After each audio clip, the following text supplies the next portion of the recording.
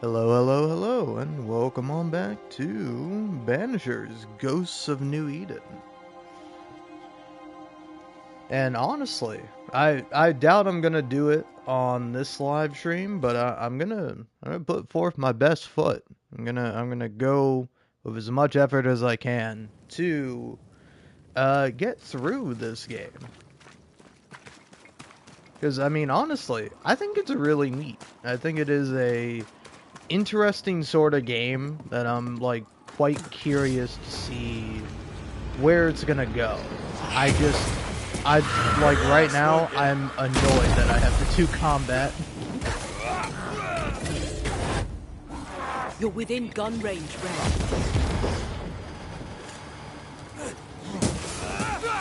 Red. Yeah, can I be real with you? I don't know how like based of a take this is according to gamers or whatever. But like I can kind of take or leave gameplay. Like I'm very much of the sort where it's like you could probably if I was on PC and like or they had a bit more prominence and popularity on consoles, you can catch my ass playing like visual novels. Like, I don't know. I think gameplay is good and effective. Ideally, you want a game that has great gameplay and a great story and, you know, looks nice. Doesn't necessarily have to have the best of the best graphics, but like I don't know, it is kind of interesting where it's like you hear this take a lot. Possession. And like I fully agree, it's a valid take, which is that like older games look better. Hey. We Highland Kiss for you. But yeah, but like older games look Campfire. better because rather than like just trying to go for realistic graphics, they instead have like a style. Like, I don't know, I would say, arguably, I don't know, again, I don't know how hot of a take this may or may not be, but Something has me. Wards.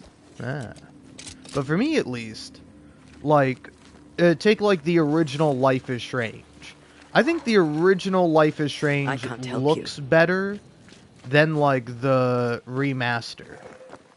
And like, I feel pretty similarly about games that have like unnecessary remasters.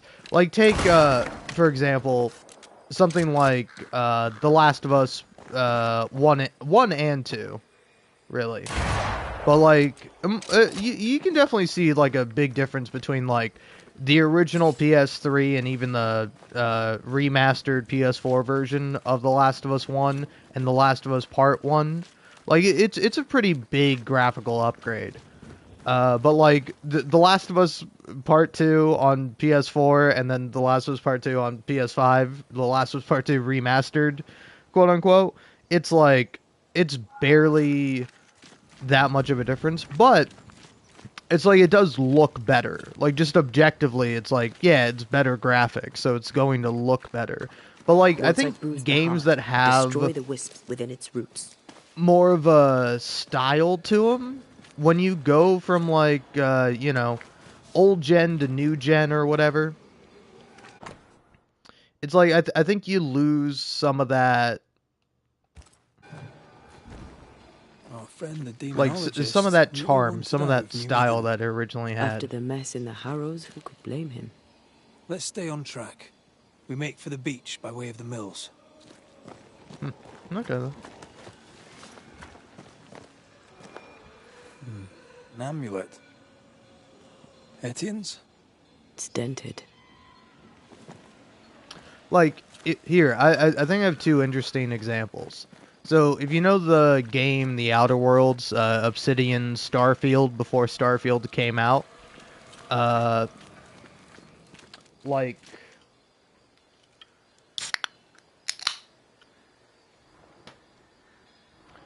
that game got like a completely unnecessary remaster, and I'm not as big of a fan of the visuals in that game as I am of the original. Same thing with like Saints Row the Third. Like Saints Row the Third got like a remaster that's on like modern consoles, modernist consoles. I think it's no, I think it is on PS5. I think there was like a current gen version or whatever. But like I think most people agree it looks significantly worse. Like, because like Saints Row the Third worked because it had like a cartoony style, and that's what people liked about it. You know, that felt like a very cartoony, fun, silly sort of game. I admit, I'm enjoying the target practice. Like you need it.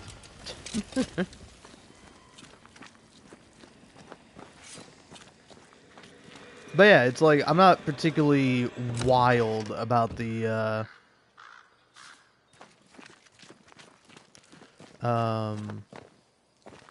about like the newer graphics for it.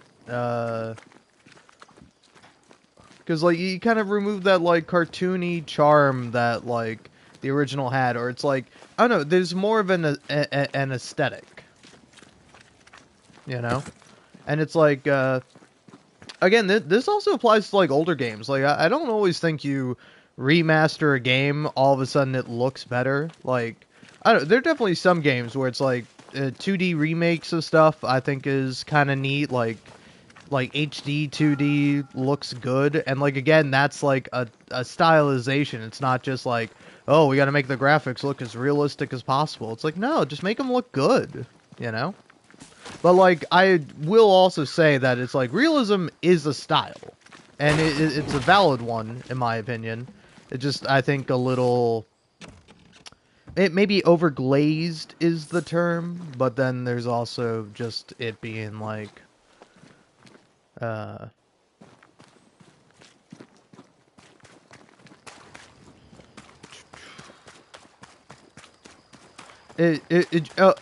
Overglazed and possibly overused, you know? So people tend to kind of resent it a bit, but I like it. When a game looks realistic and the game looks good, it's fine by me. But like the problem is that it's like games that looked quote unquote realistic, say back in the PS3 and Xbox 360 era, no longer look that good. Meanwhile, you take something like fucking, like Mario Galaxy or something like that, or it's like even Mario 64. It's like there's a certain charm and style to it. It's like, yeah, you obviously if you're playing like Super Mario 64 on like a Nintendo 64, it might not look as great, but playing it on like a PC where it's all HD, it's like it's got a style to it that looks fine. Well, actually, yeah, is it even HD? Like, I'm sure you can upscale it a little bit, but it's like it's still still just polygons, bro.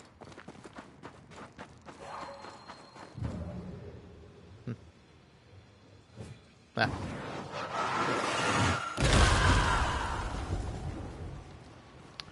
But yeah, and then I don't know if I mentioned this is probably my most like prominent example. That corpse is gonna shoot.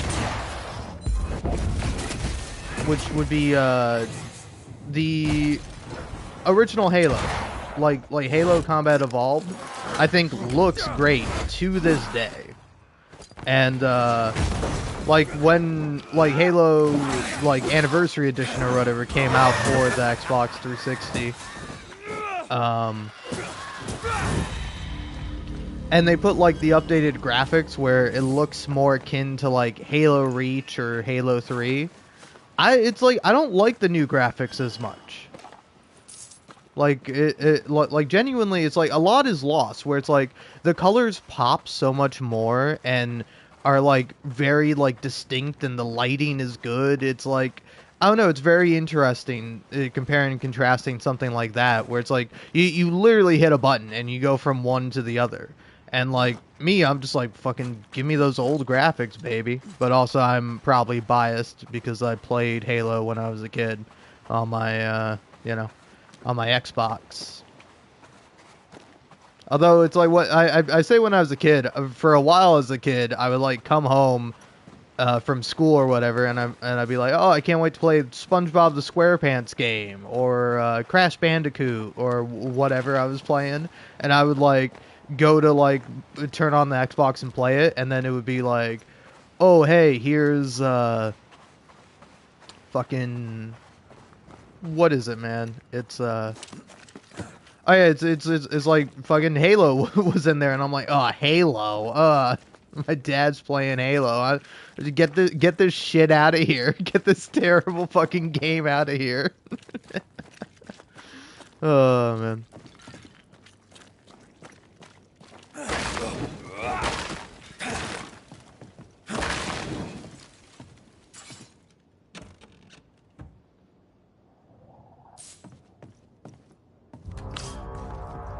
But yeah, I don't know. Honestly, I'm currently just sort of freaking out about like. I should have hit you. With like, because I don't know if anyone else has this sort of fear or thought when thinking about like your own memories, but it's like I spent a lot of my time as a child playing video games, and it's like I don't remember a lot of it. Like I can think back to when I was like, 4 to like 6 or 7 or 8, and I can like remember playing games, but like it's hard for me to have any like distinctive memories of it. Like I like having a Nintendo DS and like playing that. It's like I don't know. I still I have memories of childhood, but I've forgotten much more than I remember. Which I think is like simultaneously a terrifying thing, but also just like me, I'm just like, eh. I know, I very much typically try to enjoy taking the like refined, relaxed kind of perspective on something, where it's like I will say it does piss me off like a little bit whenever you see like I'll call this type of post the March of Time. People are reminded about the concept of time and the fact that it's constantly moving. Get out of here. So it's like, I don't know, take for example, there was oh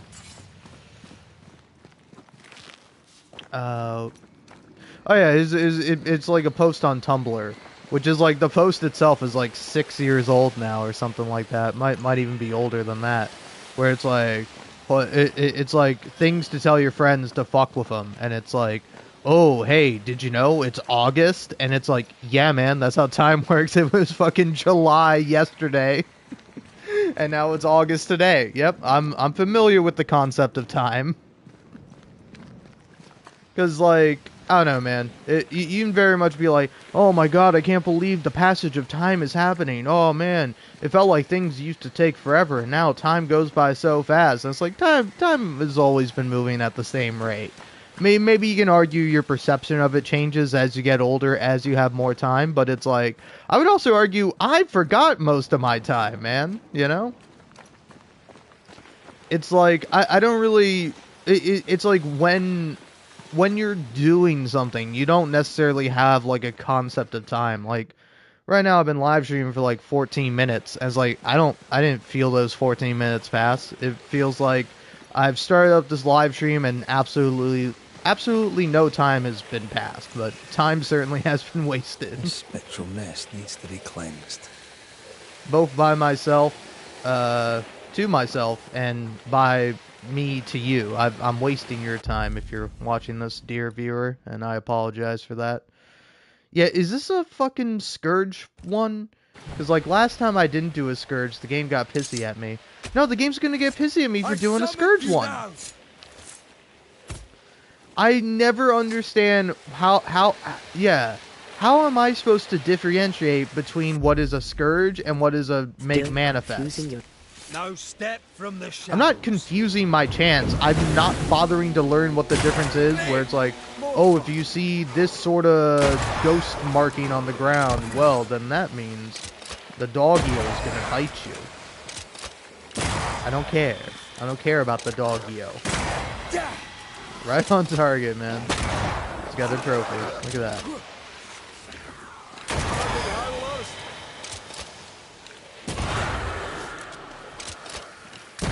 Get back up. I will say though, I am enjoying this much more than the than like another way of playing, which would be like, oh, you gotta go up and you gotta hit the enemy and you gotta do this and you gotta do that. And it's like, nah, I'd rather just sit here and just fucking keep firing my rifle. Like, I don't know, I played this game and I'm like, man, if I wanted to play a game for gameplay, I'd play like The Last of Us or something like that. The Last of Us Part 2 to be more specific.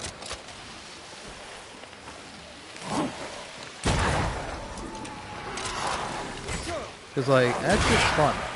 And I'm also a fan of the roguelike mode that's in that game.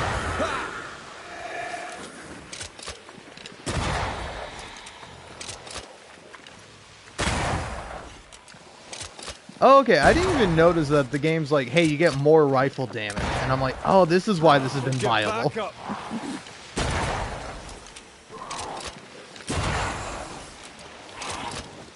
I refuse to use my sword.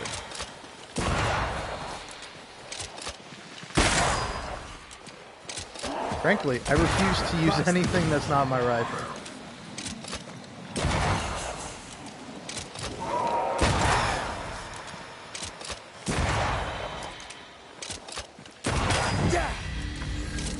That was fun.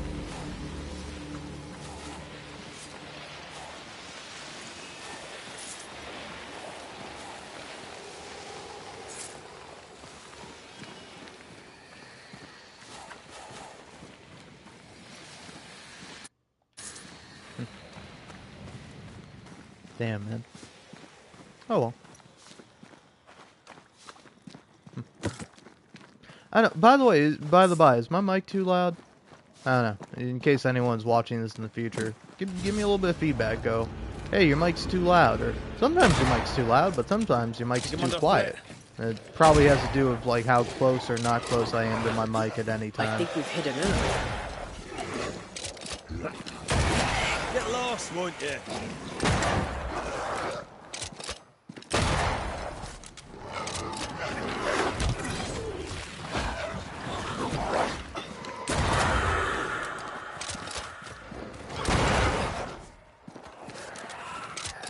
Move it! Drop more slings.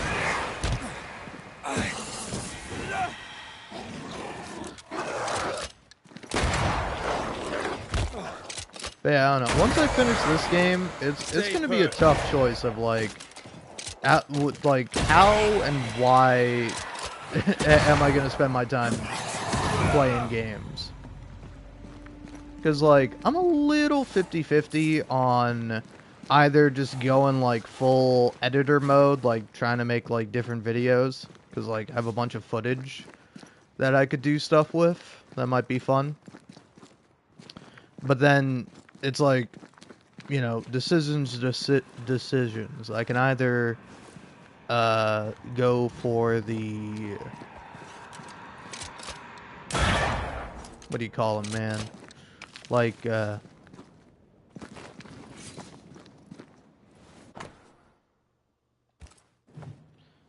and go for, oh yeah, and just go for like making various videos and like possibly doing like some video essay ideas I've had for a while now, which I don't know how, like, I don't know, the real reason why I've never done like a video essay, like I've done like probably some stuff that's like similar to a video essay, but never quite sat down to officially make a video essay.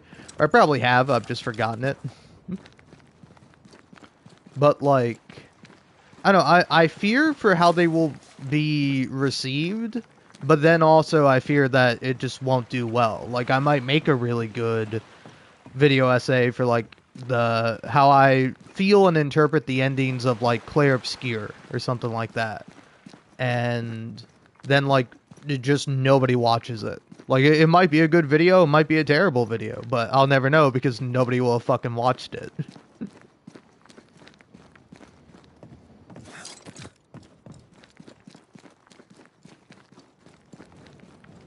But hey, it's not like anyone's watching this shit. I mean, maybe you are, and if so, thanks, but yeah, I don't know, I'm not used to it. Because, like, because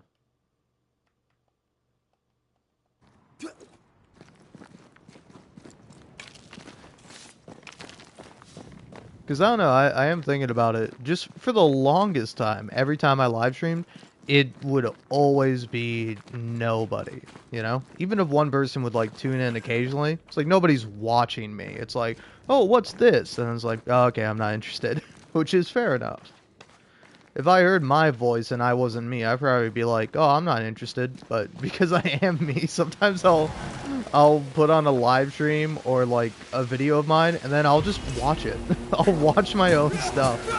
Because it's like for two reasons. Like, one, I'm like, okay, I can see what I did wrong here or what I did right. Like, oh, this would probably be really good if I wasn't stuttering like the, you know, inarticulate man that I am. Spectral nest. I better command them to show themselves. I mean, I guess, but frankly, we don't have to, and I don't feel like it. Mr. Man, Mr. Red McCrae.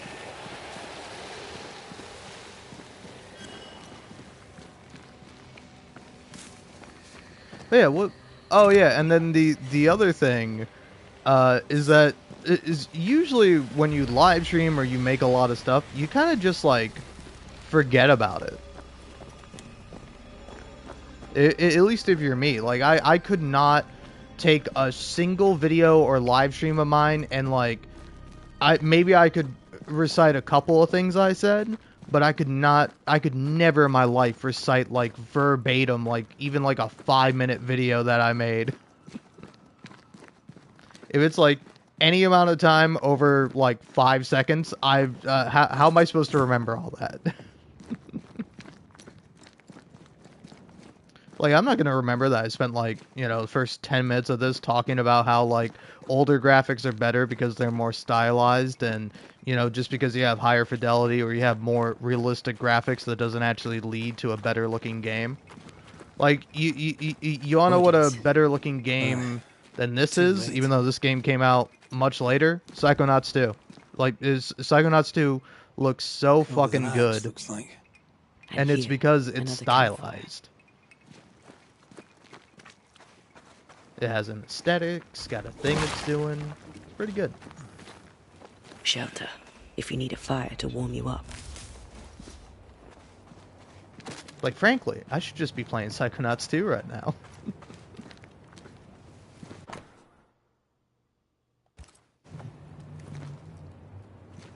They escaped.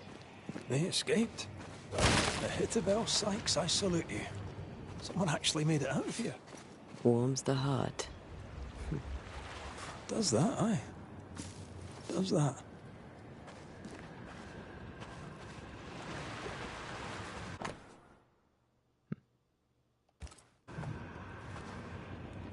Peter's axe served them well in the end. Take it. Kate will want to hear all about it.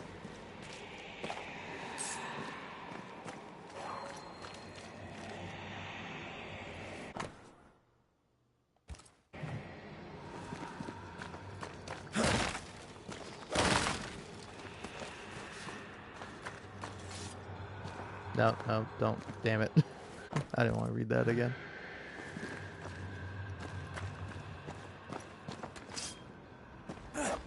Okay, gotta ghost blast that. But yeah, it's like, the more I play this game, the more I'm like, just cut out all the fluff, man. Like, I was thinking about it in terms of, like, it's something like Hades. Whereas, like, Hades has good gameplay and good story. Like, they coexist and they actually, like, meld really well. And it's, like, lovely playing a game like that. Because it's, like, this game, I'm interested in the story. It's, like, the graphics don't look good. And more importantly, the facial animations are terrible. Some of the time. Some of the time, they're okay. And I'm like, oh, this is okay. But then, like, when you're, like, just randomly talking to an NPC, it's, like, clearly, like, you know, BioWare Bethesda face of, like, oh, hi, how are you? We're real humans talking to each other. Yes, indeed. What would you like to know about the video game area that you're in? Oh, well, blah, blah, blah, blah, blah. It's like, I don't know, fuck off, man. Give me more morality choices in the fucking late 17th century in, like, this random colony on America, you know? It's like, ooh, should you, is the, A ward restrains me. woman who's secretly working for the French and sabotaging a colony, like, is she guilty? And if so, what punishment does she deserve? Death, or, you know? Still impressive. It's like, stuff like that is fun and interesting to me. Going around exploring an area and being like, oh, collect the things, slowly go over this log. It's like, I don't know, I don't understand it, man. It's like playing Clair Obscur and you get to the parts where you're doing, like, the climbing bit, where it's like, why am I doing the climbing bit? Like, I feel the same way playing, like, Final Fantasy VII Rebirth. Like, anytime I'm climbing in a game that's, like, maybe the only game that earns climbing is Uncharted. Like, Uncharted is maybe the only game series where it's like, it still sucks in that series, but at least you do something interesting with it. Like, this is not interesting. Just have the motherfucker scale up the wall in an instant. I don't care to see him, like, Nice view. do his little funny Look at that animation. old wreck. Hey, I'm not that old.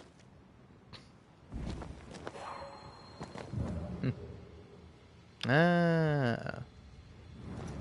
One of those, a classic bit. Okay, I assume I leave via that way.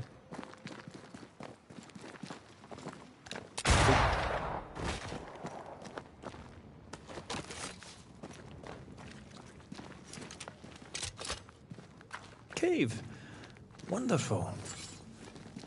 But yeah, it's like, I don't know, it's like, why, it's like, I understand it's like a hidden loading screen, Right, that's there's the why exit. you have to, like, crawl Found through our a way gap in, or Find whatever. our way out. It's like, frankly, I just don't care. I'd rather just take a loading screen to go in between areas if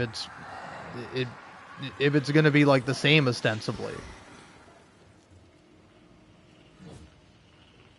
No, can't go that way.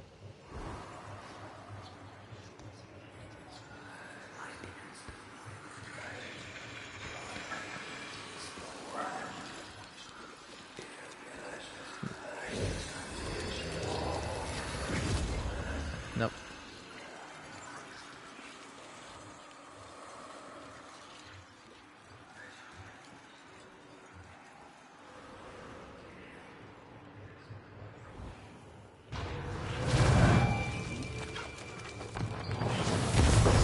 Of course, take it in.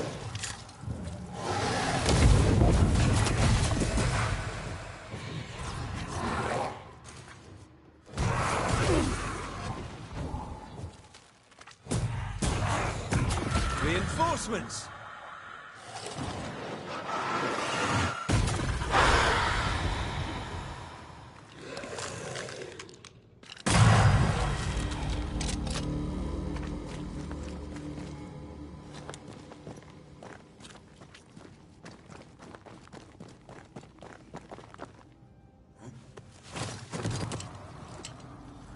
Oh, you fucked me over, game.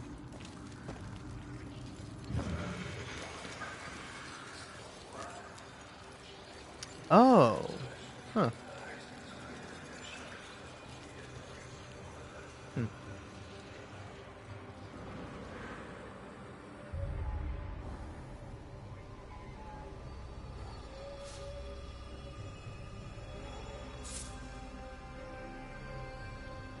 I don't know, I'm trying to remember. There was a game I was playing where it's like the environmental puzzles were, it was Indica. Indica is a game I was playing where I'm like, oh, these little like puzzles to get through the environment are fun, until the fish cannery one. That one pissed me off a little bit because the solution that I wasn't getting was just simply, oh hey, you're supposed to stack up the cans as you think you would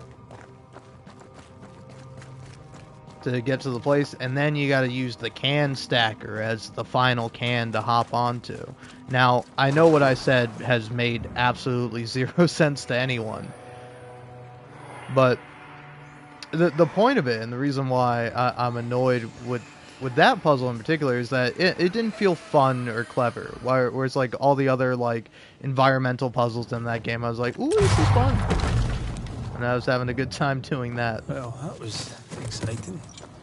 No, it fucking wasn't. Shut the fuck up, Scotsman.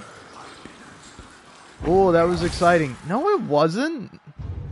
It was boring. I saw the solution from a mile away, and I have to do, like, generic, like, bad hack and slash combat. Like, I don't know, again, I'd rather take a slightly more complicated or, like, better feeling combat over this. It's like, actually, I don't know. I don't know if, like, complication has anything to do with it. I can't really articulate to you why I think the combat in this game sucks. I think it just does.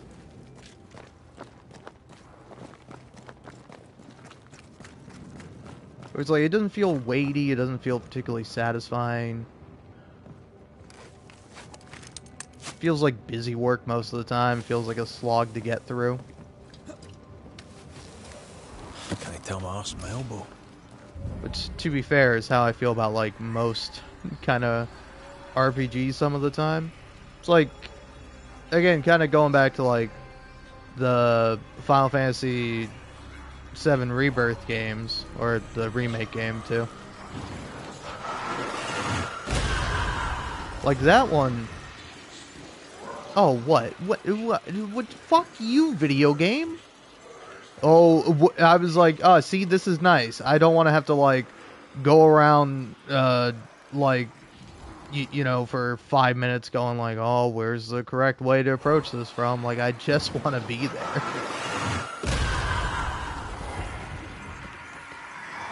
Who designed this? Now, usually when I'm, like, doing terrible in the game, or I'm like, man, the game developer's an asshole, I feel like I'm being unfair. Whoever did that put the unnecessary things where it's like, oh, hey, wouldn't it be nice if you could just knock this one wall down and then shut this stupid thing off so you could actually make progress? Yeah, that would have been nice. Asshole.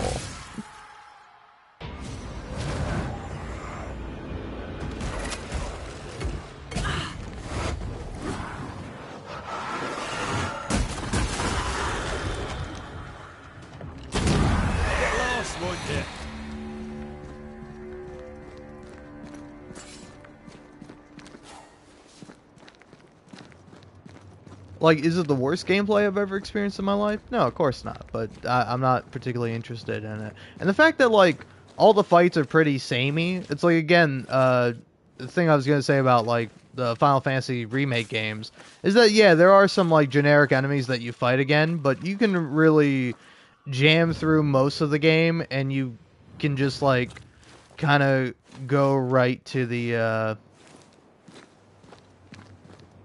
like, right to the main fights, and there's not, like, there's not a lot of grinding. I think grinding is, like, is really annoying. That's why, again, say what you will about the Last of Us games, but it's like, playing the first Last of Us after playing the second Last of Us, like, that game is breezy.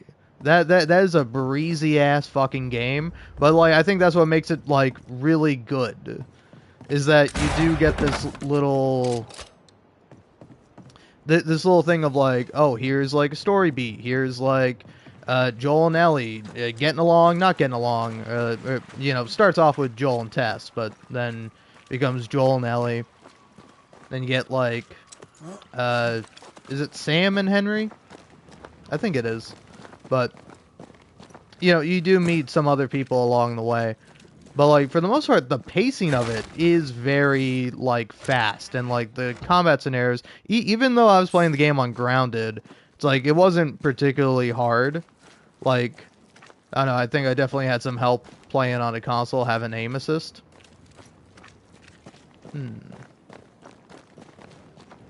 So, hold on. I shot the thing that I shot. What did that do? Because I thought it would have done something out here. Now I'm trying to see if I'm actually dumb. I think I'm dumb. I was a fool. A silly, silly fool. Oh well. But it's like, the reason why The Last of Us is more fun is because it's like, yeah, there are generic zombie encounters, but it's like they're encounters. They're like little like brawl rooms or like little ambushes, little set pieces that are like, you know, you go through them, you get to like the end of it, you have to hold triangle on a door or whatever, and then you're done with that part and you move on to the next part. And it's like, that's fun. It's good pacing, you know? Like, having an open world like this where you can just go around and do whatever, it's not really good pacing, you know? It can be fun if you're really into it. Like, I enjoy the Far Cry games, you know? Though, really, I only like Far Cry 3 and Far Cry 5, because those are the main ones I played. Yeah, what did the thing I knock over do? Anything? Am I going crazy? Why did I shoot something and then nothing happened? But yeah, I shot something here, so it just did it did nothing for me? Whatever, man. But yeah, but it's like, those games can be fun when you're into it, you know? That's why I really liked Far Cry 3, and then I didn't like Far Cry 4 as much. I don't think it's bad, but it's just like, I don't need to play a less interesting Far Cry 3. And then Far Cry 5 is like, hey, it's Far Cry 3 again, but we put a more interesting spin on it. And I'm like, okay, now I'm more into this. Is this what I was supposed to do?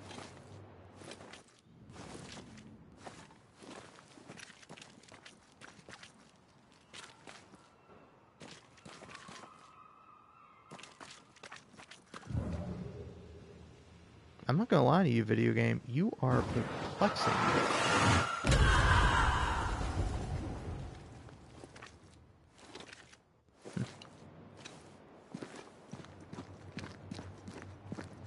But yeah, like, the open world, like, go around and collect everything, I think is pretty fun. And I don't know, I think that shit does ruin games for people.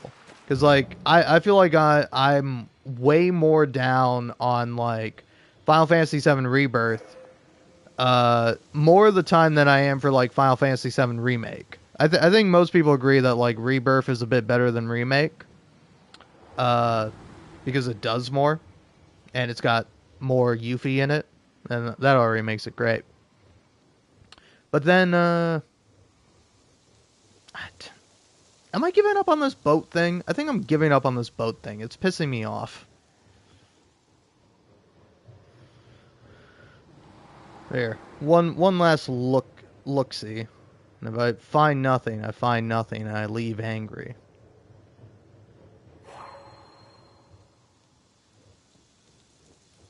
Yeah, why are you ghost signaling me?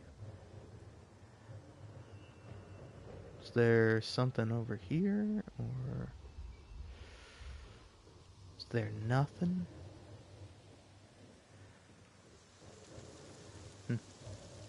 But, like, because if you want to, like, 100% the game, or even, like, do most of the content that's in it, you have to, like, slog through all these, like, generic, just, like, checklist things that are, like, generally pretty boring to do.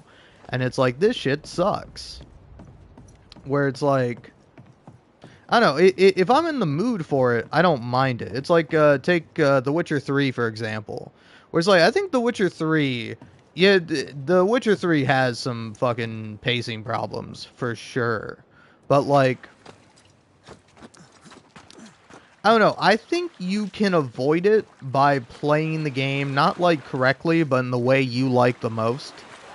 Where it's like, last time I played The Witcher 3, it was, like, really fun. It was really easy for me to, like, go through it, because it was like, oh, hey, I feel like collecting stuff today, so I throw on a podcast and, like, just go around looting all the question marks on the map.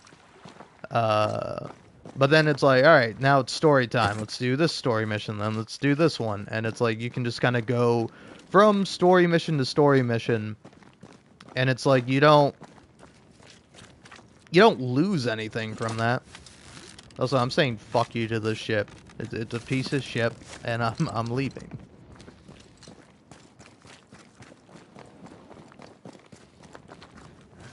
Now, is it on me, being a little baby gamer, not able to figure out where I'm supposed to go?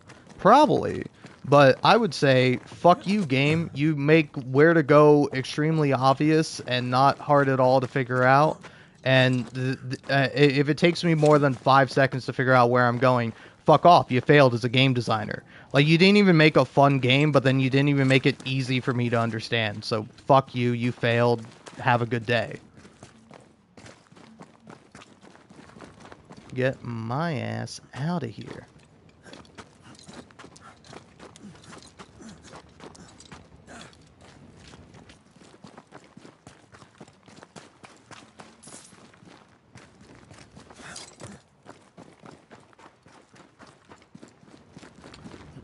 But yeah, it's like, I think exploration can be a fun thing, but usually it's like not something that's like particularly great, you know? Picking up Like, something it's fun spectral nearby. when it's like part of the main story, and that's like sort of the point of it.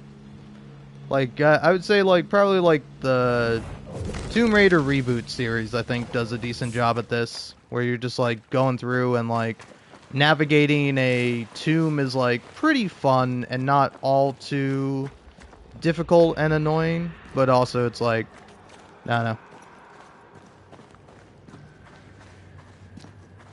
It's like, I think some people, when they want to get through an area, they want to feel like clever. They want to be like, oh, that was fun. I was able to figure out where to go and do this or do that. And that would have been like enjoyable for them. And it's like, me, I don't really care about feeling clever going through an area. I just want to be able to go through it with ease and have it not annoy me that much. Most of the time.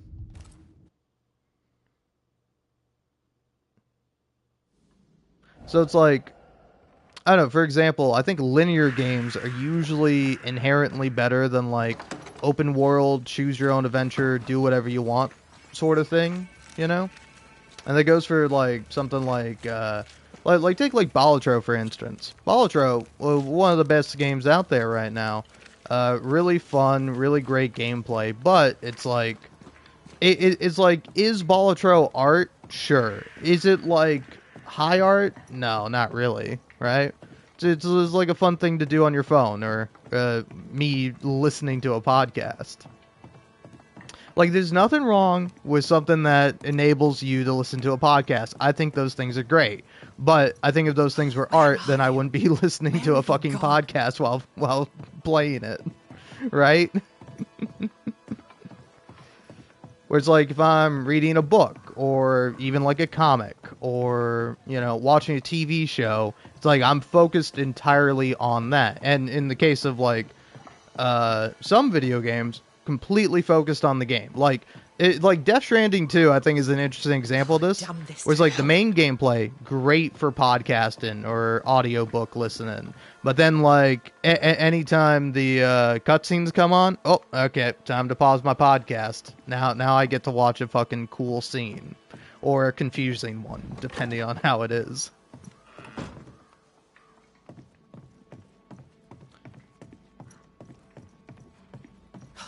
What news from the woods? Is anyone alive? Nope. I found them. But here's an axe. Truly? How many live? 2. We found the grave of a third. Wait, A we found lumberjack 2 people named alive? Peter. Peter Buckland. I knew him. A strong man. Good heart. He was ill when we left New Eden and stayed with the second group. He died saving the other 2. Mehitabel Sykes and a fella named Etienne escaped the region and... oh, it seems on their way to Boston. I am relieved. Mehitabel Sykes, you little underdog. The other fellow, I don't know.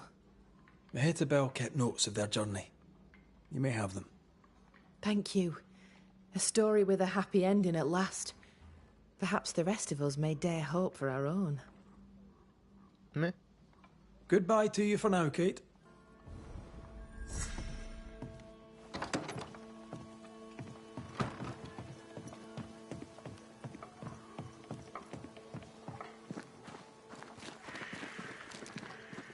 Alright. So, checking the map. I don't have any ghost stuff around here. Okay, I don't. Cool. So...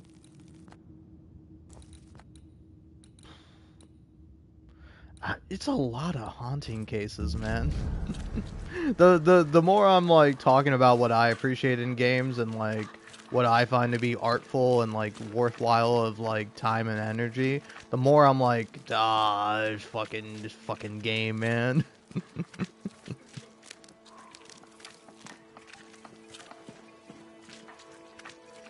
Which, like, I don't know, I think it is all it is all ultimately subjective. Like, I might be sitting here talking shit about this game, and this could very well be someone's favorite game. And, like, I'm happy for you. Like, there are aspects of the game I really like. But I'm just currently going through the aspects of the game I don't particularly like. Like, why is the fast travel button not X?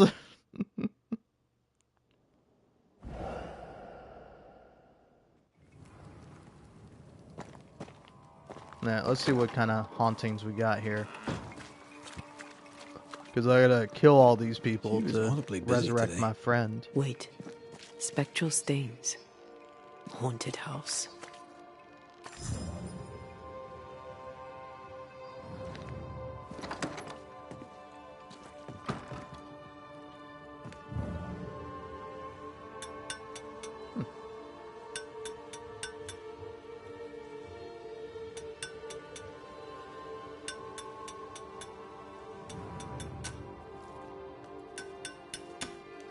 Hallowed be thy name, Marcy, our beloved angel, heaven sent.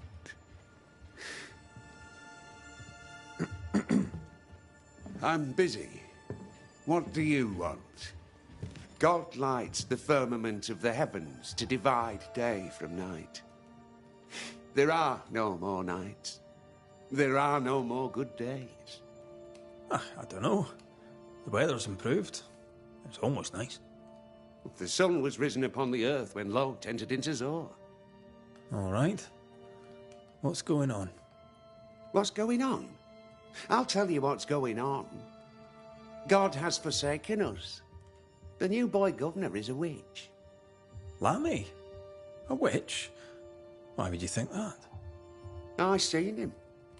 I seen him do his rituals. I seen him do the devil's work. What has Lammy done now?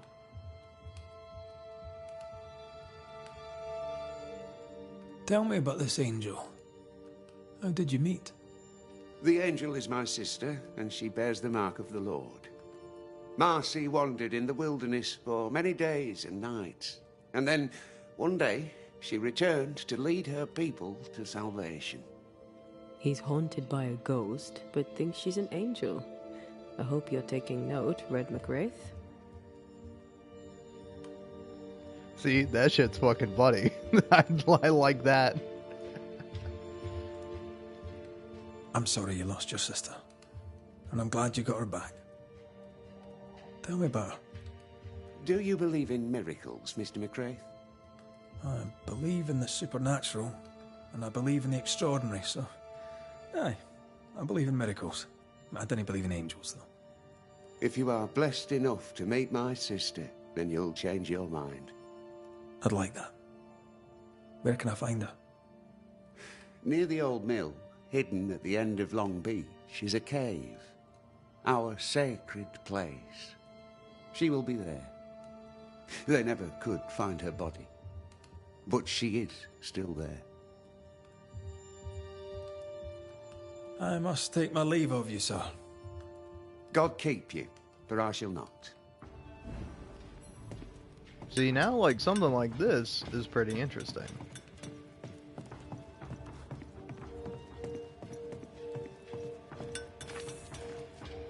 Like, Again, maybe I'm crazy. If Hugh puts his faith in his sister's ghost, he's a fool.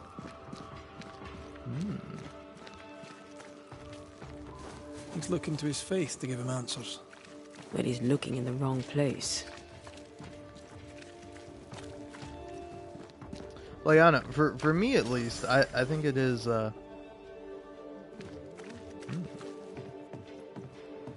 Someone is vexed behind that door. Like, I feel like this game would be so much better if instead of it being, like, open world with, like, all the shit to do, instead it was, like, you just go from town to town. You could even make it, like, a visual novel or something, you know? Where it's, like, you're just like, oh, hey, here's the case, here's, like, all the evidence you find, now make a moral decision about, like, should you banish the ghost? Should you ascend the ghosts, basically send it to heaven? Or should you, like, blame the person who the ghost is haunting and have them, you know, turn into a ghost? Excuse the mess. Another bottle broke. It's no big business. Are you sure you're all right? You seem a little overwhelmed. A bottle fell from its shelf. No big business, Mr. McWraith. Happens all the time. Are you all right? If you must know, sir, I have a drinking problem. Really? I do. My liquor disappears. My bottles fall to the floor and break, though I'm nowhere near. 'Tis a drinking problem indeed. Objects inexplicably vanishing, moving or breaking. Either you're haunted or you're clumsier than you think. Haunted, you say? Well, your majesty, why not? As the saying goes, when life gives you a torrent of shit, may as well be haunted. You could be in danger. To be haunted is rarely good. Well, now, that is bad news. Which is good, because I don't believe in good news. I'm offering you my help. Can you afford to refuse it? I don't believe in helping hands either. But if you want to do whatever it is you do, please feel free to do it. When did the bottle breaking start? I don't know. I gave up on keeping track of time, or things. Normally, if a bottle disappears, I drank it and forgot. But I'm not wrong about this. In quiet moments, I hear the bottle glass crack. When I'm not there, the liquor moves about. Other times, they dare to fall of a sudden, out of nowhere, and break upon the floor. The shelves are straight and proper stacked. I had Ishmael check. 'Tis a mystery, right enough. Ishmael and you were close, I believe. Oh, how folk love to talk. They're wrong. There's nothing improper between me and Ishmael. He works for me, and we enjoy each other's company. He's a good friend who lives upstairs. I have my own little house across the way. Ah, talk of an angel. Hear the flutter of his wings. Phoebe? What's the matter? Oh, good day. What can All's I well, do? it's just another bottle broke. I'd blame my butterfingers, but Mr. Banisher here thinks we may have a ghost. God take my soul. I'm sorry. The spilled liquor. The stink. Come now. Come now. I'm sorry. All is well, Ishmael. Breathe. Just breathe. It's just another worry fit. You'll be fine. While he gets back on his feet, let's look around. Broken glass. She said bottles in her house shifted and fell. We should check it out.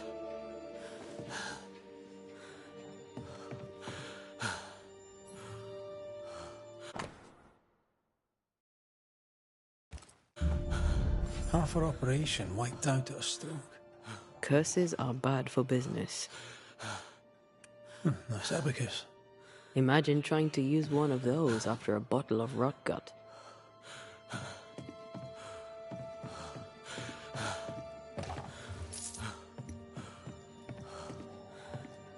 Are you sure you don't want a little picnic? Poor Ishmael has fits of worry.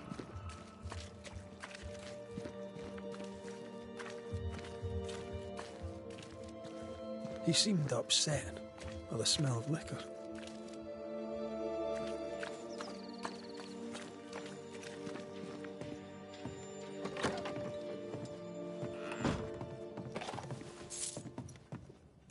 What kind of ghost only communicates by breaking wee bottles? An insidious ghost, trying to slowly drive its victim crazy.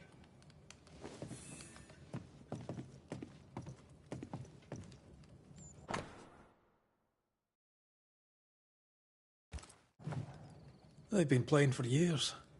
I'm keeping score. Either Ishmael's getting better or Phoebe's getting worse.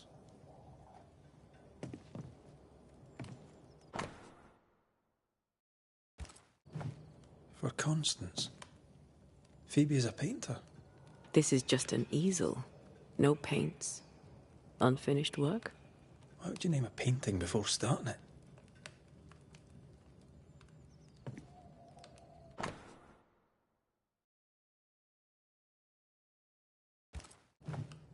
Phoebe Walcott's done well for herself. Her own warehouse and pier at Covenant Beach. I feel a draft. From the invisible. Phoebe likes a drink. Or 5. Maybe that vexes our mysterious ghost. A ghost was here. Not long ago.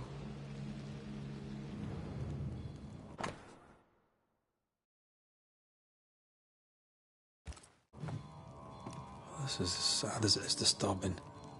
Despite her defiance, her past batters her.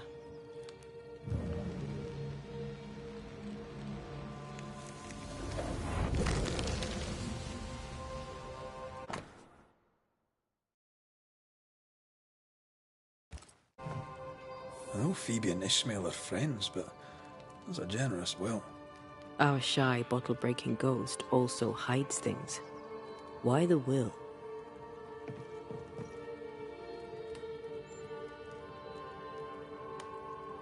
Everything Ishmael has, he gets from her. Perhaps the ghost thinks Ishmael is being ensnared. I doubt there's anything more to be found here. Let's go back to the store and ask a few more questions.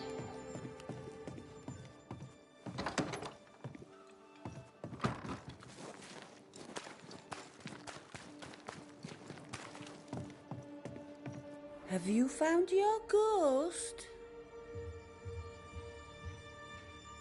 Tell me about yourself, that I might better understand who haunts you. Widow and proud. Town drunk and prouder. A fine chess player, even better when tipsy. That's about it. What can you tell me about your late husband? The truth is as boring as a sober day, I'm afraid. A happy couple we were until we were not. Strange, is it not? How you marry a fine man and at the first small contrariety discover he's a dubious, unreliable coward. Could he be a mysterious ghost? Took less than a month for Solomon to abandon me. My caring husband became a brickle white-livered chicken. He trooped off a hunting. Heard he died in New France, spitting my name. If there's more, you'll have to find it out for yourself. Your Scottishness. Fair enough. No other family? No. I'm the child of dead parents and the parent of a dead child. The truth, as I say, is boring. How long have you been running the store in the Harrows? Years. Decades. Centuries. When I arrived, the farmers had no store. Folks were glad to have me. Even old Haskell was pleased. Of course, I was a respectable widow at the time. Respectable merchants are a boon to New Eden, don't you know? What happened to the respectable bit? My husband and daughter push up daisies in the New World muck, Your Majesty. Respectability is a great steaming pile of horse shite. How's Ishmael? Feeling better, is he? He's cleaning up the broken glass. I've buggered off till he's finished, and you should too. Would you know, by any chance, what pulls the trigger on his crises? He deals with his pain as best he can, like all of us. You leave him alone now, yeah? I'm sorry, I must insist. You, Your Majesty, are tugging at my berries now, and it vexes me. I'm here to protect you from a ghost, Mistress Walcott. Ishmael's condition may be important. Ishmael Law just needs a drink. He has a past, and because of it, when he gets the anxieties, he collapses. It's how he is, and he won't take his medics. Well, that's all right, because I can easily drink enough for two. Your troublesome ghost meddles with more than your booze. It also hid your will. I knew things were vanishing. It wasn't just the liquor. Whose ghost do you think might hide your liquor and your will? Sounds like my long-dead husband's particular brand of mischief. Ghosts may linger long in the invisible before returning. If you've liquor stocked elsewhere, I'd like to check it. I would too, sir. But I abandoned my warehouse some time ago and have since lost the keys. Ishmael may have spares. His room is upstairs, right over our heads. A trusted friend, is he? Despite his efforts to keep me alive, I consider him my one and only friend. Thank you for your time. I'll take no more of it for now. No matter. I've all the time in the world.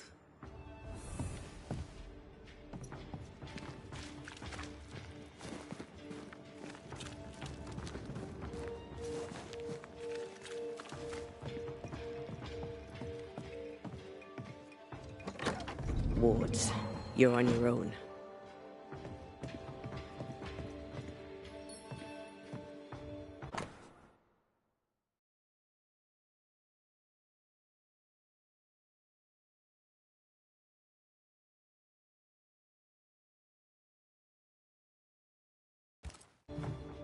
A widow, drunk and inconsolable.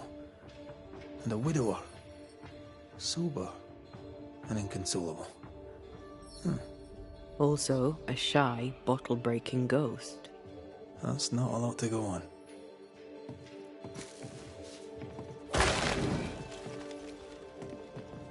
Much better. Ishmael took a risk keeping this, especially around here. Was he scared of a ghost? I'd like to ask him about that.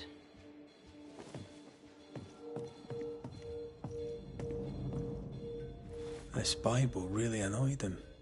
I hope he kept his opinion to himself. Games of strategy, games of chance.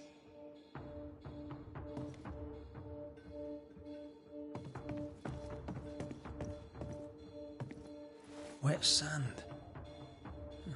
Did Ishmael go to the sea recently?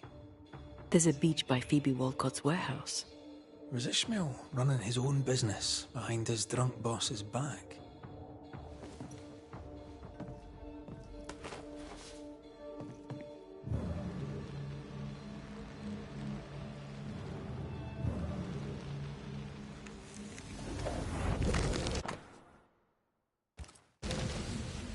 So our mysterious ghost also took time to hide that key. Must be important. What exactly does this ghost want? There's no clear pattern. Banisher rule number 1, a ghost always lingers for a reason. Let's have a chat with Ishmael Law.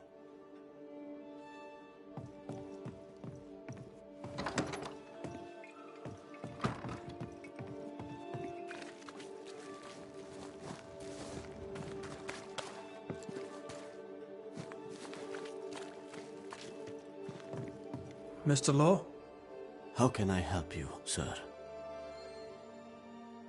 Kind of easy to work for someone who drinks so much. Phoebe Walcott deals with her pain the only way she knows. But you dislike heavy drinkers, don't you? My friend is wounded by the horrors of the world. She drinks so that she does not weep. But I weep enough for two. You had a fit of worry. Not the first, I gather. What scared you? You embarrass me, sir.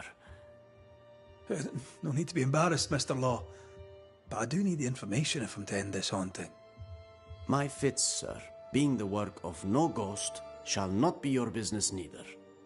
He suffers in silence, just like his friend. The villagers burned the governor's ghost wards, but you kept one in your room.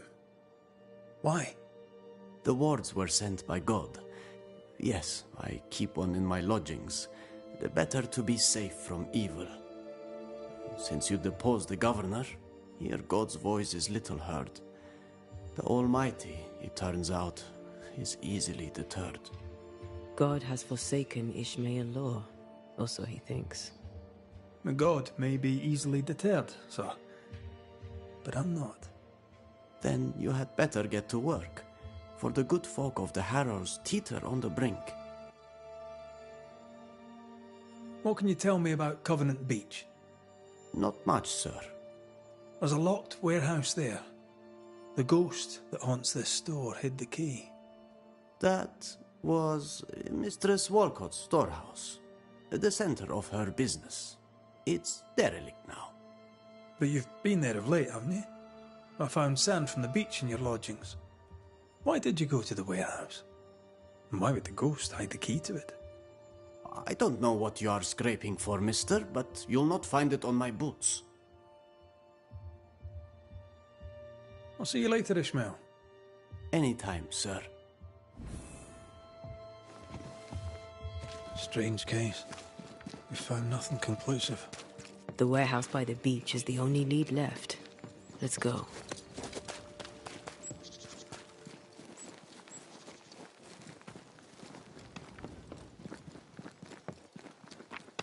Ishmael's nerves and Phoebe's thirst.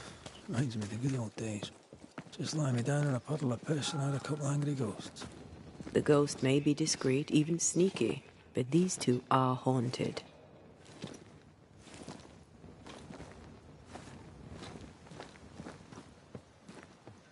Phoebe's husband, maybe? Ishmael's old master was a drunk too. Alcohol has to be the key to this case.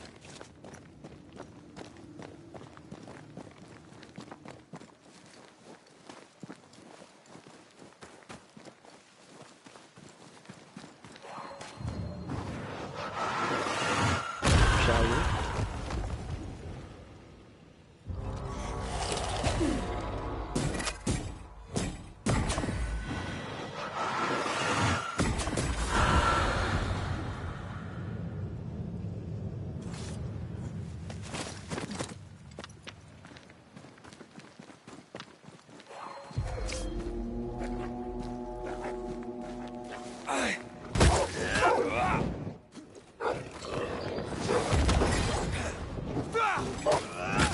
Bloody mongrel!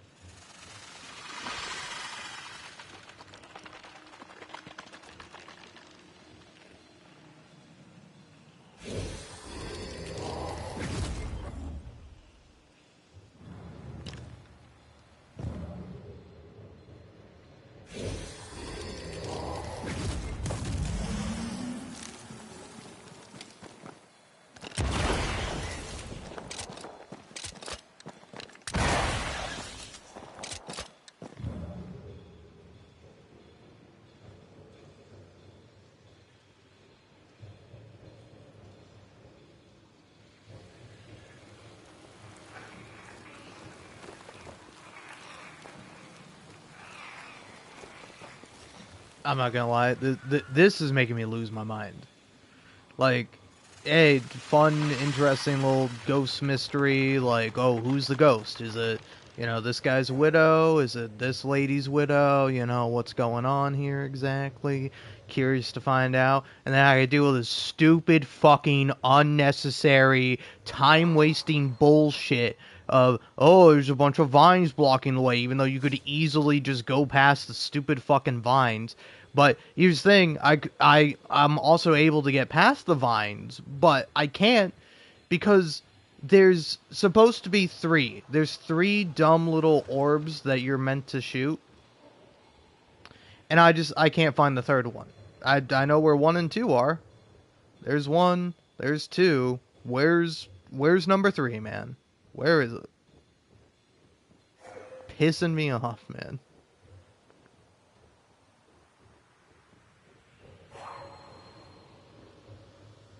I'm gonna actually flip my lid, man. I'm gonna lose it. What do you mean?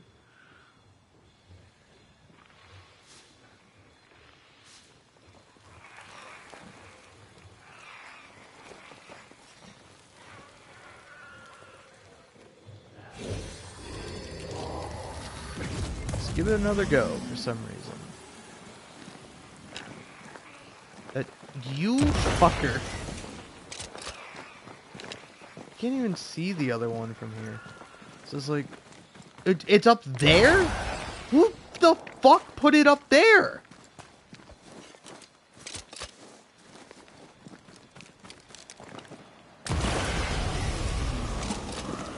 Like, again, the more recent Don't Nod game that I've played is Lost Records Bloom and Rage.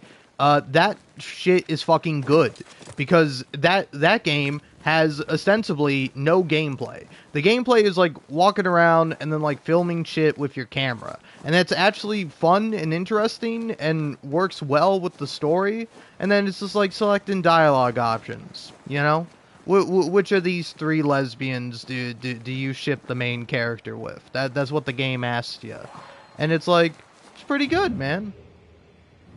It's a good game, got good performances, got like a interesting story, if ultimately kind of unsatisfying. Like, I don't know, I think that's a pretty good game. And I think this game could be pretty good, but it's like you put too much game in it. You're like, oh, we gotta make a video game. No, man, just make art. Fuck video games, man. The video games suck sometimes. Just make art. I don't know, honestly, I should have never played Indica. Because I played Indica, and it is art via the medium of video games. I'm like, holy shit. Like, it's not very often where it's like, you'll play some good video games, and like, video games will be like, this is pretty good, this is some nice art. But it's like, honestly, it's like, I played Indica, and I'm like, man, I don't even fucking want to call this shit a video game. It is. But it's art. Like, capital A fucking art. Like, this is genuinely one of the greatest things I've ever experienced in my entire fucking life. And it's really good. And I enjoy it so much. And then you play something like this where it's like, oh, fight the fucking zombies. And it's like, I'd rather, like, just not. Try another one. Don't put generic ass, shit ass fucking gameplay and combat in the game. Just make a good game, man.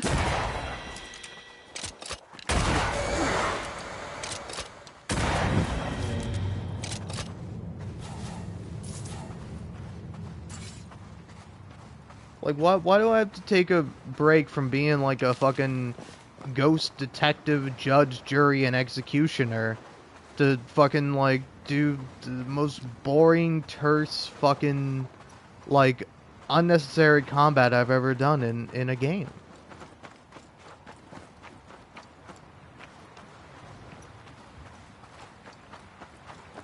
Like, I don't know, I'll be honest, I can't even think of, like, the game that is, like, the good version of this. I don't know if there's a good version of this game in terms of the gameplay.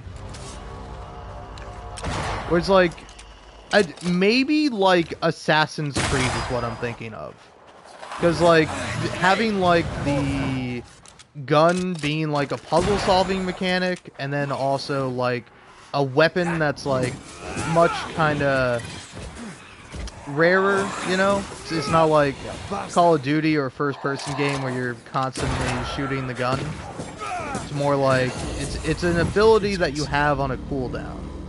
So it's just like an action adventure game. But it's like I'd rather play an action adventure game that's fun. Ugh.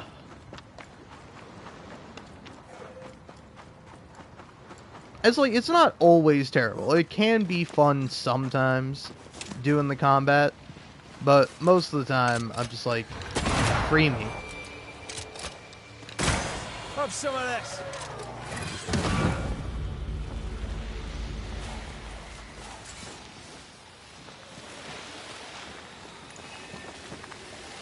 It's like this spectral nest is just waiting for my intervention.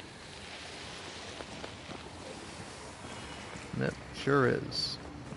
I'm not gonna do it though. 'Cause again, it's like, hey, do you want to do more unnecessary combat? Nope. I don't, in fact, I don't even want to do the necessary combat. Think you could take on a ghost?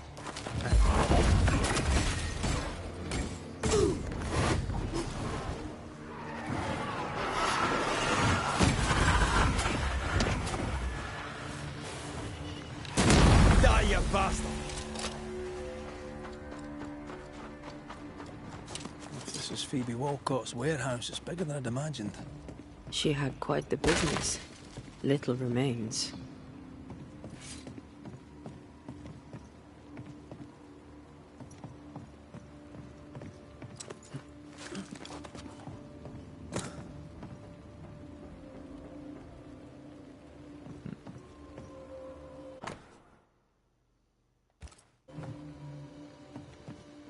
This would be a perfect smuggler's hideout. You think it could be? At this point in the case, anyone and anything is suspicious.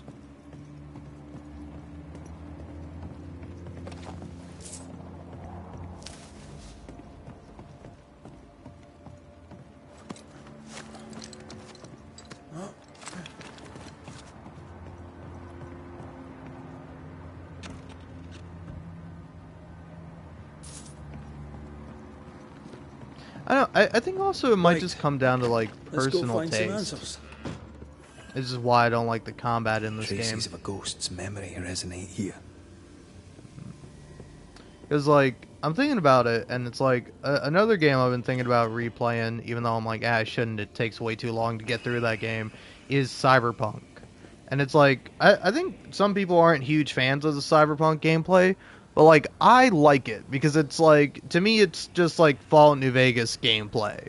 And it's like, I like Fallout New Vegas. Like, just give me, like, a big gun that does a lot of damage, or, like, in the case of Cyberpunk, usually, like, really powerful fists, or like, you know, metal swords in your arms, mantis blades, and let me just go to town.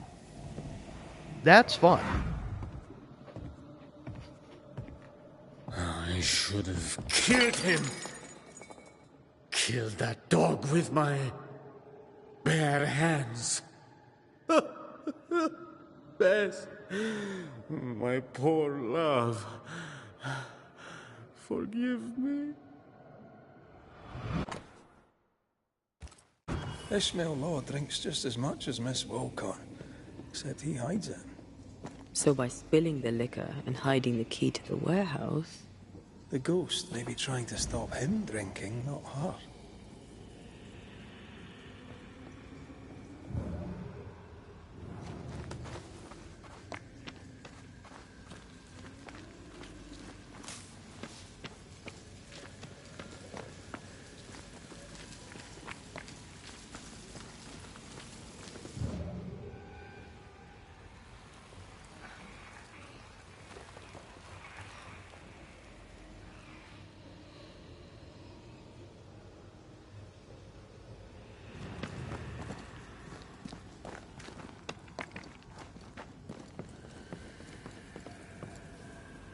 There, corrupted weeds.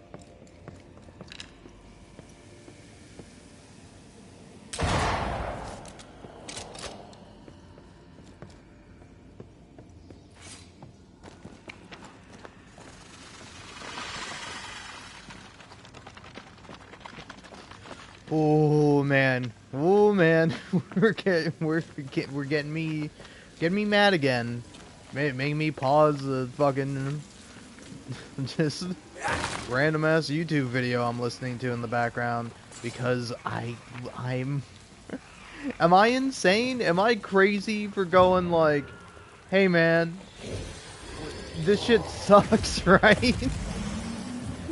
This shit sucks. You might go, oh, idiot, you don't know the solution to this dumbass fucking piece of shit, fake ass fucking puzzle that ain't even real.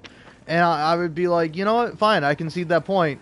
But I think the puzzle should be removed altogether, irregardless if it's easy or not. It's still a waste of my fucking time.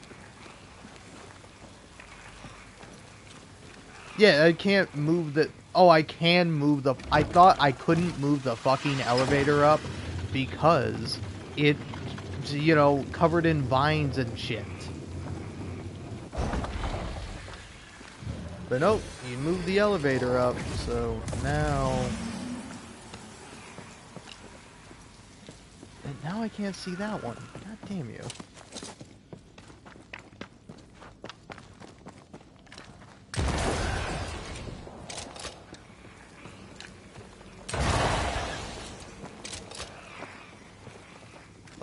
How do I see that one? Come on, man. Come on, free me. Free me. Oh, mate, I'm enjoying the target practice. I have to admit, I'm fucking not. I have to admit, this is the dumbest fucking shit ever. Just let me fucking make a moral choice with fucking the thing of like, oh, this guy is actually secretly drinking, and it revealed to me who the ghost is. I was like, oh, the ghost is this person. Like, that shit is interesting. This shit is not. Must have been absolutely hammered. Fucking hearkening. No, not a hearkening? Okay.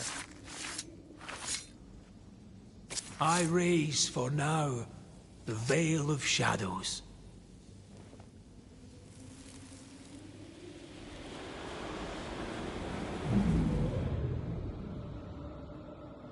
Bess, there was no God to mind you in this miserable life, and none to welcome you to the next. What is this place? Where am I? I'm so sorry, Bess. Ishmael? My husband? There is no heaven, and yet I shall go to hell. Stop torturing yourself. Yes? But how? Why? What have you become, Ishmael Law? You must stop all of this. Live better. So that's our discreet ghost. Best Law.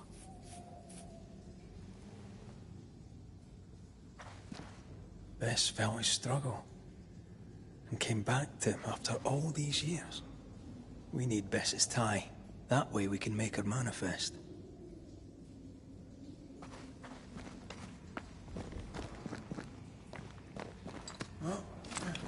Here, Red. The bag. There's an echo.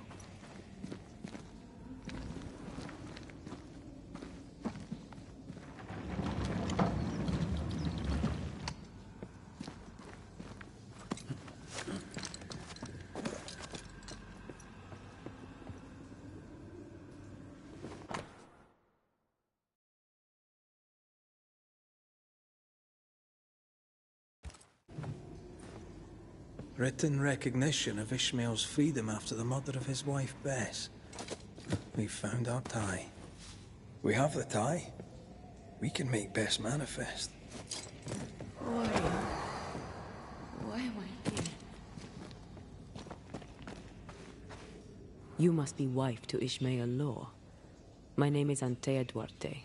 This is Red McWraith. We are Banishers. Will you banish the ghost of Bess Law?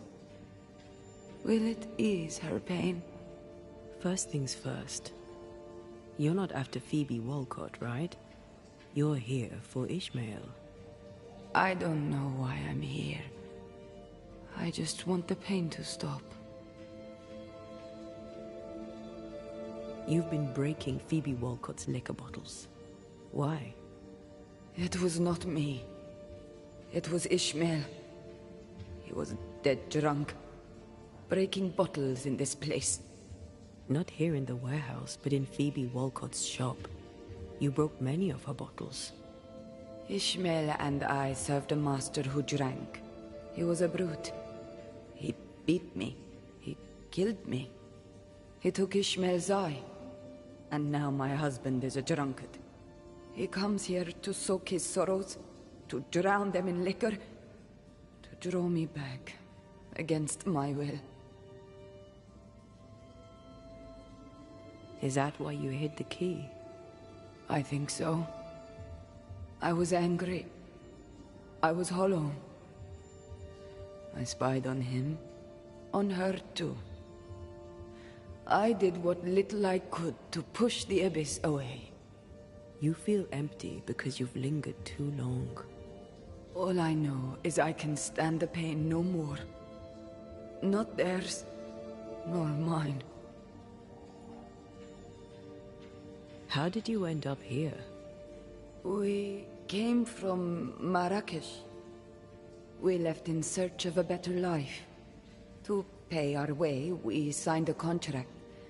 7 years in service to a bad man. The drunkard Bennett Law, who, when drunk, was mean. Liquor turns men and women evil. I know it. I saw it. Now, under the sway of a bad woman, my husband treads the same path. His sorrow has called me back. I remember the pain. I feel the pain so much. They must stop. I'll make them stop.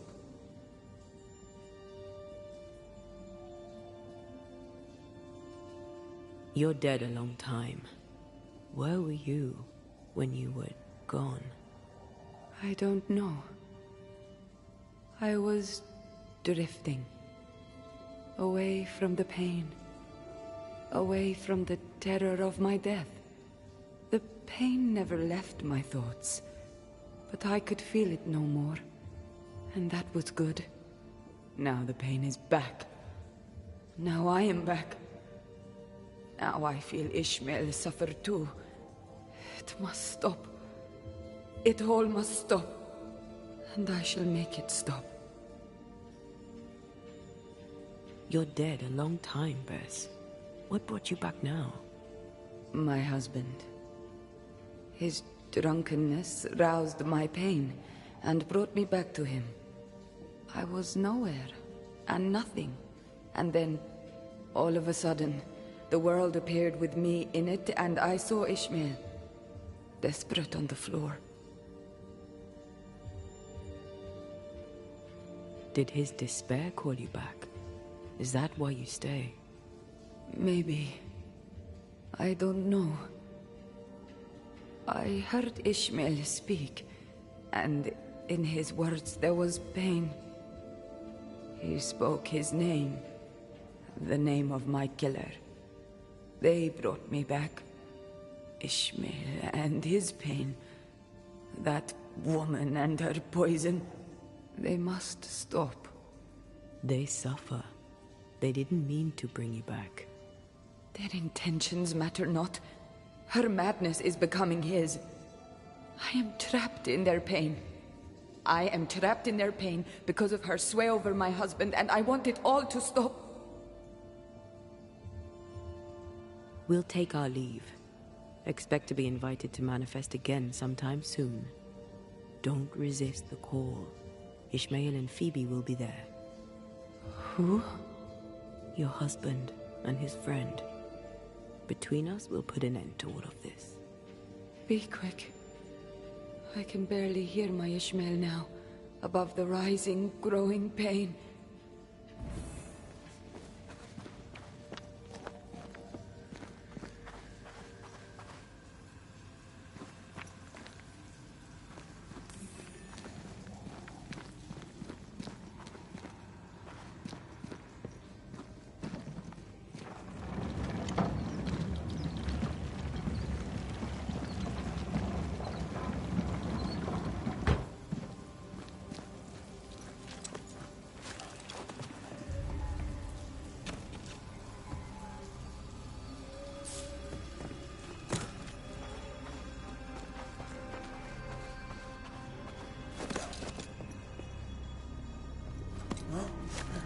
I will say, this is going to be a tough one.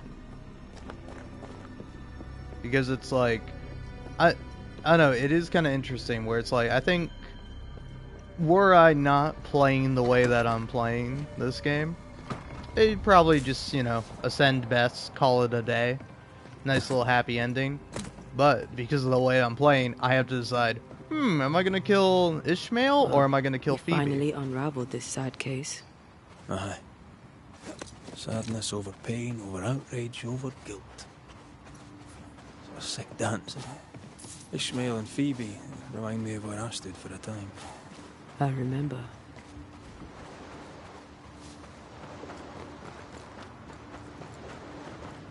Picking up something spectral nearby. Do you have to, man? I mean, it's just that, right? Maybe it's something else.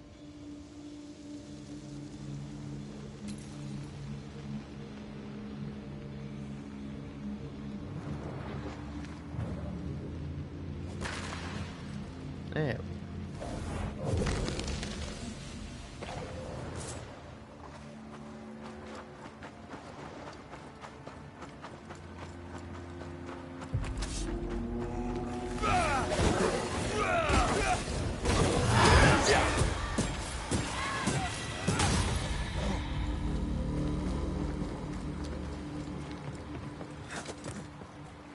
I was ruined.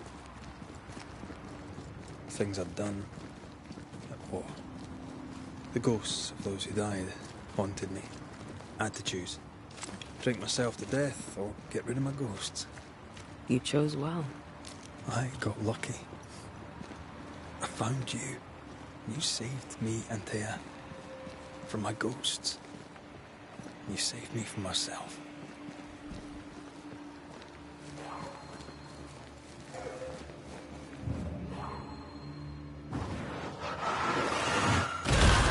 Doing that.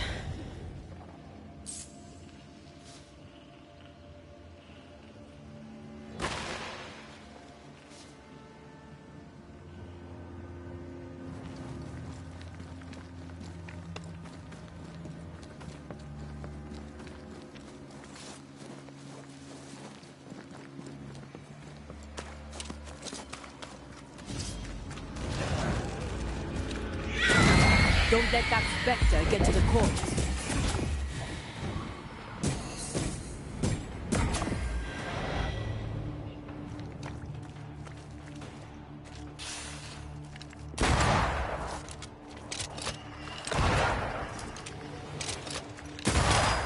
That corpse is taking aim.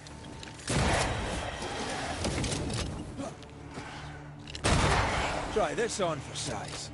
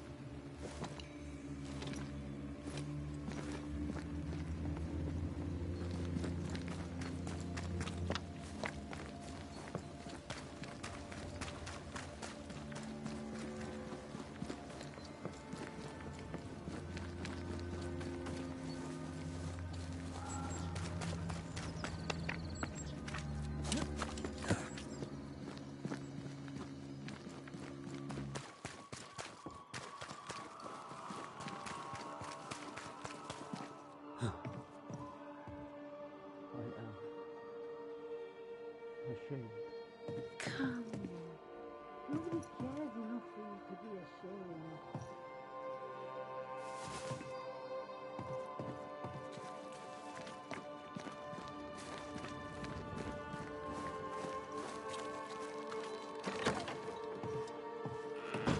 Mr. McWraith, welcome back. Ishmael's not feeling well. Best leave him be. More trouble? He had another episode. Same as before. He's fine now. I gave him a drink, and this time, he took it. Ishmael has history with liquor. Should you be offering him drink? I'm the town drunk. What else am I supposed to do? Anyway, he's got a dry stick up his arse. It'll do him good to wet it. 'Tis liquor. I suspect you may be overestimating its medicinal qualities. By dint of extensive experience, I am better placed to estimate the power of liquor than anyone. Besides, he always turns it down. Shame, really. Nothing like a sip or two to soothe a troubled soul. Ishmael Law is haunted by the ghost of his wife. But even without her, this whole situation is a mess. Time we all had a wee chat. You too, Bess. Come on. It's time to show yourself. Phoebe Walcott, this is Bess Law. Bess, you already know Phoebe. Bess? My love? How? I thought I was dreaming. You were really here? I was. I am now. And not for long. Please. Oh, your best. The best. His best. Ishmael is fine, don't worry. Or, well, he will be soon. Ishmael has been drinking as much as you do. Liquor won't solve the problem here. Of course it won't. But we'll have some fun while we wait to not solve anything. You make him suffer, woman. And I cannot stand the pain. Talk not to me about pain, lady. You know nothing of my pain. Shut your mouth, Phoebe. You shoot yours, if you can take the bottle from it. Stop rattling each other's cages. It's time to bring this to a close.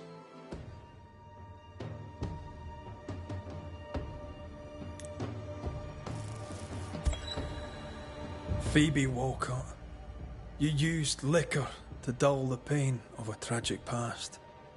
You can't have foreseen that it would cause a haunting. But it did.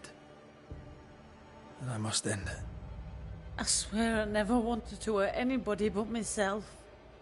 I know. To hell with it all and do it. If you're not going to give me one for the road, just get it over with.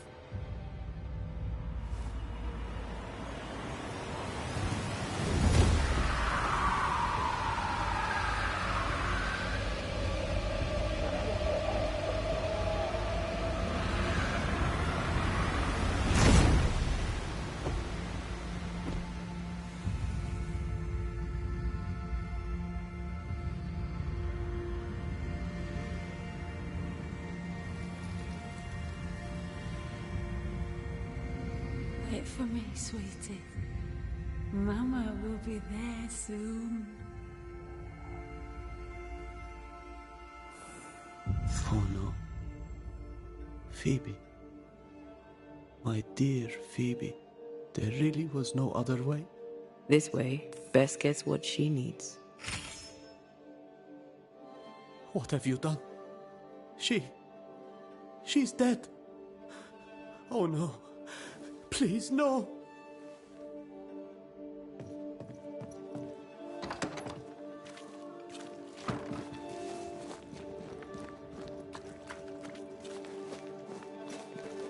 I will say, there is something incredibly funny about being evil, or at least being like morally dubious, where you will like just kill this man's friend right in front of him, and then you just sit there and just fucking like mog him with idle animations. And it's like, I don't know, it is pretty awful. It's like me going up to the blacksmith's wife after I kill her husband. And I'm like, Watch hey, out. you got anything to sell me? Possession. Like, there's something uniquely awful about it. Have some of that.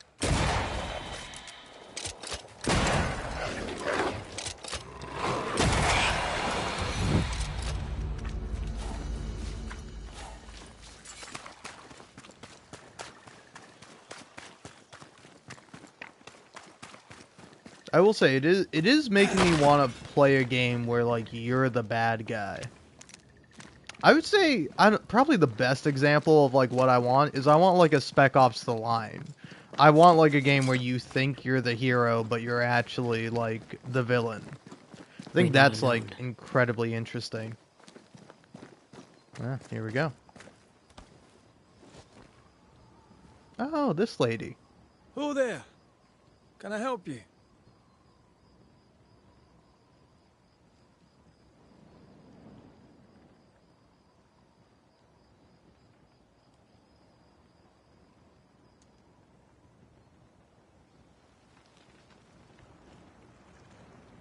Doesn't she remind you of Goody Perkins? Aye, the old lady. She seemed fine. We should look in on her. Reinforcements!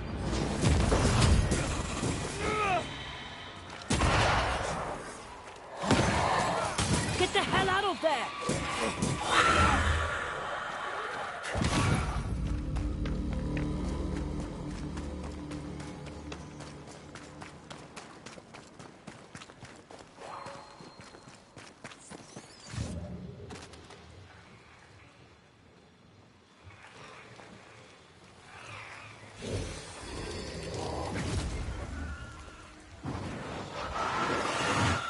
Shall we?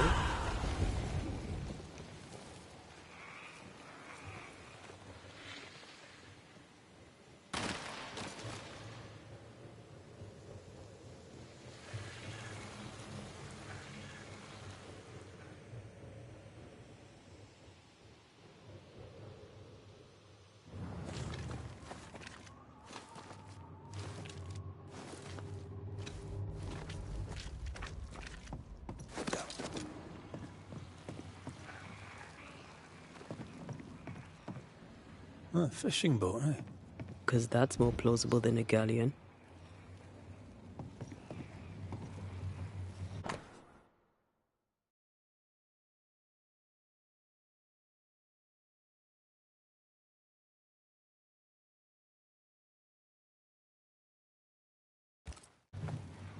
Adventure. Sounds fun.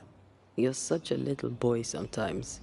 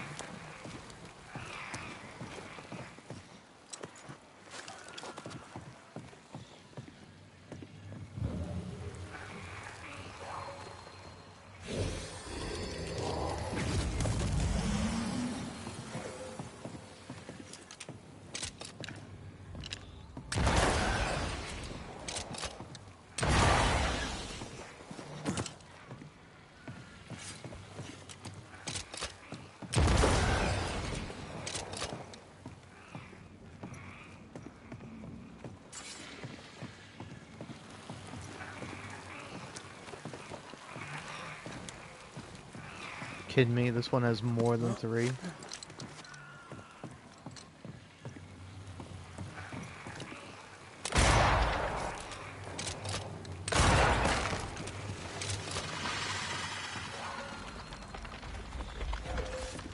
So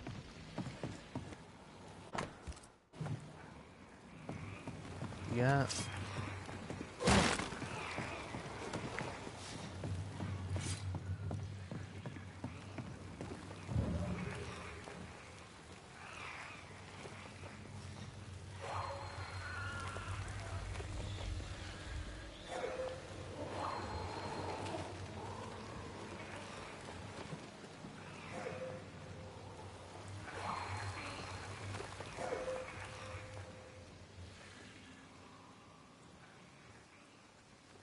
Oh, okay. Well, give it another shot.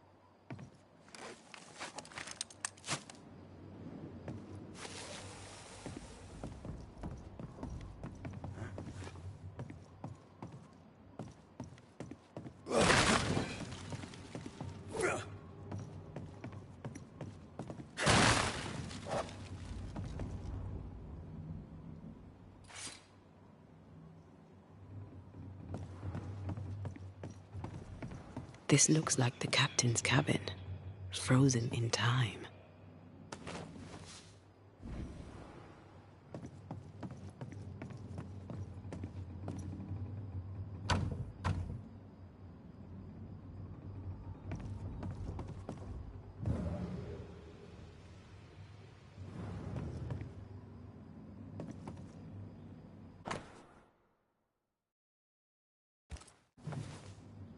The ship's captain was married to Goody Perkins.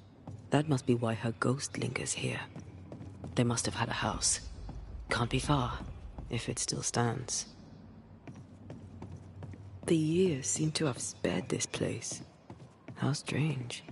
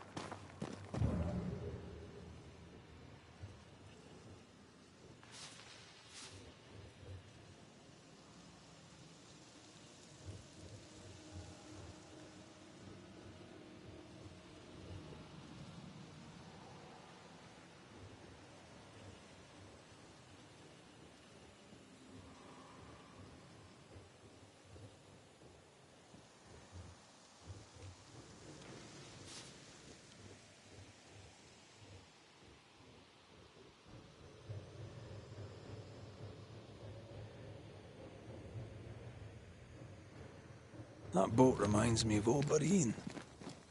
I went there once. Sat on the quay with my mum and my sister was eating cod and watching the boats. My father took me fishing. I too would watch the great ships come and go. I'd get restless. He'd give me the squid he'd grilled for his hand lines. I miss him.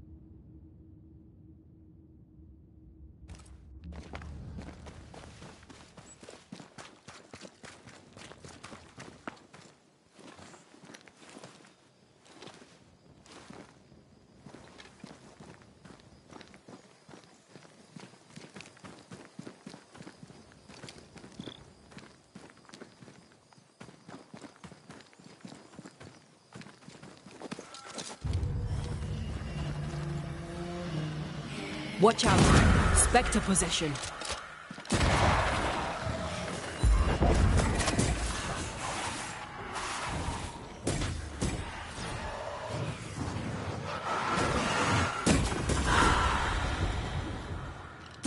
Try this on for size.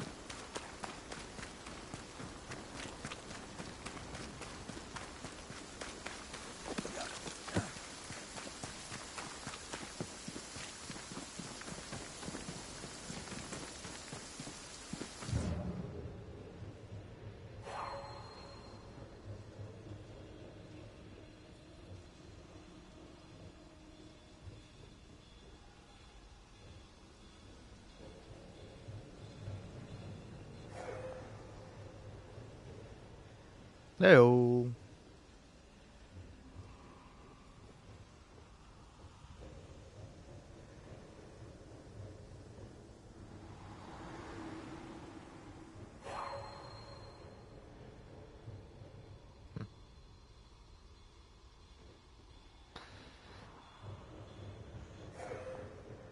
You know, I'll be fully real. I would not expect all that much out of me or this live stream, at least for today. I don't know. I like this game, but I am finding it to be a little bit tedious sometimes. There we go.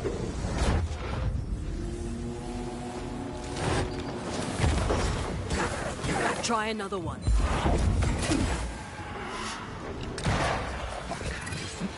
Can't believe I missed that. Think you could take on a ghost? Mayhaps. That specter's looking for a body. Yeah, honestly, I got nothing much going on. I don't know. According to the map, the treasure should be near. What treasure? What map? I have no context.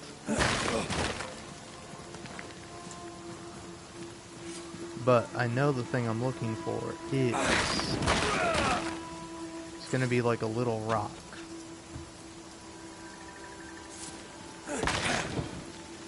Oh, bog iron. Oh, here now. Just when I think I'm out, the game pulls me back in.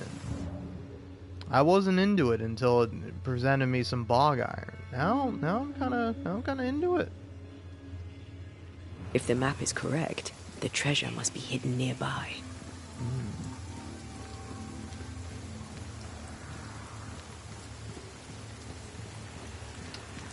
90% of the game just about movement.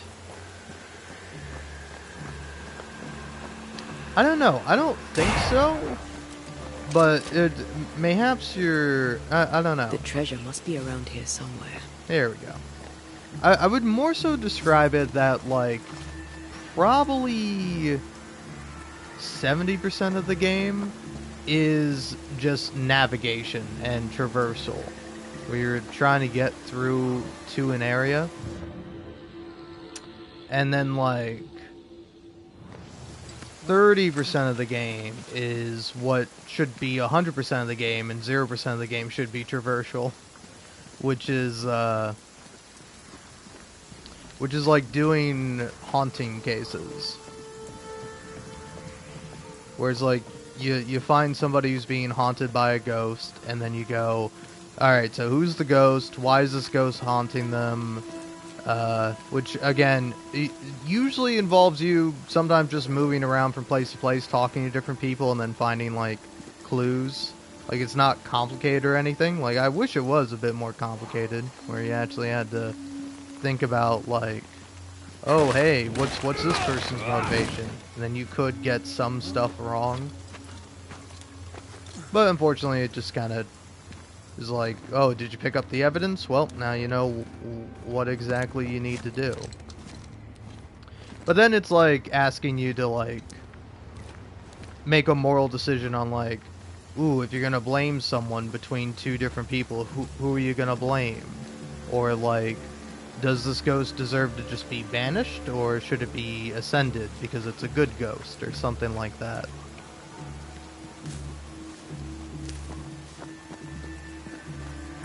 And personally, that stuff is pretty interesting, but I'm about to run into a main story thing here, so might be something going on. Should be getting to a cutscene. But yeah, I would say a lot of this game is unnecessary traversal, combat, and the mountains must be rich in ore. It looks a bit rickety. Well, it's built for a team. One man alone should be fine. Should be. And quote-unquote puzzles.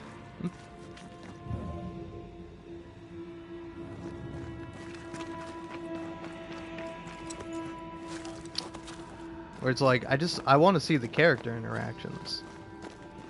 I like both Red McRafe here and Tara Duarte.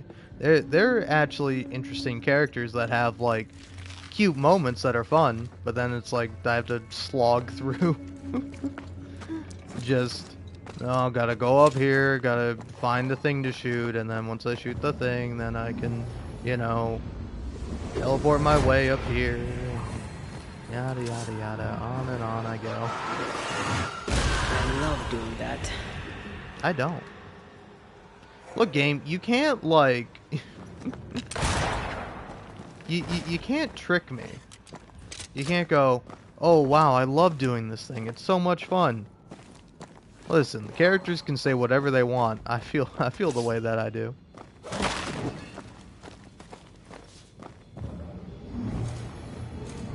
Come on. There you go.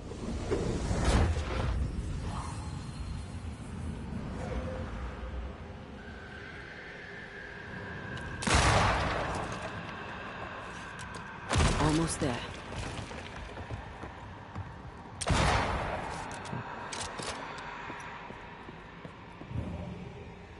Nothing I'm missing up here? I hope not. Down I go.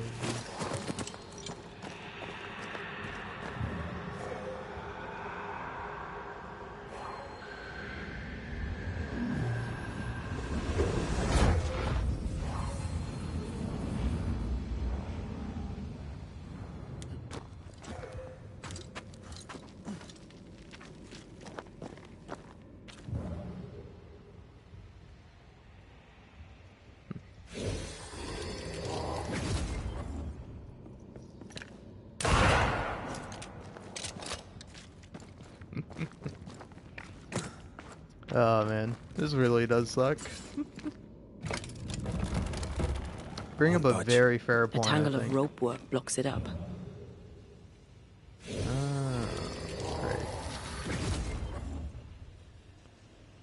Right. Well, that's what I get for thinking that I did it.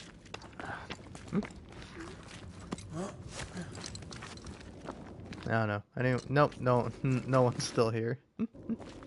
That's how it fucking goes, man. Alright, I'm getting back to listening Northern Lion. One more rope and it's done. I bet it's up there.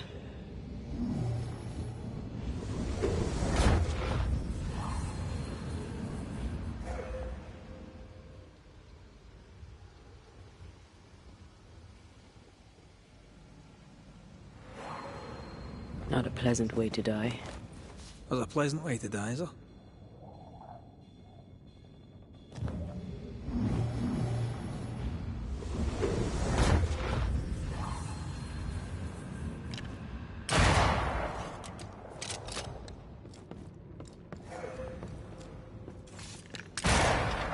The lift should be freed now.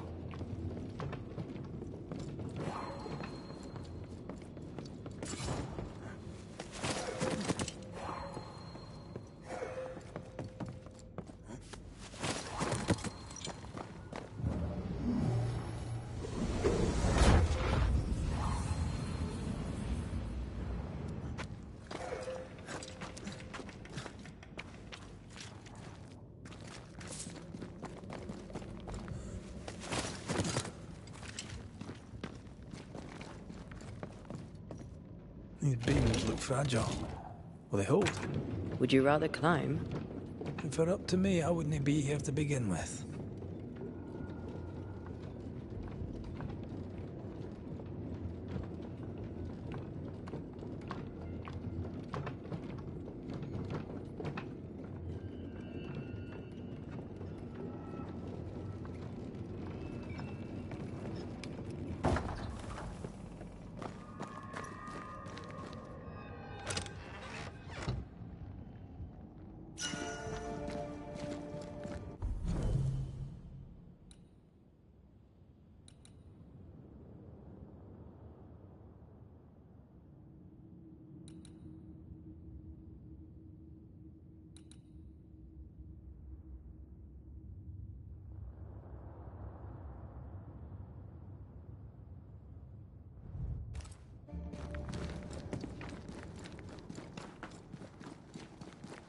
snow.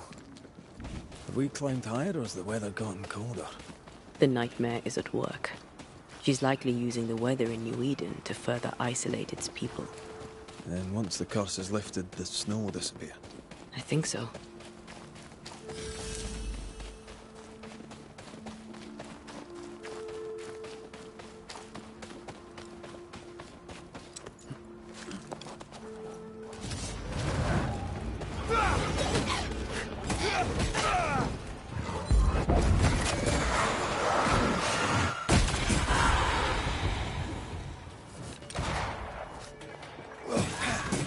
You're done.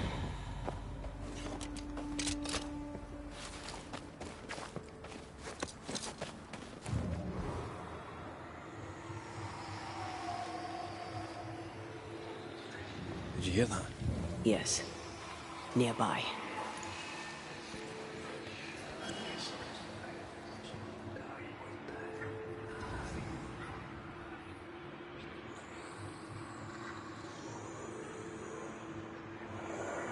If the map is correct, the treasure must be hidden nearby.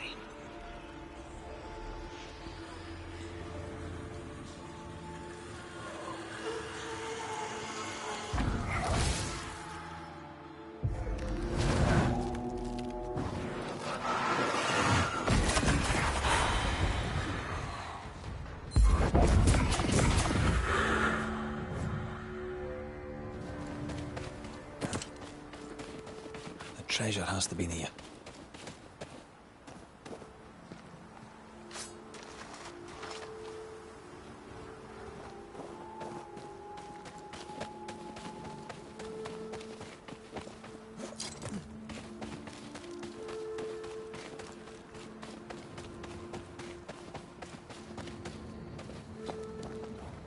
Oh, shite.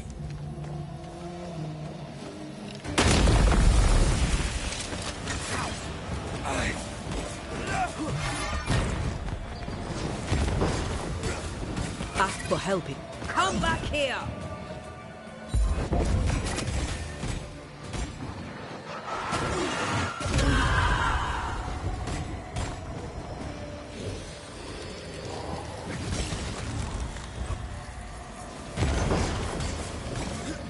It's stronger now. Brace yourself.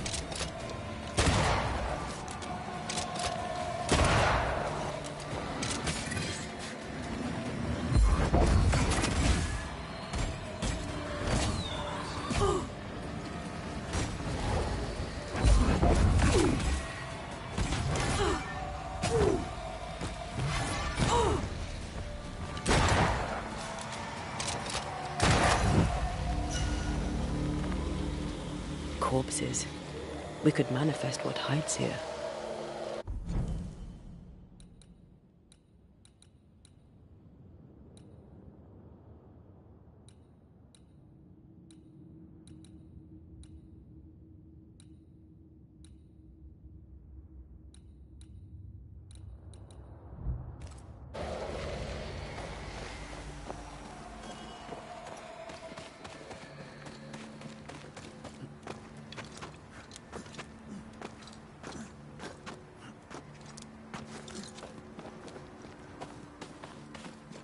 I feel something close.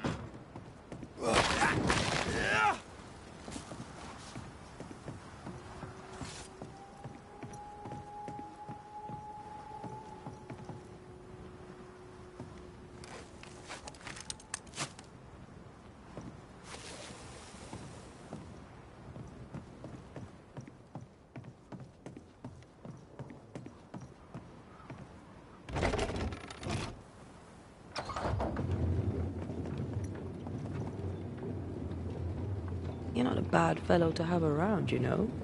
Had your doubts, did you? Don't get cocky. There's always more to learn. Key thing about a scourge?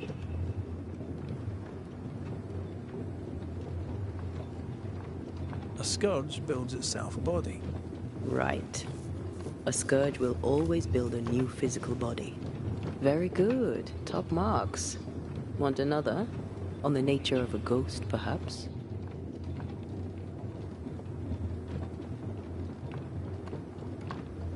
Ghosts of unfinished business. And apparently that includes asking questions. You have confidence, I'll give you that.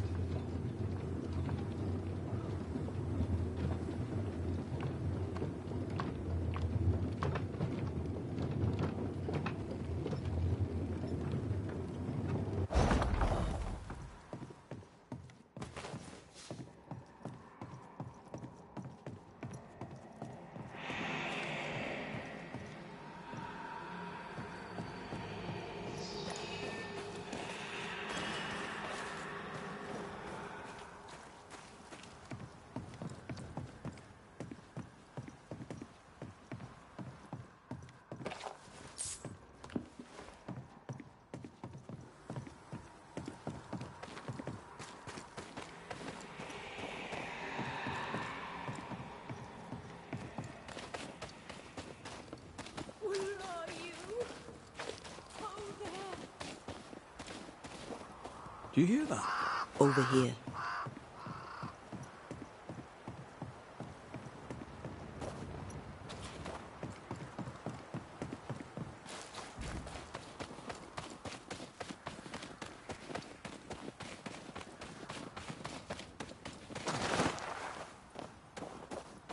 Oh, Buddy! Did you see that? Let's follow it.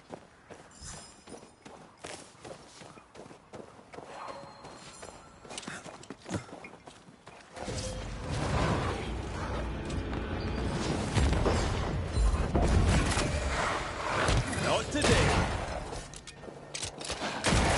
They're getting meaner.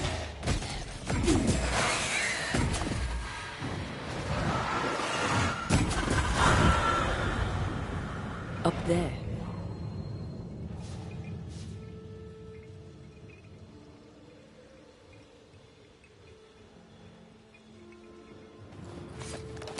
Try to find a way across. I'm on it. Come back to me!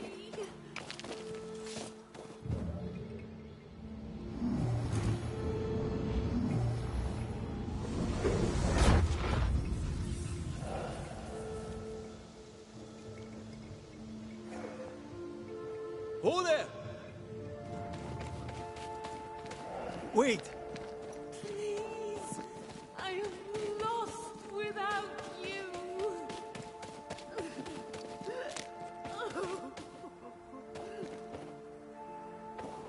I'd say so, yeah. I don't think it's great or anything, but it's pretty interesting. It's the main reason why I keep playing.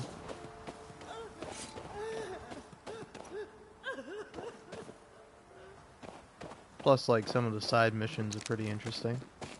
Like this one, you find a random ghost woman just crying. You gotta chase her down. The game's like, hey, fight a ghost dog. Enough!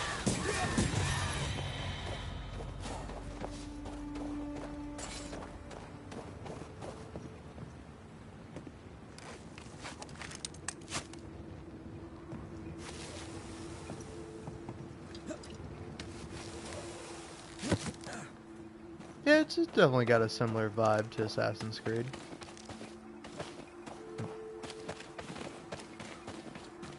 Yeah, hold on, game. Where are you trying to tell me where to go?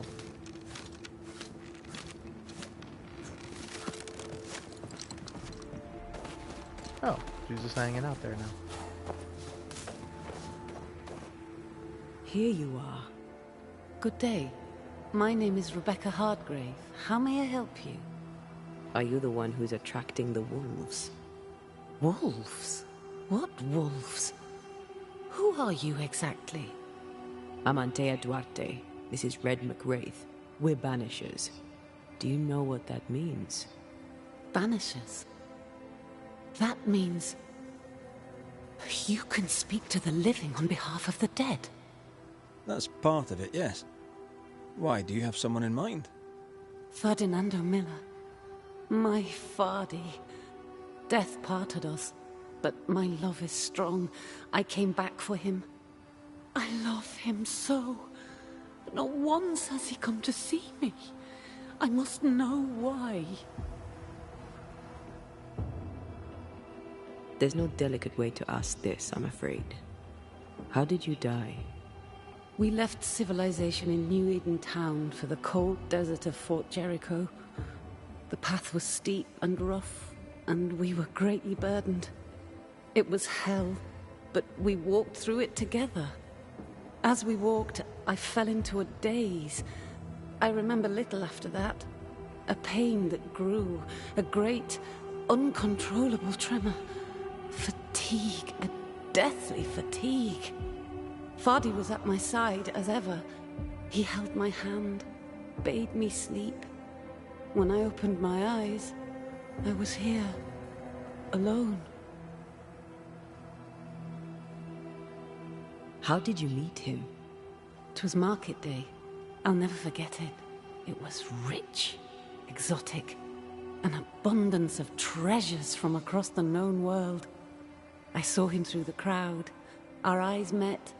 I didn't know it then, but I was meeting the love of my life. I could not admit it to myself, not at first, but I had to have him. And in the end, I did. New Eden's a big place. Where can we find him? We were on our way to Fort Jericho. We were to open a store together. It was to be a new beginning for us both. Together. Yet he's there, alone. If you know where he is, why not just go there? I've tried. At first I was able to visit him, in the quiet as he slept. I'd watch over him. But now, something hinders me. I cannot reach him. I must know that he is well. We have to go now. Find him, please.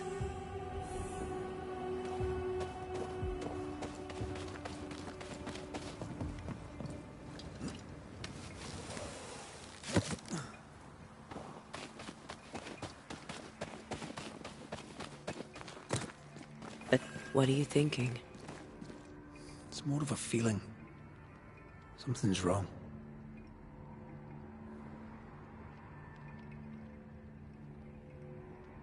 She said he never visited. Why? Was it too painful? Or is it something else?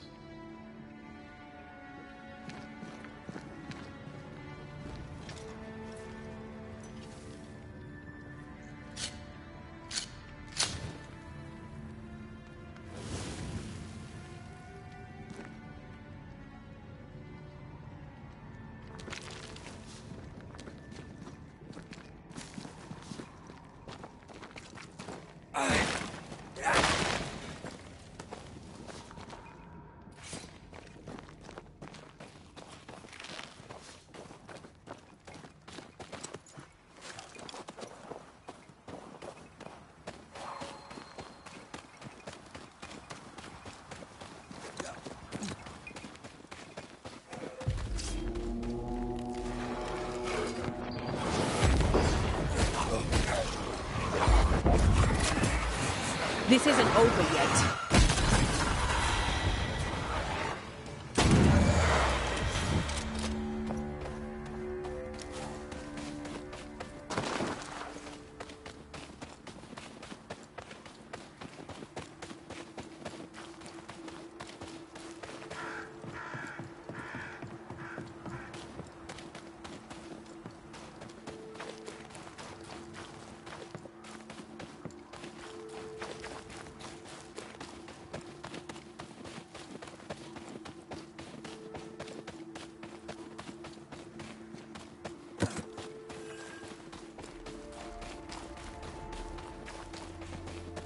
A peaceful place.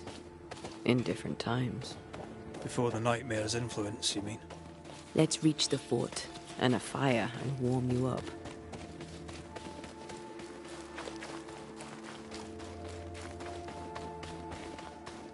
Something's concealed.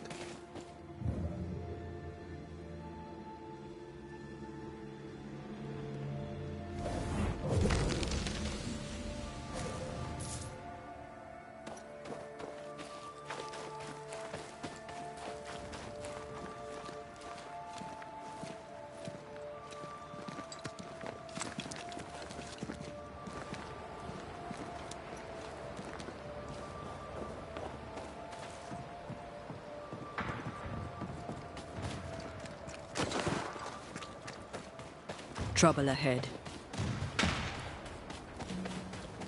Spectres are attacking the fort. Seed no ground! Hold fire! That fellow's not dead! Lost, no dead. Hold your fire!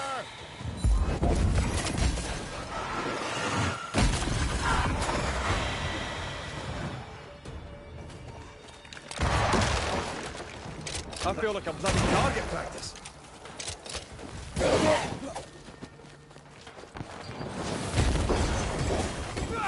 Not hard enough.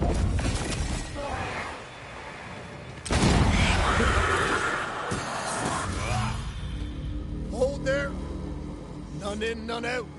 Not living nor dead. Name's Red McCraith. I'm obviously a banisher. Open the door there. I've business within. Your business is, if you'll excuse my articulating the evident, not my business. I have my orders. You can't come in. I hear you, friend. What's your name? Name's Andrew White. You seem a pleasant fellow. I like a Scot, me, but standing here, I'm on duty. And when I'm on duty, I'm not your friend. Listen, mate. Folk in here have problems enough, and I can't be disobeying orders. Either priests or Pennington would have my guts, and I fancy neither. Bennington knows me. He'll know I can help. I'm sure he does.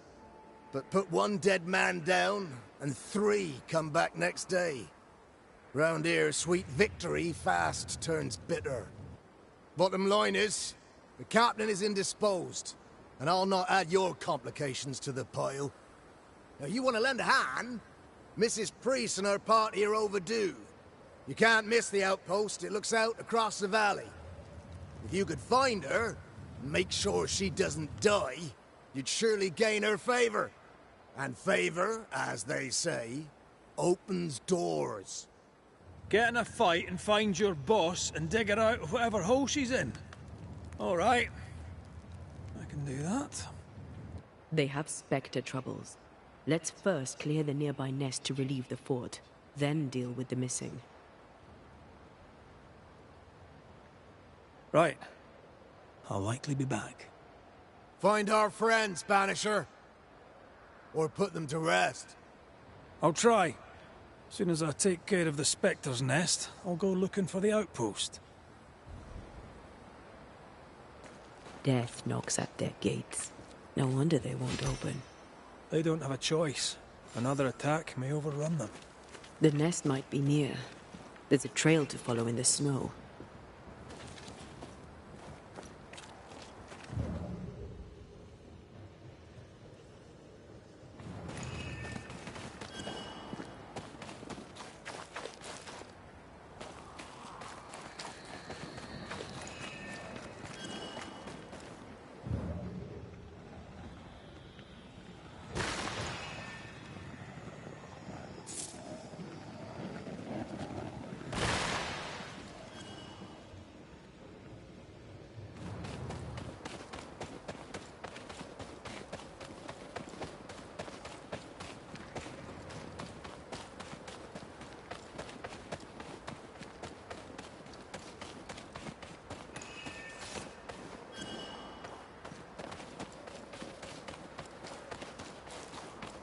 More coming.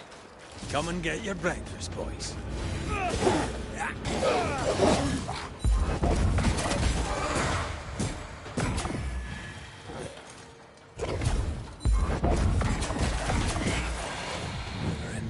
Banishers. The fort will run out of powder. These pests don't spring from nowhere.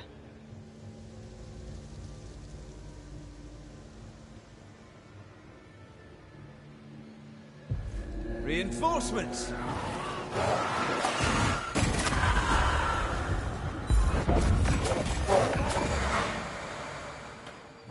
That's it. That's the place. Fill in the hole. Bury them all.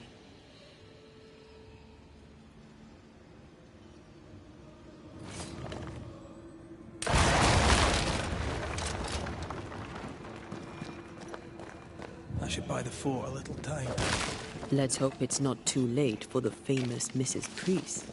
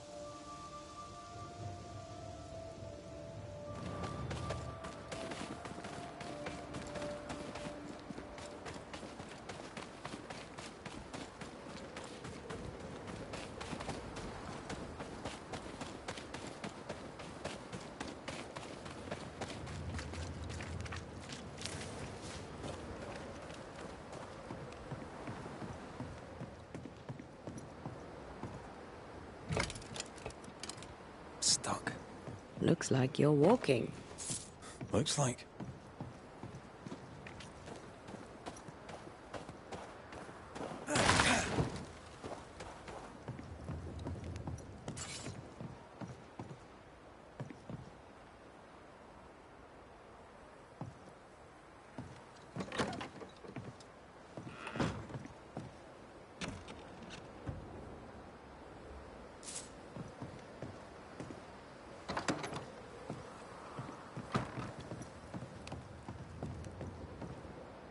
Oh, you know, honestly, I was about to say no, but my answer is, like, no. But I've seen it. I've seen, like, the cover art for it.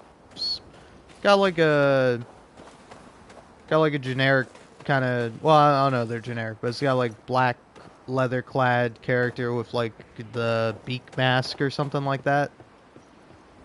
Similar to, like, a plague doctor mask. I wonder how many there are in the fort. Fewer by the day, I'll wager. Still, better to be inside than out.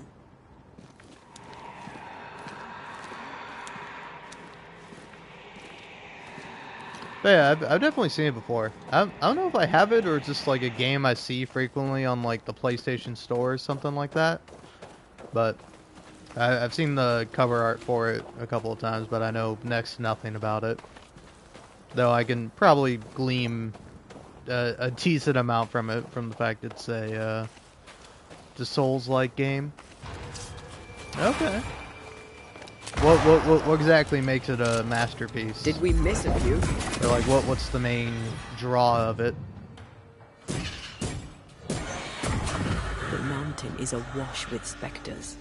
Did the foraging party really come this way? That would explain why they haven't returned.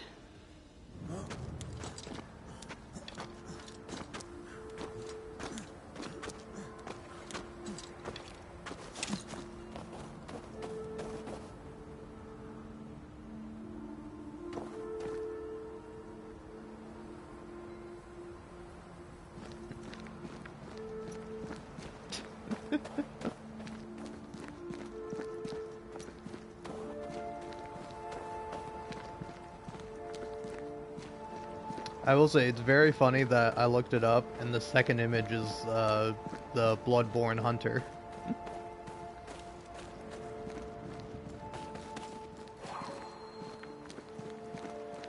Oh yeah, actually, it is kind of funny.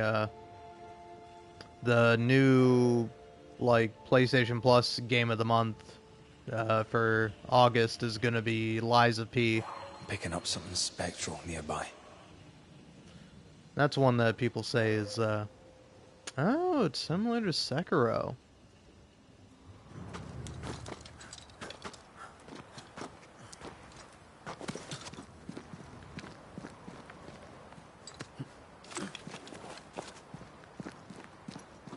Help us, please. We have a survivor. Come. I suppose we should follow. Aye, he said survivor. Let's hurry.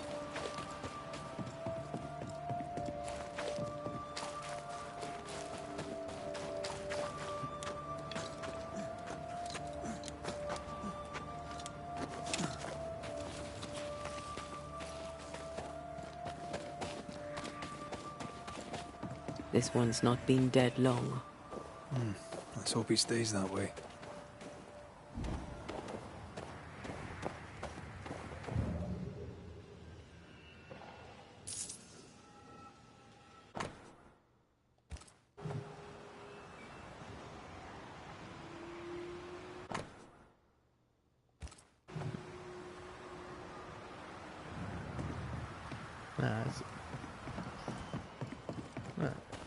According to the map, the treasure should be near.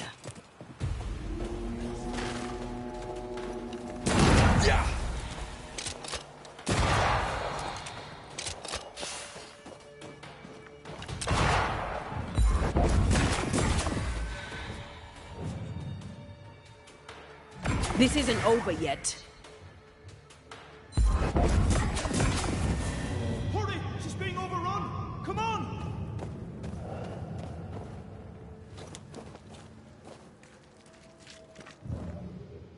How much you want to bet she's already dead? Still impressive. Put $10 on it.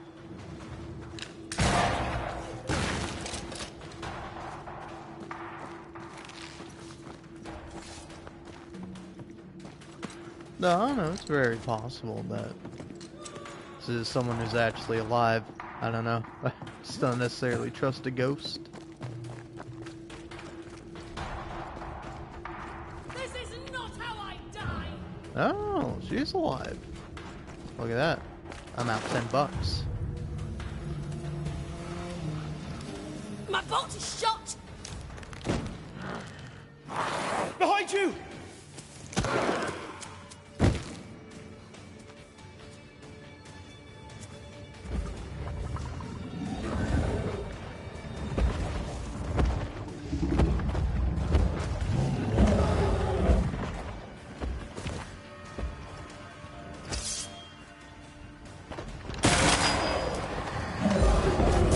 Think you can take on a ghost?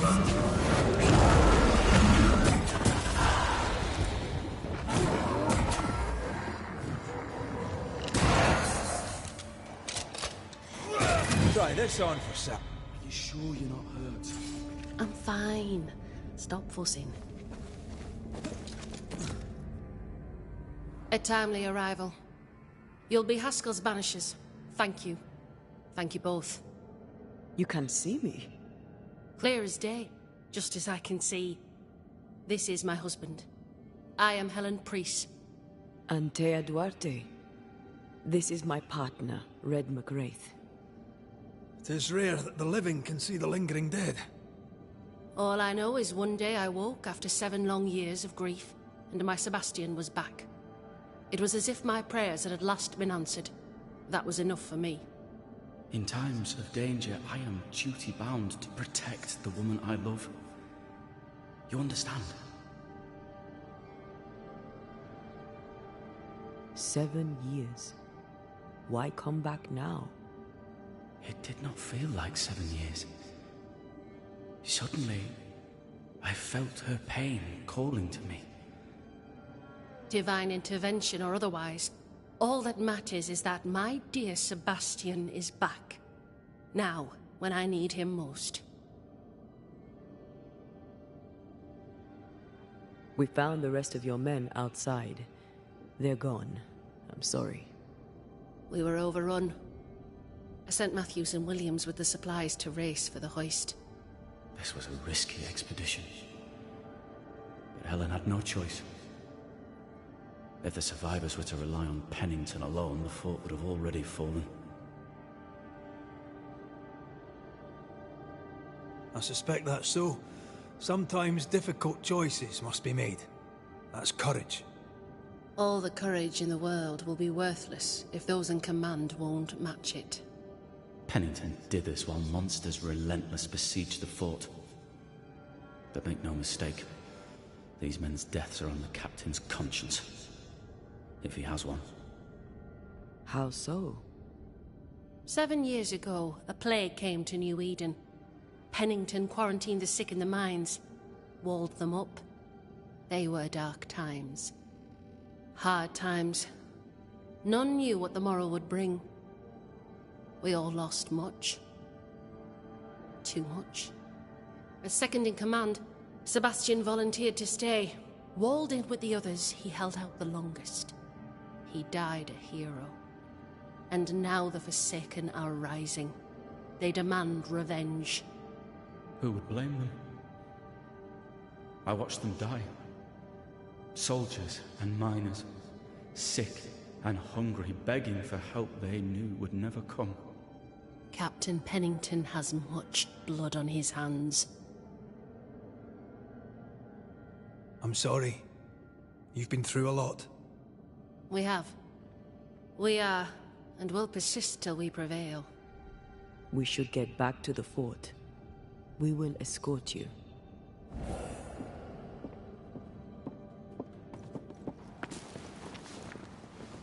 I'm afraid I locked us in when I broke the latch. If there's a way out, we'll find it.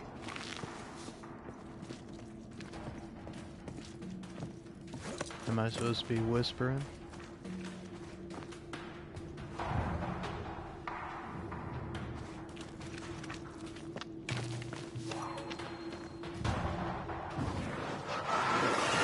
I love doing that.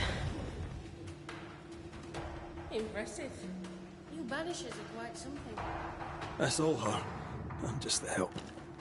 It's a pretty good thought. I think I ought to internalize that. A Banisher marched with my father's infantry. Good for morale, he said. Soldiers usually carry their ghosts with them. War is good for our business. I take it that's how you met. I know a soldier when I see him fight. I never worked for the army, but something like that.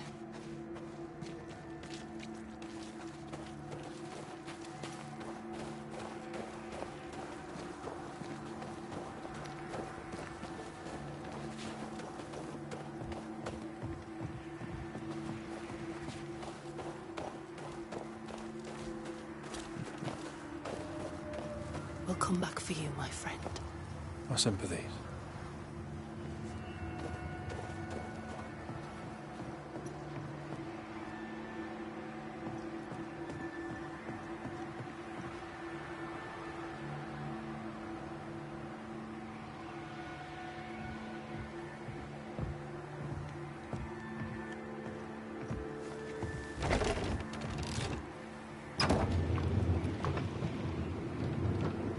This for 2 miserable powder boxes. How low has Pennington brought us? If you didn't like him, why did you follow him? I followed his reputation, but he's no longer the same man. What would you do in his place? I'm doing it. He sits behind his walls waiting for them to fall, and I'm out here fighting to live. We're fighting for our lives. The captain is in the way. These internal conflicts are a risk for the stability of the fort. A necessary risk for the survival of all. But I agree. This must end.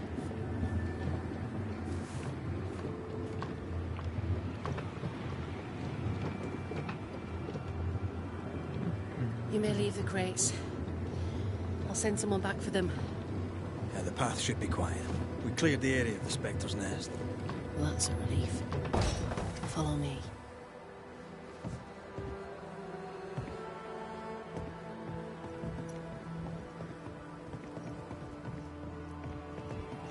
Well, yeah, it's probably also because I'm not, like, talking at my full volume, because A, I'm tired, and B, I don't know. Could get a little closer to the mic, too, but, yeah. Also, it can't be honest, I don't believe you at all. Like, I feel like, if anything, I'm probably too loud, rather than too quiet. But thanks. Appreciate the feedback. And honestly, now I'm just thinking about Disco Elysium. Like, man, I should play that. White! Open the gates! Priest! What are you lot waiting for? Open the gates!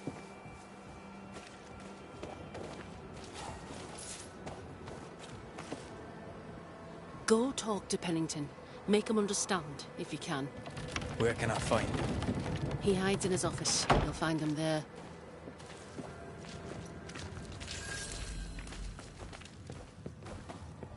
Alrighty. Where are the others? Williams and the other chap? Matthews. We were ambushed. They fell. May God have mercy on their souls.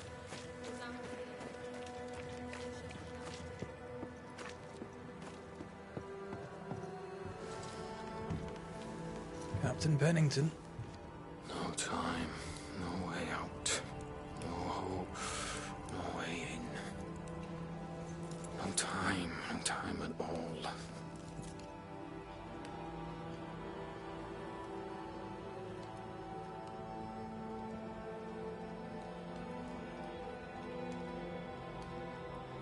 Captain Pennington, sir.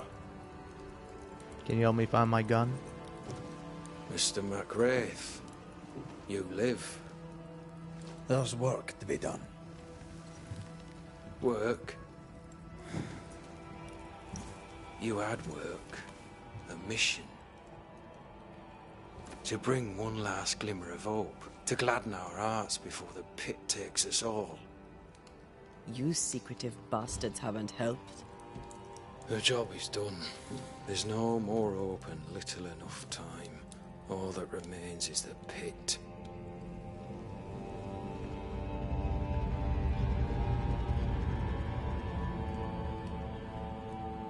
Welcome to the last stand, McWraith. Welcome to the end. I wouldn't surrender just yet, Captain. I found Helen Priest. We brought supplies. A waste of effort on both accounts. Hardly. We saved a life. Resupplied, you may save more.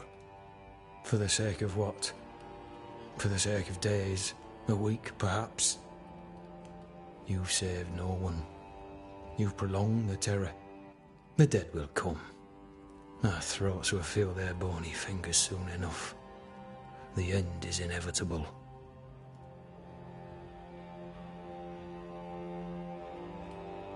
It is if you will not act.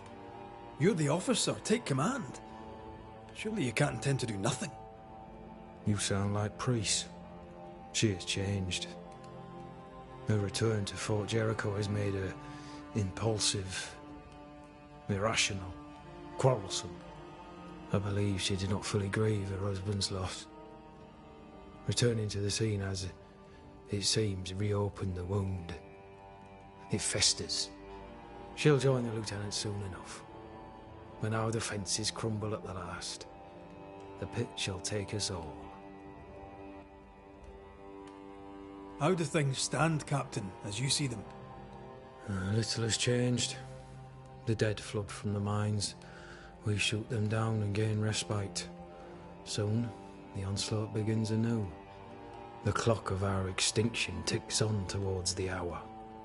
We may no more defeat the dead than we may vanquish the ocean waves. Folk have little enough hope, and you're leading them further into the darkness. I've heard the whispers, the murmurs, the plotting from the shadows. We hold to the last. We resist, till retribution rises from the pit and drags us all to hell. Well, that's something worth waiting for. I fail to see the appeal of this slow agony. How unfortunate. Because thanks to you, and the time you bought us, the agony will be all the slower. Fair to say your tactical retreat from New Eden Town has not served you. The town was doomed to fall to the curse. We disagreed on everything. There was nothing left to do but leave.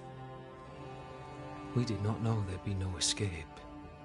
No Smith gathered the board and the governor let the affair flock to him. We never agreed on anything in the first place. I crossed paths with the new Smith party. Thick-Skin did not make it. Shame. She had a proper head on her shoulders. Without her, the band will suffer. The governor is no more. His son takes charge. They rebuild as best they can. Little Lammy Haskell? Truly? Well, better him than his father. May the vacuous peacock rest in peace. Permission to take my leave, Captain. And if I refuse it? Are you trying to recruit me, Captain? Do you really think I'd take the King's shilling?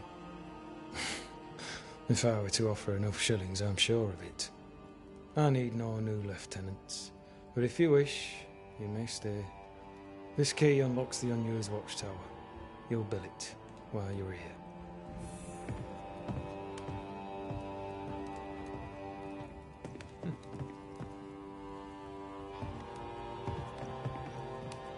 Is that a quote or something? I'll be honest, that's probably like the most disappointing thing for this game for me. On the one It's hand, the facial a captain animations. beaten by the world. On the other, his rival, haunted and mutinous. In a fort besieged by vengeful spectres.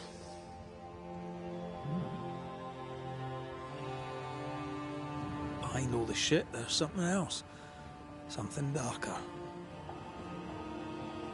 I mean, in cutscenes like that, I think it's pretty good. But outside of cutscenes, like if you're just like talking to a random person, usually not too great.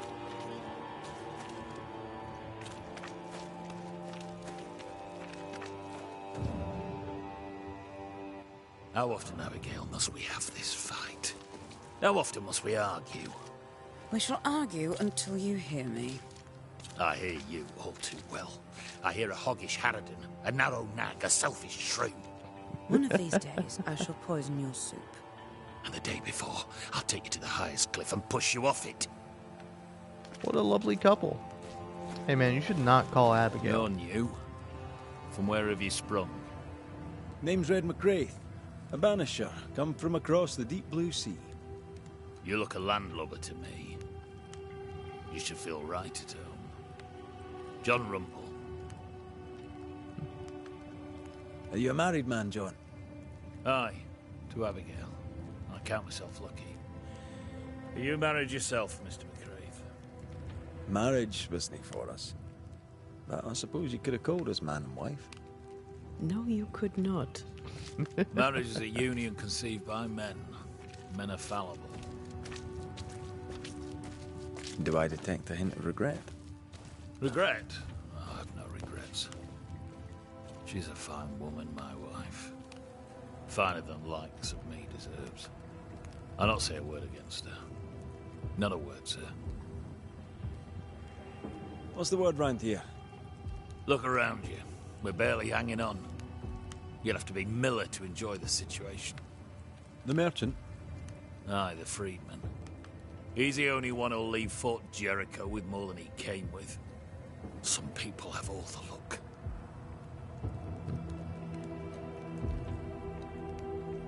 May you prosper in good health, John. He that does good is of God.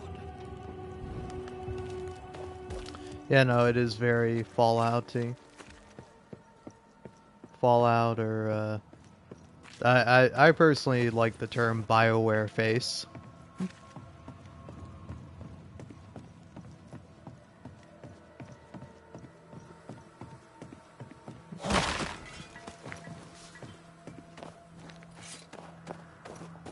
But believe it or not, this game is made by Don't Nod. Probably most famous for doing the Life is Strange games. Well, the first one, really. I think they did the first and second one, which I like both of those. Then I haven't played before the storm, or Could be worse. Could be underground. or what's the other one they did, or the other spin-off? True Colors. That's it. Though I have played Lost Records. Fernando's? Ah. Yeah, it's I'm taking the term from Yahtzee Croshaw. If you don't know him, you might know the series he did. Well, he did. Still does, but it's got a different name now because the company he worked for fired him. But Zero Punctuation, where it's like, I don't know if he coined the term while talking about like The Witcher 3, but he definitely brings it up during his Witcher 3 review, where he's like, facial animations are really good in this game, you know? Somebody definitely had the thankless job of eyebrow wrangler. And like, facial animations in The Witcher 3 are really good. And then when you play something like the Mass Effect games or Fallout or, you know, anything kind of similar, these open world style games, you can see that's very, like, I don't know, robot-y, if that makes sense. Yeah, where's Ferdinando? Here? Nope, this is just a house. Well, steal all I can.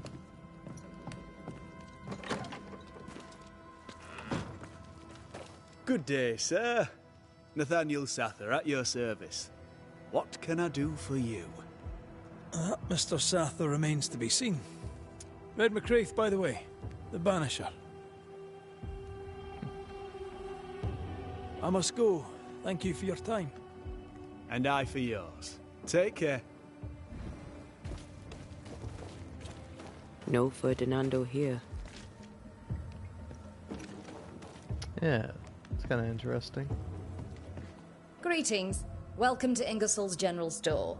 I'm Bathsheba Ingersoll, the owner. What can I get you? A comb, perhaps? A comb. Very funny. Red McCraith, and pleased to meet you. I met your friend Miss Duarte briefly in New Eden Town. I'm so sorry for your loss. She seemed a vibrant and resolute young woman. And she seemed eager to leave town as quickly as possible. Shall we trade? I rather think we should, sir. What interests you?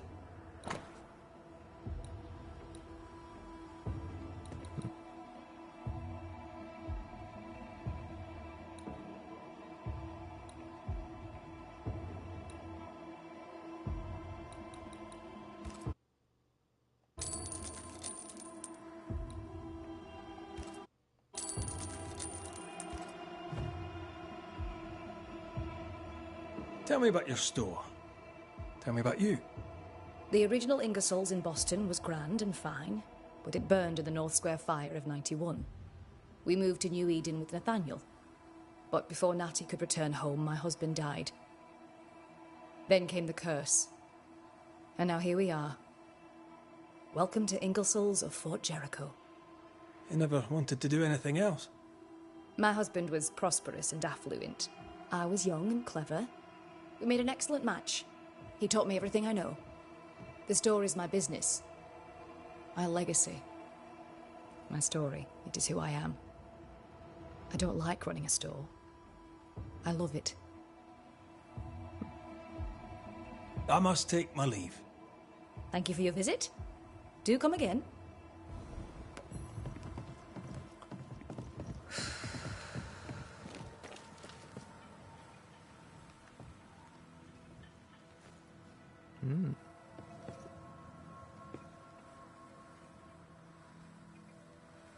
Oh, I've already played and beaten Life is Strange, so you don't have to worry about spoiling that for me.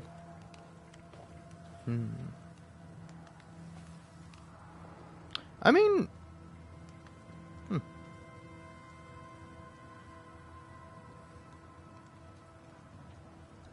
gimmick supposed to make the game interesting, sort of kills the main premise of a decision-making story-guided game.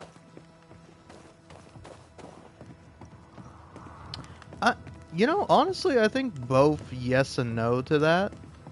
I don't know, I have a lot of thoughts about Life is Strange. Like, personally, I think it's very interesting, like, talking about the ending for the game and, like, what people think about it and what choice people make. Because, like, I personally find that to be really interesting. But, I don't know, for me at least,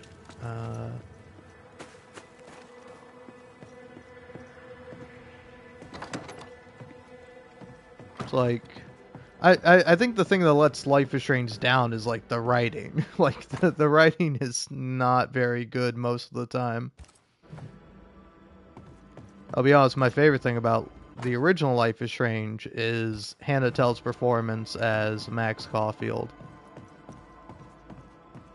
Because, like, I think when I first played the game as a teenager, I thought it was pretty good. I didn't think it was great, but then, like, I don't know, I kind of fell off with it at the end. Where, like, I played the first 4 episodes all back to back, and they were all really good. And then got to the 5th episode, and I think I might have gotten, like, spoiled on it before I played it. I played it and I was like, oh, I don't like this. But, like, having gone back and replaying it, I don't know. I don't like the writing. I think one ending is clearly better than the other. And I like, you know, I like the character Max and the performance that she has. That's honestly my favorite part of the game. Yeah, I found it to be incredibly charming. But I can see how other people would feel differently.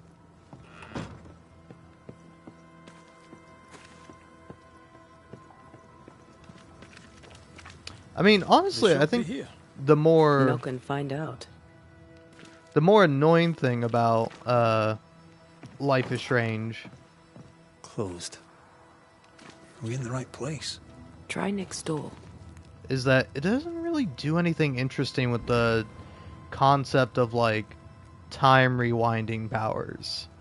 Like, most of the puzzles or whatever just boil down to, like, oh, keep rewinding time until you select the right dialogue choice, or, you know, do something to get an item and then go back in time so you can actually use the item.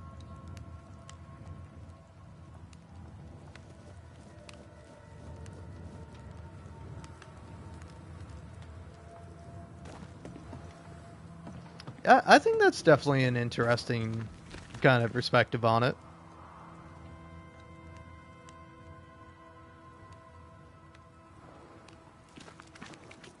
Because, like, I don't know, I think the one little conversation with, like, is it Dana, that's her name? The, like, Max's classmate who's, like, pregnant or whatever. And it's, like, in order to, like, have a good interaction with her, you like, go up to her and you talk to her and she's like, oh, hey, Max, I don't feel so great. I don't really want to talk right now. And then you just snoop in her garbage, which I'll admit is pretty funny. You find the key to open this. And you find a pregnancy test. And then, you know, she just... she's like, what the fuck, Max? And then you just rewind time and you're like, hey, you know, I heard about that thing that happened. Your boyfriend's a total jerk or whatever. So it's like, I definitely do see how it's like Max doesn't really form any meaningful relationships, and the most meaningful relationship she forms is with Chloe, who I don't like because I think she's poorly written, and also it's like, I have a lot to say about Life is Strange. I could just go on and on about it, and I have, and I likely will again in the future.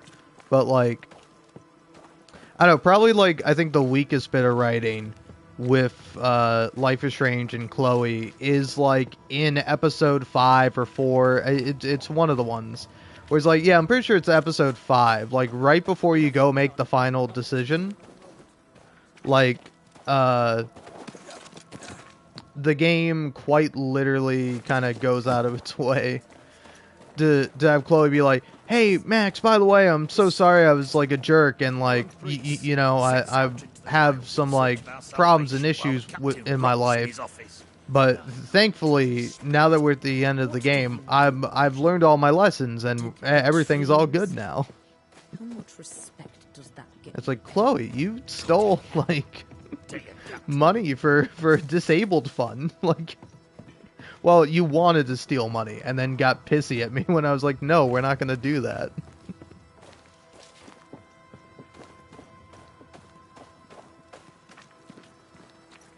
But yeah, it's like, I think the whole game hinges on, like, Max and Chloe's relationship, and it's, like, underwritten and also, like, just not very interesting. I think I like the idea of it more, which is why I like the Save Arcadia Bay ending, because it actually, to me, it's like, initially when I was like with that ending, it's like, oh, so you just go back in time and like nothing ever happened, and like it's like the whole game was for nothing, and I'm like, I think that's the point. The point is that Max could have reconnected, could have reconciled with her childhood best friend, had she reached out, had she, like, done all that. It would have been hard, and it wouldn't have always been great, but, you know, she would have been able to do it. But now she's, like, she's forever missed that chance, and she kind of has to mourn it. And it ties in with her power of being able to rewind time, of, like, she wants to be able to do that in more ways than one, where she wants to go back in time to when her and Chloe were just friends and they got along and there were no problems at all.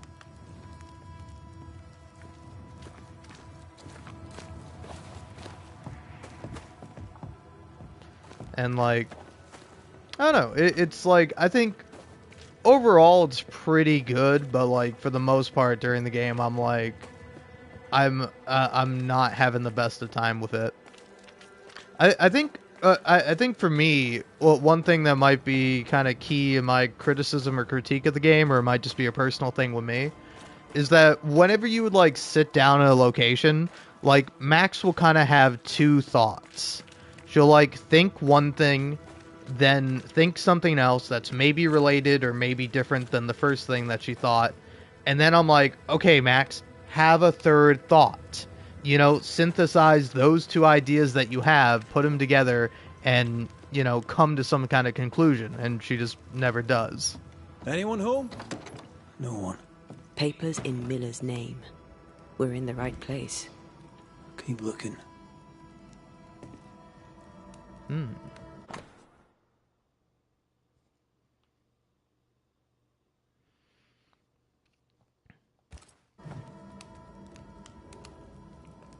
Chloe's professor? Do you mean like Max's professor? What is this? A sansa. It's a musical instrument. It's Bantu, from southern Africa. Oh yeah, I guess also I guess he might have also been English extensively. Chloe's professor. Well, nobody's perfect.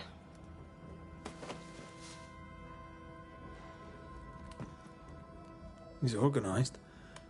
Disorganized traders lose money.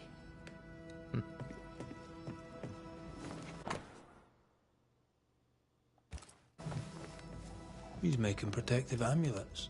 He's making useless trinkets. And he works hard to keep it away.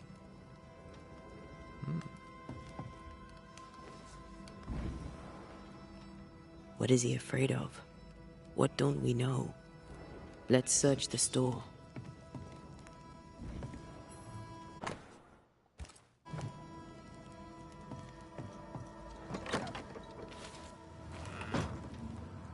Stock to trade. He hasn't unpacked it. Maybe he intends to move on.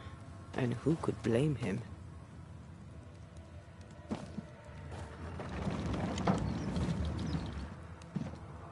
Yeah, also, yeah, I'm trying to think, what's like the, yeah, what's the more creative sequence that you're talking about during the game? Are you talking about with, like, kind of in the, probably like not the exact climax of the game, but the climax with Mark Jefferson's plot line. Surprisingly high quality wares. Can't be many left in New Eden with the means to buy. Mm-hmm. Where it's like you have to tell David, Chloe's shitty stepdad, like what to do. He's doing surprisingly well for himself. Because like I do think it's pretty fun, but I wouldn't call it the most creative use of like the time rewind powers. Actually, maybe it is the most creative use within the game.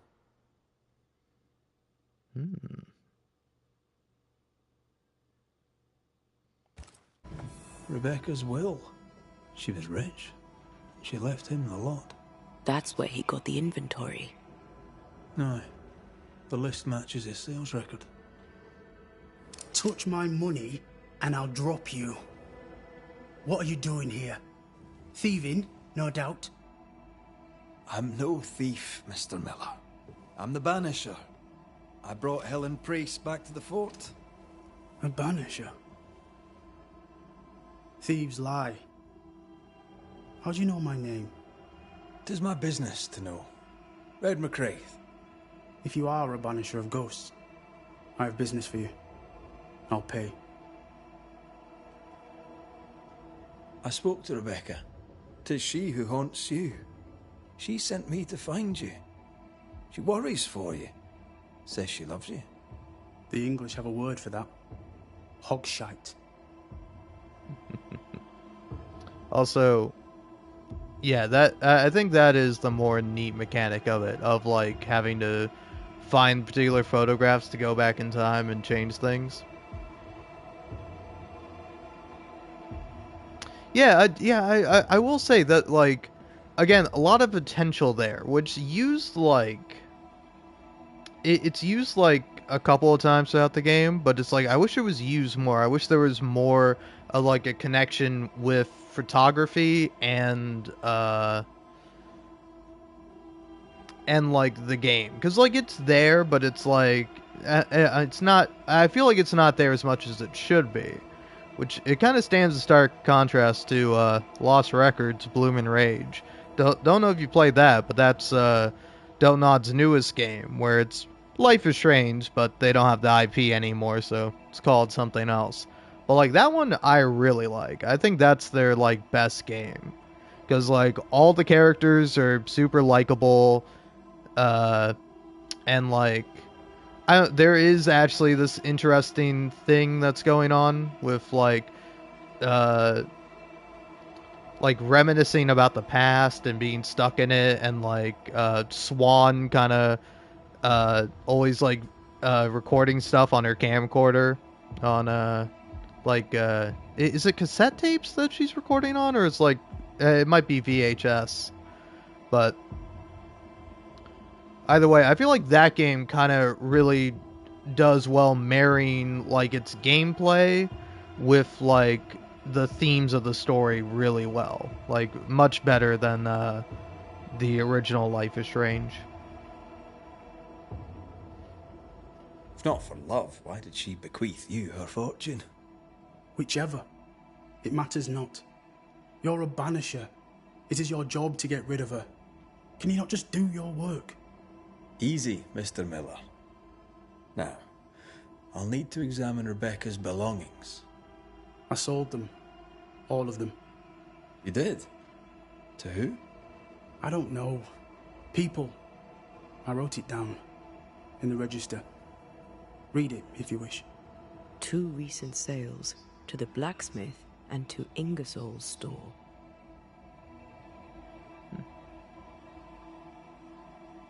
Well, stuff looks good. Let's trade. Now, my friend, we are conversing. Yeah, it's partly about a band. It's more so about like 4 queer lesbian friends who hang out together for a summer. That's like kind of the basic premise of it, I would say. I don't know, but it's really quite good. If you have the time, the money, or the opportunity, I would check it out. I played it because it was like free on PlayStation Extra, which I have. and I really enjoyed it. For a game I got for free, I would not have minded paying like $30 or $40 for it. But I also really enjoyed it.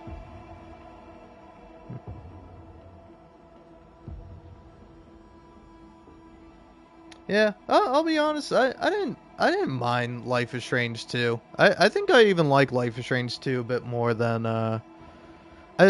there's a lot of problems I have with Life is Strange 2, but it's like overall I think I liked it more because again I liked more of the characters. You've put quite the effort into protecting your home, haven't you? Like honestly, if you give me likable characters, I'll stick with like a game that's not so great. Like for instance, I like Red McCraith and I like Anteo Duarte way more than Red, but like they're both pretty good. I think they make for an interesting duo. His brooch is working. It works. She hasn't come back. I can sleep now. I hear her calling, whispering my name. I wait to find her at my bedside. Our eyes meet. She stares. She won't leave me alone. She's an Akishi, a demon. Banish her. I'll pay you. I need a job. I accept. Alright. Farewell to you, Mr. Miller, sir. You know where to find me. If you're buying, I'm selling.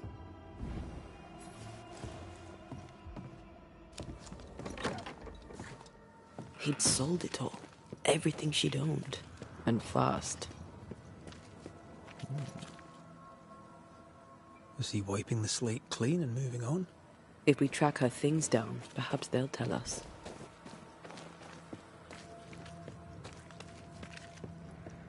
Plus, it is a interesting premise, kind of like solving hauntings. Although, I've elected to kind of go a different route with how I'm playing the game. A note? Let's see. Whereas, like, the game at the beginning kind of gives you, like, a moral choice of, like, hey, do you want to be a good guy and, like, accept death? Or do you want to say, hey, I want to resurrect the love of my life, but in order to do so, you have to kill as many people as possible, or so says the game. And I'm like, I'll kill as many people as possible. I'll see where we're going with this. Ferdinando was a slave. She was his owner. Oh. She kept that quiet, as if it were of no consequence. We know where to go. The barrack room.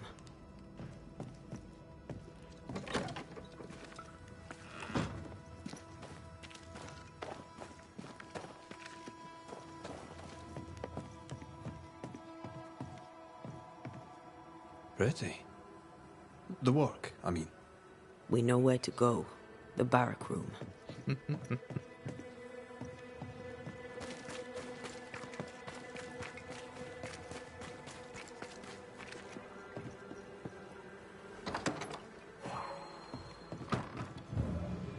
A vivid, the quill resonates.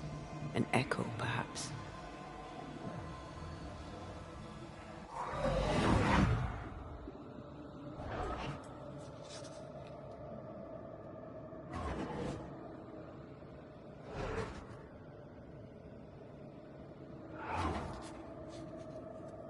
I only recognize my name in the list. Distant family, but I can't disinherit them.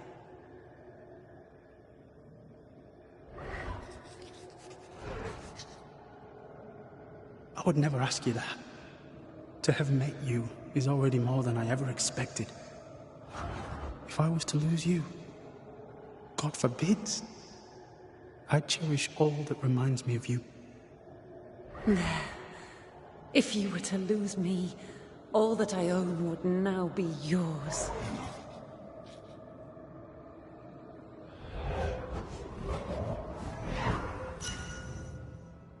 He claimed not to love her.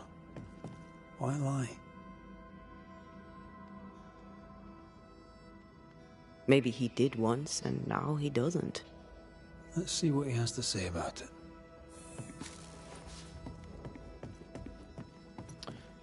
I will ask, enjoy the Telltale games at all?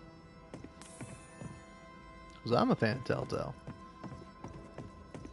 You got The Walking Dead. Although, really, I've only played Season 1. I played that when it came out. I should go back and replay the game at some point. And I will. But yeah. But I have more recently replayed Tales from the Borderlands and, what's it called? The Wolf Among Us. The Wolf Among Us is really good.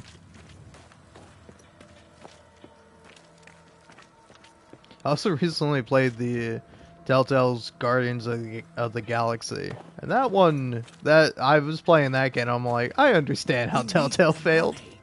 We have enough. Leave me alone. Do you think only of yourself? Because no one else will. Those two are gonna kill each other, and then I'm gonna have to, like, solve their haunting. I'm calling it now. Banisher? Folk talk about you. About your past. I know what they say. They say I am a murderer. They are wrong. As she lay dying, Rebecca Hardgrave gave me my freedom. Before that, I was her slave. How very romantic.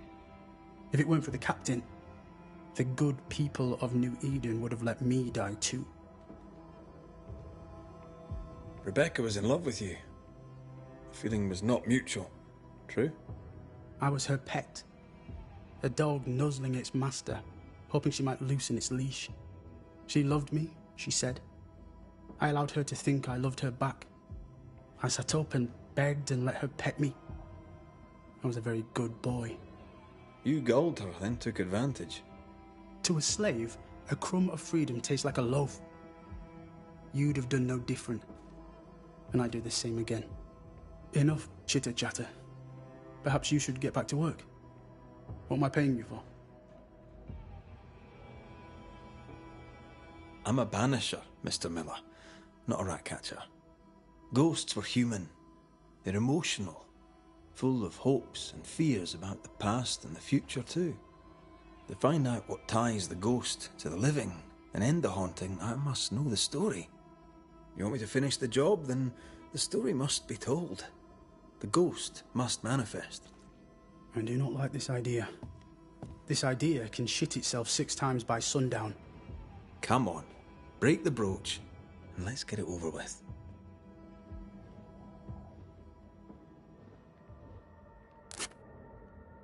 No choice remains. Let it be done. And I'll be done with it!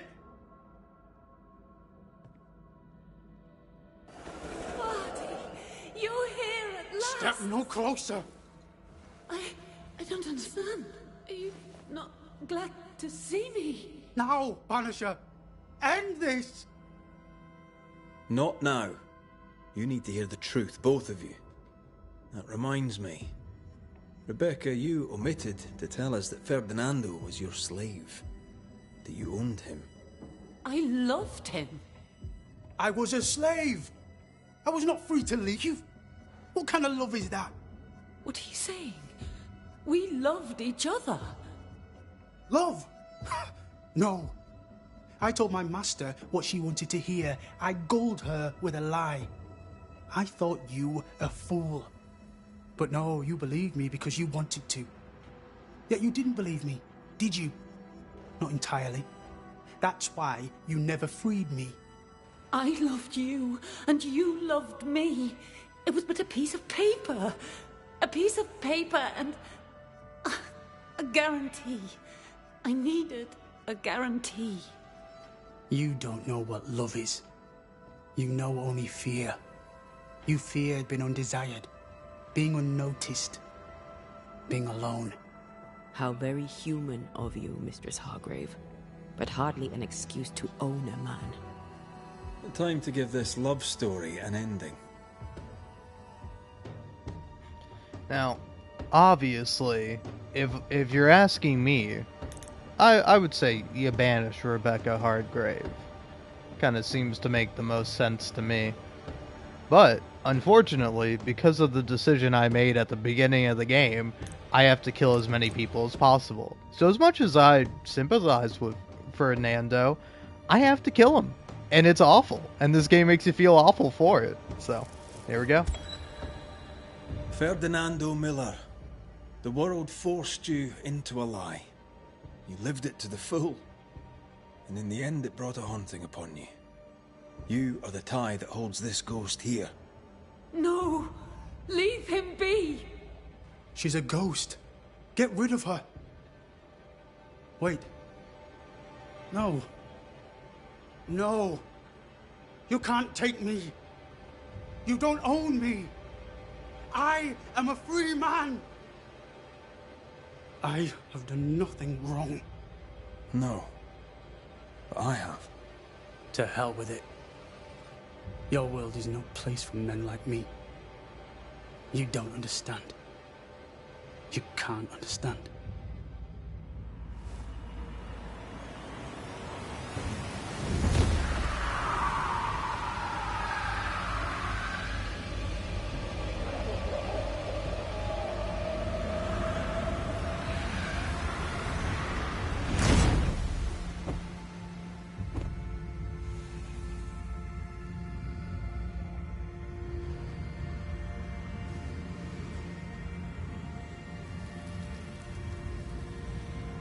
I chose to cheat.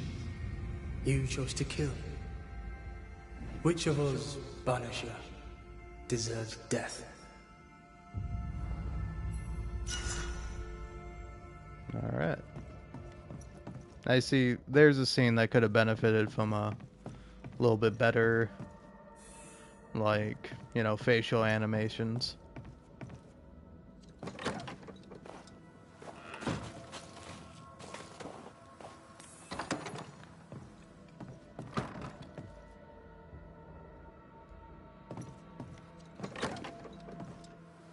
But yeah, again, it like the thing with this game is I'm real hooked on like finding out what happens if you just if you kill as many people as possible and you try to resurrect Antea. Cause like I feel like it might not work, but I feel like it might just work, and then you kind of have to just live with the fact that you killed so many people. Some who may have deserved it, and others who definitely did not deserve it.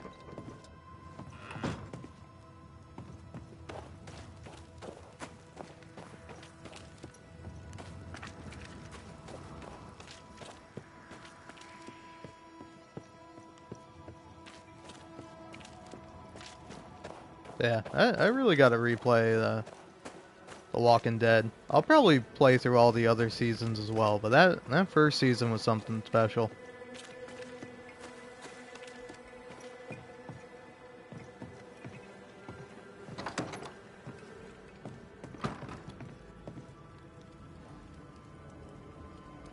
He's not quite a necromancer. He's a banisher, so his main job is supposed to be going to places or helping people who are being haunted by ghosts, and then either helping the ghosts move on by like ascending them. That's a more peaceful way of getting rid of them, or banishing them. Or, in the case there, you can blame the person who's alive, the person who is being haunted. Like, some of them are more justifiable. Like, the very first guy you meet, like, he killed his friend, and he's pretending like his friend is still alive and they're still buddies, but they both wanted to kill each other, but he ended up killing his friend, and so you can, like, say, well, you killed your friend, so you have to bear the punishment now. It's your fault that the haunting is happening.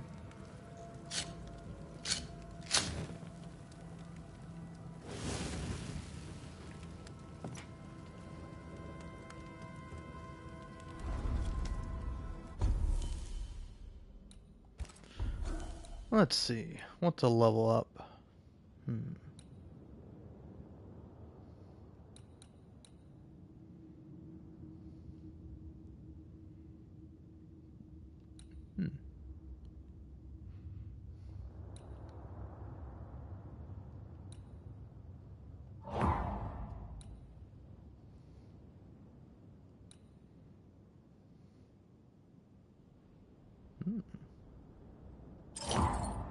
That seems good.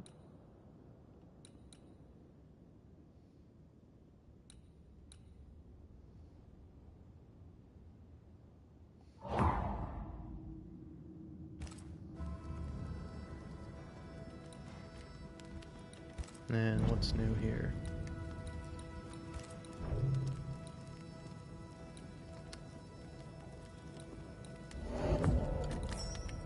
Like, honestly, I think this game would be much better if rather than like having the generic combat and like generic open world, if instead just focus purely on like on going to a town, trying to solve the problems in the town, or like solving the hauntings, and then moving on once you do.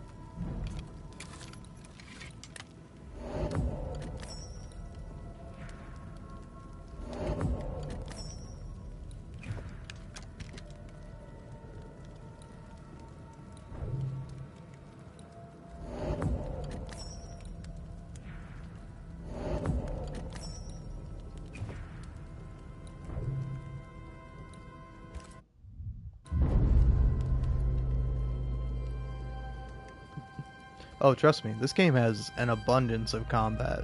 Too much for me, in my opinion.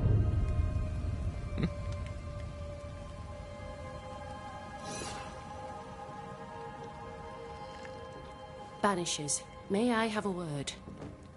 Helen, something wrong? Apologies for disturbing your rest. I'm afraid it can't wait. What did you think of the captain? I saw an officer alone. A proud man turned to stone, perhaps by years of war. I saw a broken man. I did not see the tyrant you described. Inaction is tyranny. He will not act, but nobly get the hell out of the way. I do not disagree, but the captain needs help. I too was a soldier, broken and haunted. With Anthea's help, I recovered. Pennington may need the same. Leave Pennington to me. The good folk of the fort need your help. You are Banishers. The dead, you'll have noticed, hammer at the gates. I would like you to go into the mines and find out what enrages them so. I would like you to do what the captain will not. And while we deal with the hordes of angry specters, what shall you be doing? When the mines are purged, I'll oust Pennington.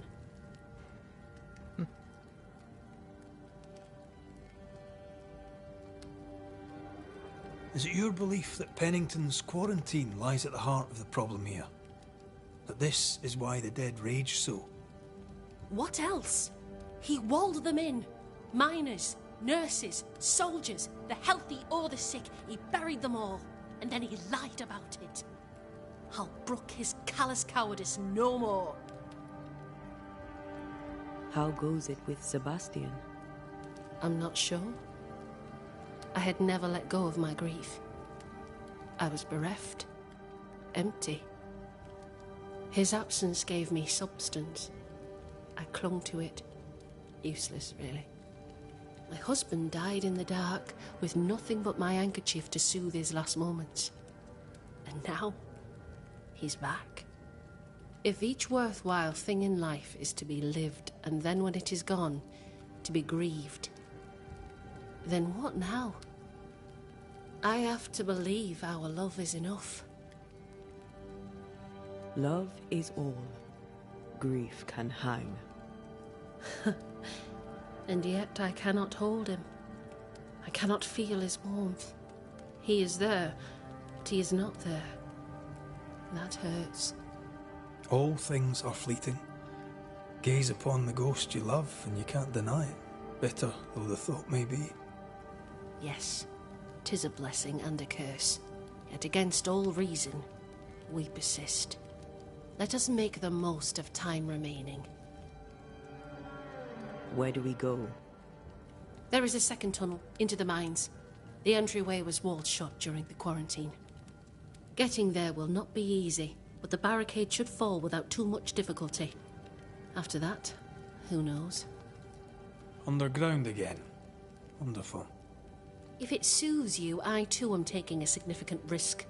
The captain has a penchant for locking people up and leaving them to rot. Some years ago in New Eden town, the captain locked up an innocent woman. A fate I wish to avoid. Pennington the jailer. Do you speak of Deborah? What did he do? I was away from New Eden town at the time. Rumours said she was a witch, I later heard. And so too did the captain. The court agreed. Who knows what urges drove the captain then? He is a secretive man, and always has been. We should go. Then it's agreed.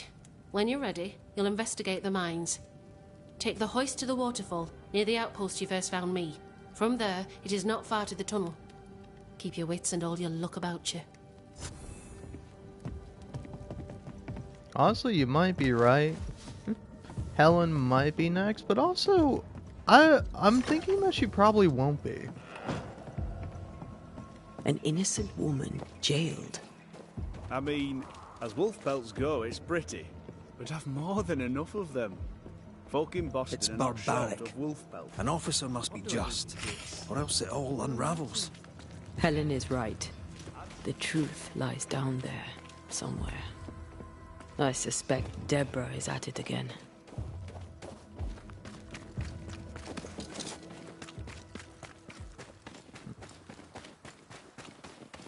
But yeah, no, I'm kind of figuring that when I get to the end of this quest, I'll have the opportunity to blame either Helen or what's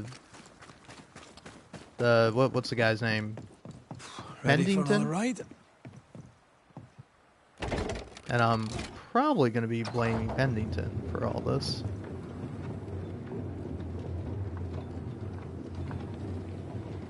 Circumstances aside, this is quite romantic. Swarming hordes of spectres aren't to your liking. They are if I'm with you. Oh, aren't you too cute? Could you talk more? This is going to be really boring otherwise. A long fucking trip.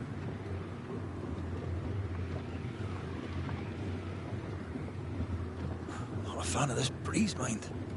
Not as romantic as you'd thought, eh? Maybe now's the time to ask you to marry me. Try it, and I'll cut the rope.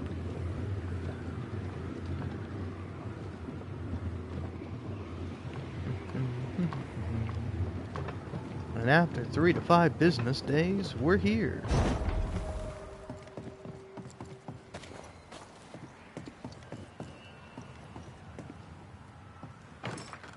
Oh. This is locked from the inside.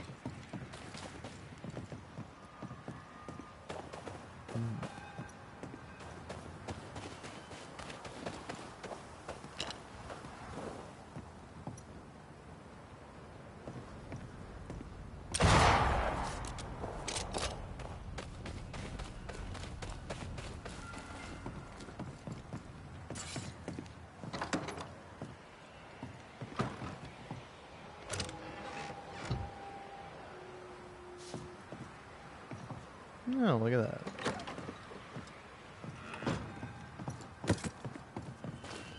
I think this area is similar to the map's instructions.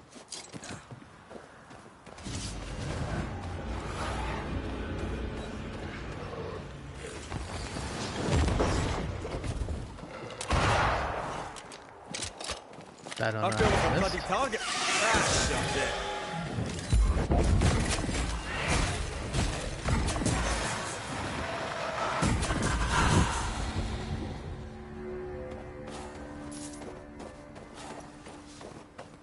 Yeah, there we go. That was a little taste of the combat. Usually there's more to it than just 2 enemies, though. It's not awful by any means. What a beautiful view. I just get a Every little sick of morning it. I wake to a better one. You trying to charm me, lady? I'll warn you. It should definitely work.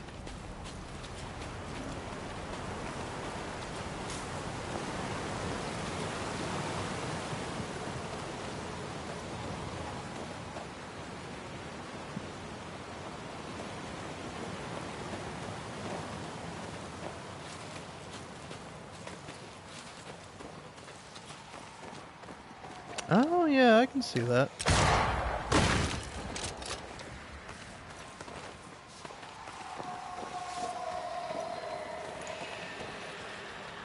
See these body parts? Good place to manifest what may linger nearby.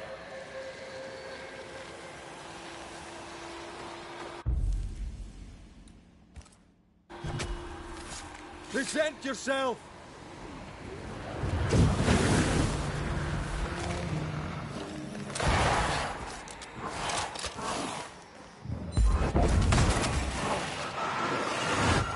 This isn't over yet.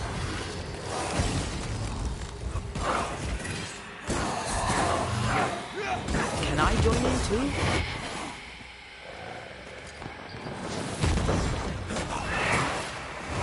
I think I used to count my wolf kills on one hand.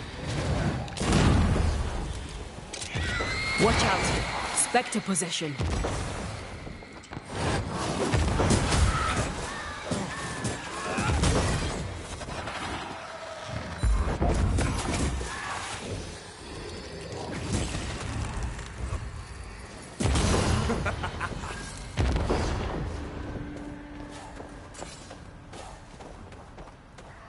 Alright.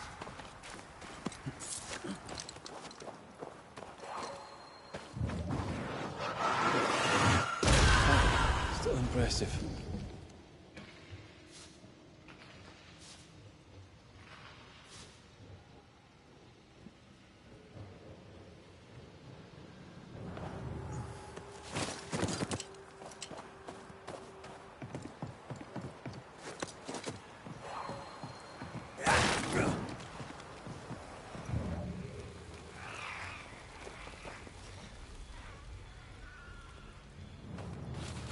Blocked. I hope there's another way in.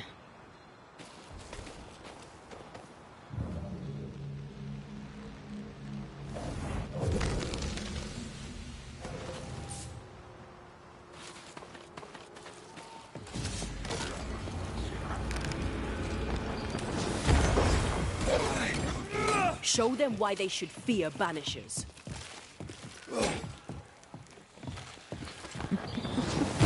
Think you could take off first?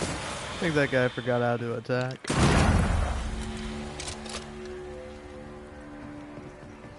Alright.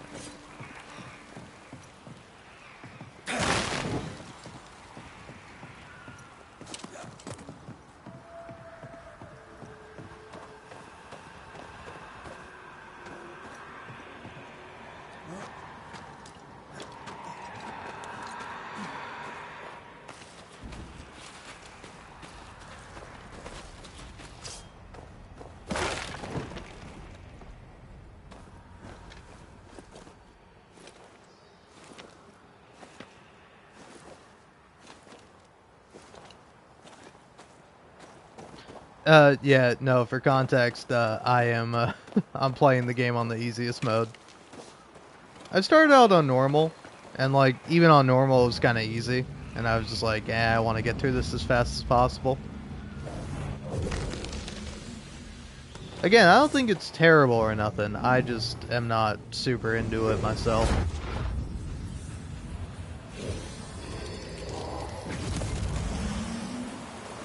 Plus you get a real heap and help of aim assist with the guns.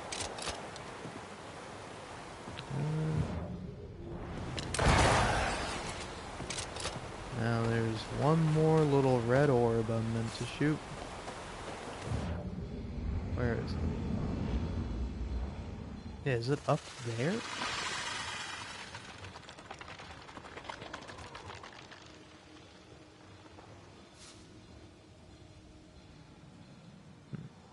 Oh no, it's there. Okay.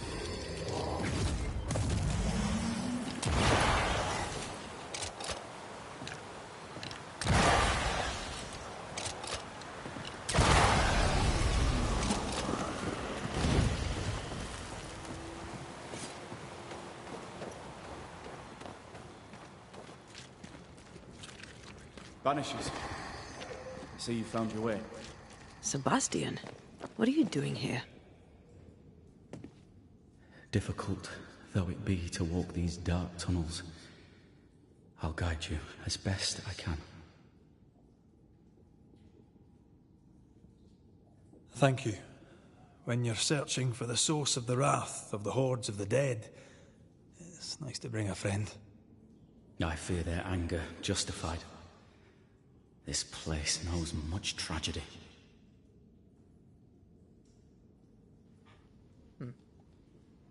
Pennington did a great and terrible thing. Your death must feel like an outrage. I am a soldier. I took the shilling. Death is part of the bargain. One dies so many may live. I served the sick and the dying. When my turn came, I was ready. But now, in the fort, there is no noble sacrifice. One dies, so all may also die. Yeah, I don't know. I'm not sure how I would personally change the combat. I think maybe if it was like a little faster. Because, like, for example, there's like a parry feature in the game, which is like kind of useful, but it's like way more time efficient and just like better to just attack the enemy rather than like wait for the parry. Tell us a little more about Helen. Now, I'm not sure what more I could tell you. My wife is a strong woman. So What I you find see is what you these get. parts to be much more interesting. Every day I feel blessed to have a partner and best friend by my side. I had never expected her. When she came into my life, I came home to myself. Made me want to be a better man. Oh, I know the feeling. She gave me a handkerchief. I died clutching it. A symbol of our love. She was and is ever in my thoughts. She is my world, now until the end. What shall we find down there? The rage of the Forsaken. They trusted him. He betrayed them. He abandoned them. I doubt they can be placated.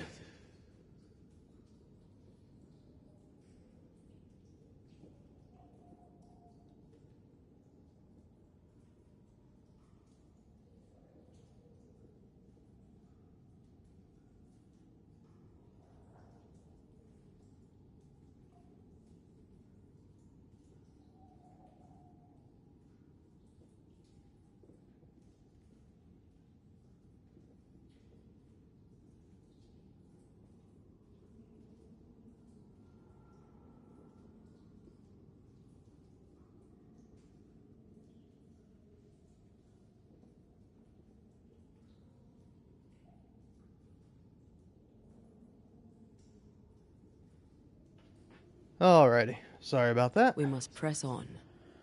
Stay close. I'll have to go grab a drink. By the way, am I still heck and slash? Whenever you're ready. Oh. But yeah, am I still quieter than the game? Because I can either turn the game down or turn my mic up if need be. But yeah, regardless, cheers.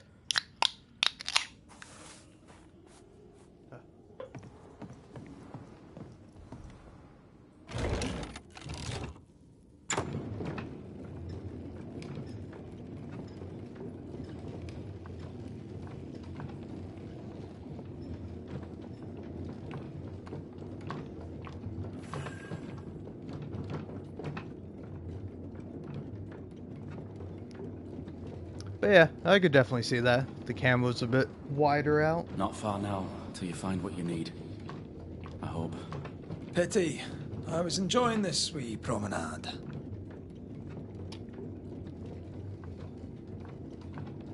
Were you, man? I don't know if you were.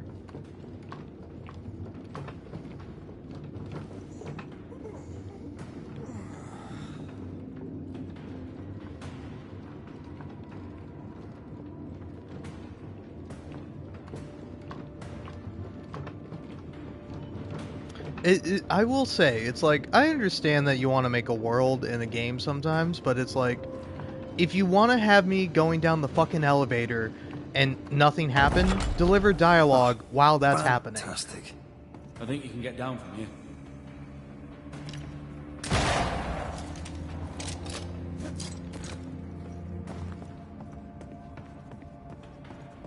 Because, like, Everything sometimes the all right? game kind of abides by that rule.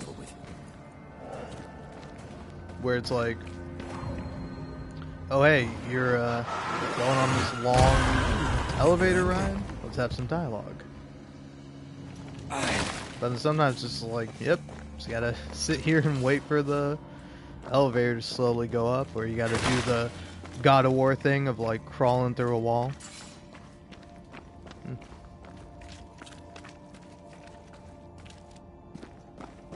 Oh, well, that's nice. I'm just drinking Pepsi Cola. Pennington ordered the barricades fast. I barely had time to bid Helen farewell. That must have been hard.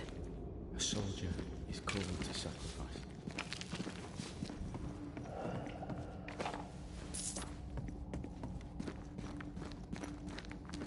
Yeah, hey, sorry about your death or whatever, man. I got loot to grab. I will say, weirdly enough, I don't mind the looting.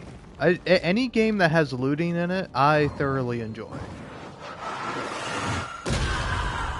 But it's like, you know, I'm realizing I probably don't have to hold all the way down in order to do that. So, I'm wasting a little bit of my time.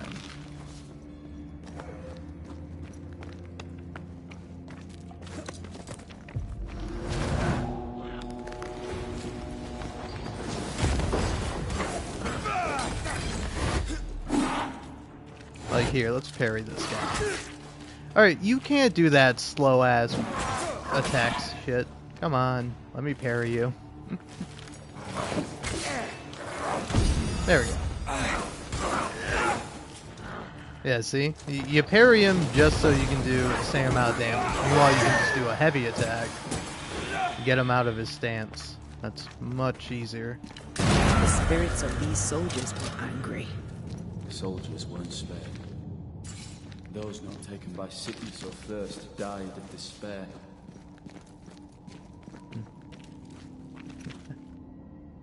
Which one took you? Despair. Most definitely.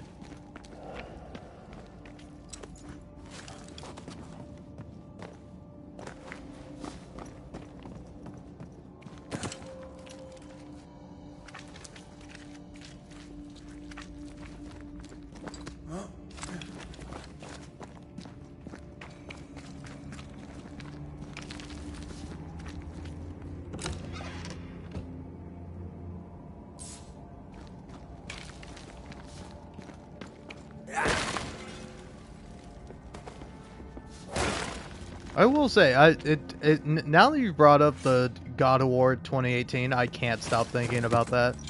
I'm like, damn, I kind of wish I was playing that. Although, I don't know, I did play it briefly. I played the beginning of that game, and it wasn't bad, but I was not really crazy about it. So I think I would give it a second chance. Deep. In its heyday, it was quite the operation.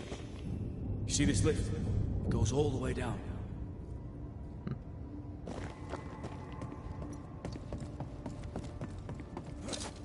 Cart upon cart rose to the surface, piled high with ore.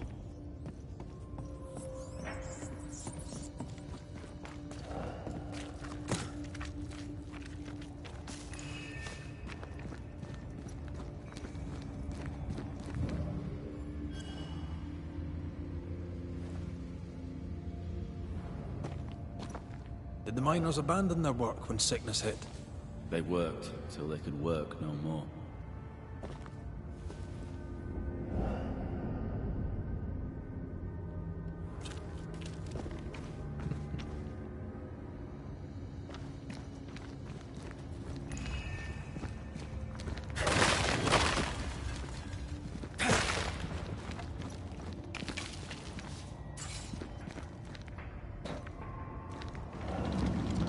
It's stuff like this that's like, oh god, it's such a slog to get through. Like, I would love this game so much more. It was just an interesting, like, 10 to however long experience. Like, hell, I would like it way more if it was like 5 hours long. Then it'd be like Indica.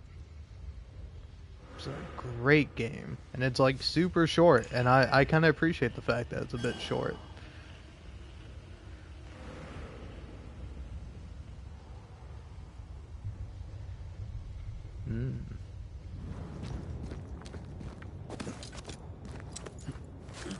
Yeah. Honestly, I think the problem arises with looting when you have to, like, go through your inventory. Because, like, I forget what game it was that I was playing where, like, I would just go around looting everything, and then eventually the game would be like, ooh, hey, you're full up on, This is cursed, no doubt. Let's see, do I have enough? No, I gotta find one more little doll if I want to do that. But yeah, it's like, I don't know, I find it annoying whenever the game is like, hey, you gotta stop looting, you gotta, like, sort through your inventory and, like, break stuff down. And I'm like, I don't want to do that, I just want to loot. I think it might have been the Outer Worlds. That might be what I'm thinking of. It's like, I like the Outer Worlds, but occasionally there is a bit too much looting. Or I do a bit too much looting. Don't fancy working here with the furnaces running. The work men did here was meant to make New Eden rich. But that's it. I told Gray the tunnels were hellish hot. But Wilson says he can't do much about it. Keep feeding the furnace, says he, if you want your meager pay. That sounds nasty. You alright?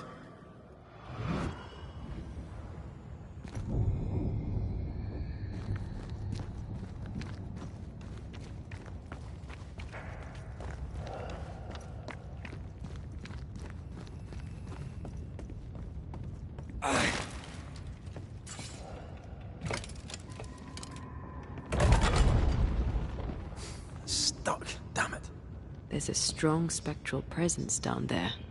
A lot of us died down here.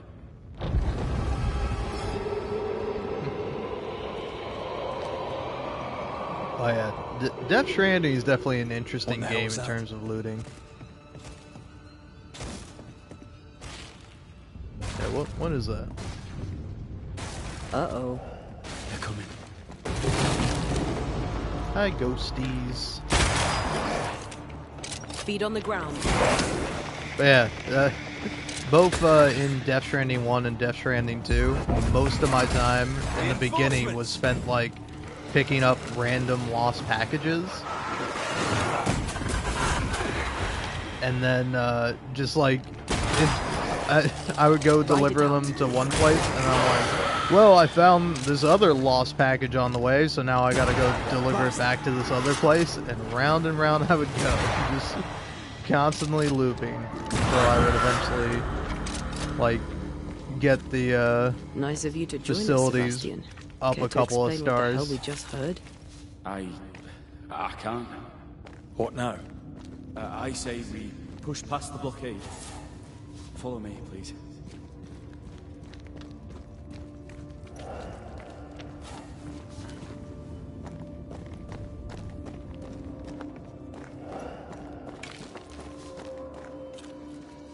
What's this? A makeshift checkpoint. The halfway mark.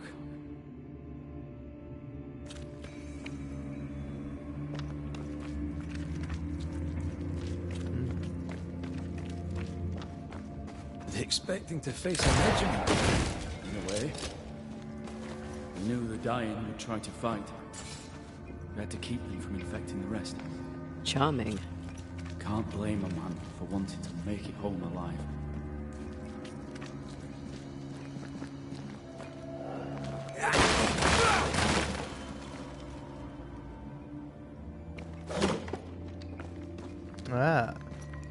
See, I was kind of the opposite, where They never this learn, is do probably they? going to sound absurd, but I've played Death Stranding 2 twice, so I'm pretty familiar with it. But like, for me at least, I never left my bike, not even in the mountains. For like the very first delivery I did up a mountain, I like climbed up it manually. But then I realized that like once you get to the mountains, the game's like, hey, you better look out for some tricky traversal, but you can just bike your way all the way through and you don't have to worry about it. And then you unlock snow tires for the mountains, and now you can take your truck up there, no problem. Which, like, to me, I don't know, my favorite way to get around in Death Stranding 2 is the coffin board. The coffin board is so much fun, and, like, it kind of sucks that you're, like, limited to only doing, like, small deliveries on the coffin board. I don't know how you would do bigger deliveries, but it's This like, miner was shot. I don't know, let me just, like, Was there have a 2 mutiny? coffin boards. There was. One with a bunch of packages on it, and one Why with did me you on not it. mention this before? My heartfelt apologies. I suppose the memory was just too painful.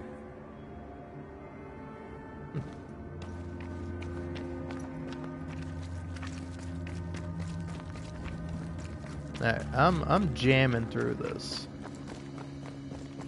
What is that? This is no ordinary spectre, that's for sure. Perhaps in our pain, screaming to be free, we made change. More importantly, how do we break them? I see a weak link. And where's that? No. That's interesting. Whatever's down here, they're not like that.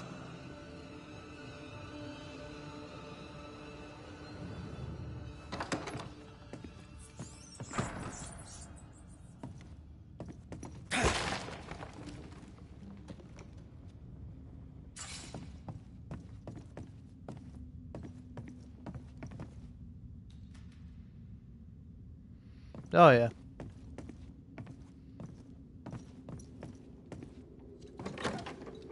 I would certainly agree with that too. That's probably like the kind of the most common criticism of at least late game Death Stranding 2 I've seen, is that it's much too easy to just I don't know, it's not that much of a challenge going into the later parts.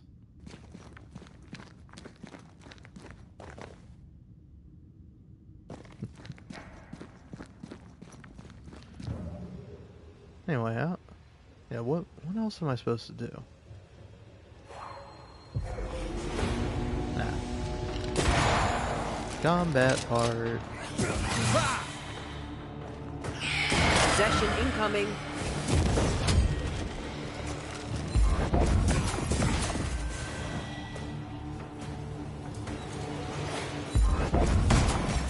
There's more of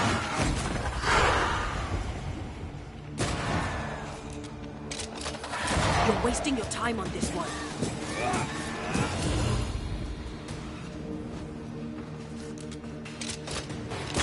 Die, you bastard! Red, look at this. What's that mark mean? I've seen it in books. Necromancy. Corpse raising, spirit control, that kind of thing. Have you heard of a ghost able to raise the dead and control them? I thought they were myths. Perhaps I was wrong. But we do our work. Come on, let's break these chains. Words from the past linger here.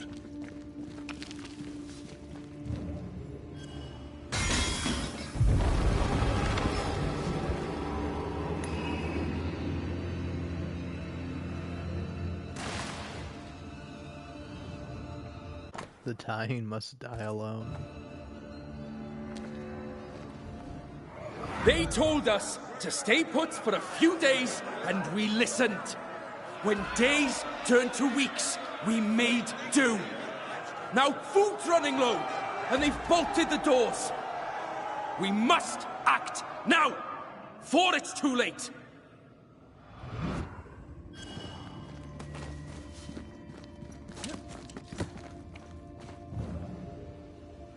We lost some galleries to flooding. Perhaps we got the sickness from the water.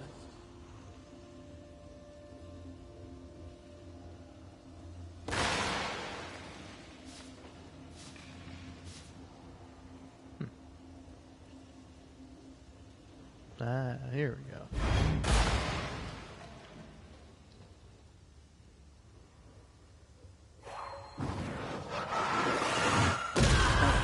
Still impressive.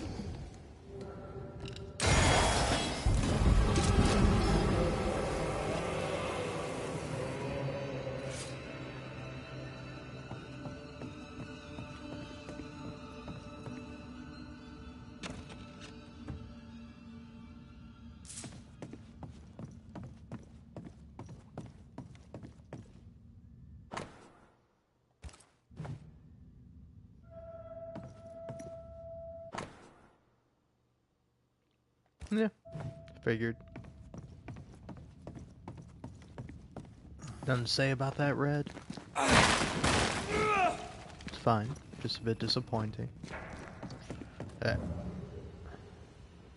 Got that chain undone.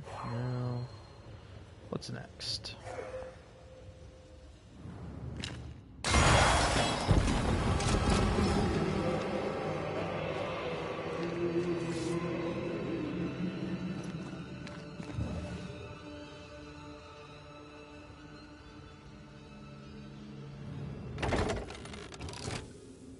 Spectral stains block the mechanism. Ah.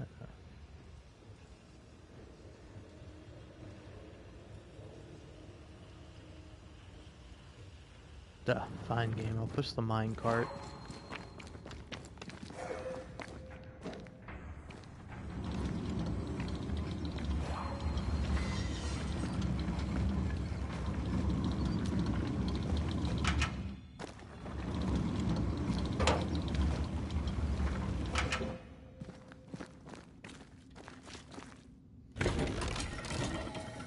Like, this is not a puzzle. This doesn't count as a puzzle. This is busy work.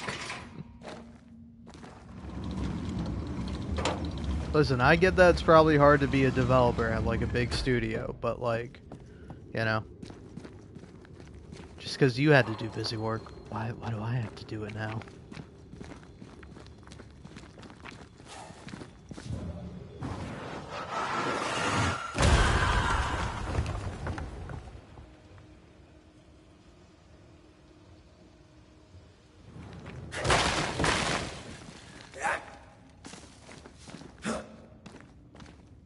Well, that's something.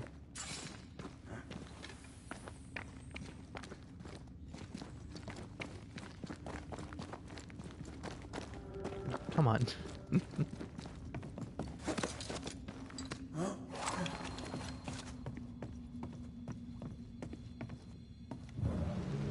I don't know if journalists adore the puzzle. Maybe some of them do, but I don't know, my theory on it is you put all this bullshit in the fucking game so that way you can say, oh, our game's 20 hours long. And then some. It's probably for me it's longer because I take a hot minute to play games. Because I like to pause and talk sometimes.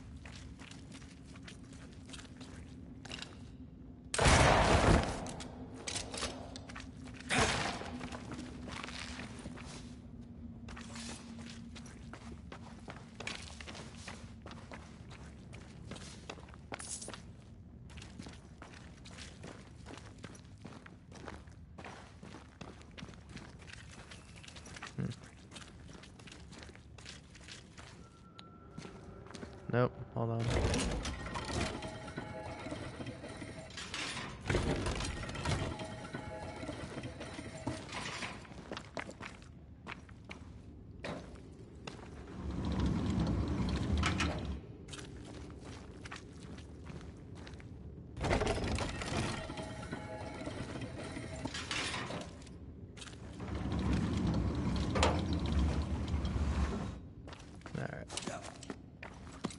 Up we go.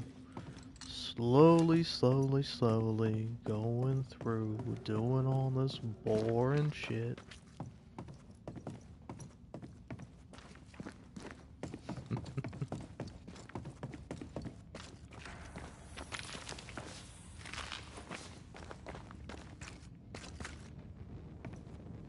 Ugh, man, this is a fucking shit ass, terrible fucking garbage, stupid ass fucking puzzle, man. This is a I fucking hate this shit, man. I can't be articulate. Like, I don't know, man. It's like, I find it's so much more fun to analyze and critique, like, story elements of a game, the writing of something, like, it's really fascinating. But then it's like, I can't critique this, because my critique is that it's bad and it shouldn't be included in the game. Hey, guys, next time you make a fucking game, make it fun. Like, I don't know if this would solve all my problems with, like, every game I play that's like this, but can you just have a random guy come in, just pull, like, a random person, guy, gal, whoever, pull them off the street, have them play your game, have somebody outside of the studio who's been developing it for years go, hey, so I'm playing your game, and, it's boring as shit. Like, why the fuck am I sitting here doing busy work when the actual interesting part of the game, the actual unique premise, is solving ghost things? Why do you have me not solving ghost stories and instead doing bullshit, asinine, just unnecessary puzzles, man? Why am I pushing around this slow-ass minecart? Fucking Red Dead Redemption 1? What do you do when you get in a minecart? Oh, you fucking, like, ride along the minecart and fucking shoot people and use it as cover. That's fun. That's a good game mechanic. And you wanna why? It's because it's fucking fun. Also, why did I even bring this up here? Oh, it's for that.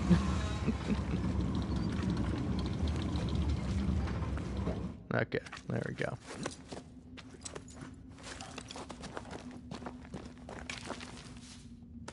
Hold on, I swear to God, if I fucking brought this minecart up here and it turns out that it was just to get some extra loot, I'm gonna fucking lose it.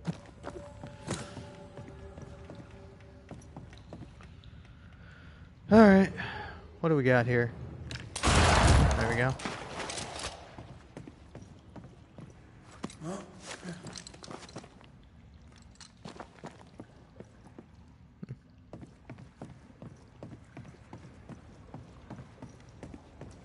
The words of a ghost may resonate here. Lay down your weapon, Prospector, and stand away. I'll not say it twice. Hear me. I'm not your foe. Obey the order. Put the pickaxe down. Your uniform won't protect your son. Your officer will bury us all. He'll bury us all. He'll bury us all. He meaning Pennington, right? Who else? Who else? Maybe you, Sebastian. But no, it's probably him. But the fact that he said something made me think, maybe it's him. Yeah, I'm assuming I have to push this minecart through. But yeah, I mean, honestly, I kind of get your point, but I think I'm going to have to disagree on principle. Like, I think people should be allowed to make boring games. Like, anyone and everyone should be allowed to make a game however they like, whatever they think is best in the game. I can just disagree with it if I feel like I do. But one thing that should genuinely be banned is, like, crunch time. Like, there were probably some people who, like, worked late nights, got underpaid, and then, like, didn't get to see their fucking family for a month, and it's like, oh, I had to make sure the fucking the slow-ass minecart that you push worked. It's like, that was someone's livelihood. What are we fucking doing here?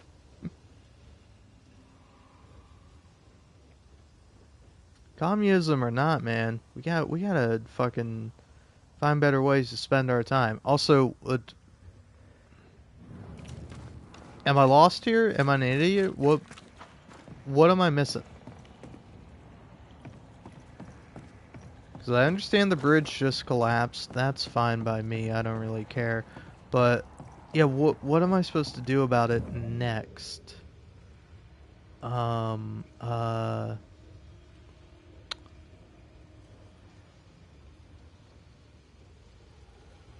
okay. I see now.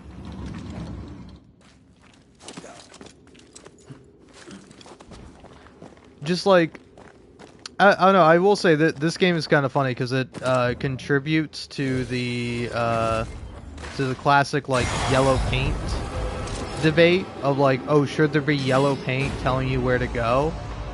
And it's like, I don't know what the general consensus on it is, but it's like, if you designed a game where you have to, like, indicate to the player, hey, this is where you go and this is what you're supposed to do, you failed at your job of designing the game. Like, it's kind of interesting when, It's nothing. It's only... The people were angry. And for good reason. Rebel camp.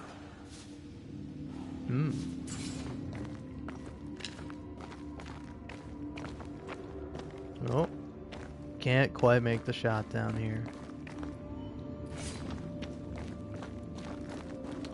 But yeah, I was going on a rant about something. I forgot what I was saying for a second. Oh yeah, where it's like, We change the guard. whereas like when somebody who's not like a old ones gamer, scarp somebody who all hasn't the like new ones seen are so other busy people with play the victuals. games and knows like the language they of have video their hands games, full, like we take somebody who plays a lot of games will be able to pick up almost any game and kind of have a feel and a sense of where to go, and you don't even realize that you have this like sense until you see someone who doesn't. Day will come.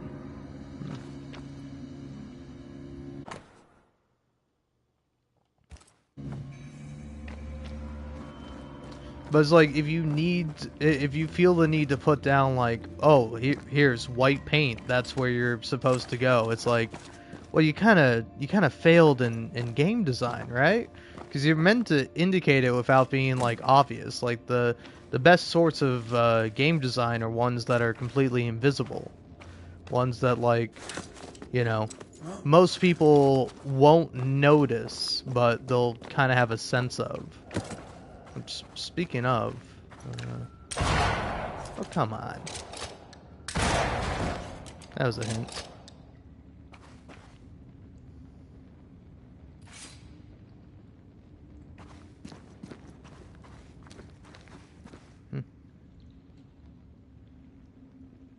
Oh yeah, I definitely get that.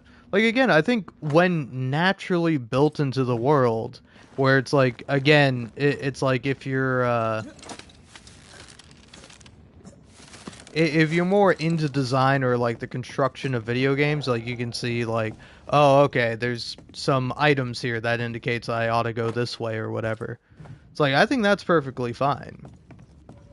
And like, I would prefer the yellow paint or the, you know. Just how bad was the revolt?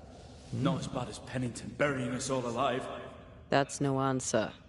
But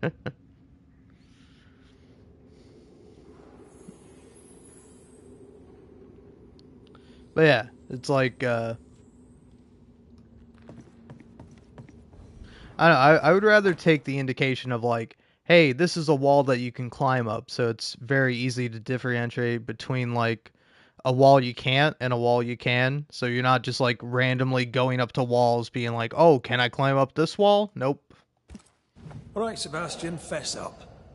What's going on? What matters is that Pennington must pay. There is nothing else. Alright, Mr. Man. What's this? A black market shopping list? Can't be. We had few rations. Many starved.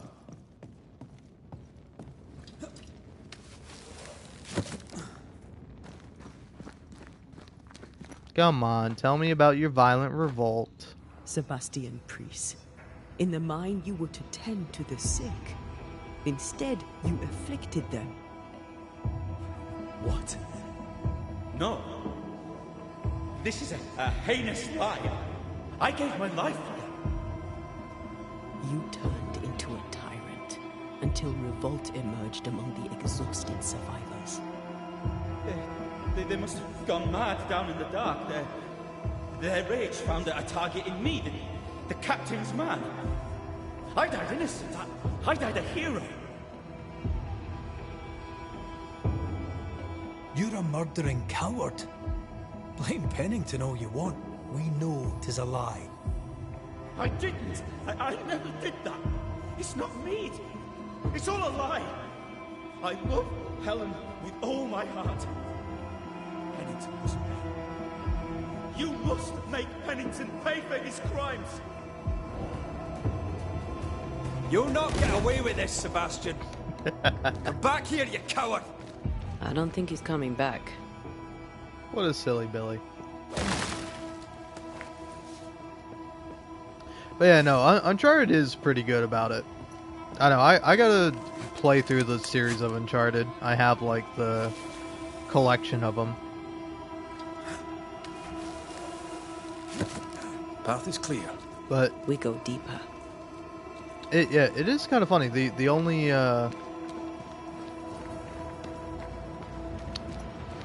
I've only played the first Uncharted, and honestly, it was pretty good. I liked it a lot. I do want to replay it. I can't believe Sebastian lied to us all. To Helen. Is this why the creature is angry? That would be. Perhaps. Sebastian wants Pennington to be punished at all costs, and I'm not sure why.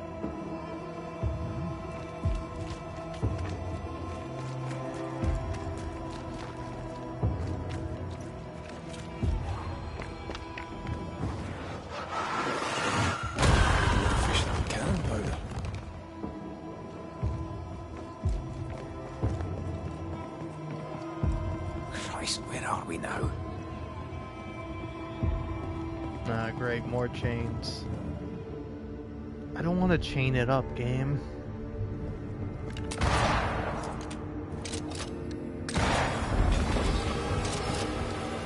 Okay, there we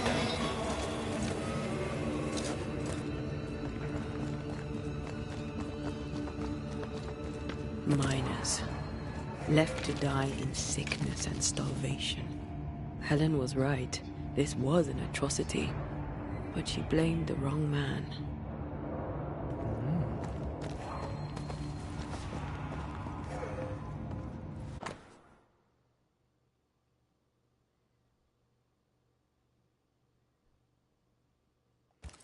Yep. Seems like these guys blame Sebastian. I don't know, I do feel a bit bad not reading all the notes, but at the same time, I'm like, Listen, had the game forced me to read the notes, I read them, but, you know, you pick up a note and then the characters will usually say, like, whatever relevant information you need.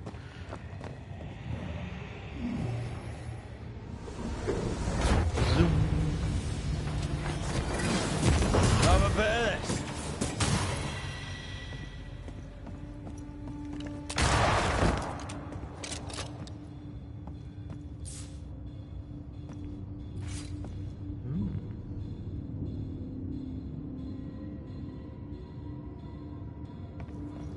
Ah. I'll be honest, I've not played... I don't think I've played a single Resident Evil game.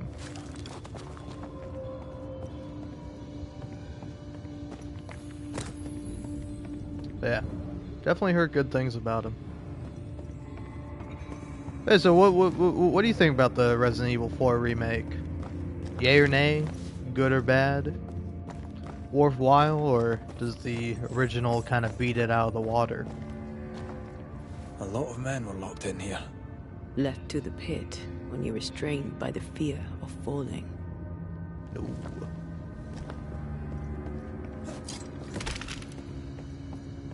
Because, like, I was talking about in, like, terms of just graphics, but, like, I much prefer the original Halo's graphics to, like, the updated version, the Anniversary Edition graphics.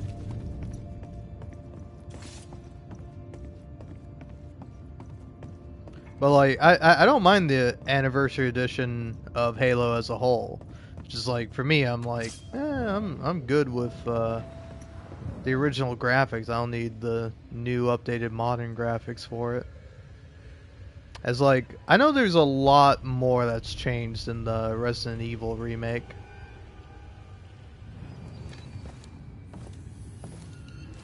They also remade Resident Evil 2? No, have they remade Resident Evil 2? Is that the one with oh, what's her face? Jill Valentine? Was that it? Is that the Resident Evil 2 one, or am I thinking of Resident Evil 3? Resistance was even worth it in No, the end. Resident Evil 2 is with Leon. Amidst their bodies with nothing but silence for your answer. Resident Evil 3 is Jill Valentine, I think.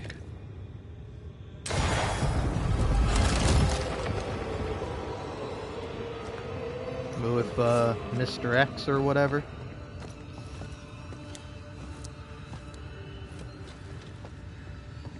But yeah, what's Resident Evil 2 have? Claire Redfield? Is she in that game? Is she a playable character?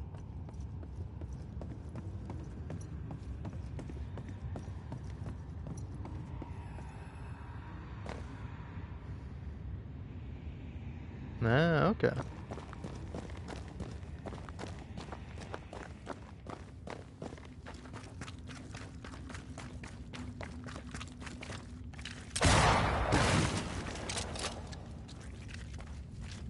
Oh, sometimes when the Resident Evil remake games are on sale, think about getting them, but I'm like, I don't know if it'd be worth it for me. Nope. What's going on here? These must be Sebastian's remains. Ah.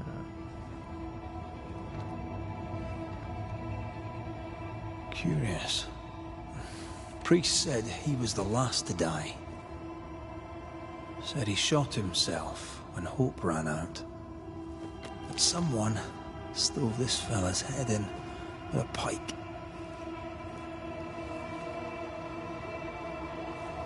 This was no romantic suicide. This was bloody murder. Plus, there's no ghost tie. And look, the mark from before. No ghost tie. So why did he not pale and become a spectre like the rest?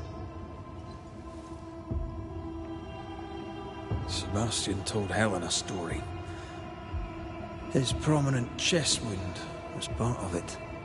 But it's a fiction. He spun her a lie. I'm starting to doubt the Lieutenant's ghost. I think it's an effigy of Sebastian sent to get close to Helen. Maybe even to Pennington. Not a spectre. Something more elaborate. But what? And why?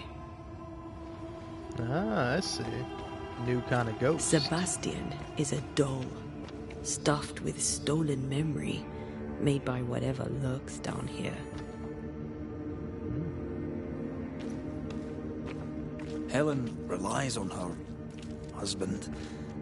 The truth might ruin her. Whatever about Helen. First we need to find the doll maker.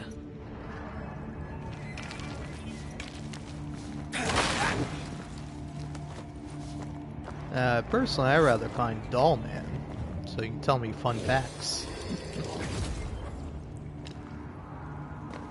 Oh, come on, game. Yeah, there we go.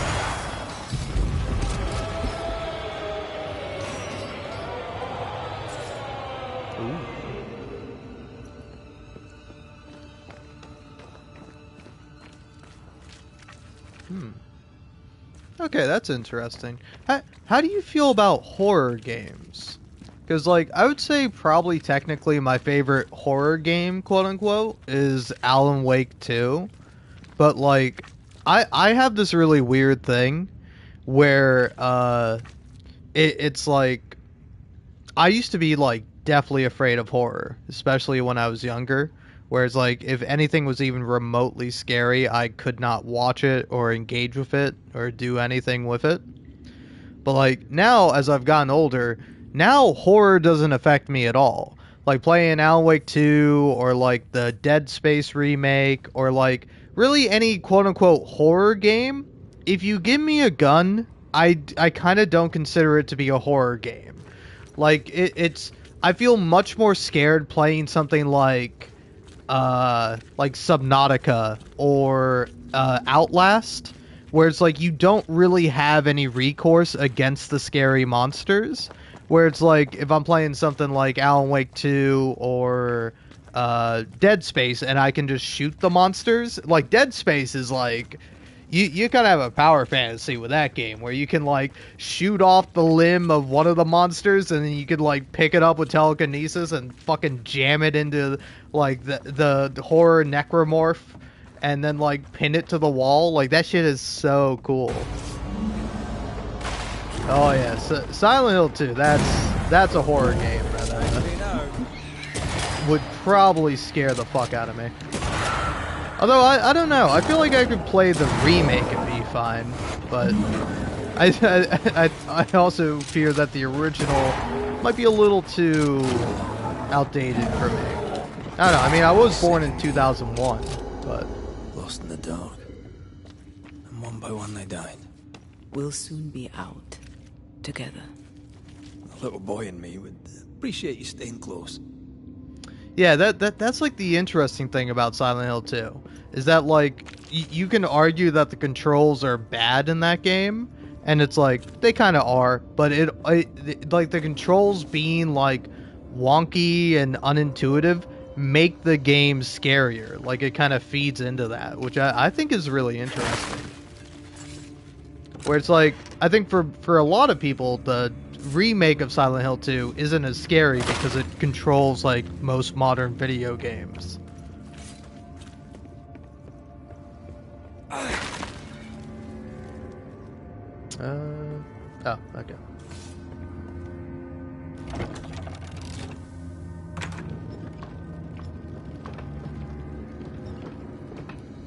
Whereas like, yeah, I kind of think Silent Hill 2 would be a little bit more horrifying to play. But yeah, I don't know. If you give me a game where it's like there's horror elements or stuff like that, but I can like shoot any monsters I come across, I think it's not a horror game. I think it kind of disqualifies it.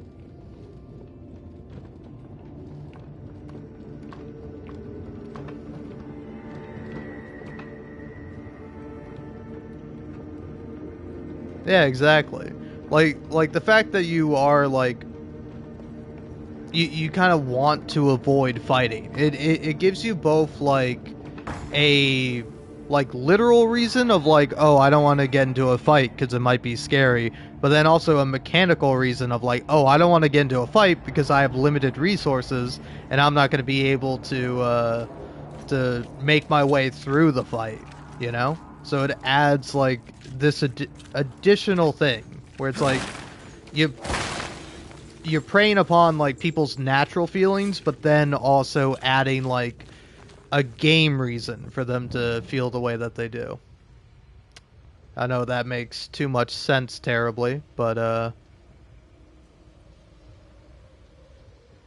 yeah, I don't know. I always like that. I always like a game that is able to like marry themes and gameplay mechanics. Like it's always endlessly fascinating to me.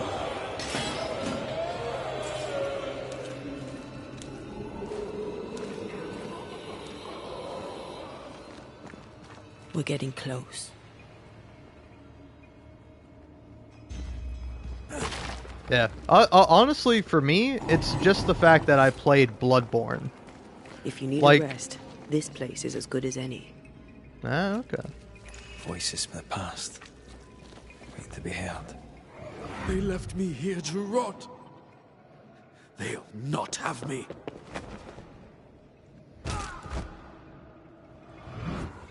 Ooh, poor Jake.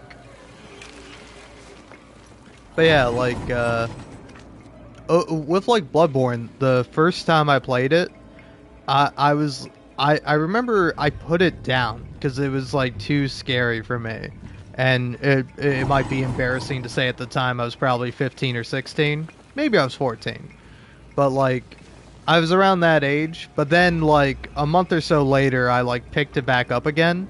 And, like, I feel like Bloodborne, in a way, is designed to make you no longer scared of horror games. Because it's like, Bloodborne is not a horror game. Bloodborne is an action RPG from Software Souls game that has a horror aesthetic, you know?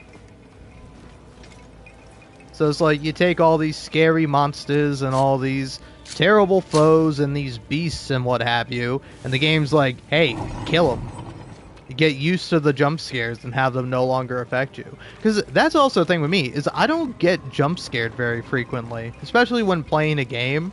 Like, literally playing Dead Space, the remake, I got jump scared one time, and it was because I either like missed a necromorph or the game actually pulled a fast one on me, where I was like clearing out this like tendril thing, and as I was doing it, I was like, all right, cool, I'm safe. And then I like turned around and a necromorph was like attacking me, and it got me.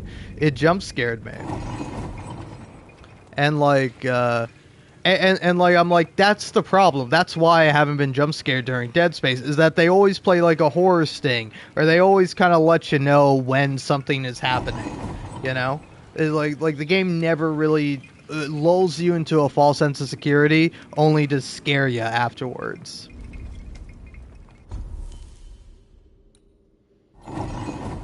Alright, let's see what we got here.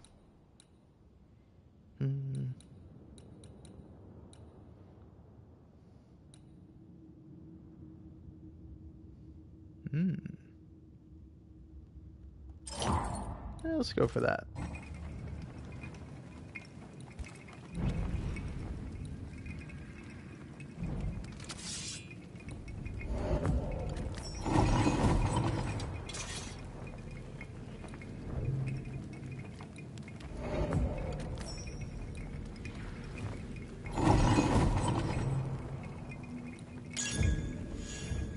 Hey, a perfect tool.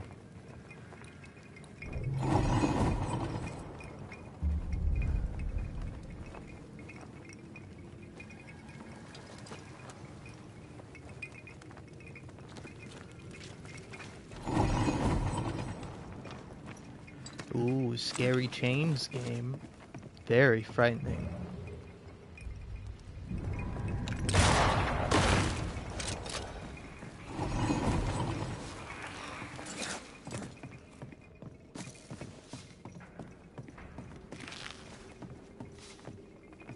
I don't know, I will say probably the only thing that, like, throws me off in most games is, like, gore.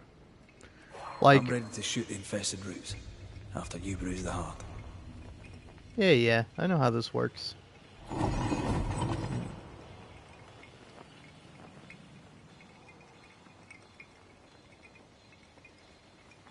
Ah. Okay, I definitely see that.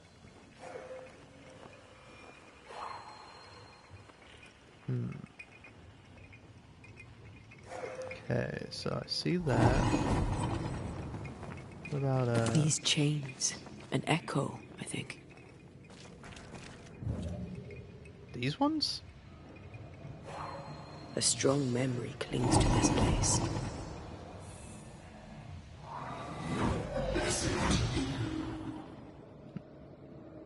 Will you finally speak to me? Please let me go, Kakate. What? What are you? Unchain me, Pennington. You? No. No. You will return and unchain me. Pennington! I won't let you rest until you set me free. Whatever skulks stand here, Pennington's presence gives it life. Another ghost rallying the wrath of lesser spectres to its cause. This is about the agony of Deborah Comenius. Aye, and the guilt of the people of New Eden.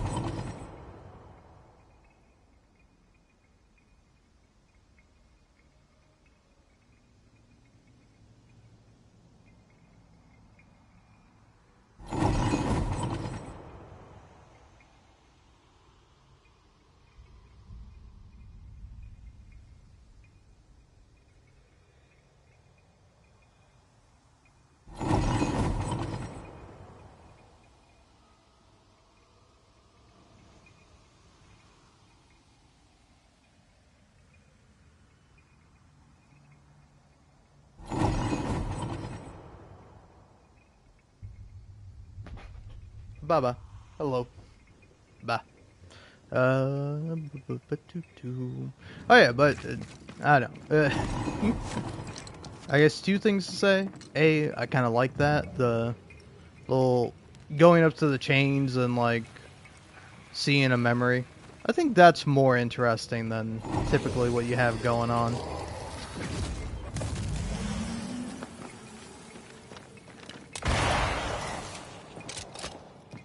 Okay, so got that one.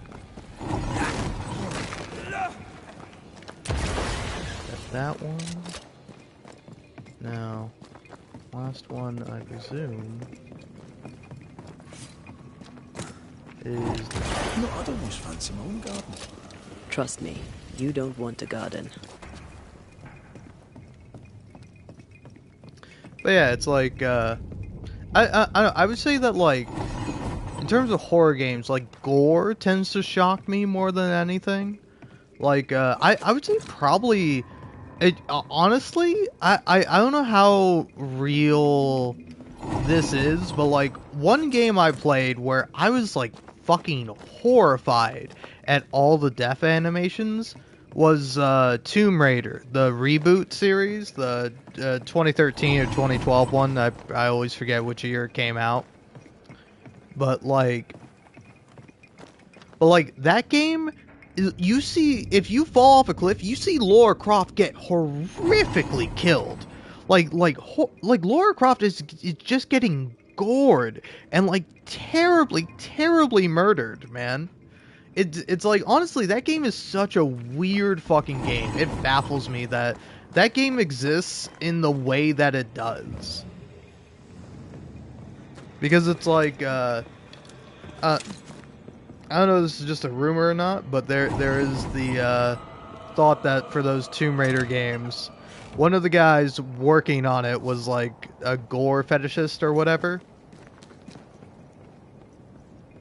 But yeah, no. Honestly, it's like I was playing the first Tomb Raider game because I think I don't know what the consensus is, but I think they get better after the first one. But like the first one is filled with so much terrible stuff. Like I don't even know if I want to get into it because I might just harp on about it for like half an hour.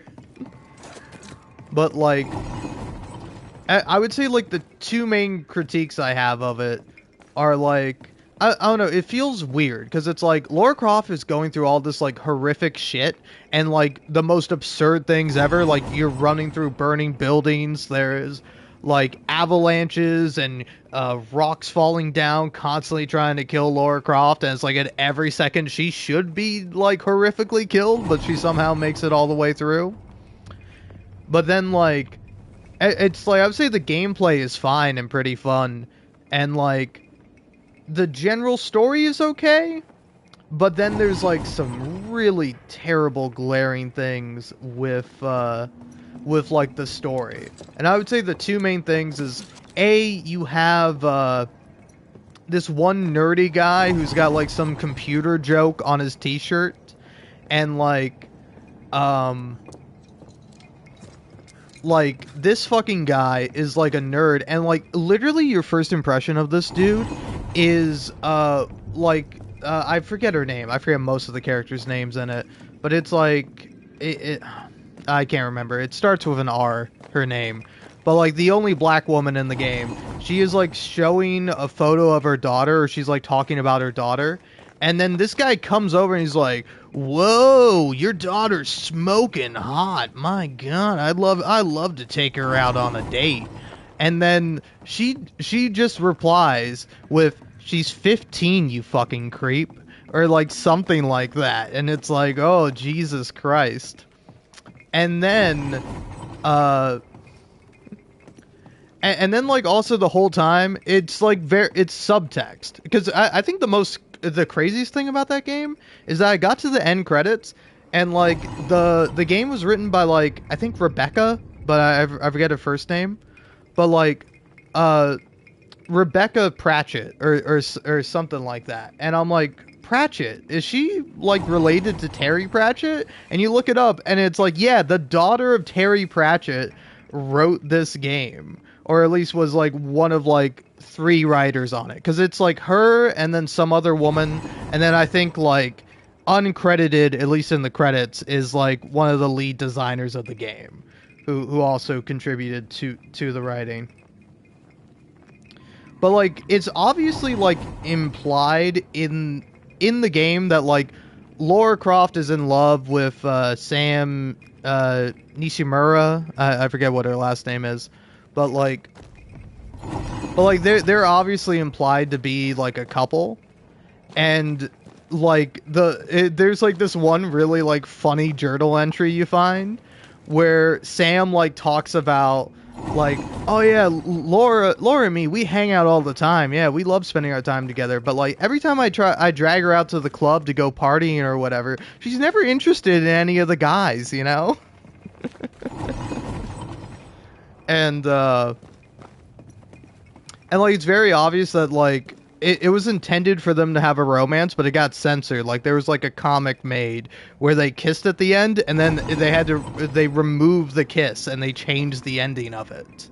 And so it's like, oh, okay, so 2013, 2012, oh, we can't have Lara Croft be a lesbian, but you know what we can have her do? We can have her like give a kiss to this like piece of shit idiot guy, which like it almost feels like a commentary, but like I don't know if it is, where this like nerdy guy feels insecure that Lara Croft is going around saving everyone and being the capable person, and so he goes off on his own, even though Lara Croft is like, hey, wait for me, let's do this together, let me help you. And he's like, no, I'm a man and I gotta prove that I'm a man, so I gotta go try to find this part we need for the boat in order to escape the island.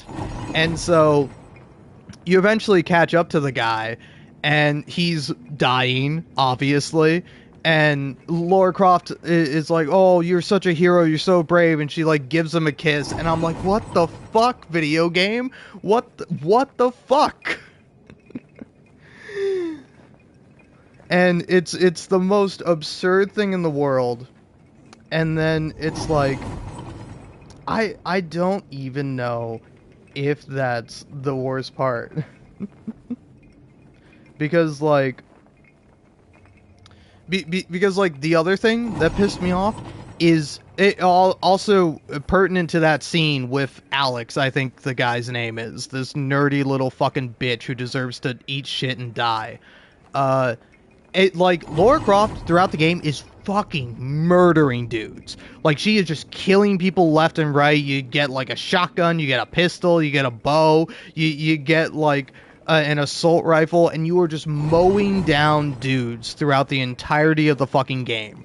But then every single time Lara Croft is in a cutscene with a man, she suddenly forgets how to shoot a gun. She cannot shoot a gun, she cannot kill anyone. It's always the man who has to be shooting the gun and protecting Lara Croft.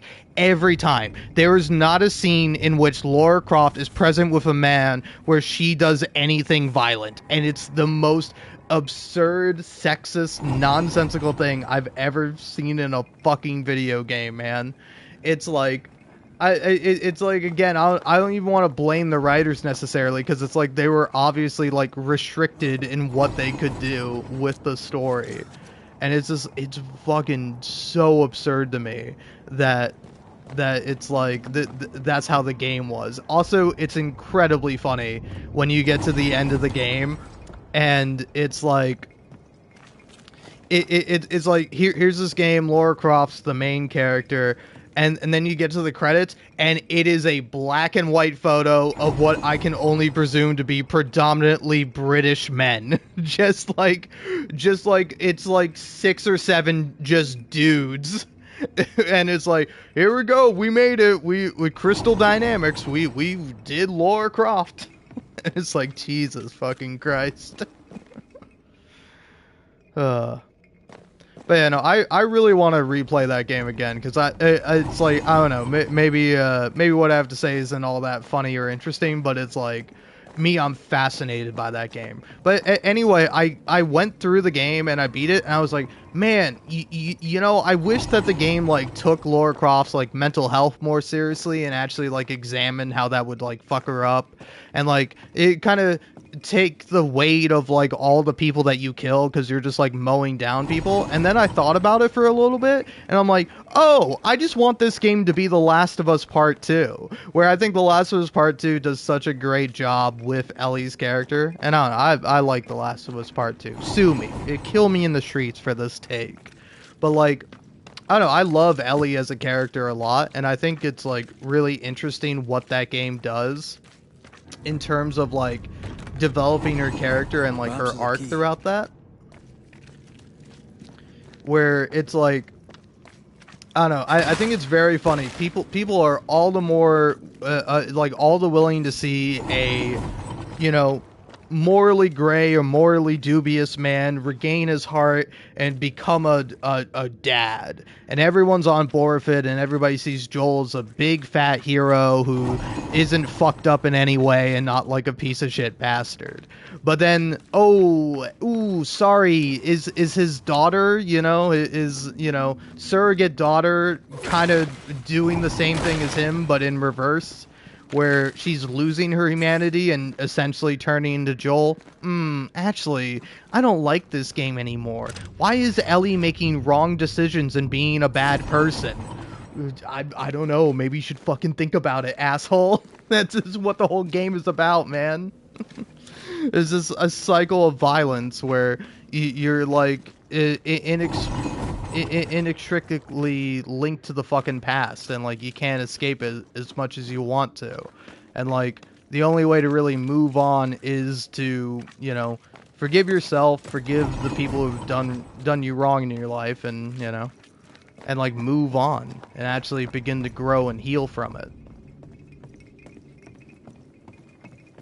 But yeah, I don't know. It's a little another rant, but it's like you see Ellie like legitimately dealing with like PTSD and like doing all this like horrific violence. You see that it genuinely affects her, and it's like, I don't know. I guess with like one of the Lara Croft games being a prequel, where it's like Lara Croft has already dealt with like going into an insane situation and killing so many people.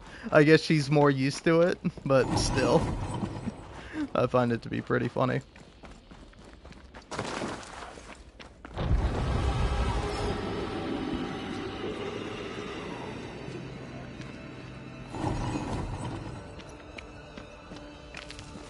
Man, the game's trying to get scary, but it's like, come on, man. You can't scare me. Come on. Come on out here, ghost. Scare me, I dare ya.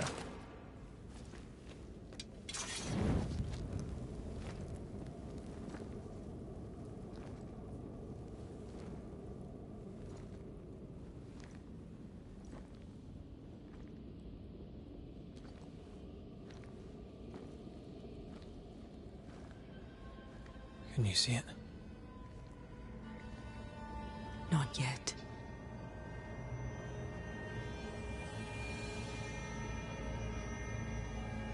I hear you. Pennington. Have you returned, Captain? At long last, will you free me? What happens if we do?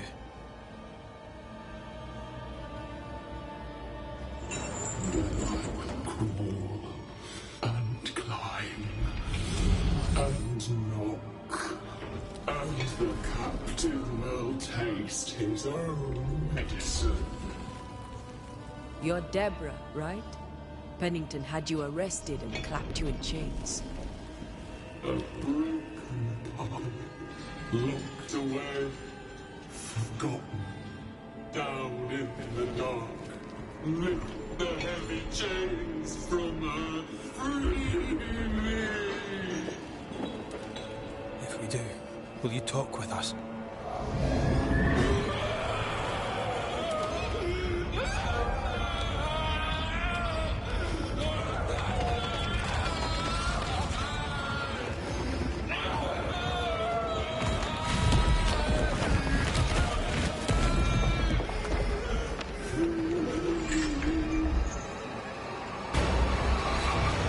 All right. Honestly, like, yeah, I want the game to do more of this. The game has like one other big boss that's similar to this. That's like, now this is cool. Hold on, sorry. That. Get this next time. Gotta miss. But, oh. The chains are coming undone. This is your chance. There. But I will say, I have played Spec Ops The Line. Spec Ops The Line is like probably the best example of like a fantastic game that's really interesting. It's so great too, because you don't expect it to be interesting. I can see the weaker links. Like, with its gameplay and what it does, you think, oh, it's just a silly game. Like, it's like the combat is like intentionally kind of cartoony, and that makes it all the better when it does finally surprise you doing something interesting. Hey, stop dropping rocks on me.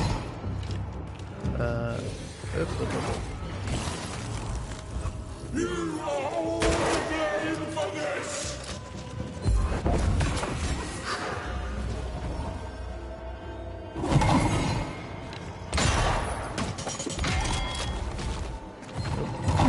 What are we doing?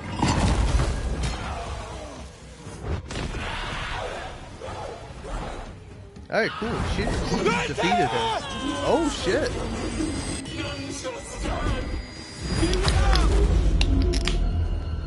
Here we go.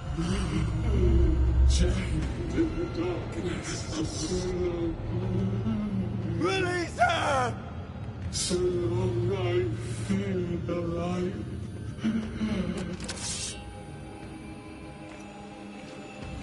Damn, okay. I need a sign! I'll get rid of her.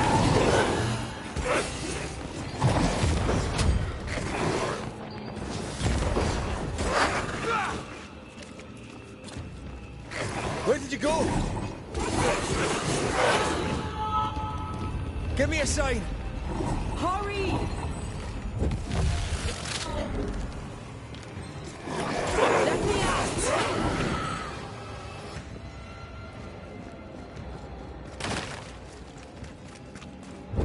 Nice shape.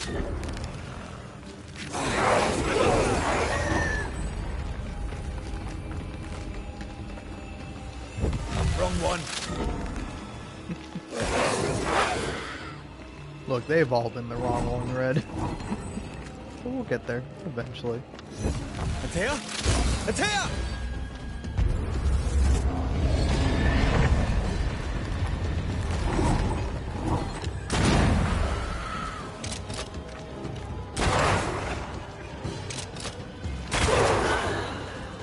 Call on me, Red.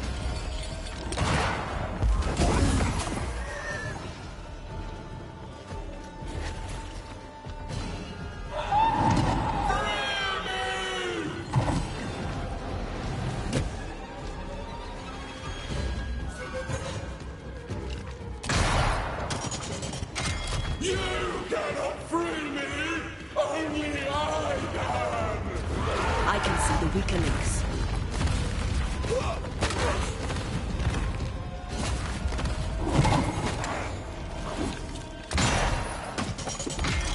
Chain for so long!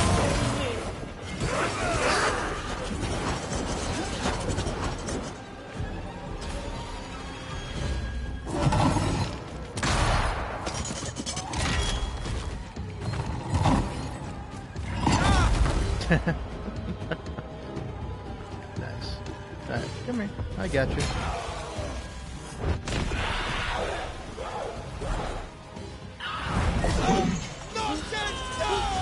Find me!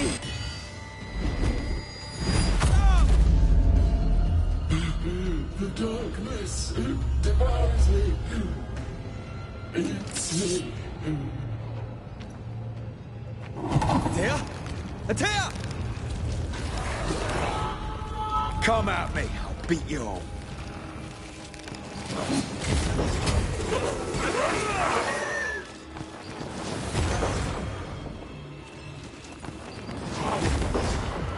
Atea?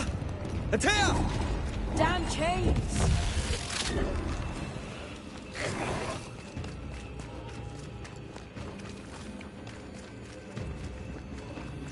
Can I join in too? Thank you.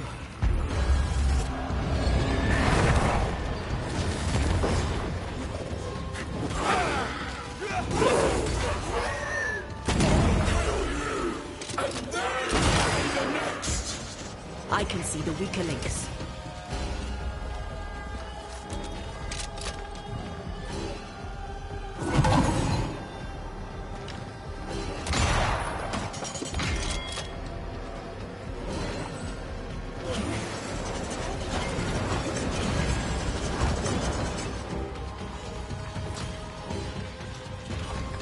Call on me, Red.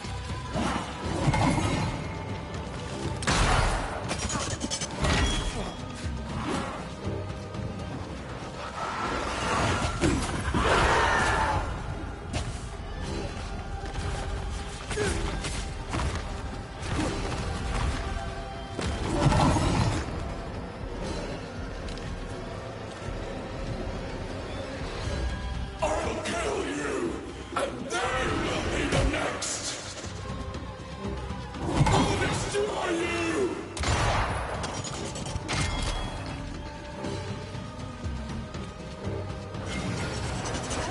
Come on, one more chain. Call on me, Red. We're both free.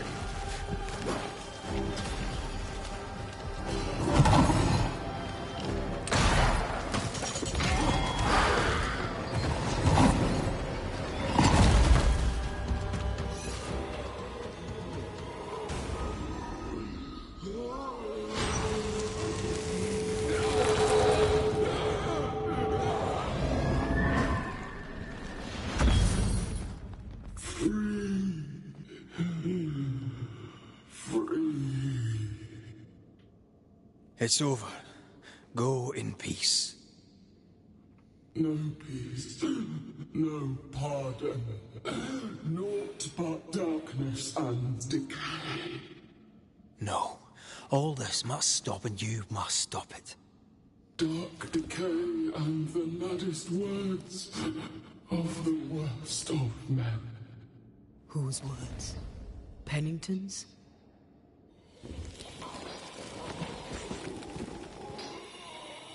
The worst of men.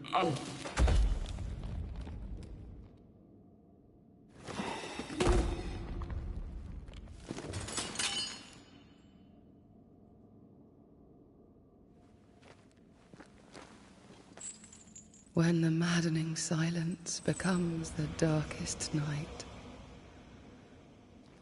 the faintest voice is welcome as the dawn.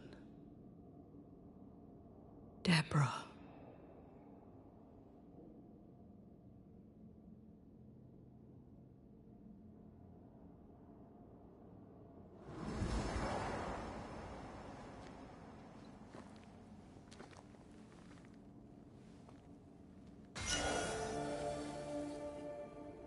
I've had enough minds for a lifetime. Can we go now?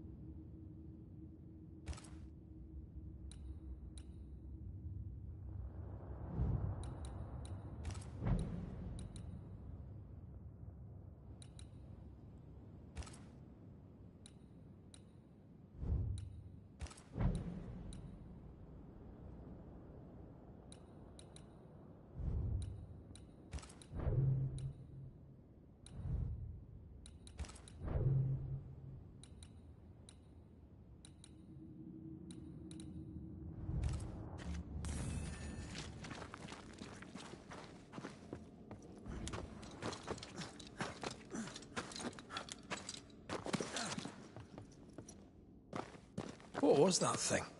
A puppeteer. Every dead thing we've met was controlled by its anguish. Sebastian especially. The miners were wronged, but Pennington's dereliction of Deborah is what caused all this. So what now? Pennington had Deborah locked up screaming. When she was dead, he ignored her. He's a disgrace. But Helen Priest is enthralled to a trickster spirit. She can't be trusted either.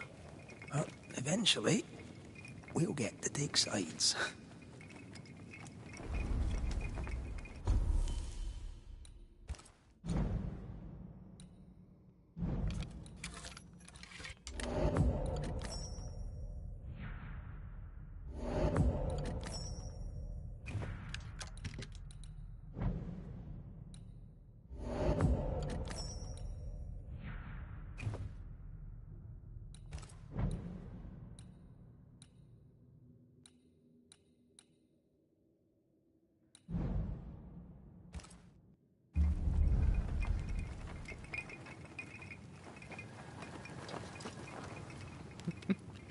I don't know if it's intentional or not, but I find it funny that she walks into the wall. Man, this should be pretty interesting. I'm probably just gonna kill I'm struggling to say Pendington. Is it Pennington? Yeah, maybe it's Pennington. That's why I'm messing it up.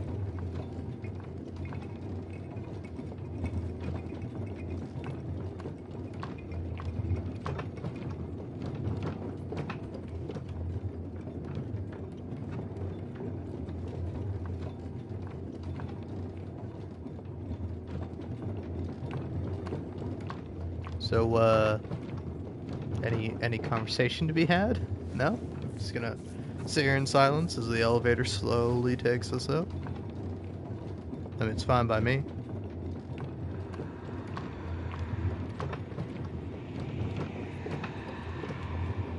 Oh, man. What is it? Oh. The rush after the fight. It'll pass. It's Sebastian, isn't it? You know I'm me, right? That I'm no puppet. Aye. Do you, though? Aye. My head may say different, but I know it in my heart.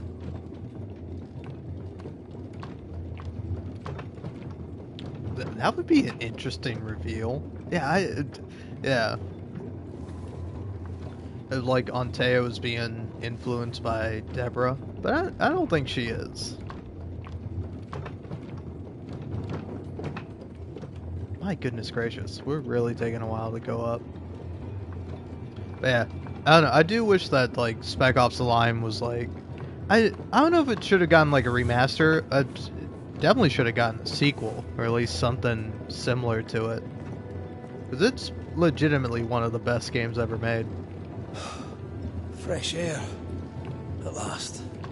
You did well down there, young man. Thank you, Master.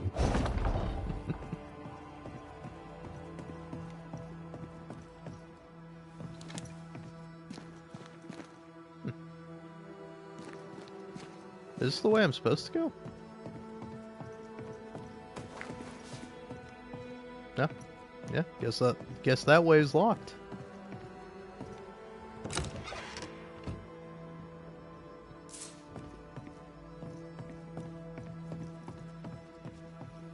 But yeah, I would really like to play it again. I mean, I guess I could. I just gotta break out the old Xbox 360. I will say I couldn't live stream it, which would be a shame. What do you hope to gain? I'll bring back a little discipline for a start. Yay, I get to pick sides. Who am I gonna kill? The cool woman with a tricorn hat, or, you know, the piece of shit who's kind of to blame for this whole area being cursed? I wonder who I'm gonna pick. This is mutiny. It is justice. Justice long denied. Wait! Thought you'd been killed in the mines. Soon blow lie dead in the mines. Neither one more word nor a move from you. The mines are cleansed of their madness, which is more than I can say for this room. You banished the thing in a pit. Truly? It's gone? Aye. The puppeteer is no more. The siege is lifted. Don't get excited. You're still up to your neck in shite. You've still to answer for what you did, and what you did not. I do not answer to civilians, nor to mutineers. You will answer to the dead. Once a woman in chains cried out and you did not listen. This is why you're cursed. Confess. Your future, and the future of many, depends on it. I'll confess there is no future. I'll confess I led us here to make our final stand. And we still stand. To that I'll confess, and claim the credit. We fall one by one. Then we weep, we rage, but we stay loyal and true. Even the widows must stay true.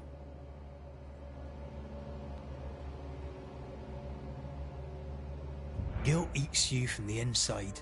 You knew you should have braved the mines. You couldn't bring yourself to do it. I choose to die in the light. There is nothing in the pit but darkness. There's more to this. An older guilt. A deeper fear. Captain, why did you send Sebastian Priest down the mine? I knew quarantine would be trying. A competent commander was required to keep order. Keep them alive long enough to recover. I chose my lieutenant. I erred. He was not competent. All died. Your husband was no hero, Mrs. Priest. You murdered him and now you take his honour too. Another nail in your well-earned coffin, Captain. So, Helen, thing is... Not now. She's not ready. We return with answers to find you in full mutiny. Why now, Helen? Sebastian returned, disturbed. I thought he'd left you dead in the mines. Your mission had failed. I could no longer wait. You may be to blame for the tragedy in the mines, Pennington, or you may not. But the puppeteer wanted you dead.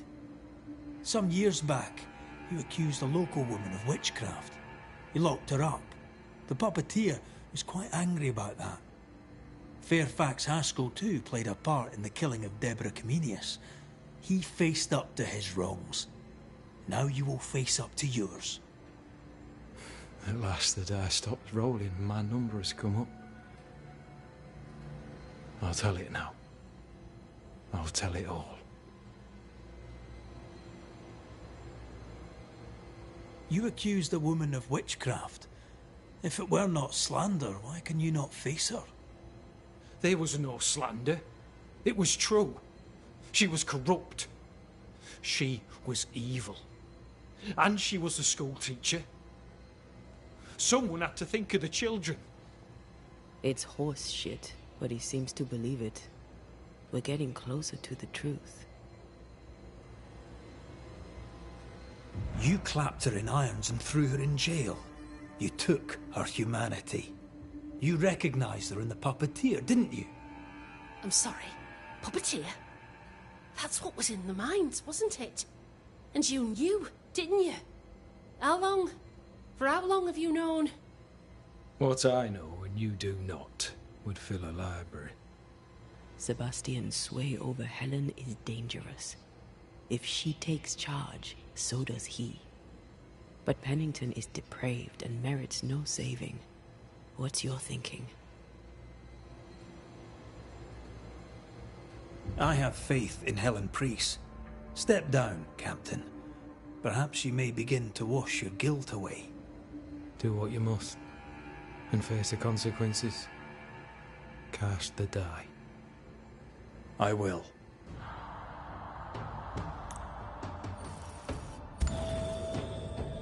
You failed, Captain. As an officer, as a man. You brought a curse upon the people of New Eden. No. The fort needs a leader without blood on her hands. I'll do it. I'll place the blame where it belongs.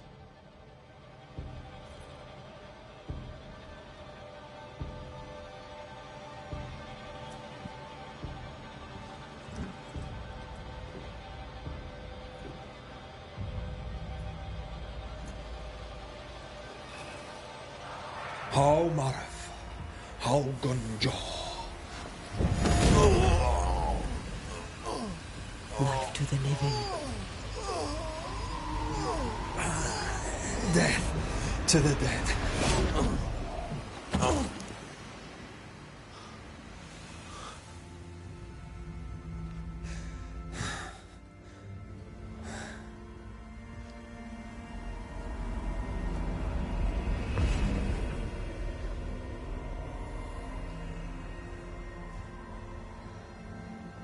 When has a man seen and done too much?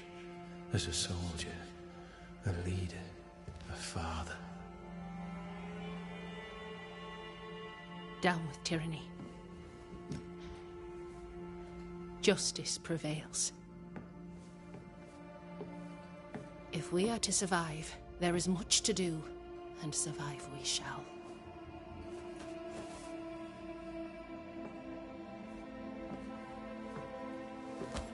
For the record, beyond that door, Captain Pennington was tried and executed for his crimes.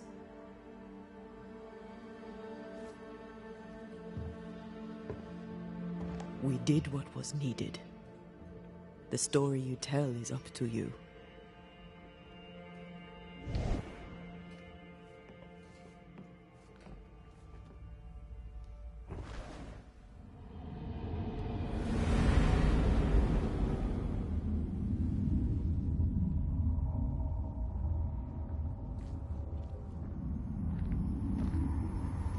Looks like the nightmare's curse is lifted here. Job done.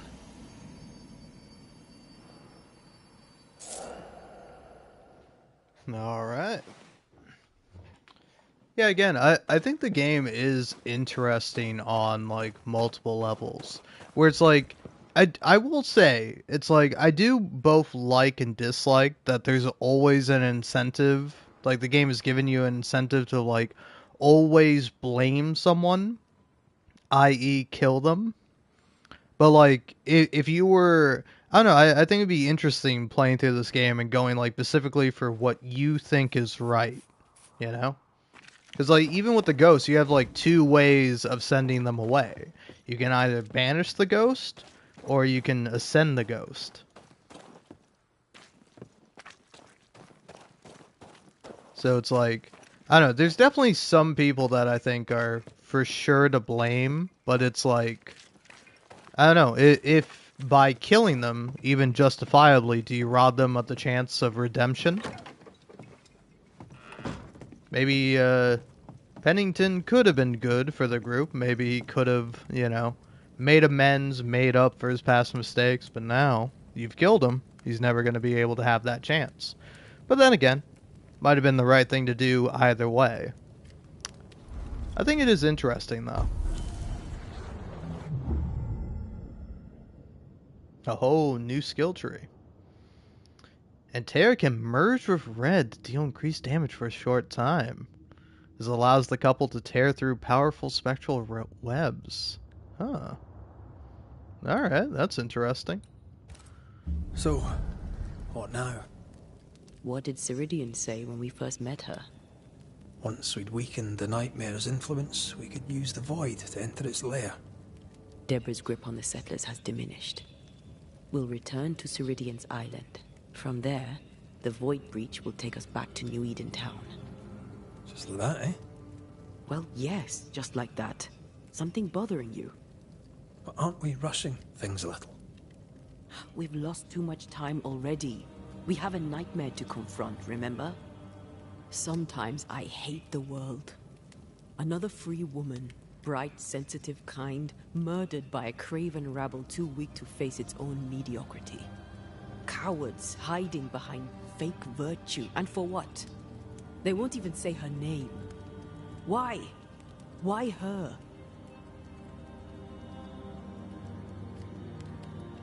You said it yourself. Deborah was a victim of their fear. That's not enough. Her murder was another throw of a dice. Why is it always us who have to pay with our lives? Other innocents have paid the same price. I should know. That's not what I meant. But I'm glad to hear your feelings on it. When I left Cuba, anything could have befallen me. I was bright, free, talented. Though I had the wrong tongue, the wrong sex, the wrong skin. I defied life. I expected so much more from the world. I was arrogant. Arrogant to believe I needed no one. To shut out my mother and experience curandera and listen instead to my sister. Your childhood friend. What happened? I had little and wanted more. A dangerous thing when you have our type of talent. Anything could have befallen me, but it didn't. But something did happen. Something happened to Deborah, and then something happened to you, and now we are both paying that price. You still have your life. What's it worth if it's plagued by the murder of all those I killed?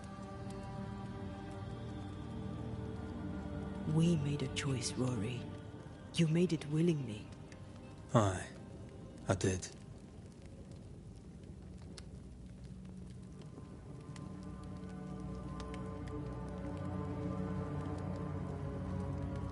Look, all this, it's a lot to endure.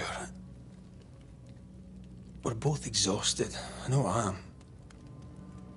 I cannot tire. I know. I know how hard it's been for you. You have no idea. None at all. I'll do my best to understand, if you'll let me. We should have faith. Look at us. We'll get to where we're going. Shut up, Red. Shut up. This isn't about what we have conquered or what we have achieved or how far we have journeyed. Look at us. Look at me. I loathe what I've become. Can't you see that? I was trying to help.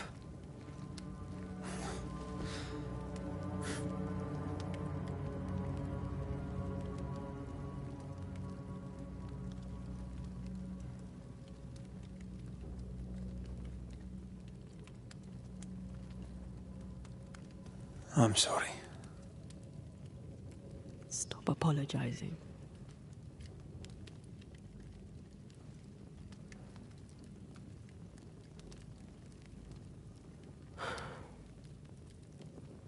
Good night.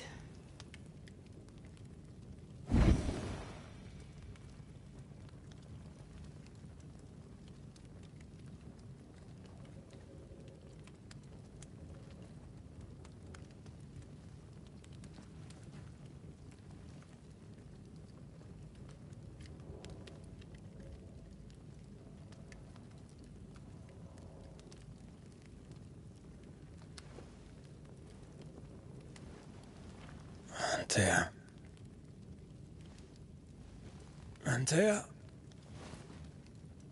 I would have gone with you. Not funny. I have to walk to this stupid bloody island.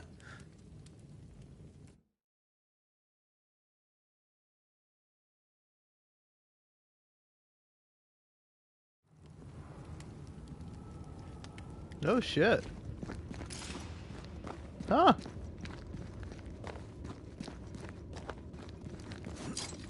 I will say, this is pretty interesting. Antea? Please tell me you're here. I don't know, I might have fucked up deciding to go the, I don't know, I don't want to call it evil, but the more morally dubious route of trying to resurrect Antea. But, like, I'd find this to be way more interesting. You are. Ready to go? I just got here. Can we talk? Why did you leave me alone? You are not alone. Can we go now? Also, this is kind of interesting. I thought I would be able to, like, do more side quests.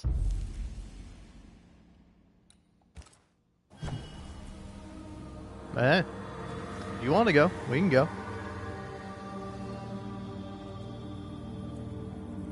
How come it's not working? Let's ask Seeker. This all has to end, and I'd rather it was sooner than later. I am doing my best, my love.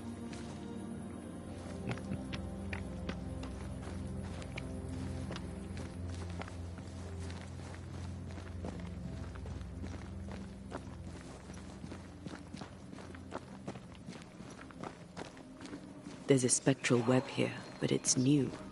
It's stronger, but I think I can do it.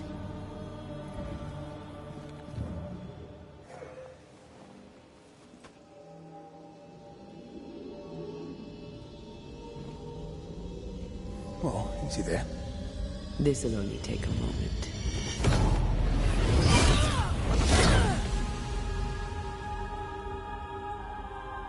See?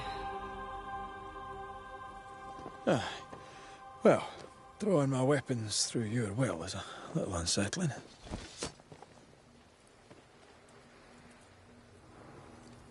The spell isn't working.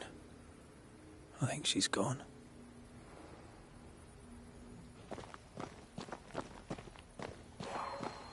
These stains block the way through, like a thick web.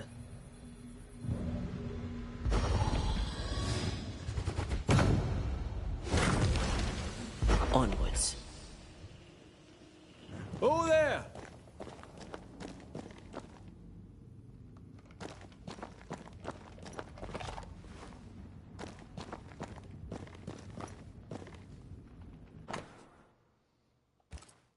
She draws well. How can she find anything in this mess?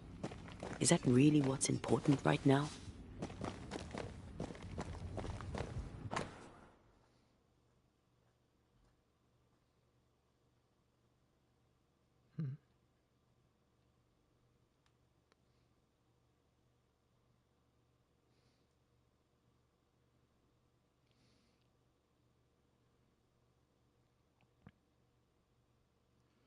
Interesting.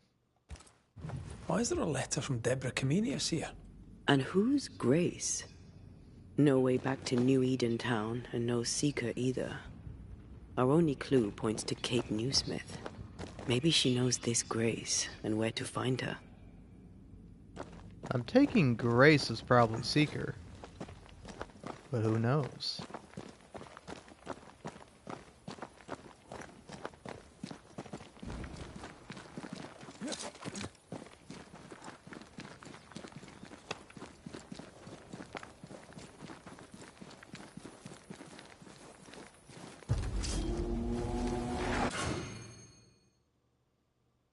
Okay. Shall we dance then? Always. Incoming. Ah.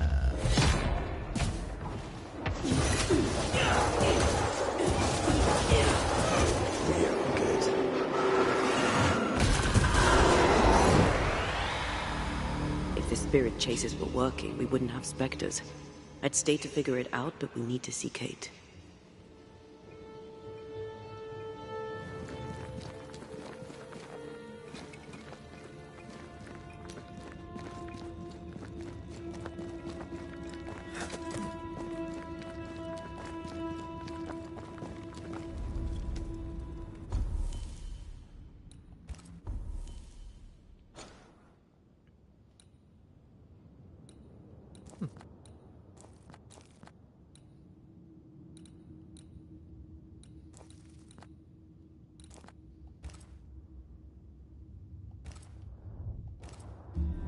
Backed by the Banishers, Helen Priest dethroned Captain Pennington.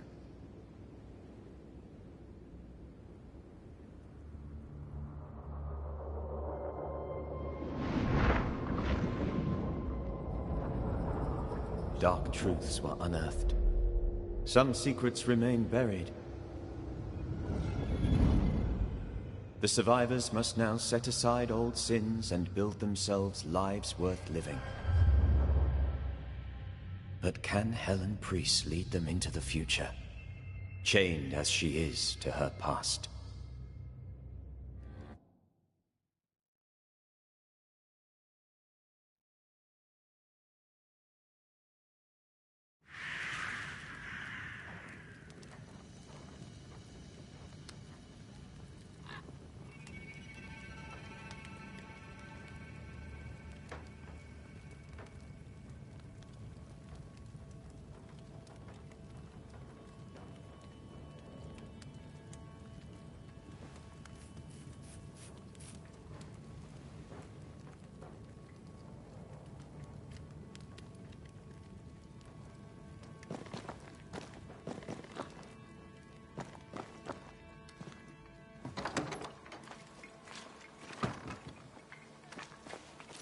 All right.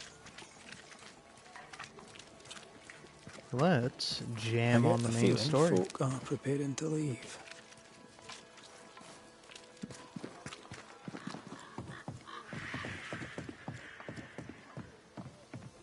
Still a roaming, are we? Aye, and still asking questions. You seem worried. More than usual, I mean. Since you did for Evelyn, we have no doctor. Sadly, it had to be done. Is there anything I can do to help? They may have medicine at Fort Jericho. You could bring it to us. If they'll spare it, I'll do just that. How are you? As well as I could hope. I've addressed what could be addressed. Soon we'll put these crooked woods behind us. Where will yous go? Far, far away, and once we get there, we'll go a little further just to be sure. My sister was right. This place is cursed. The region is not cursed. The people are cursed, and they brought it on themselves. So, fair to say that all is well. We're not out of the woods yet. You'll excuse the pun.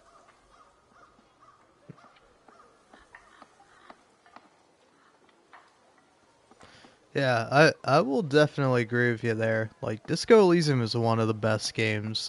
I think it is the best game ever made, frankly. Like, there's a lot of other great games, but nothing comes quite as close as Disco Elysium. Or nothing comes quite close to Disco Elysium. It's time I asked you about Deborah Comenius. If you tread carefully, I may even answer. Ooh. Did your sister take part in Deborah's execution? If she had, would I have followed her? No. My sister was selfish as all hell, but she was no bigot. She removed me from the horror. Then she made me swear to bite my tongue and never speak of it. Thickskin never believed Deborah a witch. She told me to love who I loved, but counselled caution. Twisted, but pragmatic. Thickskin always protected her sister. Caution, indeed. I did nothing. As my love stood up to her persecutors, I did nothing. When I could bear it no longer, I hid my tears and looked away. I too saw my beloved die for my failings. Then you know. To speak of it is near unbearable. Why was Deborah's ghost so eager to see you punished? Because I let her die without a word. Because I refused to share her fate. Because I failed her. I'm sorry to ask it, but I must know. Did you have a hand in her arrest? No. Captain Pennington was the first to accuse Deborah of witchcraft. Why would he do that? Had he proof? There was no proof because it was a lie. Thickskin believed it was personal to him. How so? She knew him a little. They'd hunt together. She said his anger at Deborah came from an older wound.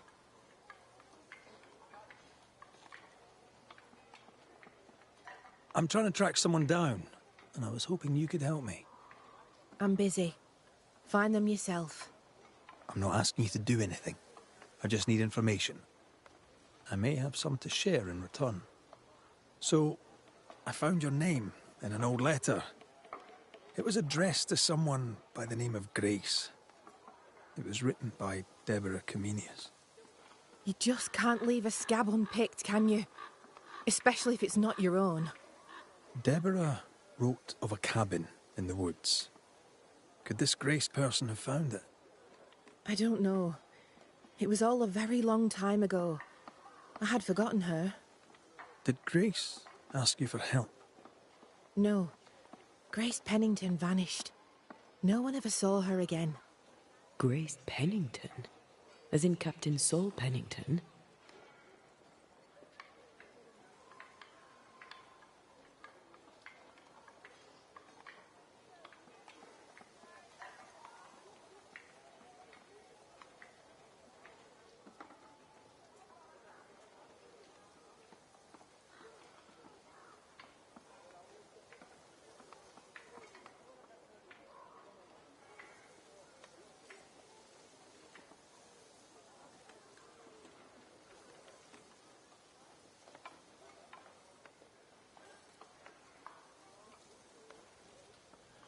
Alright.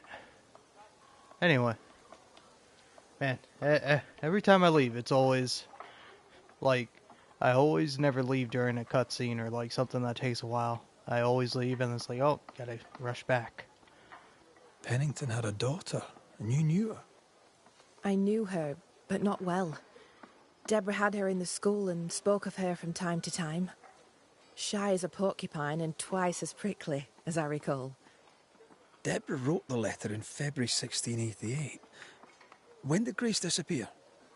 Months later, Pennington accused Deborah of being a witch. In my recollection, that moment overshadows all others. Could Grace have survived alone out here in the woods? Possibly. But could she remain unseen? No. All thought she'd left New Eden. Gone west, perhaps into the wilds. Does the name Seeker mean anything to you? It sounds less a name than a calling, but neither mean anything to me. We done. One more question. Did the school teacher keep a cabin in the woods? Deborah spent much time walking the woods, trying to understand New Eden, she said. Now that you mention it, I remember a snowstorm. She spent 3 days in a hut not far from here. Southeast, across the drawbridge, along the path towards the mine. If it's still there. Thank you for your time. Farewell, Kate Newsmith. A goodbye to you too, Red McWraith. And whatever it is you seek, may you find it.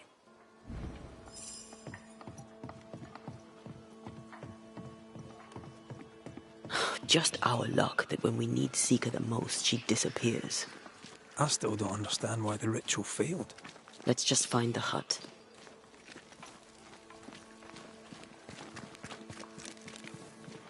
You say that, but I do want to talk. I believe Daniel Keene has work for us. You did it, didn't you, you mutton-faced old hag? You damned well up and did it. Oh! Hey, buddy. Good day to you, Mr. Keene. Likewise, sir. What brings you this way? It might be more a case of what I can do for you. Oh, aye? Can you pull a plough? Interesting. But not what I meant. The thing is, Mr. Keene, you're haunted. Me? Who'd want to haunt me? I'm not the kind to have lovers nor enemies. No. Wait. Edith. I've not seen my sister. Could it be her? The sister is missing. These people just can't stay out of trouble. How long has your sister been missing? I don't know. Longer than she should. I hate them woods, I do. They're strange. Voices echo in the trees. Puts the woolies right up me. Please, sir, my sister may be in danger. Can you find her? There better be something in it for us. I can make no promises, Mr. Keene. I am sympathetic to your predicament. Oh, thank you. Thank you so much. Goodbye for now, Daniel. Hurry. Find my sister, please. The words of a ghost may resonate here.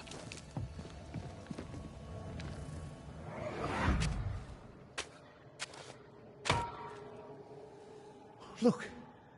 A chest. Well, open it, Jobberknoll. Jobberknoll? Is it a map? Could it be a treasure map? Let me see. Give it here. So, a treasure map.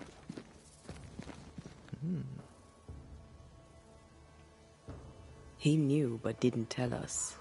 That's suspicious. Your crop is meagre, but it's growing. Pray it stays that way. For what little grain we have is rotten.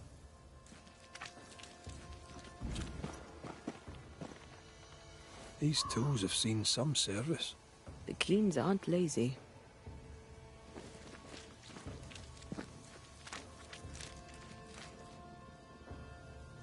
So I see.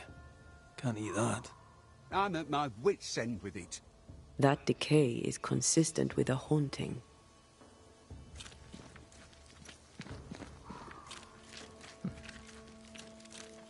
What news of my sister?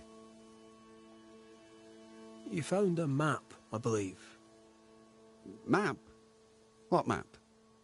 A map. In her chest. You dug it up. With your sister. That map. Oh, yes. That map. How do you know about that? I'm a banisher.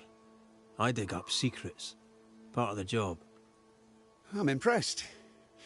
And I admit a little bit vexed. Where did the map lead? I don't know. Up into the hills, out into the woods, across the bridge on the Boston Road. I can't say where exactly. Goodbye for now, Daniel. I ain't going nowhere. Well, now I'm kind of invested.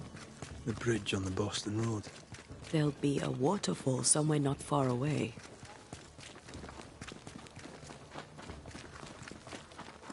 Anyway, let's go ahead and complete this quest while I'm here. Good day, Nellie.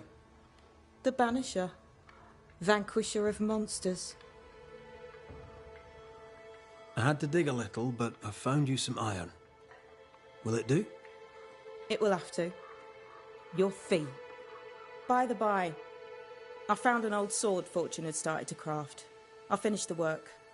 It's yours, if you have the coin. Oh, interesting. Let's trade, Mrs. Eden. All right, let's.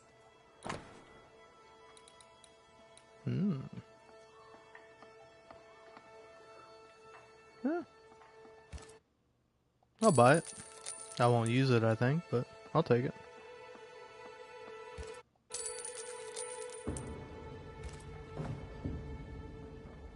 Thank you for your time, Mrs. Eden.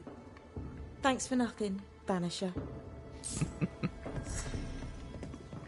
I will say, her having to be friendly with you in spite of the fact that you killed her husband is maybe one of the most interesting things to me. Because, like, it is genuinely, like, she has no other choice. Like, you might have murdered her husband, but she's like, well, I can't do anything about it.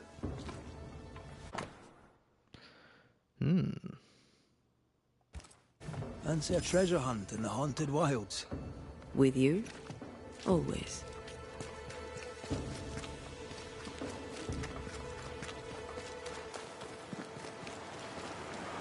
Yeah, I'm kind of figuring I should go around and do all the hauntings. Because, I really don't know. I'm going in completely blind. I don't know if this will make a difference at all.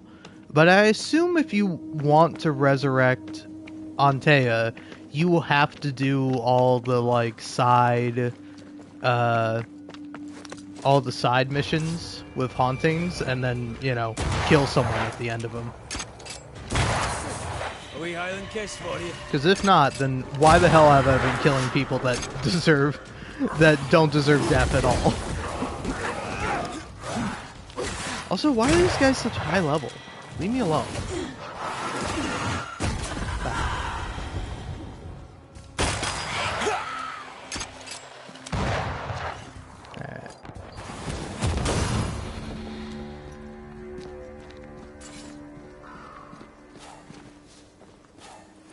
Also, why are you pissing me off, game?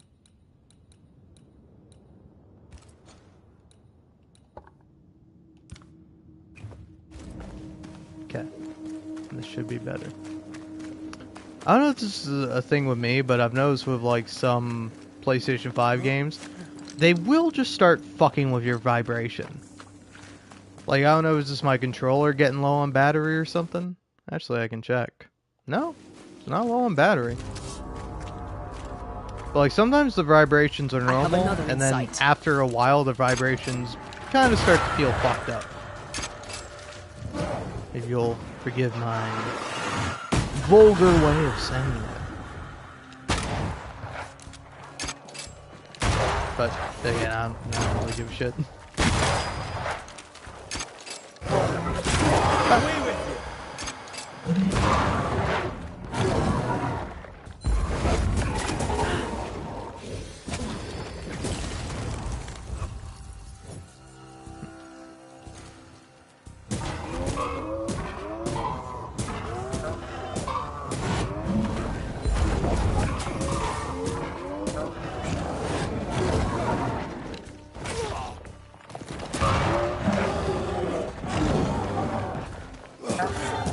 This isn't over yet.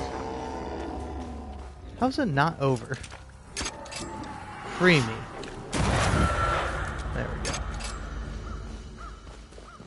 Free me from the combat. Like, I'm so not interested in the combat, man. Like, even if the combat was good, I still don't give a fuck about it. Because it's like, that's not the interesting part of the game. I want to get to the interesting part of the game, which is like, the ethics of like how to deal with these ghost hauntings, like, you know, am I going to be able to resurrect Antea? But at this point, are her and Red going to resent each other to the point where they'll wish that they were dead? I don't know. That's interesting to me. This, or like, you know, the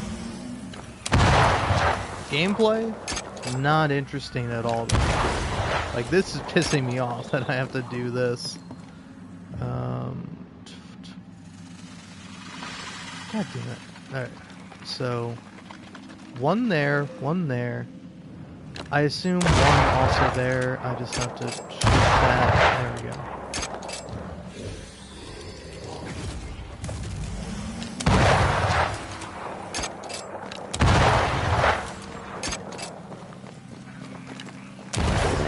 How good we are together? Yeah. Dear.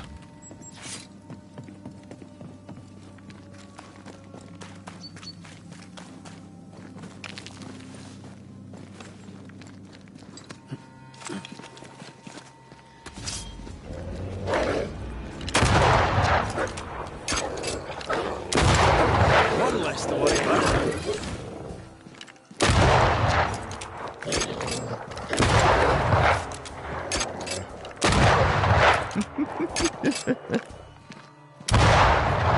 I'm sorry, there's something incredibly funny about just shooting wolves to death.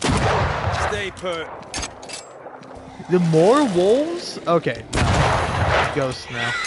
Stop that before it possesses the corpse.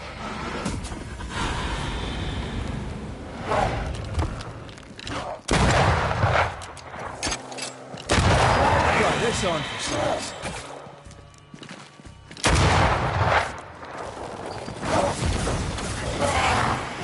Standing by. Watch out. Spectre possession.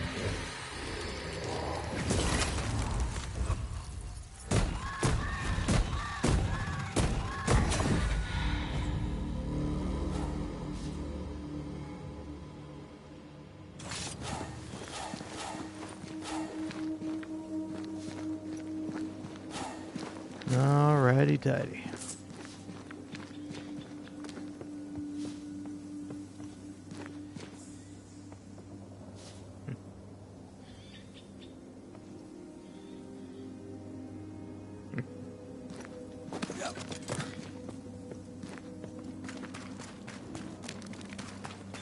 The bridge is down.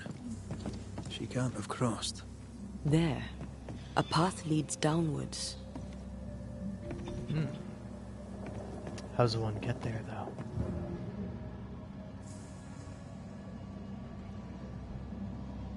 Boston.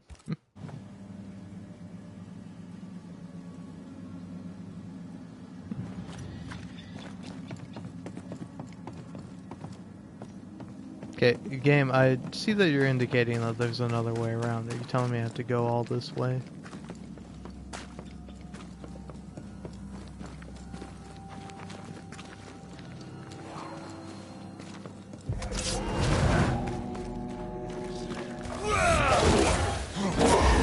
Think you could take on a ghost?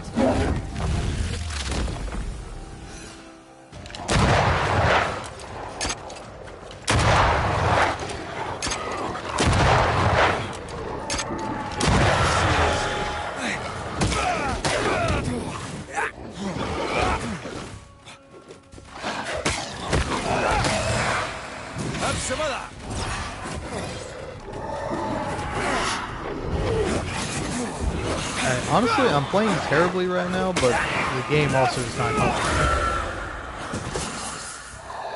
Looks long abandoned. Search for recent signs of passage.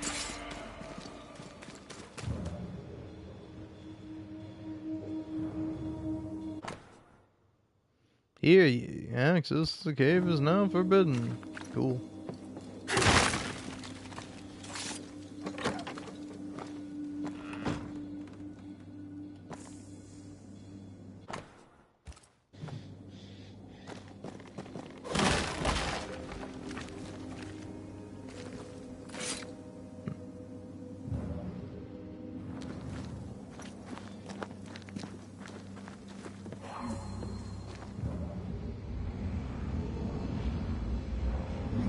Yep.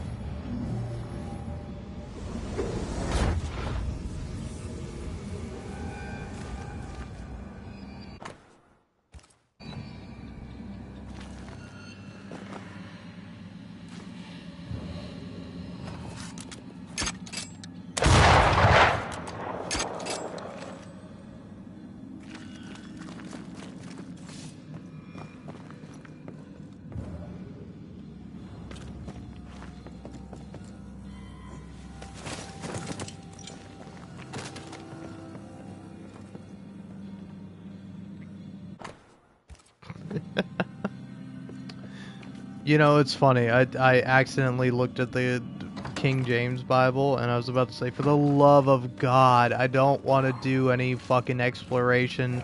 I don't want to fucking puzzle my way through this. I just want to complete the quest, man.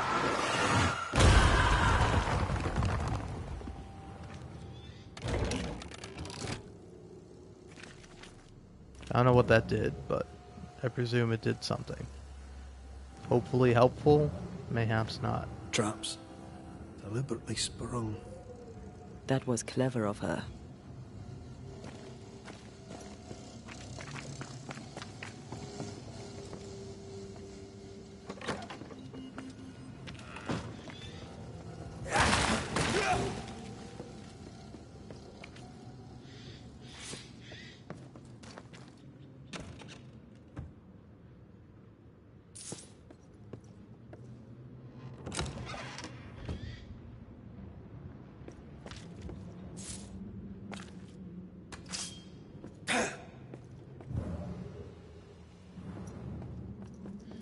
Well, nothing to be done about that, I guess.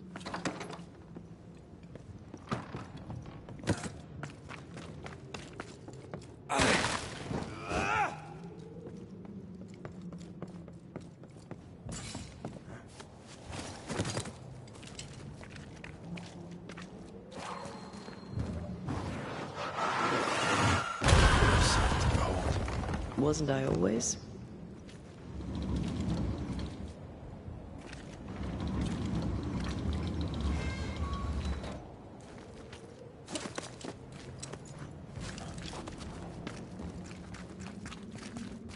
Free me, game.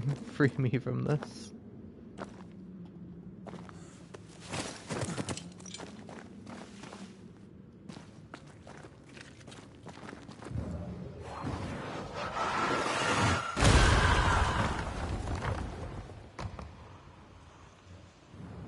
What is in here? Nothing?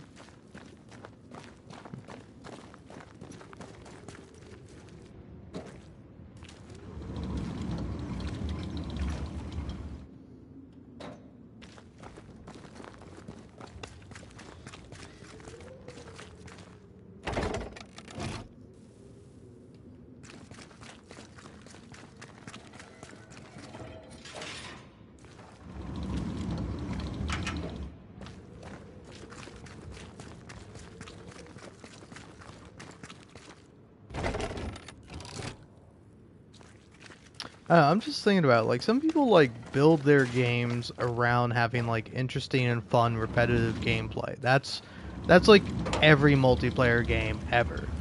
And it's like I don't understand why single player games feel this need to pad out the runtime with bullshit.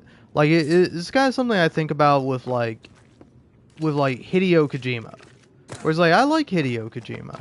I think he's fun, and he's great. But, it's like, do I think he would be a good movie maker, director, writer, whatever? I don't know. Because, like, oftentimes, when I was playing Death Stranding 2, the thing that pissed me off the most about that game was how many times it felt the need to explain unnecessary information to me.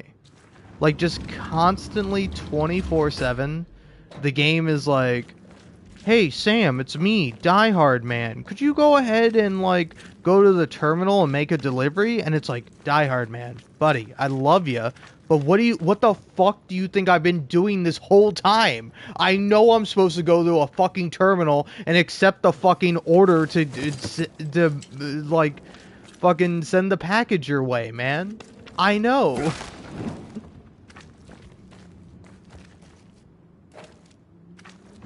Alright, what are we fucking doing here? What's the fucking puzzle, man? Just fucking get my goat, man. I just want to solve the fucking ghost case so I can fucking, like, interrogate my morals and my ethics as I fucking murder someone who maybe or maybe does not deserve to be fucking murdered. And here I am. Little maddens men more than gold. I come from the Spanish Americas. All our misery is built on gold. Slaves died in the mines by the thousands so the kings of Europe could fill their coffers. This is why I overcharge. King Charles took it well, as I remember. Then I should have charged the bastard more. See? That's what I want to fucking hear. I want to hear interesting fucking dialogue about the current fucking... about, like, the world in which these characters live in, you know? It's like, whether intentionally or unintentionally, like, you know, pursuing philosophy and, like, debating ethics and, like,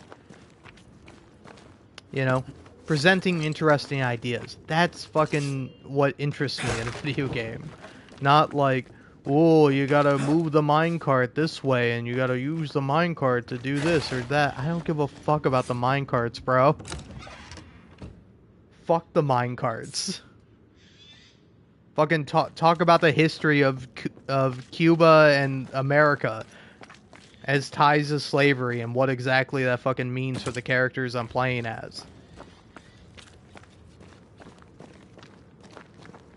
Because, like, it is interesting, this dynamic between, you know, a dark-skinned Cuban woman and, like, a red-haired Scottish guy. We Highland Kiss for you. Whereas, like, they obviously have, like, fundamentally different experiences, but yet, nonetheless, they can relate in certain ways and aspects. Like, I think by far one of my favorite things, about the game is when, like, fucking Red McFuckface here gets shit for being Scottish. And he specifically gets shit for being Scottish from, like, an Irish woman. Where she's like, oh, okay, Scotch. Alright, okay. Where she's, like, talking shit to him. And it's like, you guys are more similar than you are different. But it's interesting that, like, I don't know, there's some strife there. There's some division between the two.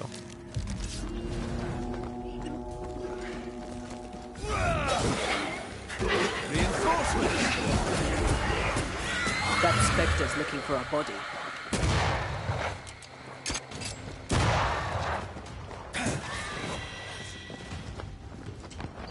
Watch out! Spectre possession.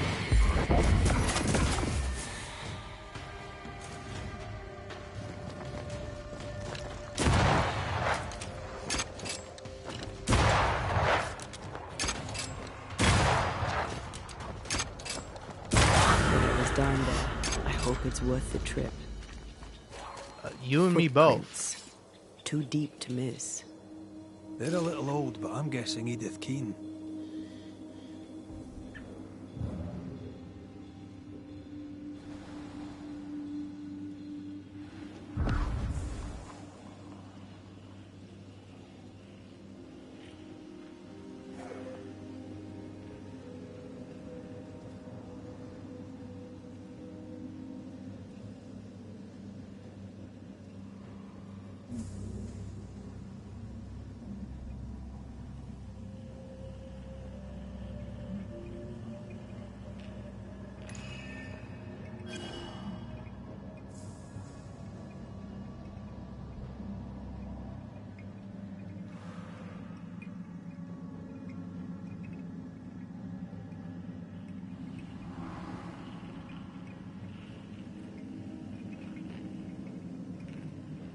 If you need a rest, this place is as good as any. Edith's bag, with a bloody great hole in it. But it does tell us she was here.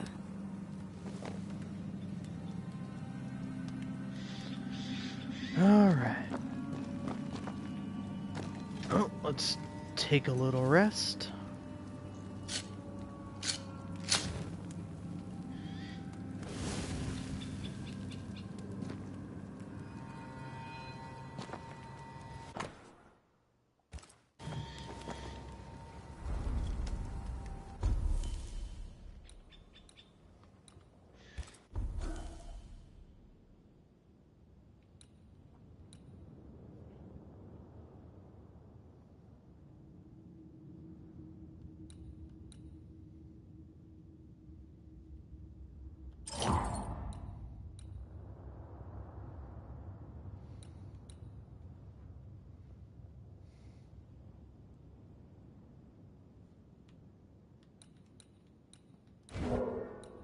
Give me that. Alright.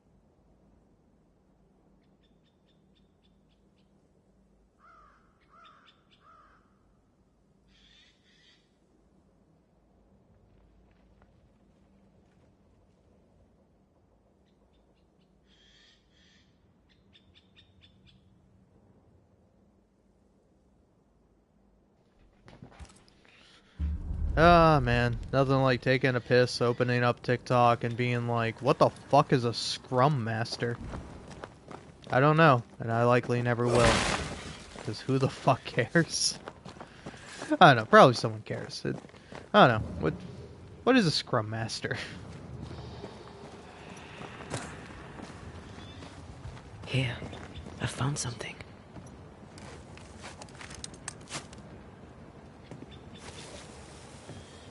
I'll find it too in a second.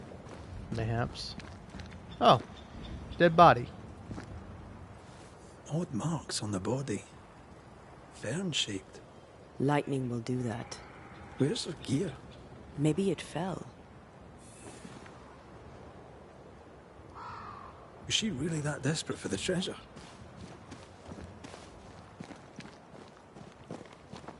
Some people would die to be rich. Let's find her tie and ask her.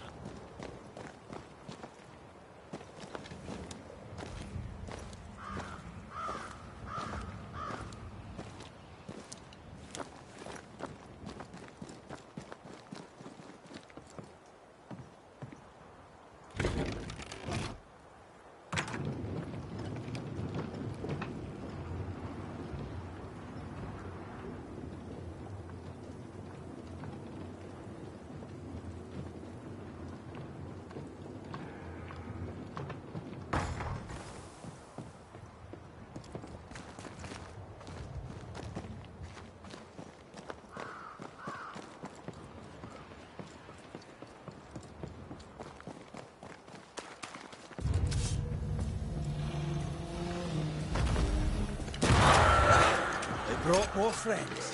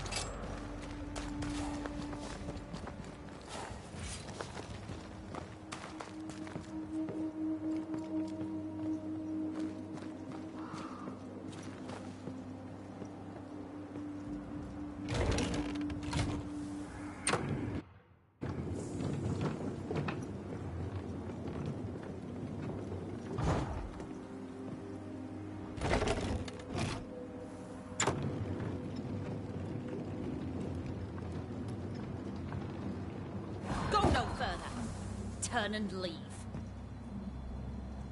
Fuck you, God, lady. I hate ghosts. Aye. They're very annoying. Very funny. She won't get away.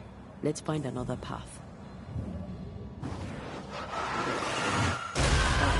Still impressive.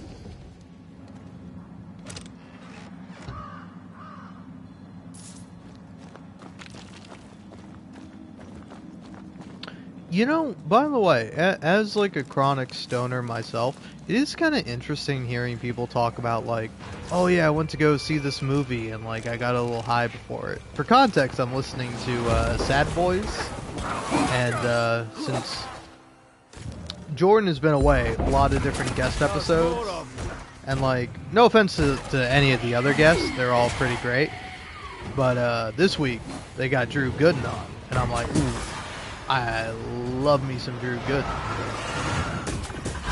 He's real good. He's a real goodin.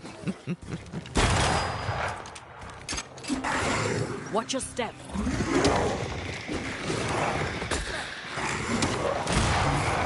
You ghost. Burn in hell. But yeah, anyway, he talks about like going to see Princess Mononoke a little bit high, and then like leaving immediately as to not get recognized. And like, I don't know, man. I feel like obviously there are times where I get too high and I have extreme anxiety, but like if you're not at that point, I feel like you can be high and function pretty normally And, like, no one's gonna really know the difference. Like, I don't think people are really gonna call you out for it. And even if they do, they're usually just assholes, right? Like, no offense if you have, like, friends of yours that you get annoyed with when they get, like, high on THC or whatever. But, like, for me, it's like, I don't know, that's a fake fucking problem. Like, I don't know, again, I think I obviously have some bias steeped in this, where, like, I have definitely been told by, like, friends of mine, like, you're just not the same when you're high. It's like, shut the fuck up. Are you a talking dog in a fucking Dare commercial? Are you? Are you? Because if you're not, then you can shut the fuck up to me. Now, if you're a dog, a talking dog, please keep talking to me. Ooh, what do we got here? Piece of map. Cool. Half the map. Where's the rest? Let's ask Edith. Yeah. Is this a manifest thing? I'm assuming, but I might... Okay.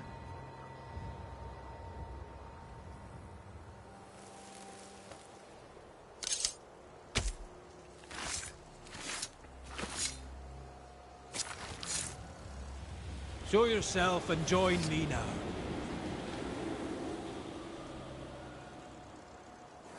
You really are a pain. Now, what do you want? I don't know you. Red McWraith. Good to meet you. This is my associate. Colleague. Partner. I'm Antea Duarte. If you're Edith Keene, your brother Daniel worries for you. I'm Miss Edith Keene. And my brother can troop off, as can you. What's your problem with your brother? He, a wicked man, let me die. He let me die.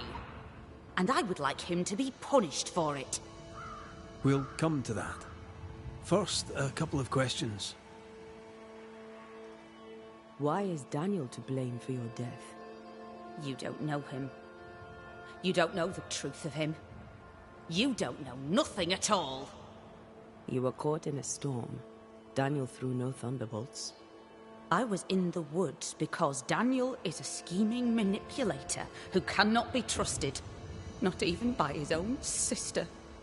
He has you fooled. He has everyone fooled. He's a liar. He's a schemer. He's a thief. He's a deserter. He'd have taken the treasure and run.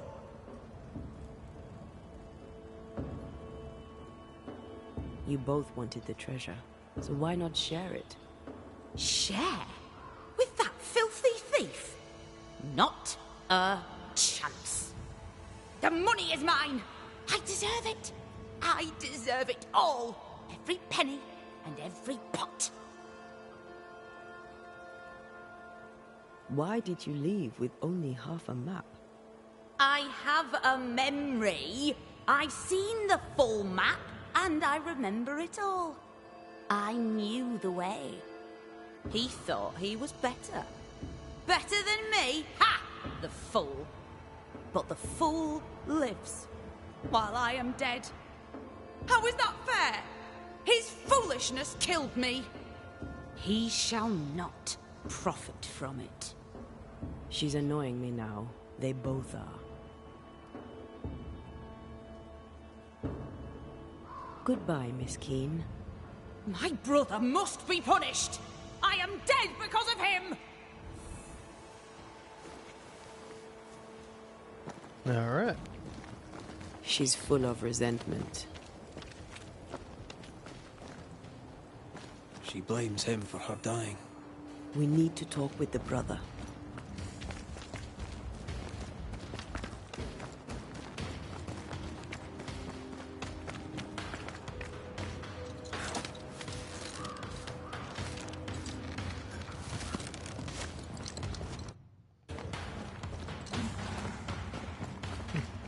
Music's kind of fun.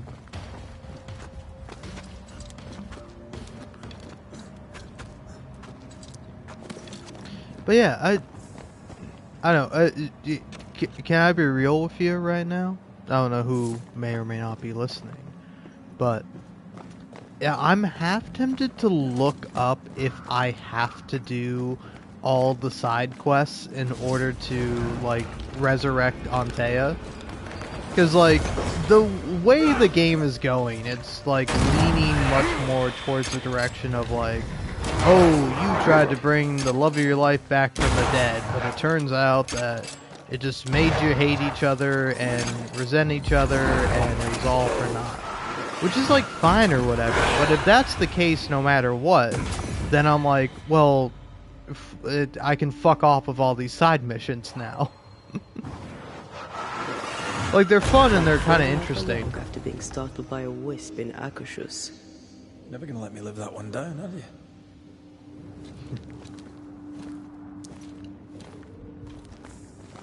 Like, I don't really give a fuck about this, like, sibling debacle over, like, treasure or whatever, you know? Maybe the guy's at fault, maybe he's not. Either way, I'm gonna end up killing him in order to resurrect Antea. But it's like, do I have to do that? Right. Because, like, the way the game, like, markets it, which, if you'll allow me the kind of language of it, the game's like, hey, you gotta kill as many fucking people as possible if you want this ritual to work. And I'm like, okay, I'm in, I'm buying into it, I'm killing as many people as possible. But, like, if irregardless of how many people I kill, it will or will not work, it's like, at that point, it's like, well, I don't really care, right? So if I'm getting the bad ending because I decided to resurrect Antea, I'm fine with that. Like, I think a bad ending is more interesting than a good one sometimes, you know? And by bad, I mean, like, you do the morally dubious thing. I didn't want to read that shit. There we go.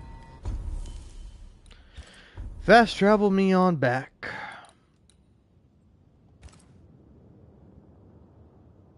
Okay, there we go. But yeah, it's like, I don't know, maybe it's just me, but I find it so interesting seeing a character make the morally wrong choice, and you kind of got to sit with that, you know? I think Disco Elysium is, like, a great example of this, but, like, I would say another example of this that I quite like is The Last of Us Part 2. Like, seeing, like, Ellie make a decision that is, like, wrong for her and against her best interest, I find that, like, extremely compelling. I find that much more compelling than just, like, oh, hey, here's a character that always makes the right choices and always does the good thing for themselves. Like, no, give me a fucked up character that makes, like, wrong decisions because of trauma. That shit is way more interesting than just, you know, self-insert main character who always does the right thing. You know? So it's like, I like Red McCraith as, like, this fucking murderer who decides he's gonna forsake anyone and everyone in order to bring the love of his life back to life. But then, like, he constantly, like, pussyfoots around it. And it's like, I'm fine with that. I'm fine with you feeling a bit guilty, Red McCraith. But have some fucking conviction, man. It's the love of your life. If you wouldn't kill a bunch of people for the love of your life, are they really the love of your life? I would say yes or no, depending on it. Because, like, for me at least, again, this ties all into Life is Strange, where it's like, the original first game of Life is Strange is like, hey, would you sacrifice a town for the love of your life? And, like, frankly, I think it's a bit of a flawed decision, because it's like, you don't really have Chloe's consent, do you? Like, Chloe is like, Max, I know you'll make the right decision, and the right decision is to fucking kill Chloe and save the town, you know? Now, I understand some people out there on the interwebs may disagree with me. That's okay. You're morally fucked up people, and that's fine by me. Again, I respect it. I think that's interesting. But, like, I think this game is more interesting because it's like you have explicit consent from like the party that you're trying to resurrect of like, hey, listen, if you want to do this, then I would like to live. I would like to be alive. Forsake these motherfuckers in this new stupid ass fucking colony and bring me back to life. I don't deserve to be dead. I don't deserve to have my life robbed of me because of these selfish asshole pricks that do all this horrific, genuinely terrible things. And it's like, I think it's an interesting kind of... It's an interesting dichotomy. It's an interesting bit of like ethical and moral debate. But when you constantly have like a oh, this is the bad thing, it's like, I don't know, it's so much less interesting, right? Like, I always find nuance to be way more interesting than just like, oh, hey, this thing is blatantly bad. You know? Where it's like, I don't know. I'll get into it in a second. Let's finish this quest up first. I found her. I found your sister. Has she passed? Yes. Oh, dear Lord. I'm sorry. She's gone. My sister is gone. Wow. Also, by the way, I hope you don't mind, but I'm checking the comments. My stream is a perfect encapsulation of a podcast. That shit is I don't know how exactly I'm supposed to take that, but that is like the highest of compliments. I find that to be absolutely fascinating.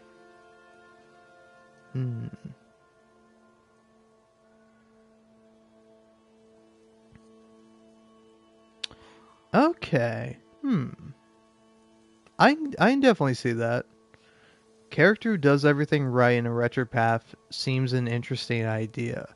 I think I agree with that, but like, I don't know, again, I think even also like with this game, discussing this idea of like moral convictions is really interesting.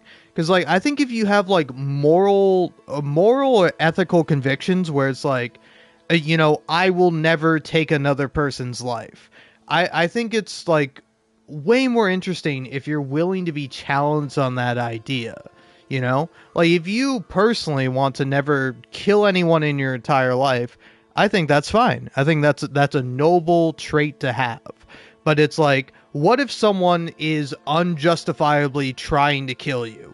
Do you think it's then justifiable to kill them? It's like if you have these strong moral convictions and then you never put them to the test, can you really be sure of these moral convictions that you have? Or are they all hypothetical in your head until they're actually tested, and then you actually have to deal with what you truly believe?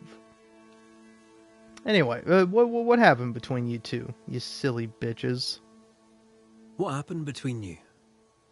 My sister was complicated, sir. A good Puritan, but no stranger to the sin of envy. Envy isn't usually fatal. Did you have a disagreement? Oh, aye. We've had a few. From when she was a child, Edith dreamed of position. Me? Well, I just wanted good land to till and decent food to eat. Okay. There's something you should know, and you must know it now before more harm is done. Daniel, you're haunted by your sister's ghost. How could it be otherwise? No one bears a grudge like Edith Keane. She blames you for her death. Of course she does. She blamed me for everything. She blamed me for our poverty. She blamed me when the crops failed. She blamed me for the map. The map? Of course. Did you find the map? Aye. There was a map. I'll be keeping it for now. For the best, no doubt. For the best. I'll need to have a look around your house. Hope you don't mind. Do what you please. I've nothing to hide. You fool. You'll not last long without me.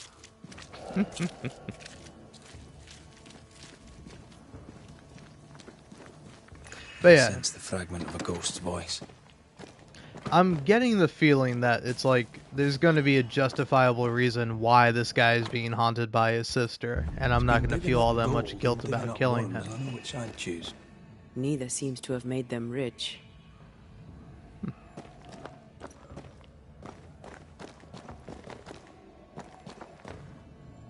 How about a chant to reveal the past? Ah, classic. Fucking harken my ass up, baby.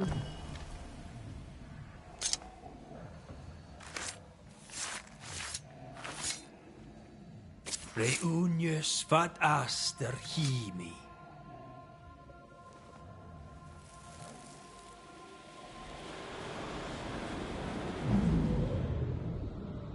Voices from the past. The camp is doomed like the rest of New Eden. We go! The risk is too great! We claim the treasure and leave directly. You're as foolish as our father and you're going Don't! nowhere. You're as headstrong as was our adult mother. She was stern, but she was fair. Half for you, half for me. God grant me patience. They tore the map in half.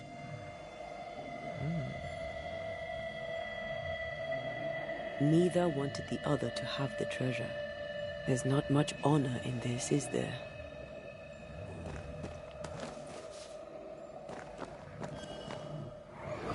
Let's see.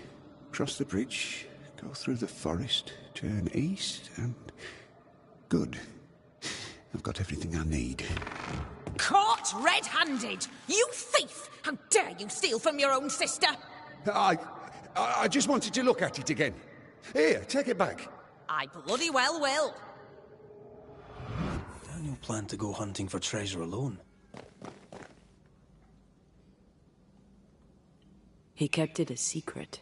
She found out. There's more to this.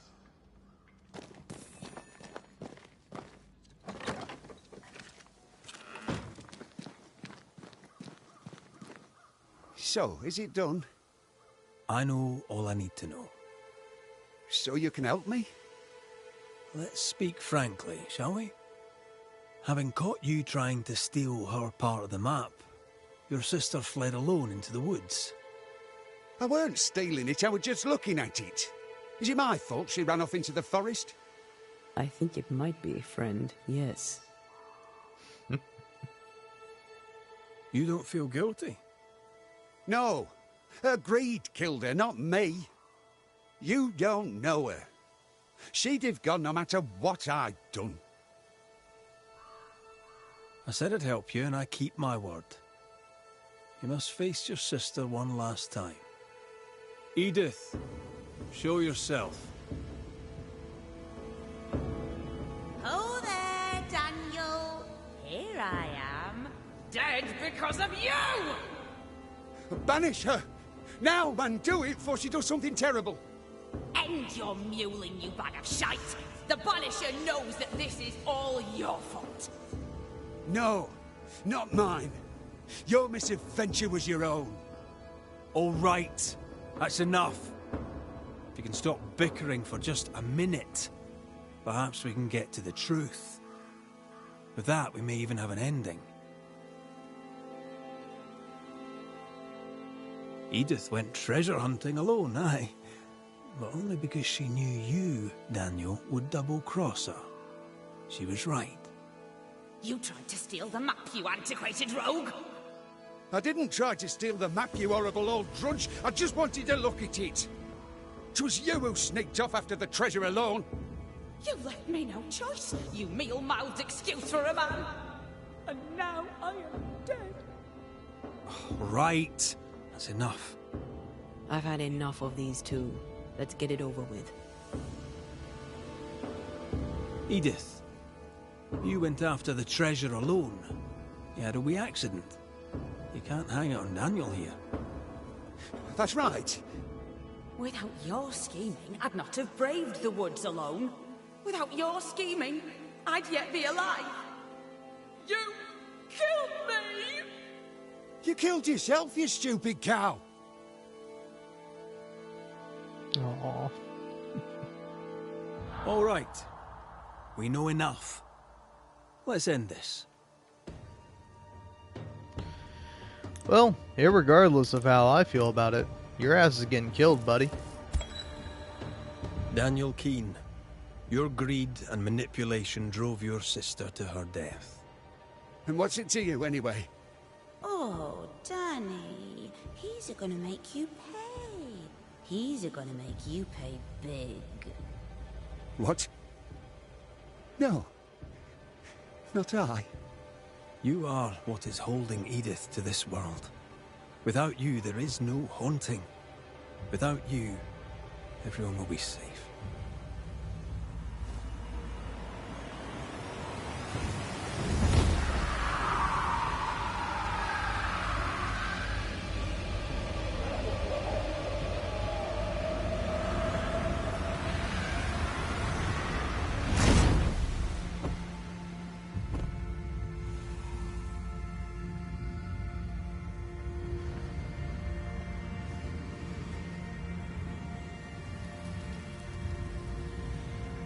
I wish I'd seen it. To have known a moment as a rich man before I go.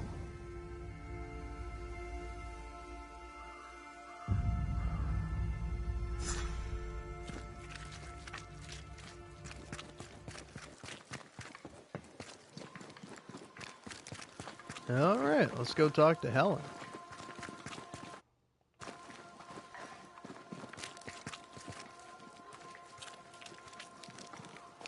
But yeah, this is fun, man. I like being morally dubious. Like, I don't know, again, maybe I'm wrong, but there's something so much more interesting about being, like, justified or at least having a reason for being evil rather than just, like, being evil, right? And, like, I don't know, maybe you can agree or disagree with me on this point here, but I think it's interesting in terms of, like, how games present, like, moral dichotomies and, like, why and how they seem to exist, right? Where it's like, I think maybe one of the most interesting things that I've seen people talk about with, like, Baldur's Gate 3. Okay, I didn't realize this was going to send me underground. But, like, with Baldur's Gate 3, it's like, for me, it's fascinating that it's like, I've seen a couple people talk about this, where it's like, in Baldur's Gate 3, you can play a character named the Dark Urge, and, like, they have their own reasons for being evil or whatever, but then, like, people deciding to do the more evil ending with the Dark Urge, like, not redeeming themselves, not trying to fight back against, like, their deep, dark, sinister, evil part of themselves, because they were trying to romance someone, and the person they were trying to romance broke up with them. Helen is working out. Like, that is so much Spectral more traces. fascinating Something's up with Helen. than just being like, oh, hey, I'm gonna be evil for the sake of being evil, and that alone. Like, it's way more interesting to have, like, a reason behind it, and have that reason at least be understandable, if unjustifiable or unfair. Banishers. Excuse the clatter. I've seen worse. Good day to you, Helen. I did not count on seeing you two again. I take it you've returned for a reason? Things have been feverish round here, to say the least. Are you bearing up? As well as can be expected. How well is that exactly? People are dying for no apparent reason, and this godforsaken fort dangles out over the edge of the world, cut off from everywhere. I fight so the stockade stays standing. The ship is wrecking, but I was called to be captain. I hold the wheel. So yes, Banisher, I am bearing up as well as can be expected. You miss Sebastian? Every waking moment. Count your blessings, Banisher, for they are fleeting. Could his husk still be present? It will be drawn to you. No, it could not. Something is present. Something weighs on you. I'm busy, Banishers. Busy means tired, that's all. I've mail for the fort. The messenger didn't make it. But I'm glad to make his delivery for him. Mail? From who? I don't know. Family? Friends? They seem to come from outside New Eden. Ah, from before.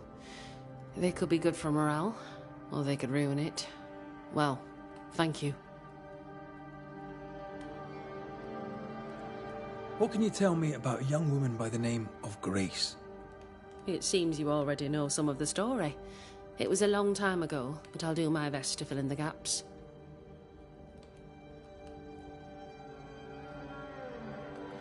What happened to her? As I heard it told, one day Grace just wasn't there anymore.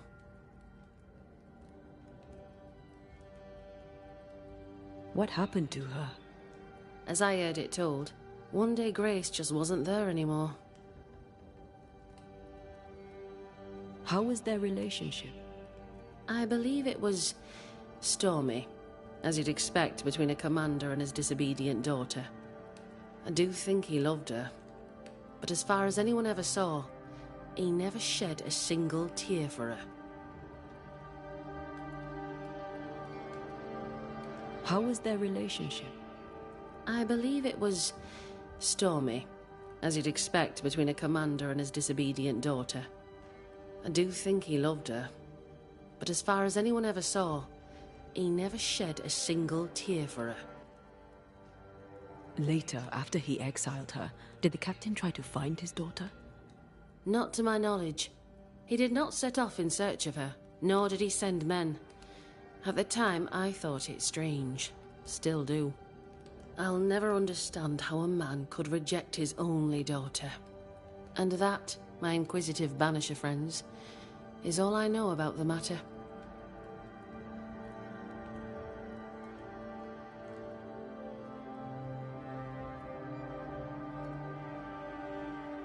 We'll look into your spectral stones. If you feel the need, then sure. Suit yourself.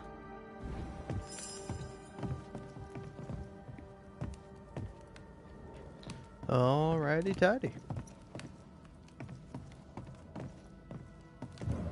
Find the cabin in the woods. Why is an echo here? If Sebastian still lingers, it can't be.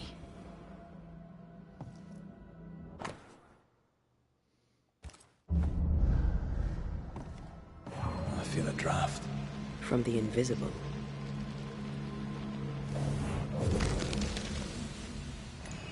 I hunger. I fade. What can I do? What do I do for you? Come to me, love. Comfort me. Don't go. All will be well. I promise. All will be well. Helen's desire is so strong, it's constructing a new ghost.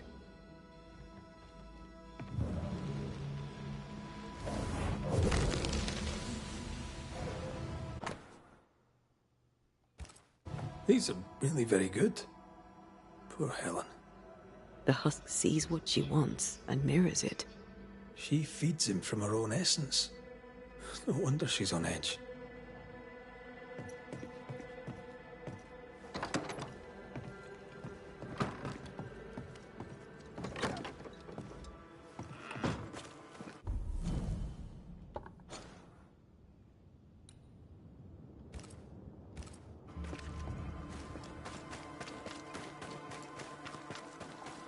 A ghost damaged the sign.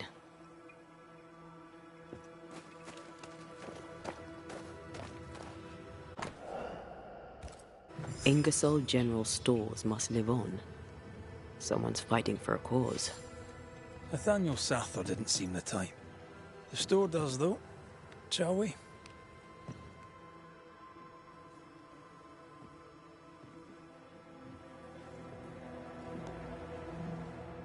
My good sir, welcome. How can I help you? Good day to you. I see you've dropped your prices. Mr. McCraith, just the man. Oh? I'm in trouble, and I need a banisher. What seems to be the trouble? I'm sure this sounds silly, but I am an educated man, sir, and when I say this shop is haunted, I say it in all seriousness. We've had unexplained pilfering, though that has stopped since the widow Ingersoll ran away with the cash box. But I hear noises. I'm alone here now, you see. After the horrors this fort endured, could one of these monstrosities be hiding away in the store? Right. That's a lot. Let me ask a few questions. See if we can sort this out. Of course. Beg pardon. Whose ghost haunts you, do you think? Any enemies? Lost loved ones, perhaps? I'm well liked, and I've no enemies here. Not since Bathsheba took the cash box and fled. But I'd hardly call her an enemy. Bathsheba. The eponymous Mrs. Ingersoll, I believe. The widow Ingersoll, up to split her hair. We've had someone thieving our merchandise. The ghost is the final straw. You mentioned a problem with pilfering. What's that about? Bathsheba noticed it first. Cases would go missing. Oil, sugar of all things, spoons. Do you have a suspect? Any idea where the stolen goods might be? Not a one, sir, not a one. And if I'm to be honest, I don't care. If they've stolen it, it's because they need it. Apart from the sugar. And apart from the spoons. No one needs that many spoons. Bathsheba said she'd look into it, and I was happy to let her. You say the widow took her own cash box and fled.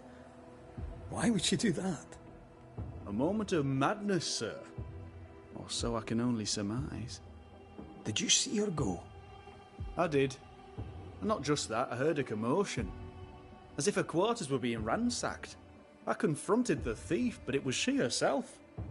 She yelled at me, shoved me aside and fled. I picked myself up and went to follow, but she was gone. I should have a look in her quarters, so...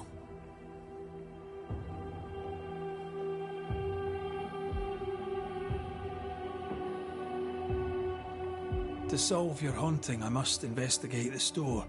Bathsheba's lodgings, too. I'd like to do so with your permission. May I have it? For the store, of course. For Bathsheba's lodgings.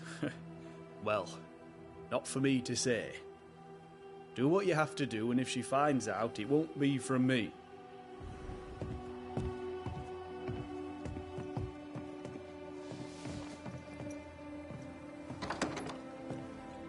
Something's nearby. Where is it?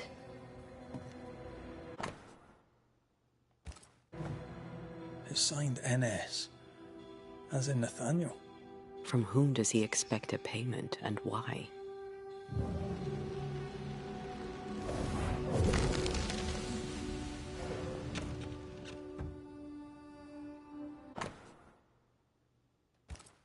This Thomas must be a good friend indeed. Nathaniel is desperate to see him.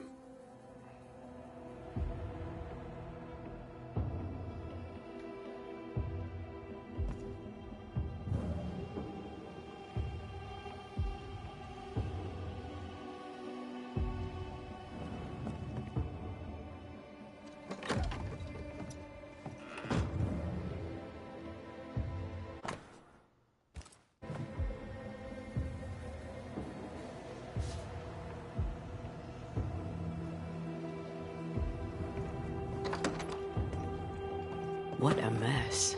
Bathsheba left in a hurry. Anyone home? I'm Red McCraith, the Banisher. Show yourself. I think we're alone. I feel an echo ringing, like a hum. Who does Duchess Mock think she is?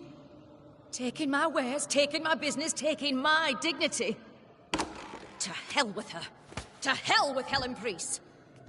I'll leg it to Boston before I let her take what's mine. When Helen threatened to take her business, the widow ran away. Selfish. Times like these demand sacrifice.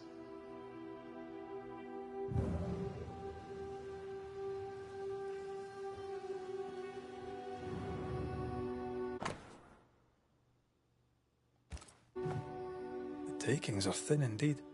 Wouldn't make me want to stay. We found all we could. Might be time to go after our thief. Mrs. Ingersoll took a cart. Maybe you could follow her tracks. Not a bad idea, Mr. Sather. Not a bad idea at all.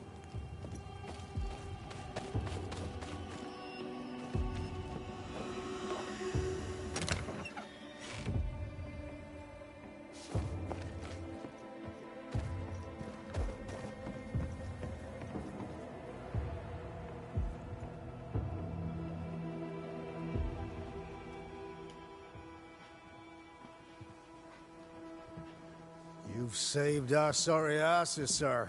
Of that, there's no doubt. You've earned us a rare bit of rest, and that comes most welcome. You all right, soldier? You look drop dead weary. Aye, but I'll not leave my post. What do you take me for? The dead come no longer, but he's still terrified. Can no one take your shift? We're short-handed as it is.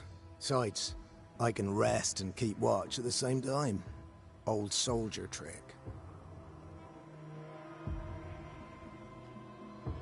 All bullshit aside, what's going on? Oh, what do you care? I have my problems and you have yours, so let me handle myself. I ain't important, and I don't deserve no help. Wasted time helping me anyway. You heard the man. He wants no help. I see no reason to force it on him. For now, at least. How are folk doing? Fighting fit? Some are, some aren't. No matter how many you have, to throw into the fight, it's never enough. And we're down a captain, too. And me, I trust priests. Some folk don't, can't say I blame them. But I trust her.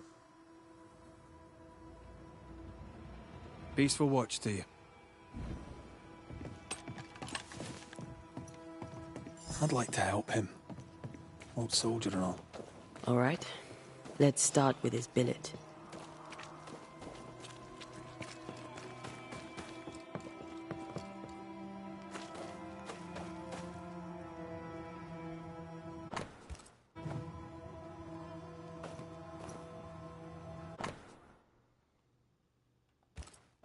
Theodore Shepherd. He's probably dead.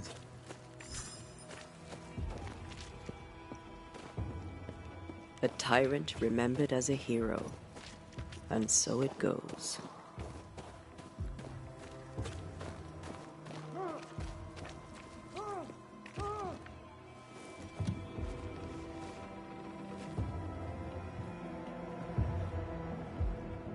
Oh, there!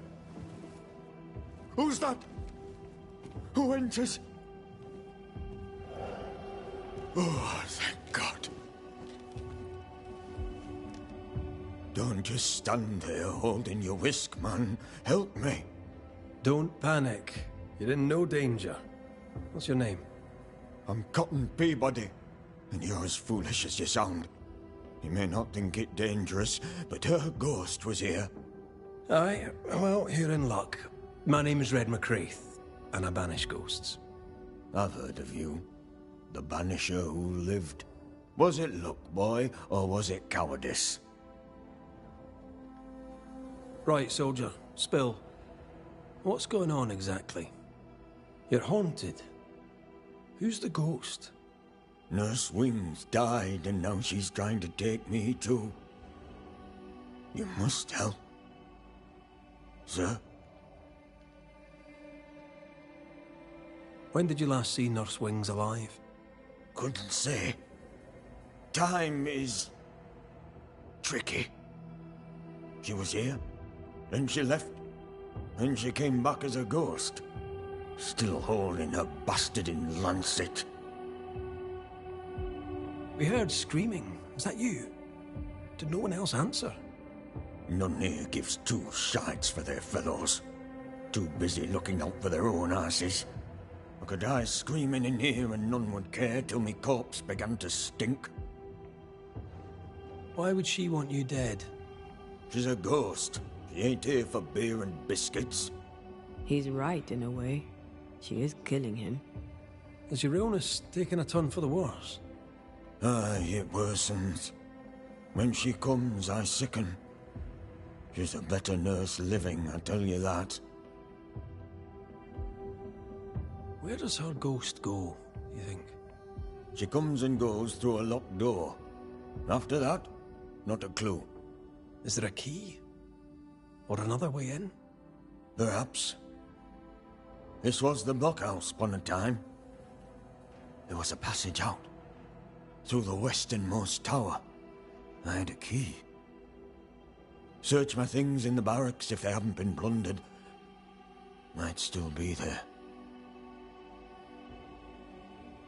Right, well, I'll look into things. You stay here. Where in shite you expect I'll go? You stay here. Go on then, cheeky bastard. A tyrant remembered as a hero. And so it goes. It's locked, all right. The nurse, kind and caring, comes back as a vengeful ghost. Maybe the kindness was an act. Peabody may be lying, or at least spinning the story to his advantage.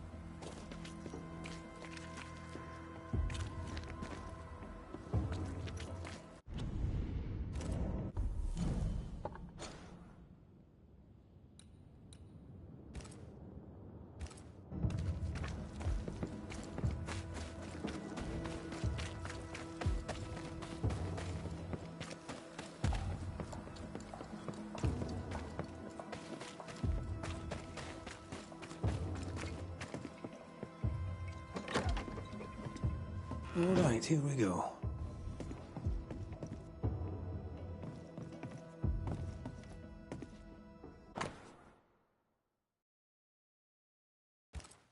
Cotton Peabody is determined to be alone.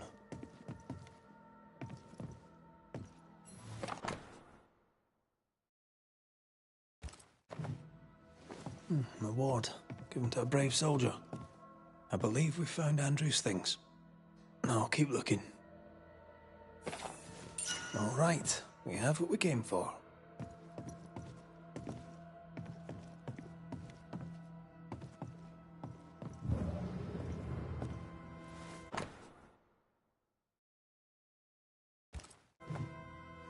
This is our best lead yet.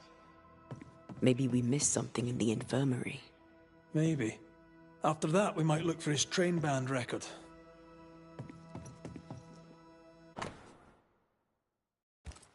Why would she up and leave like that? And why has she not come back? Maybe she had an accident. Perhaps her office may give up a clue.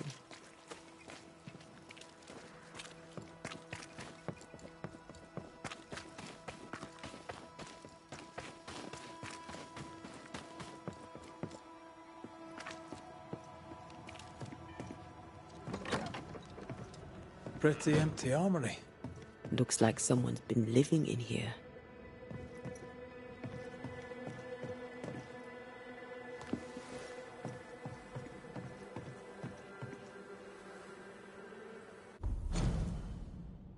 Hold on, war? War never changes? Is this a motherfucking Fallout reference? Is there any good reason to start a war? Yes, say the kings. No, say the the widows. Who cares, said my military teachers, for we are soldiers, paid to fight, kill, and die. Was there a way to avoid war with the Indians? Maybe, but there's been too much betrayal and too much blood spilled to ever settle peace again. We failed as God-loving and rising nation, and I could be disposed for just writing this. Disposed by people who never saw the dead bodies of the women and the children, colonists and native alike, in the burnt ruins of their farms and villages at rainy dawns. I was among the soldiers who were sent to the bloody brook after the massacre to count the bodies. I was among those who fought at the great swamp fight of 1675, and I take no pride in this slaughter. My dreams are haunting me. I really hope this new command I took in this new Eden town will keep me away from any new war I would be asked to win. Alright.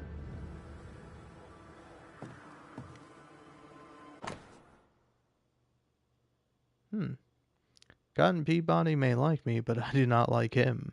As long as he does his work and keeps his nose clean and his mouth shut, he'll have no trouble.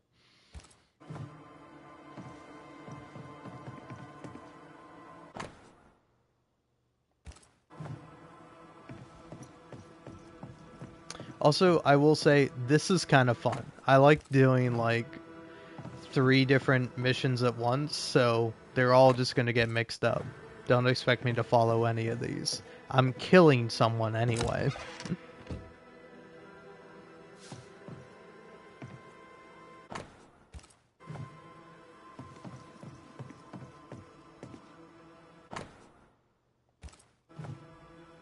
A metal trinket to mark a life of sacrifice. Oh, I bet he'd rather have his sleep back. Can't change what's done. Time heals all, or so I'm told. Any idea who this ghost might be? You may know a soldier by his trail of dead. Could be anyone.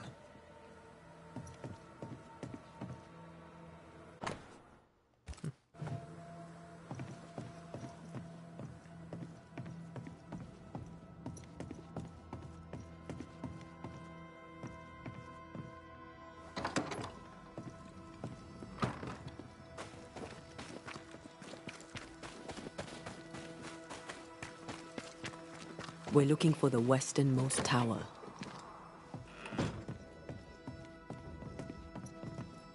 Where'd you get the flowers, Mr. Peabody? It's her. She brings them.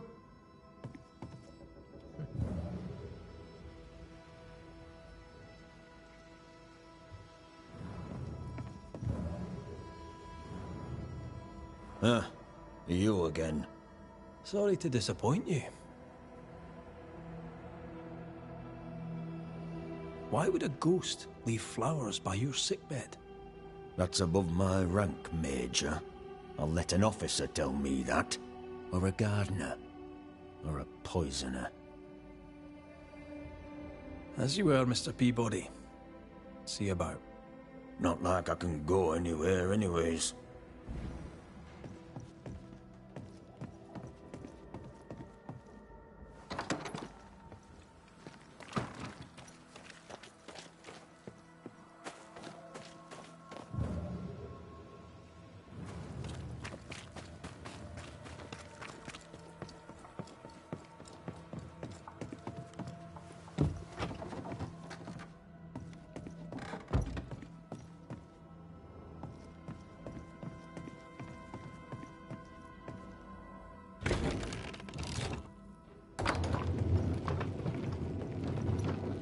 Shit. Damn it.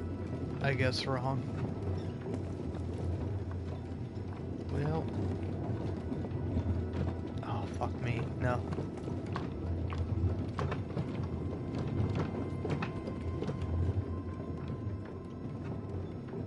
Look, don't take me down, game. I don't need to go down. Oh, fuck. Oh, damn it. Can I, like, load a save? 9:48 a.m.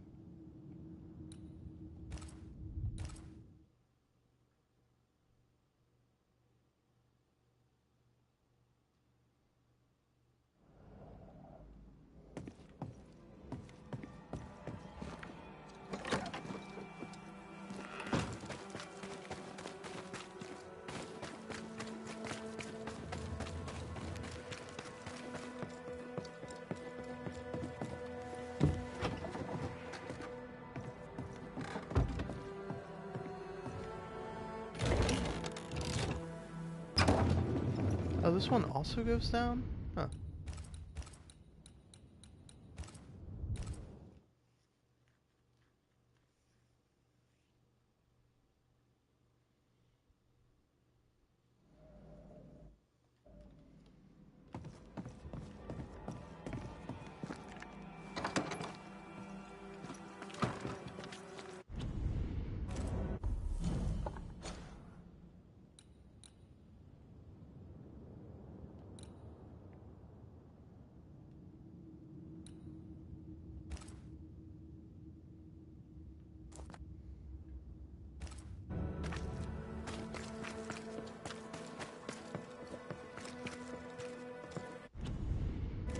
Well, hold on. I should do the ones that are here in town, right?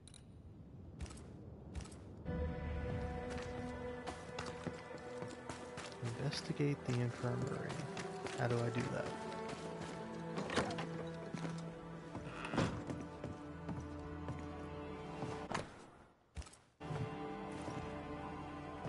This should be enough. Let's return to Kate.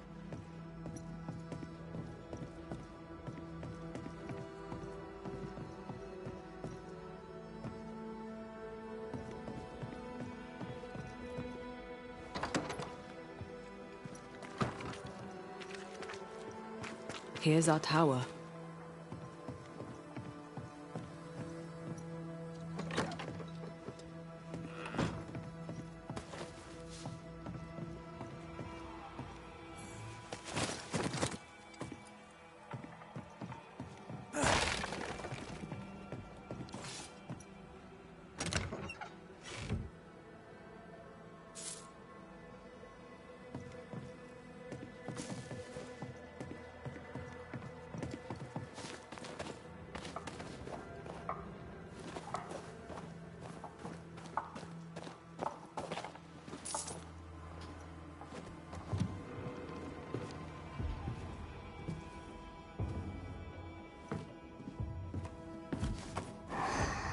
Oh, you found it. My thanks.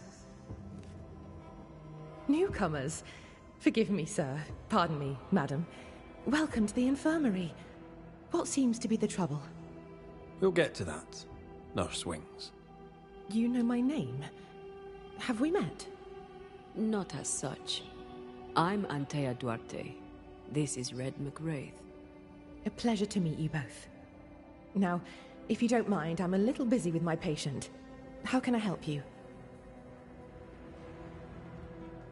Do you believe in ghosts?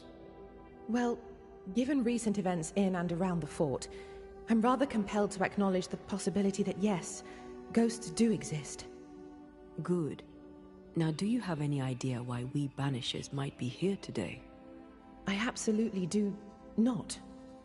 You and I are very much alike, Nurse Wings, don't you think? Are we? How so? I'm a ghost, Nurse Wings. And so are you. Are you sure you're well, Miss Duarte? You sound feverish. Perhaps you need to lie down and rest? I don't rest, Nurse Wings. Sound familiar? She won't be told. We'll have to prove it to her. If you need it, I may still have some vervain. You let me know. Goodbye, Nurse Wings. For now. I'll be here, as ever. Aye. That's the problem. She won't listen. We must find proof.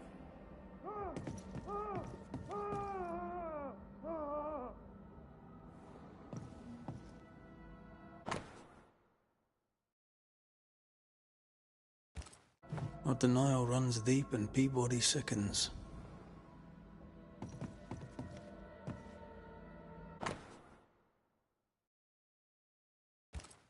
Poor Nurse Wings is losing her grip.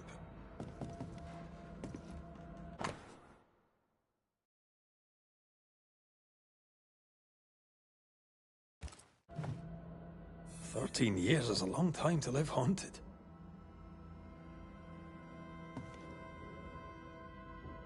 White must have a will of iron. Kept it to himself. Must have been hellish. I'll talk to Andrew. Might perk him up a bit.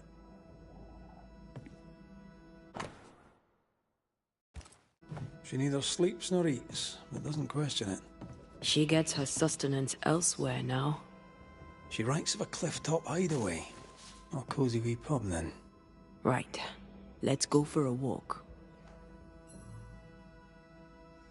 A ghost left a blurred fragment of its memory.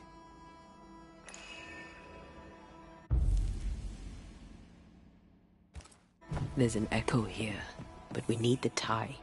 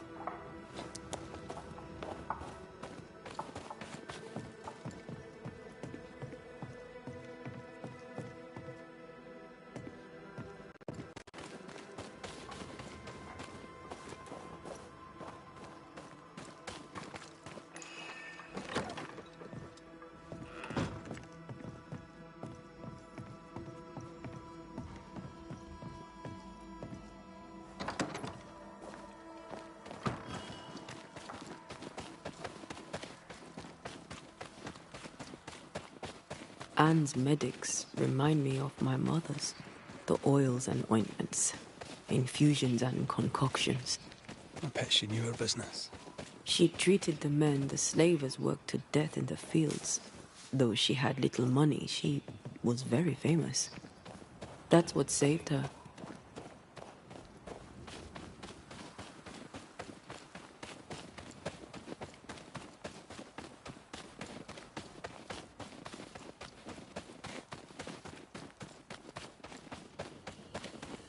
I think we found her. There's an echo. How long has she been here? No more than a few days. Here's the key to the infirmary.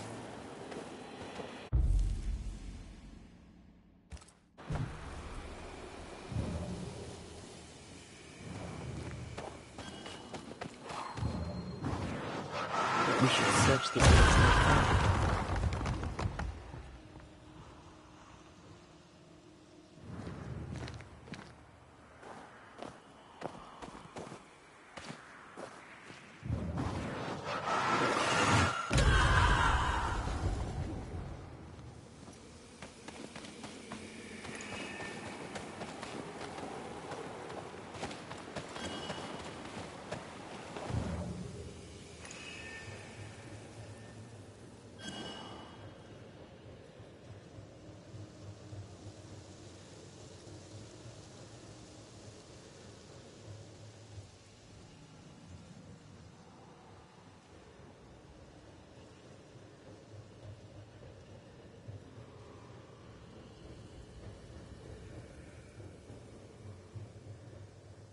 We better stick around.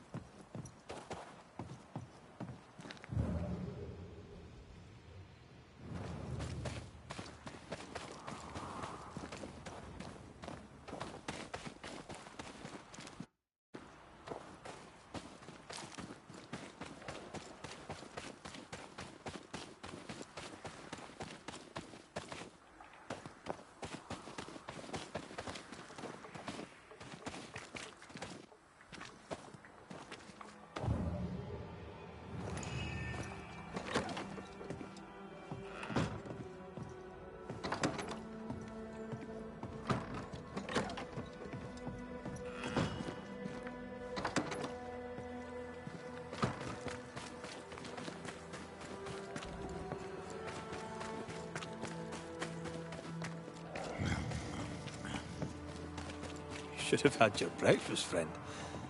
Anyway, greetings.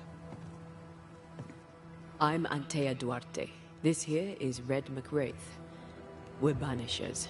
Now, who are you and what do you want?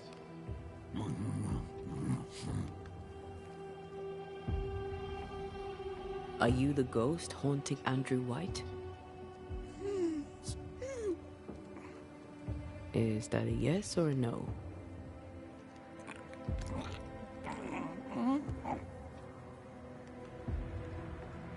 Who are you?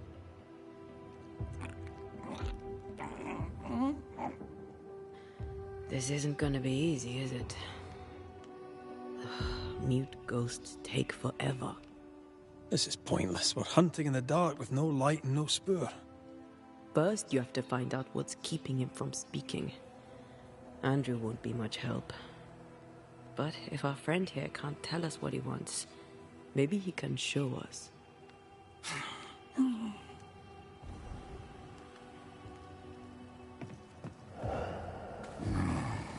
Do you want us to follow you? I think he wants us to follow him. He left stains. Clever. I'll keep an eye out so we don't lose them.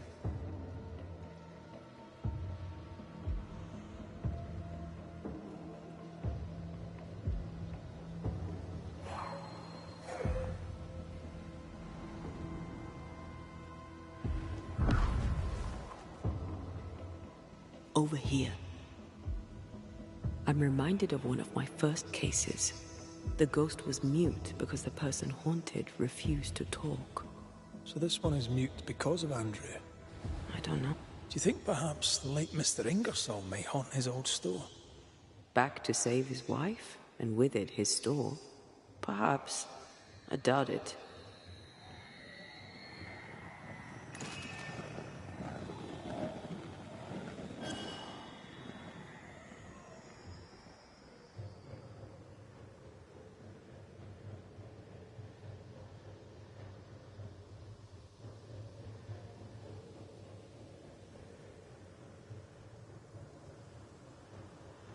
Bathsheba must have had motivation to flee in snow like this. Or desperation.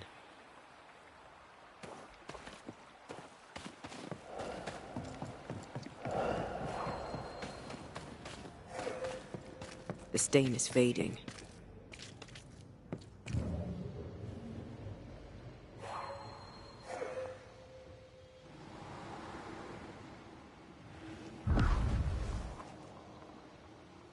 This way.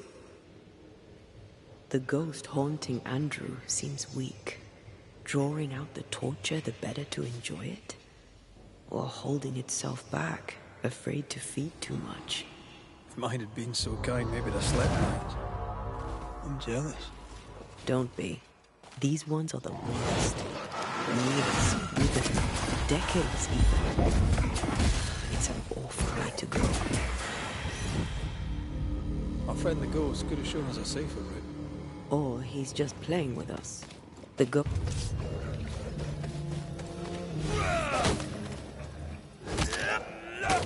Have some of that!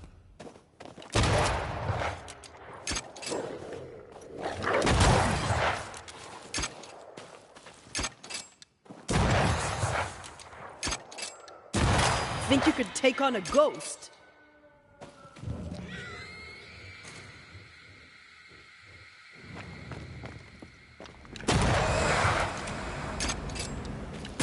Get lost, won't you?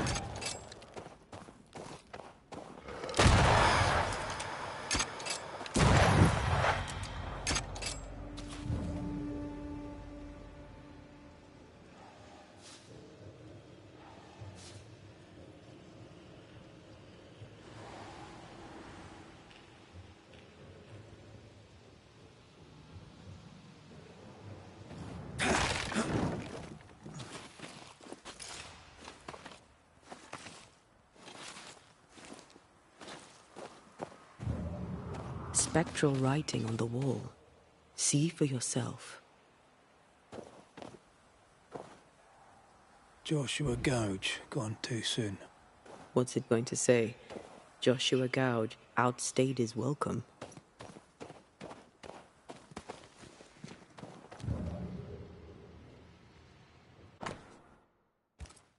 So Joshua is not here for revenge. Our new friend is waiting for us.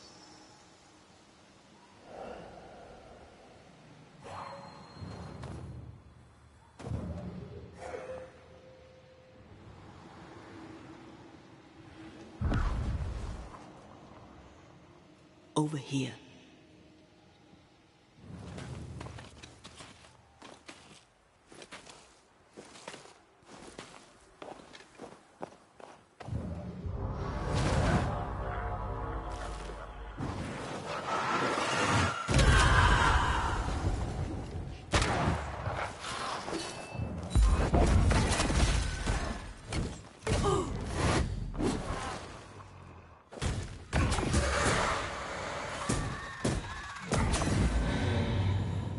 Joshua looks kindly on Andrew.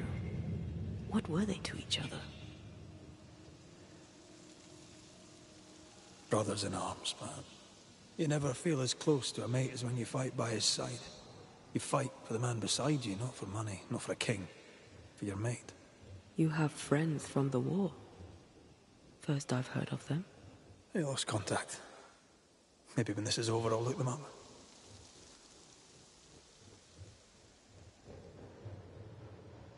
Most young men are taught to dream of war. And when they get there, they dream of home. They're not busy fighting and dying, that is.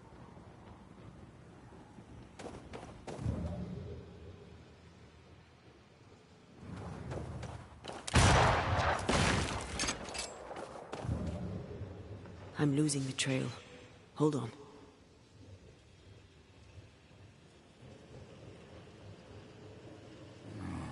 He's leading us somewhere.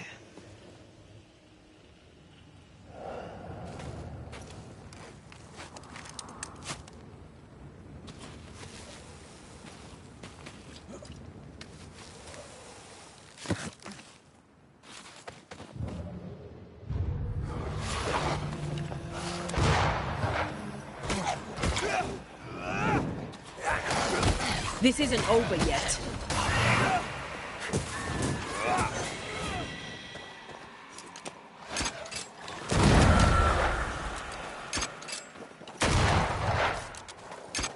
Ah, shut it.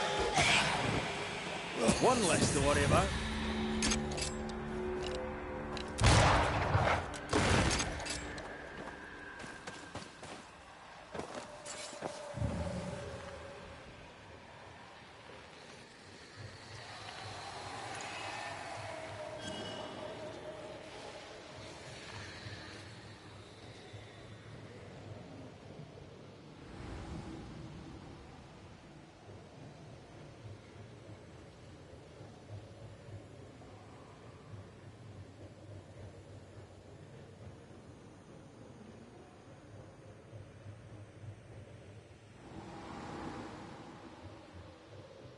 Ghostly voices stay in this place. Shite! To arms! To arms! They waylay us! The right flank! Hold them off! Josh! Behind you! Goddamn bastarding cold! Help me! Joshua! No!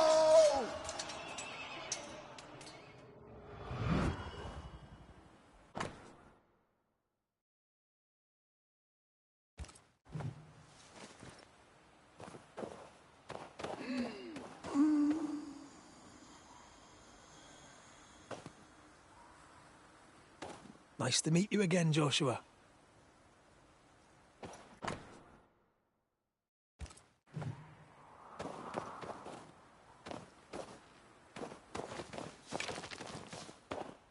You want us to help Andrew White give up his guilt and get on with his life. Am I right?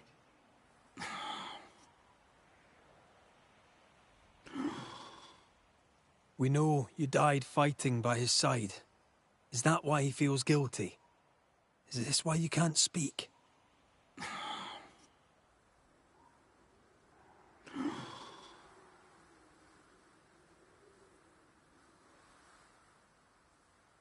I'll do whatever it takes to end the haunting.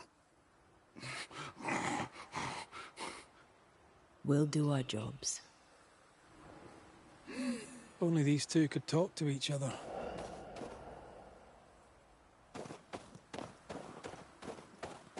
Andrew needs to start talking. As long as he swallows his guilt, nothing will change. There's a wall between these two, and we must knock it down. I may be able to do that. Andrew failed to save his friend and blames himself.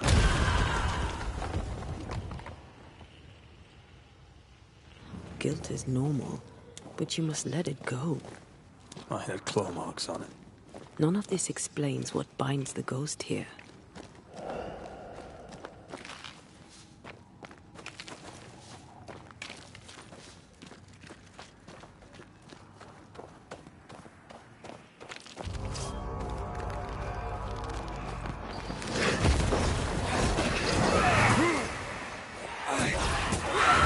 Feet on the ground.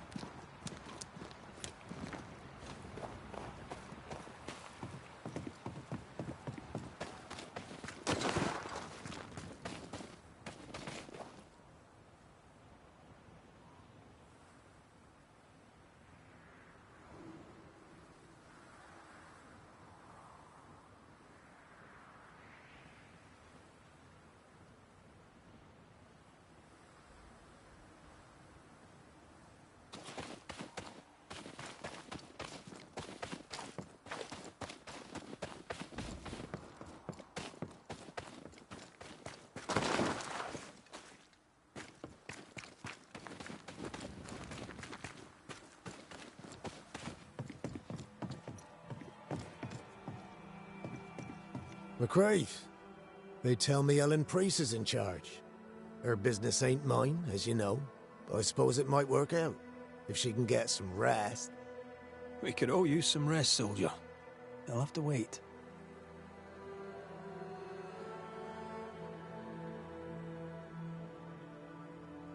I don't usually bring it up, but I was a soldier too. Thought as much. Where'd you fight? Well, first I fought my way across half the Highlands. Later I'd fight wherever my paymaster sent me. Bavaria, Bohemia, Austria. What's your war story then? We all have one.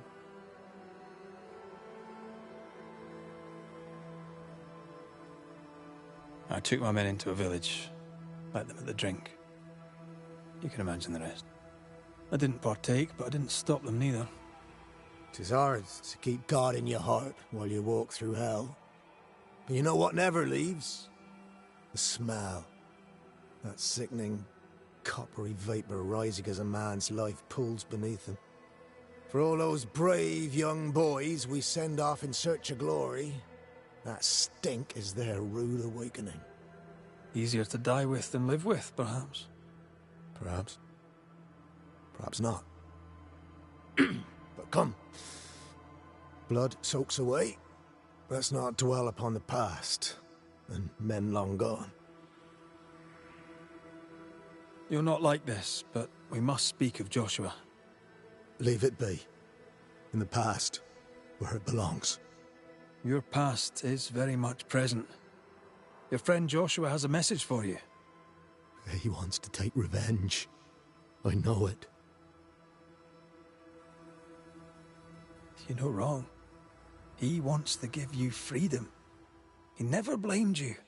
You blamed yourself. Why would he not seek revenge? He's due it. He doesn't see it that way. I shot him. I was trying to save him and I shot him. Hold on. How did this happen? We were skirmishing in the forest. 2 Indian fellas bore down on Joshua. Dropped one, but the other had him cold. I was 20 yards away. I raised my musket, pulled the trigger. Bullet went straight through his skull.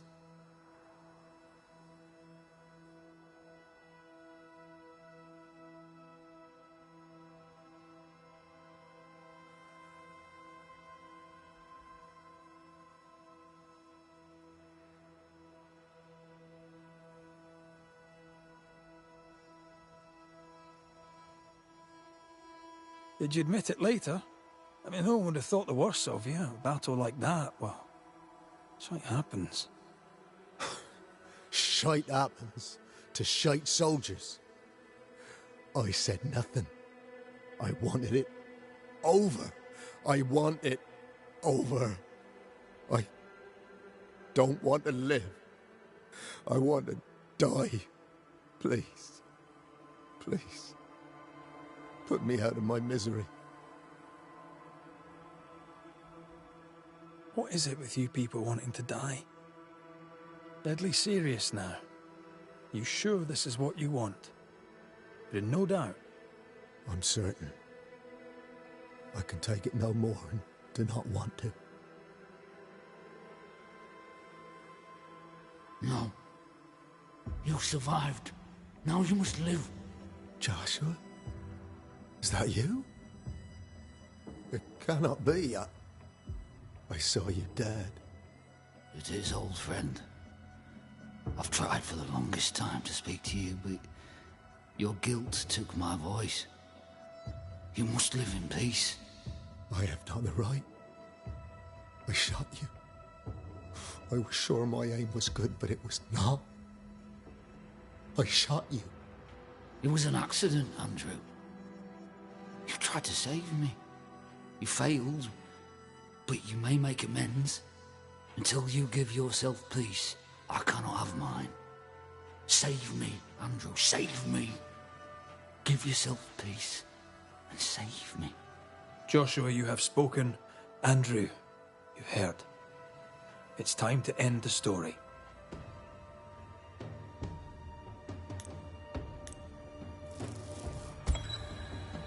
Andrew White.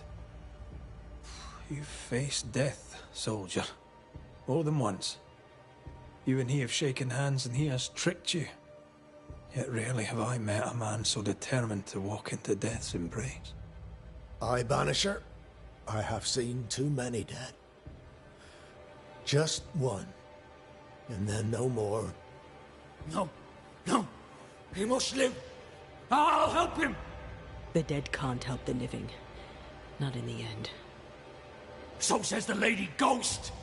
Joshua, all is well, or as well as it can be. Now you can go too.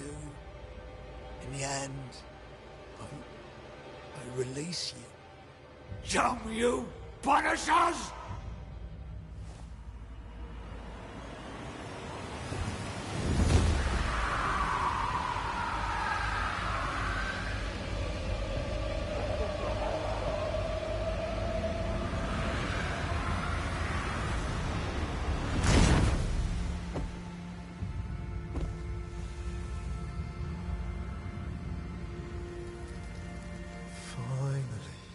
Peaceful.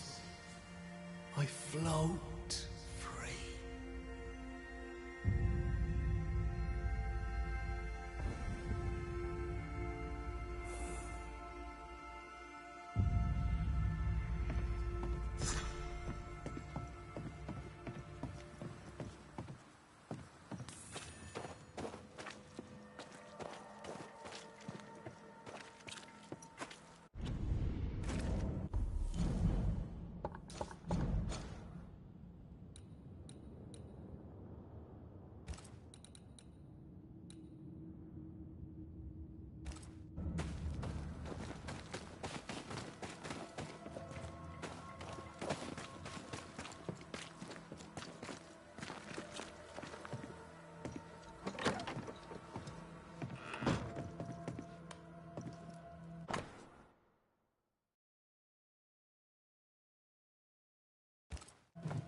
Clever, as long as no one finds the depot. Suppose we could check on it.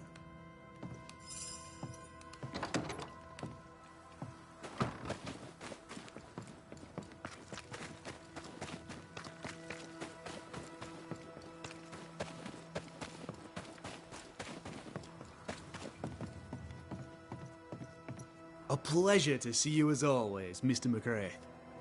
Good day to you, Mr. Sather. So, salesman, sell me something, if you can. My pleasure. Tell me, what do you need and what do you want?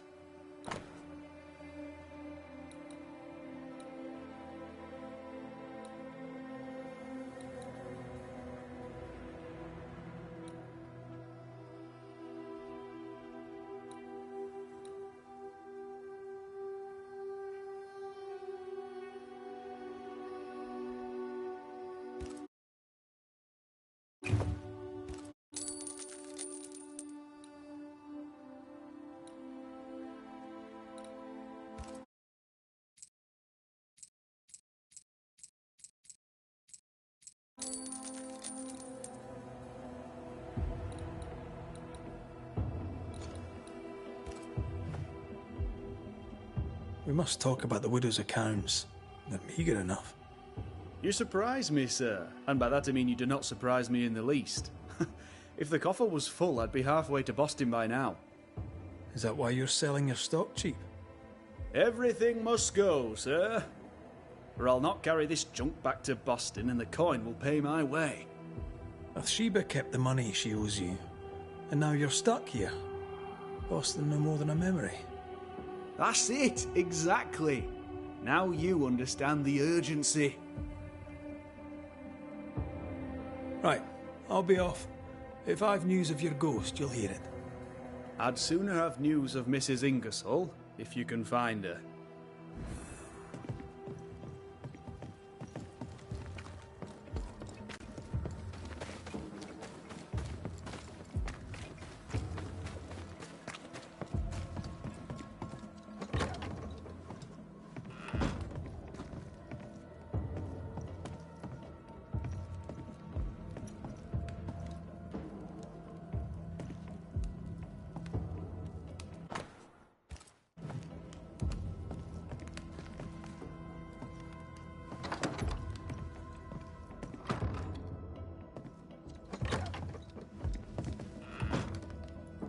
Well?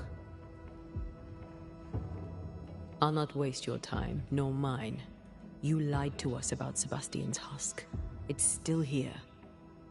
We were clear. That is not Sebastian, and its presence will kill you.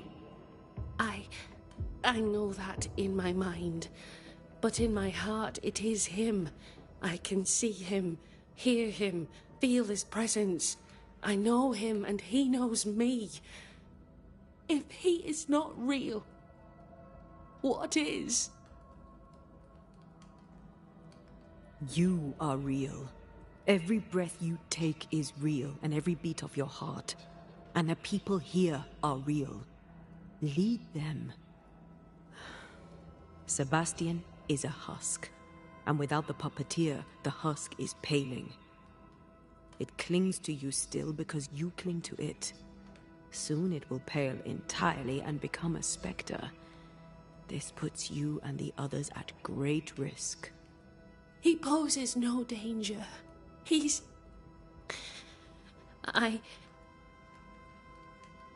Very well. I visit him in the mines.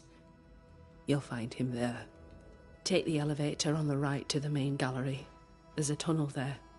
You'll need this key. Do what you must, Banishers. And so will I. Go gentle, Helen.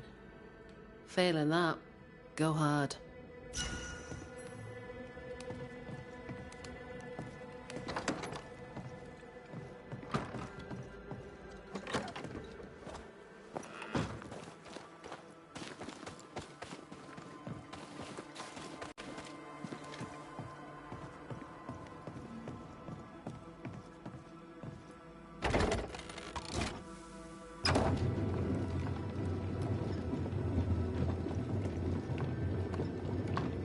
Can Helen's longing alone sustain Sebastian?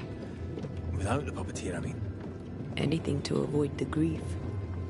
Just like us. You're no husk. I suppose we all do what we think we must do.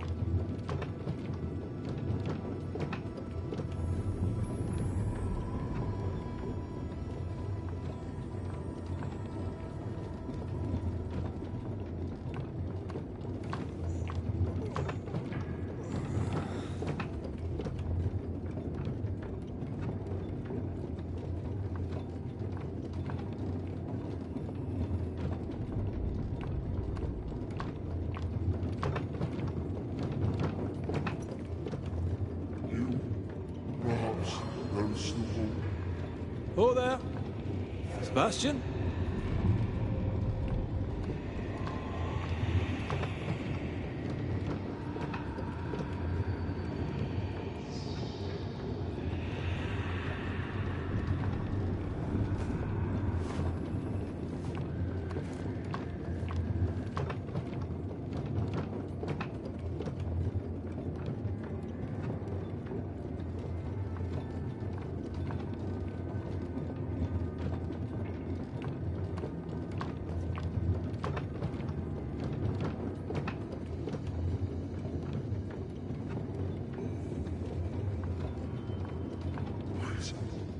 Talk to her. She was come to me.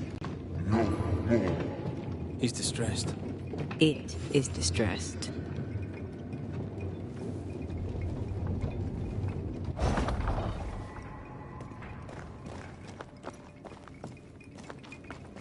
I am the shadow when she looked, and yet I never fade.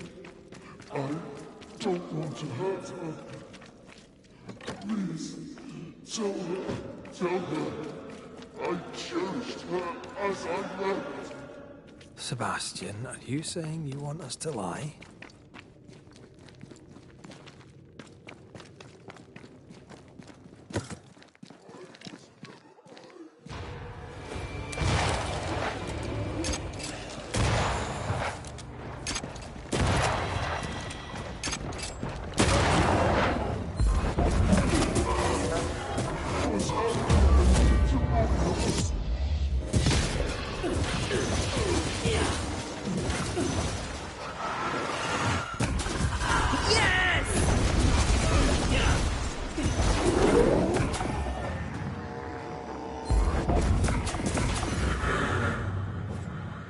Husk has Helen's memories no more. They weren't even real memories. Now even his spectre is gone.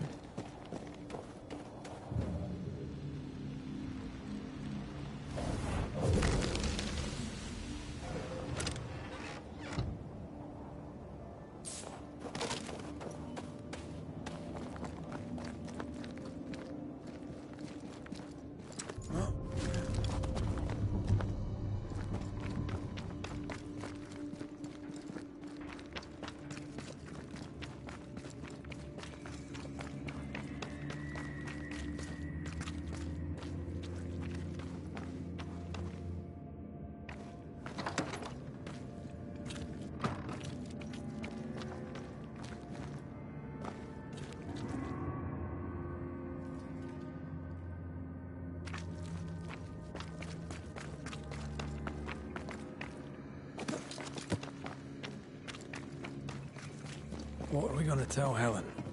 That the spectre of Sebastian lost the fight with his own nature and we had to dispatch him. Or that he vanished, cherishing the life he thought they'd shared. She won't enjoy either. Do we have to lie? Some truths are better left unspoken, and the people here need their leader.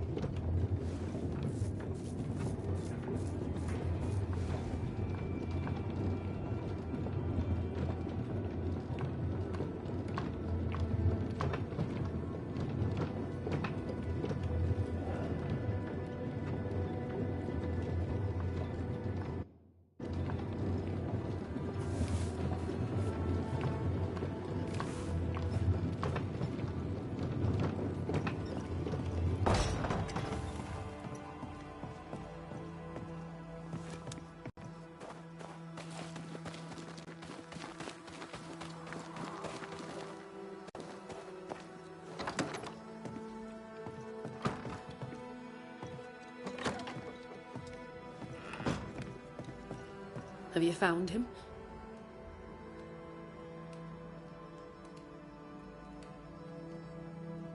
We found him paling in the mines. He was calm, at peace. He told us he'd cherished the life you shared together. My poor love. Why did it have to be so?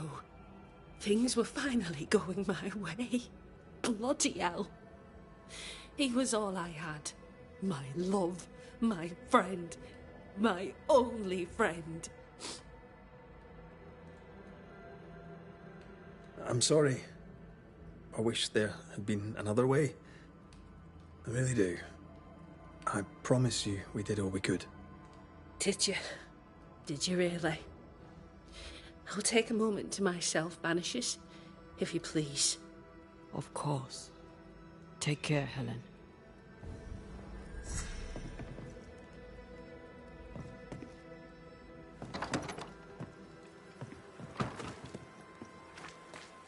Oh, that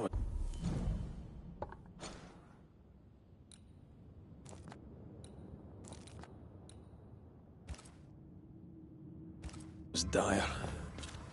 I know, Banisher Rule 14, don't get involved emotionally. I hate that rule. Then why'd you make it up? Because you needed it.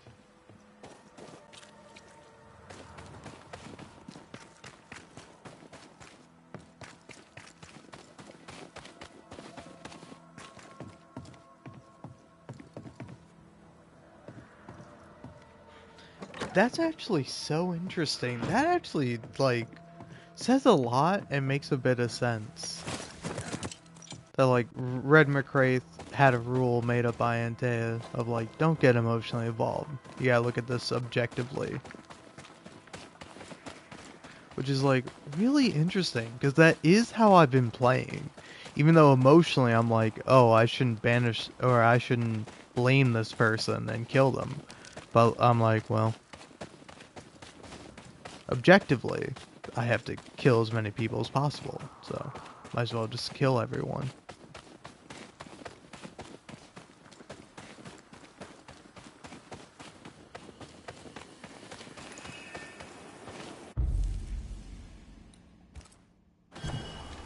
That's probably the wrong one. Nope. Now the past is mine to see.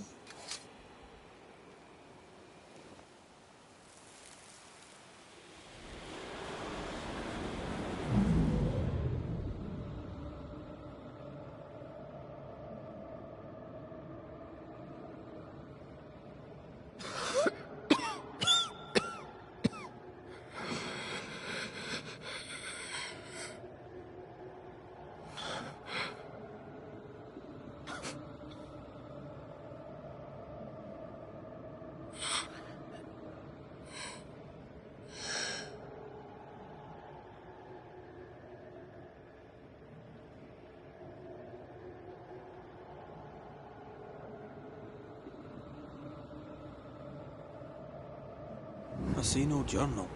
It may have slid from her fingers and fallen. Let's retrieve it.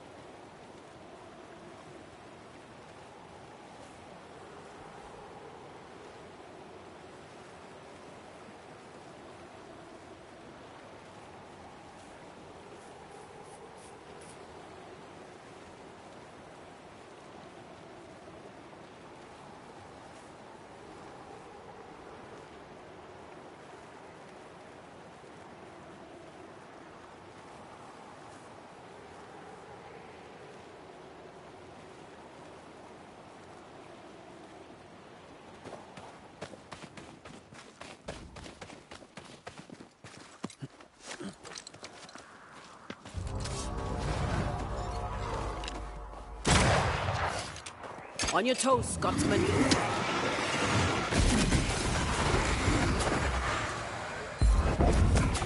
Great! More fun.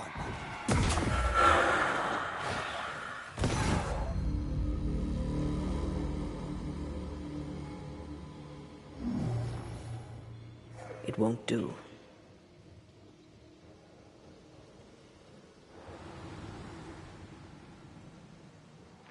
This could be a good spot to cross.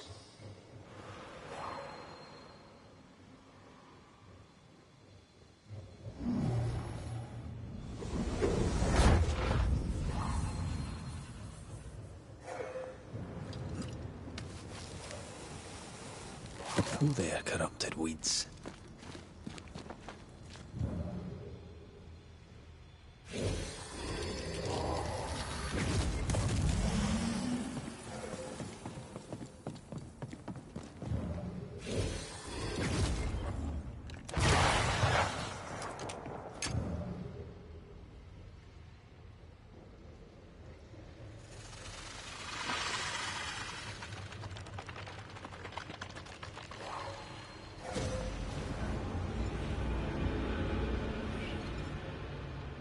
I have another in sight. Throw your toys somewhere else, pal.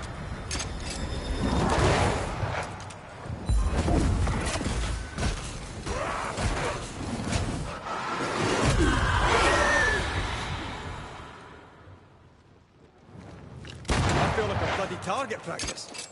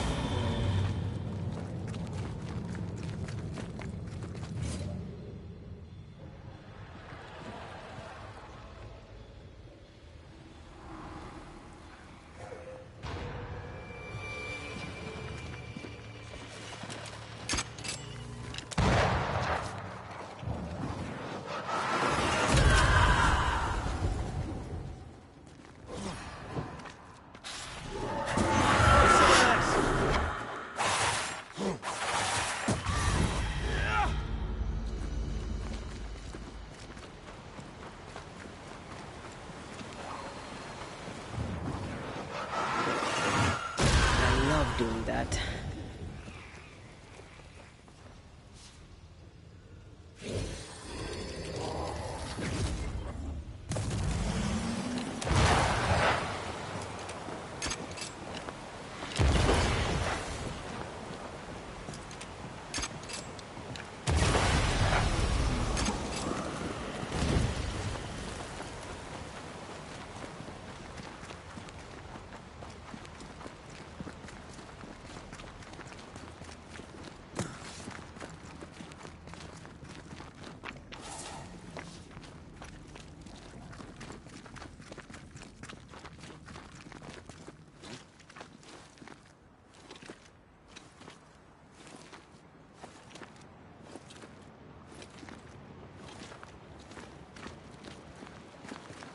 This looks like the place. Let's find the journal.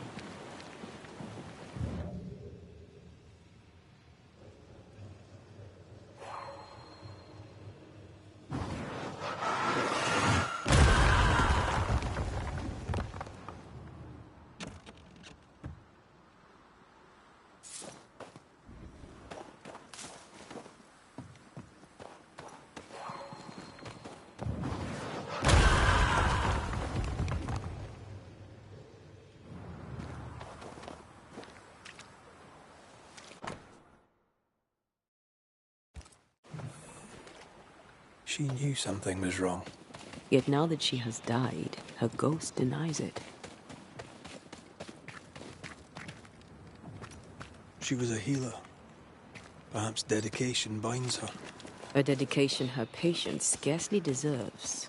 We should go back to the infirmary. Anne will surely be there.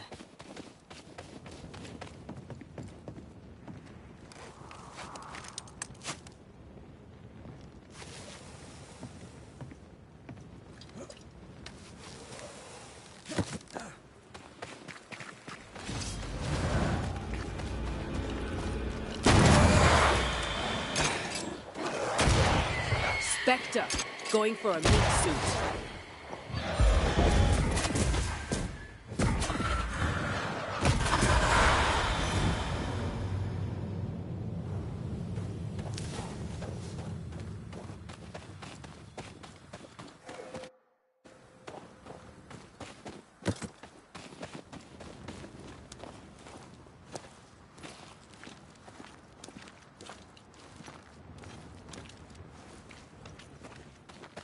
Anne reminds me of More Mackenzie. We hid in her house when we were running from the English. She washed our wounds and sang as we buried the dead. Never stopped smiling. I like her already. They burned the house down with her inside. I'm sorry. Maybe more still haunts the ruins, waiting for the next poor wounded soul.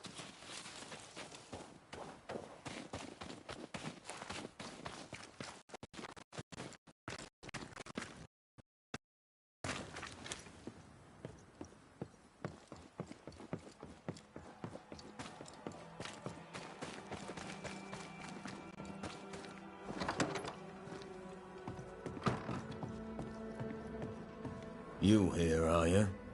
Good day to you too, Mr. Peabody. Anne Wings had the grip. She packed up and left so she'd not pass on the infection. Part of her must have known she'd not make it. I did not know. I could not have known. How could you indeed, with your head so far up your own behind? She had a cough. Just a cough. I couldn't have known it would kill her. Well, kill her it did. As you were, Mr. Peabody. See you about. Not like I can go anywhere anyways.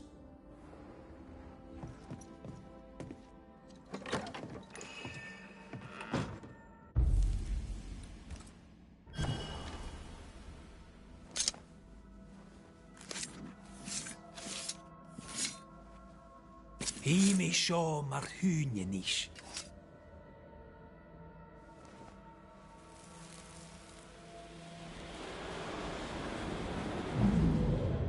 Hold still. Get your filthy hands off me! That's enough, Mr. Peabody. Get off me, you evil old frigate!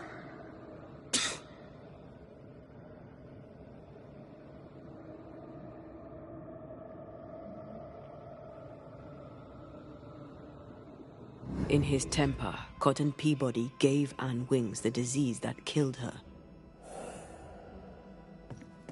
Oh, still here, are you? What new comedy do you two bring me now? Cotton Peabody's health concerns you greatly, true? I'm a very good nurse. How long is it since last you slept? How long since last you ate? Well, I have been very busy. You're tired but cannot sleep. You're hungry but can't face eating. Time to face the truth. No, it's just... I'm tired. I forget things. I forget to stop working. I think you know what he needs. I think you know his remedy. He must have wintergreen. Fresh oil, decocted, then used as a salve. Yet, though you treat him, his condition worsens. You must have noticed. To maintain the illusion of life, you feed upon his essence. Even as you tend to him, you leech his life away. No. No. Your memory is fading. It is not. At least, I don't think it is. Once you kept meticulous records. Now your notes, if you keep them at all, are chaotic. It's just that I'm all alone. No one to talk with. No one to share a laugh with.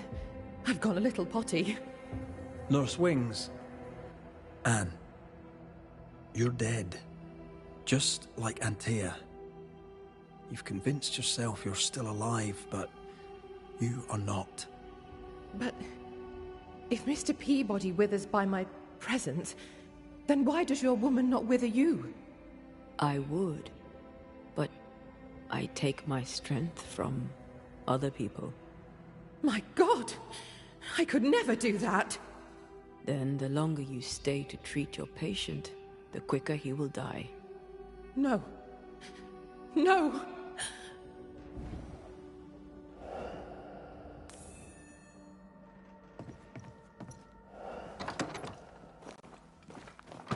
Hold there, Nurse Wings! Anne! I can help you. Let me help you. She's heading back to where her body lies. Anne, are you there?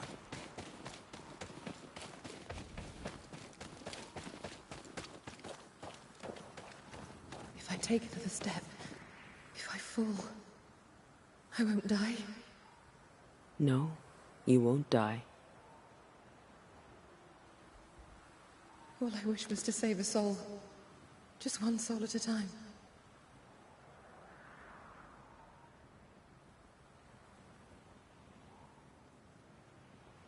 Cotton. It's time we put an end to this. The devotion of poor Anne Wings, who even dead, kept on caring. No.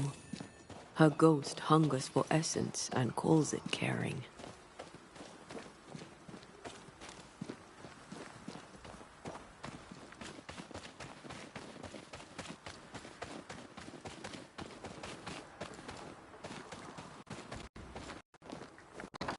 You must get well. 'Tis all I want. But by staying, I've been doing you harm. For that, I beg your forgiveness. Oh, Mr. McRae. Peabody, we must talk. This sounds ominous. Where lies the problem?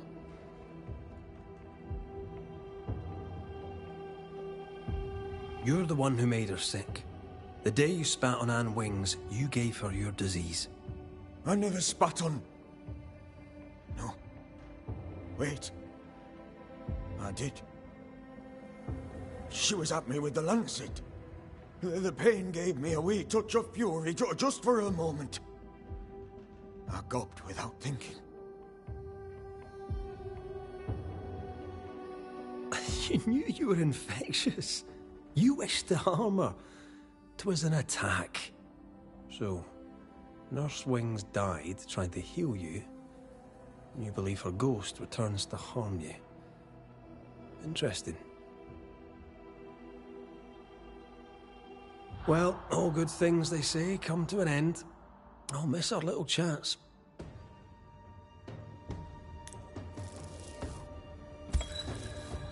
Cotton Peabody, your vulgar, disrespectful lack of manners provoked your nurse's death. And yet, even dead, she remains devoted to nursing you back to health. I'm not afraid of you, you rebel Scottish scumbucket. You'll not be the judge of me. Even dead, she tries to save you. But you, sir, spit on her grave. She's dead. Fix it, Banisher. Clean up the mess and banish her. In any infection, there is, as they say, more than one way to draw the poison out.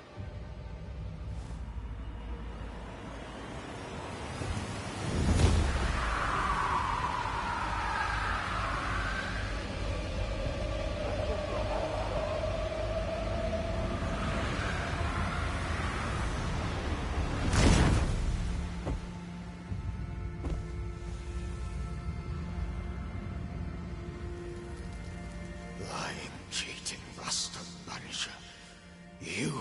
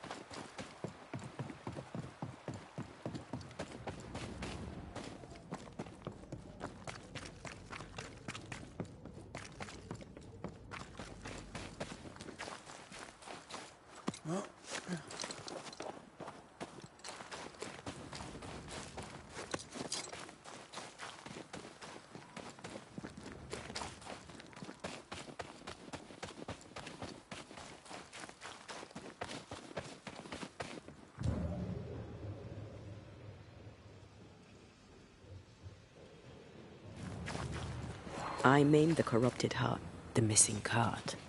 Abandoned. The wheel is stuck.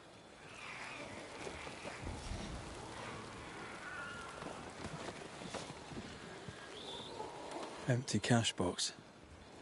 The widow Ingersoll's, no doubt.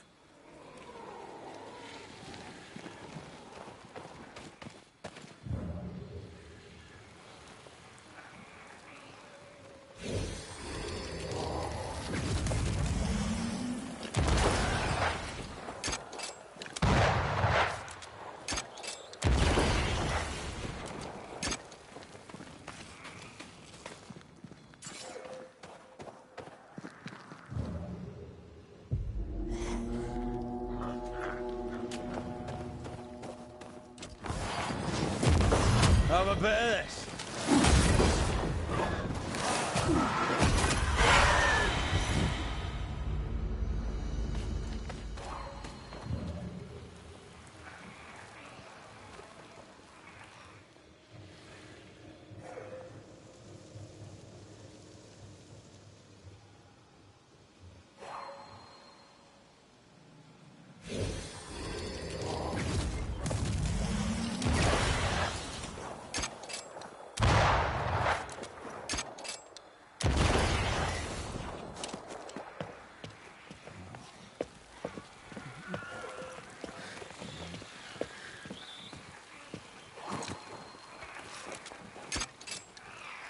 Picked and culled.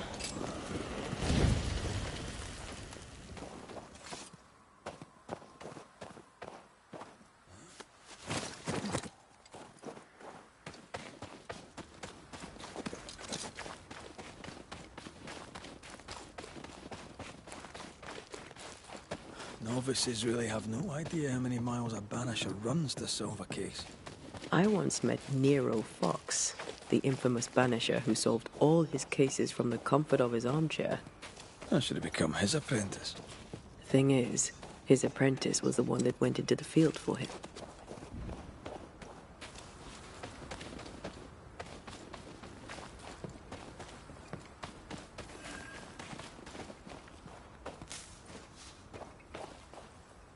A trail of blood. I don't like that.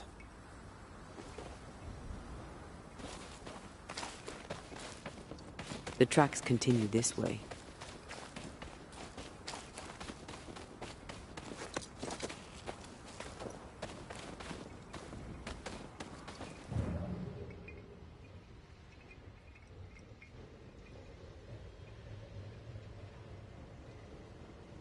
I think Bathsheba was injured. Looks that way. What with the blood and torn clothing and all.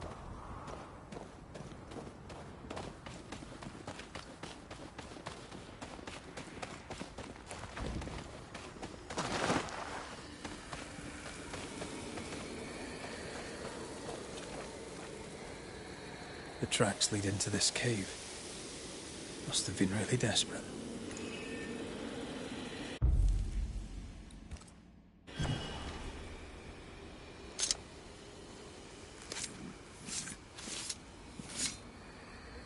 Toki mi indrasta, skal nam falas.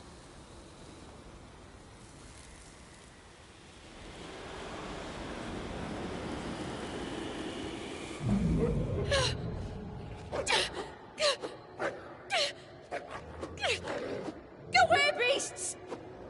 Off with you! That's mine! Come back!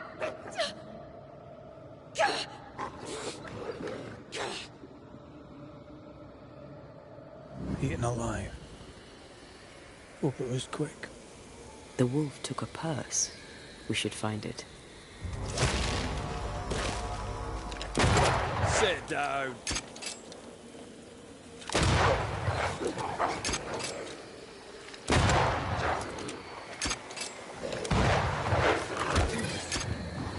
Think you could take on a ghost?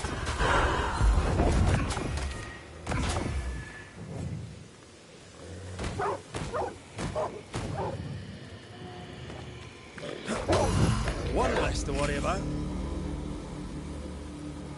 Let's search the den. But with a Wingersoll, we'll never again see Boston.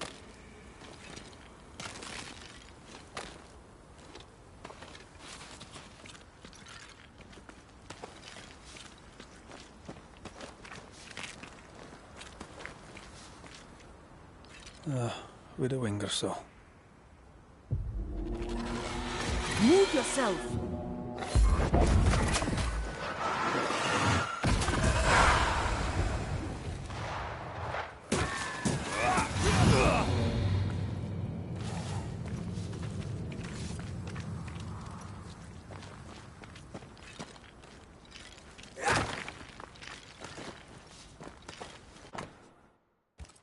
Here's the belt. The purse is with it. Keys. With the Wingersolls, I don't doubt. I've seen this symbol in the mines below Fort Jericho. Why would she have keys to the mines? Mines. You want to take a look, don't you?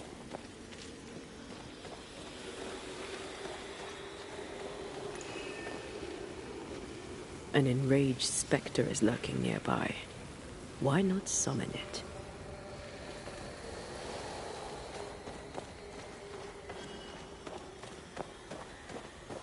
Well, personally, I counter with a question of my own. Why summon it?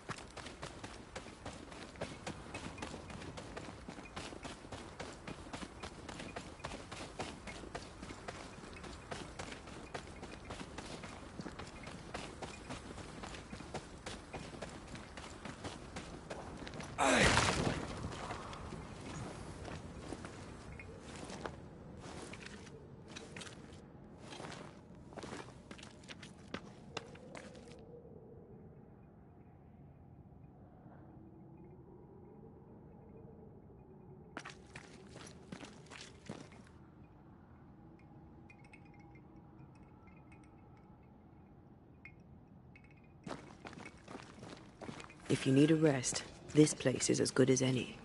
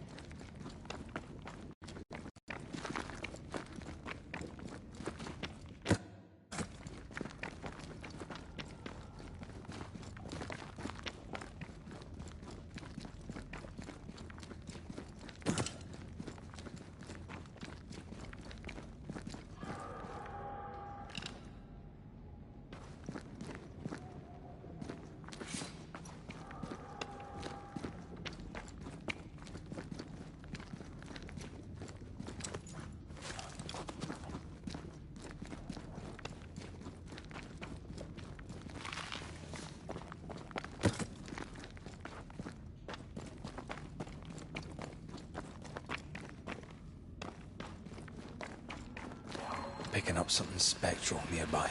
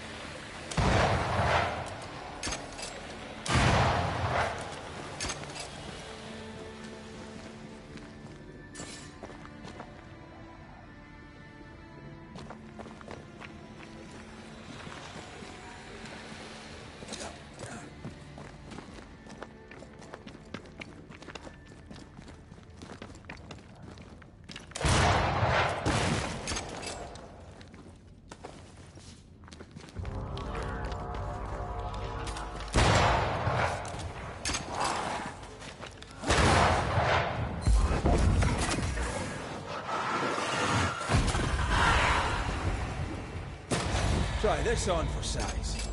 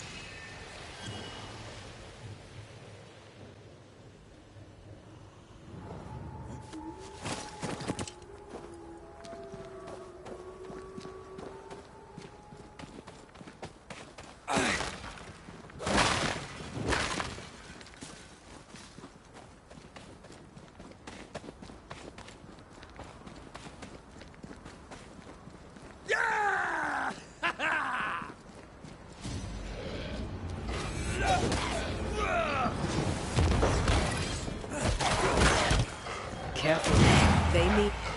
One less to worry about.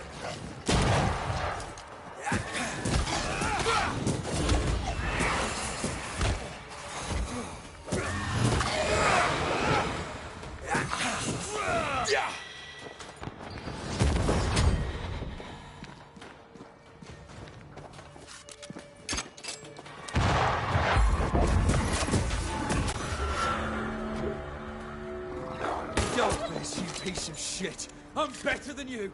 You hear me? Aye, King of the Musket, me, the Shadow of the Woods. See that? Even dead, the bitch won't stop. How'd she do that? How'd she bend the wolf to her bidding? Don't get me wrong. I had him where I wanted him. You fight well. We could use you in the train band. Red McCraith, Banisher. Aye, I've seen you around. Theodore Shepherd. Marksman out of Fort Jericho. Best in the business. You seem haunted. What was your first clue? By Flora Abbott, for you ask. The tar-faced cow. Flora Abbott? Who's that? Captain's pet. Gave her a gun and all. She ran off. Must have died. Won't leave me alone now. Why you? Who knows how her kind think? They're naturally devious. You know that. She tried to kill me in my own cave. Well, that proves it. Slavery's a gift to 'em. I beg your pardon. Steady. We have a ghost to take care of. We can rip this shitebag's throat out later. Maybe I can help. I know about ghosts. You mentioned a cave. Yours? Aye. I used it as a hunting lodge. Or I did, till Abbott turned up. A ghost did anyway. She attacked me. Ran for me life. Had to leave so many things behind. Be a mate and pick it up for me, eh? I'll think about it. What sort of gear are we talking about? A notebook, several wolf traps, worth little enough to you, worth a little more to me. Thanks, mate. Appreciate it. I wonder what we'll learn at Teddy's cave. I'll be on my way. Farewell to you, mate. You! Leave him to me. A ghost was listening. Flora Abbott, I'd say. She left traces. Don't interfere. I'm ready to shoot it. Who's there? You should have left him to me. Flora Abbott. That you? You should have left him to me.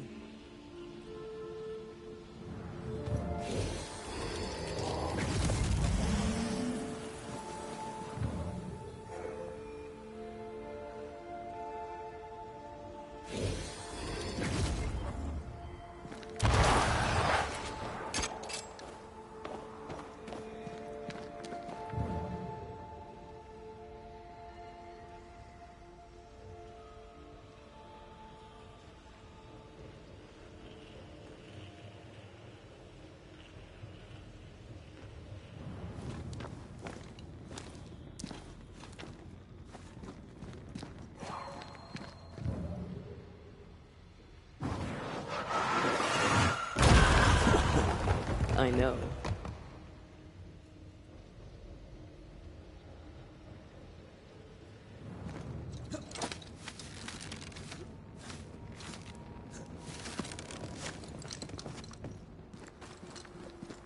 Flora?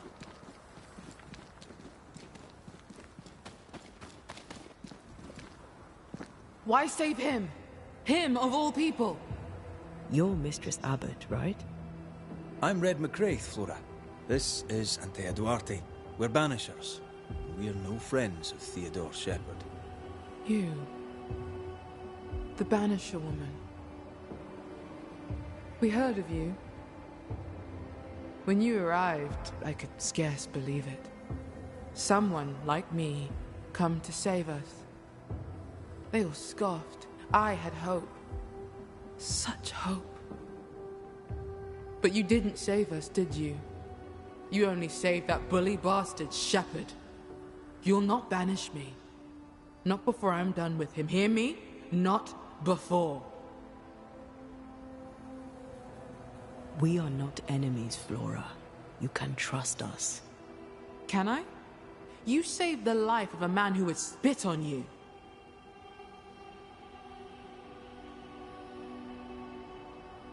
A Banisher sides with the living. You're neither now. Not Banisher, not living. You were a hunter at Fort Jericho. But why were you living in New Eden in the first place?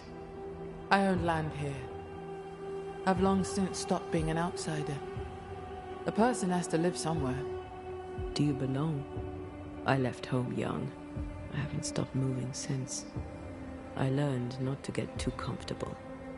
I am a New Englander, born on a farm not far from Boston.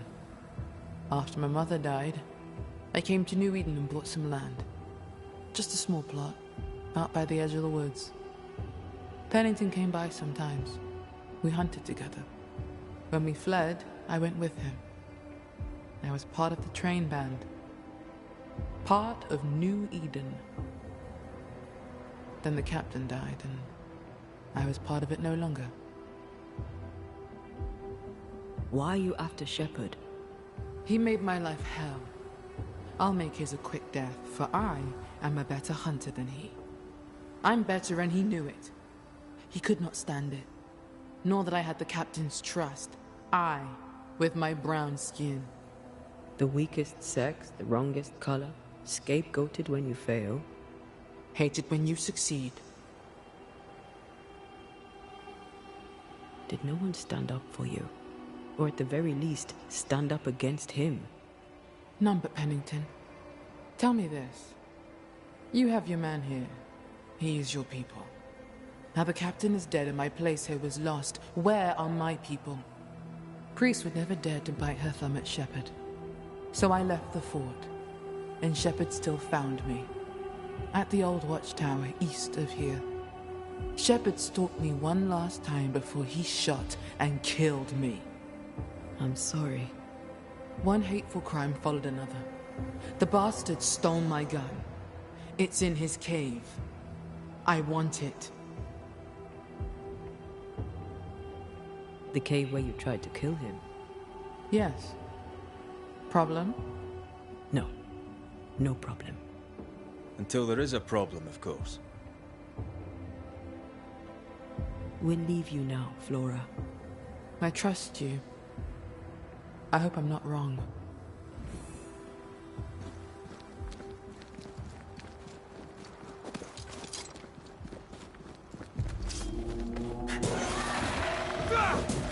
God, you're tougher than a gadfly.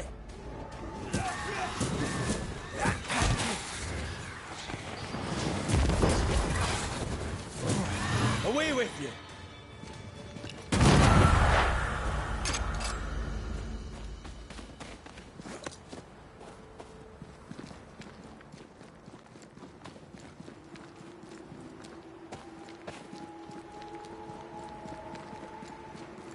Having lost her captain and only ally, she left the fort.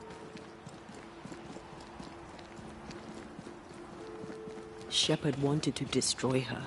She was right to leave. Pennington held Shepard back. Without the captain, she was in danger.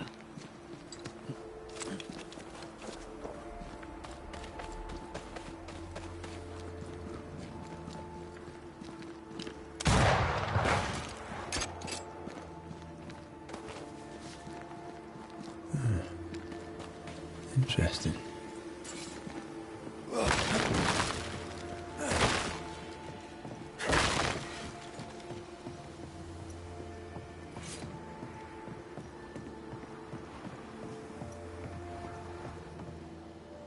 Broken lock. Forced entry. There's an echo here.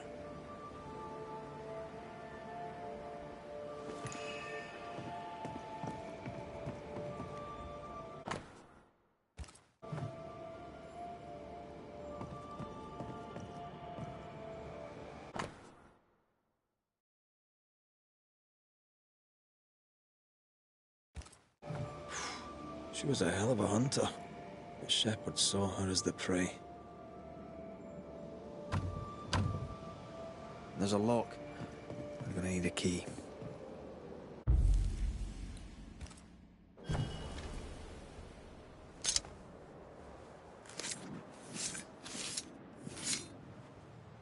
I raise for now the Veil of Shadows.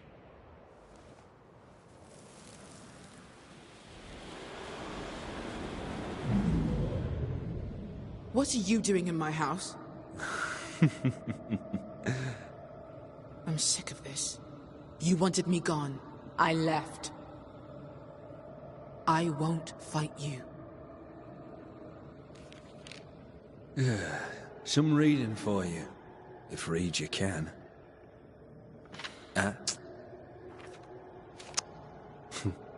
Not to do with me. I'm just a messenger.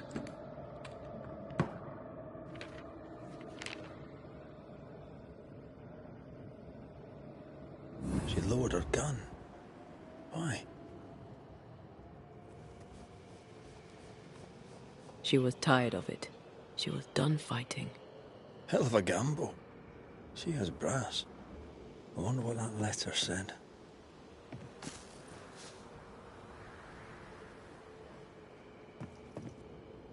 This looks moth-eaten. No one slept here for a long time. The tower had to be abandoned years before the curse.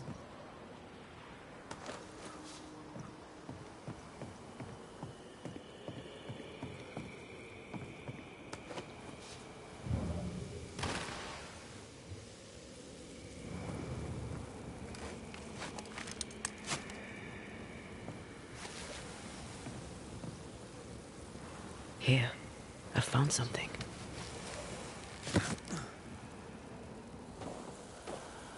There was a gun here. See where it lay? I'd quite like to find it.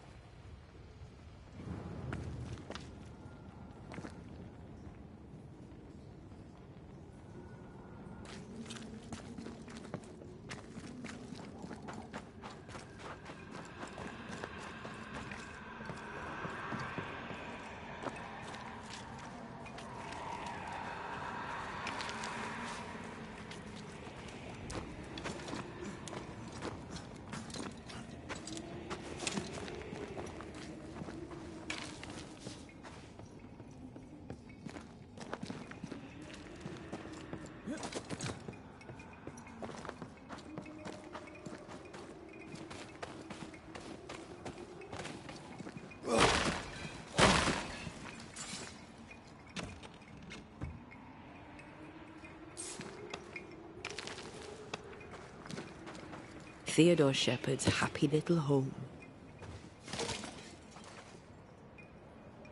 Flora's rifle, I'll wager.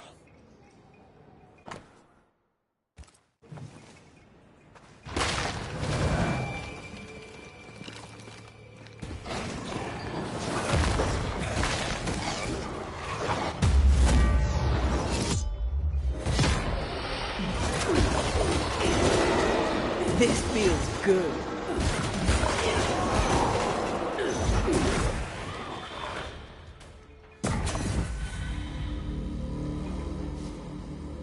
Shelter, if you need a fire to warm you up.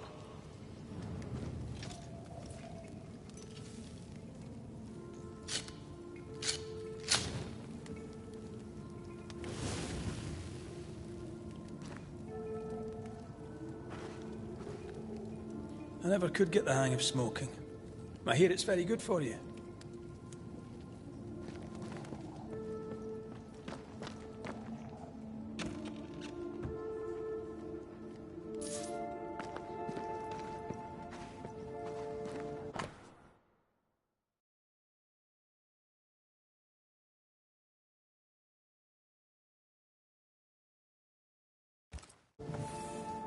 The notebook Shepard wanted. What a lovely man. Lovely's one word for him. I can think of others. Shepard is pitiful, angry, and obnoxious. And he's a bad loser. Harsh but accurate.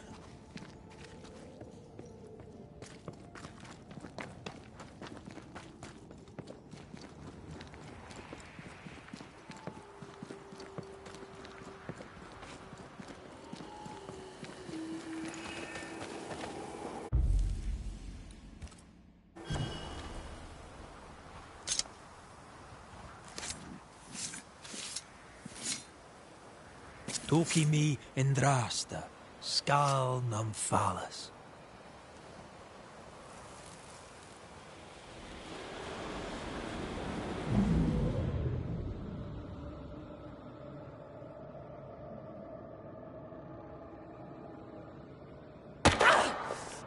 What the... To hell with you, shepherd, you bully bastard and dog! He hunted her down like an animal. That was hard to watch. You alright? A dirty little killing. So pathetic. So familiar. She ran from him. Not from New Eden. Not even from the curse. From him.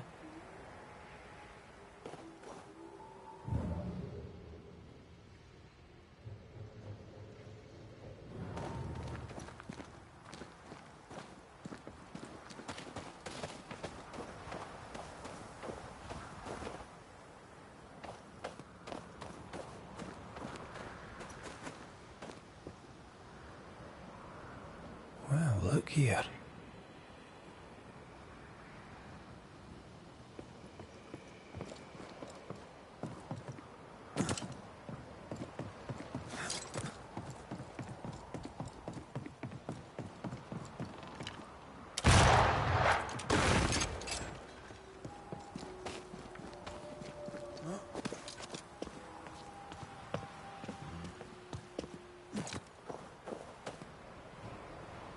No sign of her body.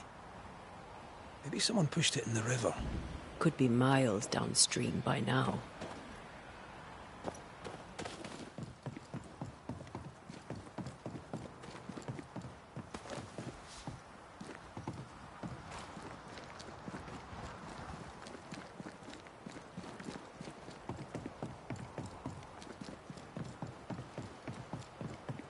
The words of a ghost may resonate here.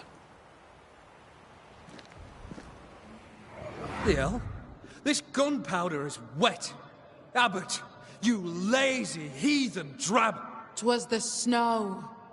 You yap like a scared dog, shepherd. No bite.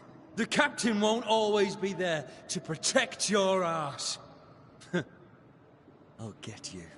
Then you'd better not miss, little doggy. 'Cause I'm faster than you. Things got out of hand fast.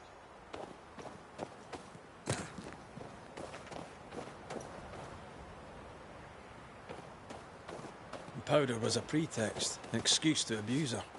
After, he'll claim it was an honest mistake. We get used to it. Harsh. She just wanted a better life, like anyone. A Spanish slaver hired me once. Haunted, predictably. He was in a terrible state. I turn up, he sees my I see something. Hanging on the tree. A bag, I think.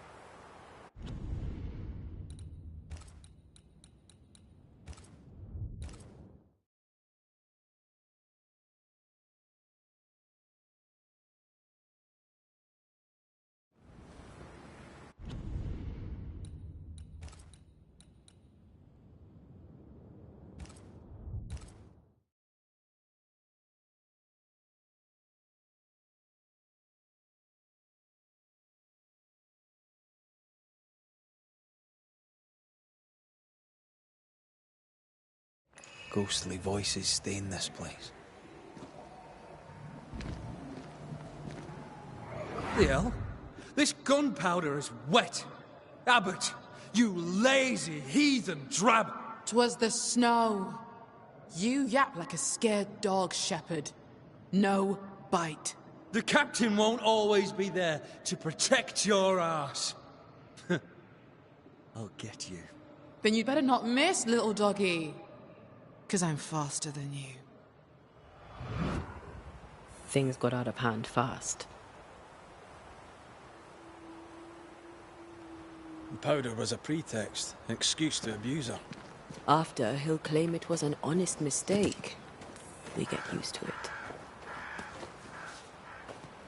Harsh. She just wanted a better life, like anyone. A Spanish slaver hired me once, haunted, predictably. He was in a terrible state. I turn up, he sees my face, my skin, throws a tantrum, decides to stay haunted.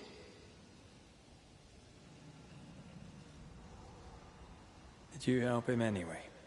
No. He sent his whip hands after me, saying I'd summoned the ghosts. I left town. It damn near cost me my life. Flora Abbott walked away from the bullshit. She dismissed it. She had to pay.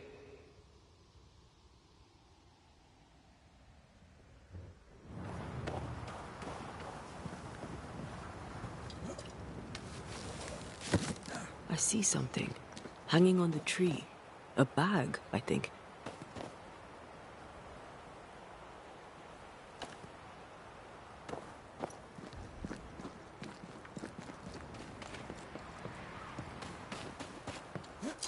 Damn this fog.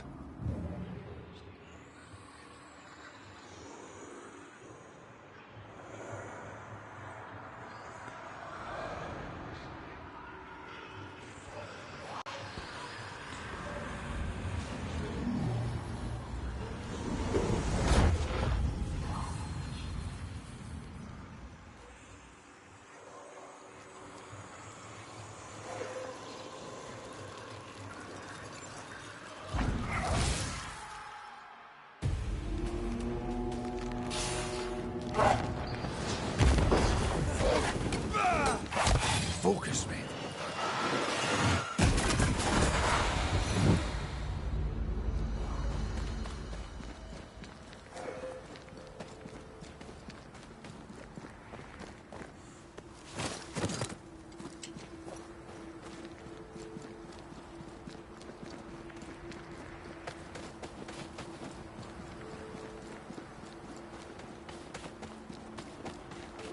According to the map, the treasure should be near. The treasure has to be near.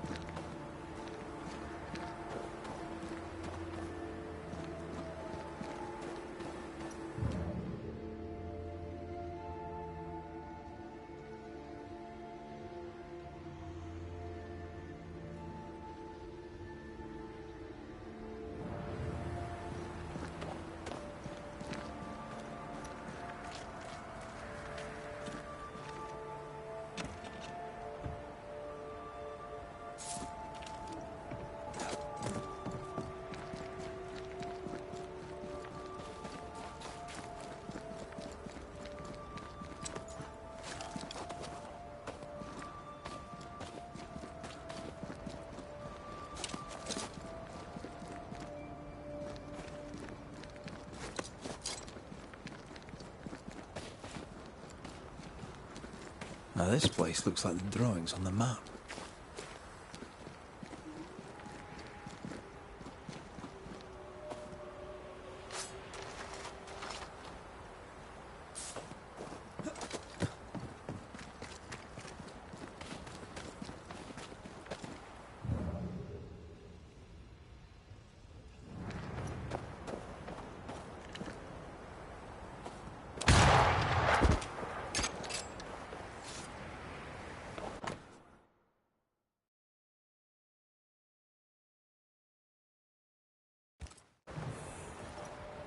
Shepard won't have liked that.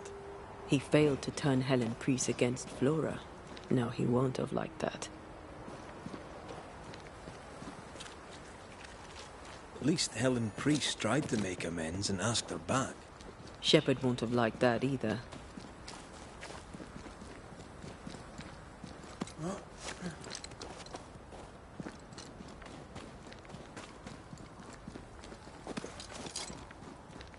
You're mine, yapping doggy. Need something? We'll leave you now, Flora. Do not disappoint me.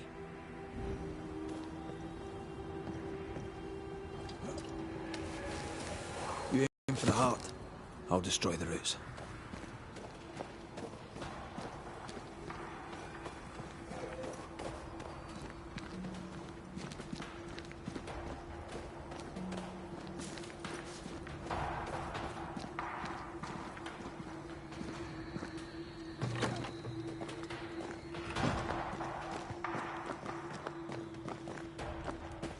How goes it? I've brought your notebook. Your traps, too. Good. Give 'em here.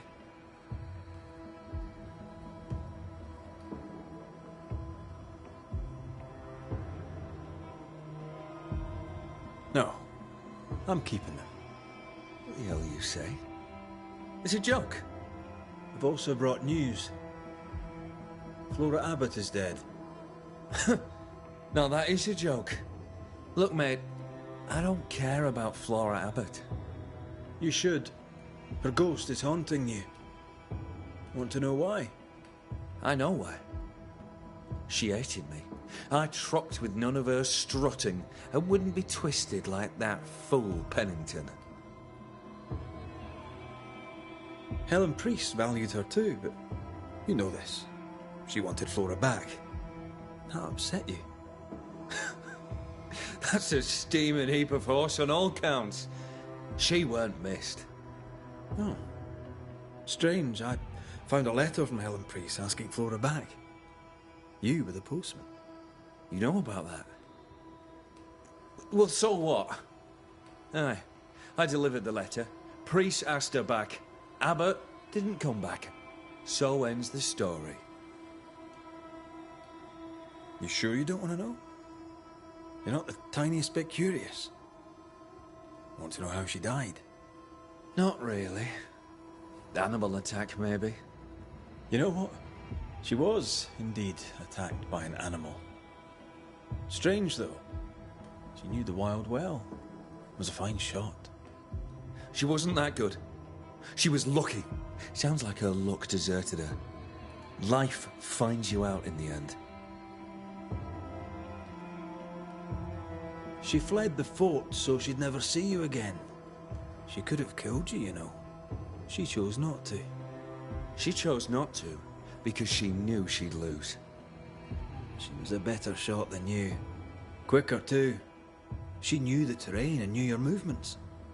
She could have lain in wait as you went hunting, knowing you'd come by, and shot you as you passed. Any of this sound familiar, mate? No? Why would it? Drop the act. You killed Flora Abbott. I had nothing to do with it. And you won't prove otherwise. I don't need to prove it. I know. That's enough. And what if I had? I kill animals for a living. And there ain't nothing you can do about it, mate. I'm a living, breathing Englishman. What'll you do? Banish me?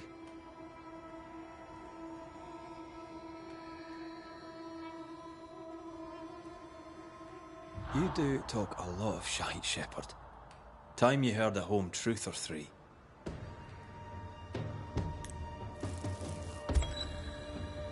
Theodore Shepherd, you're haunted by the ghost of your victim. Let's face it, bully boy. You're a terrible human being. What would a Scotsman know about being human? You're making this very easy for me, Shepherd. This haunting is about to end. Banishers do protect the living from the dead, that's true. But sometimes we end it by blaming the living. Congratulations. I've never met a man who deserves blaming more than you. Wait. No. Hold there. I'm sorry. I apologize to the stupid bitch. I'm a good man. I made a mistake. I made some mistakes. Aye, you did. Allow me to introduce you to the consequences.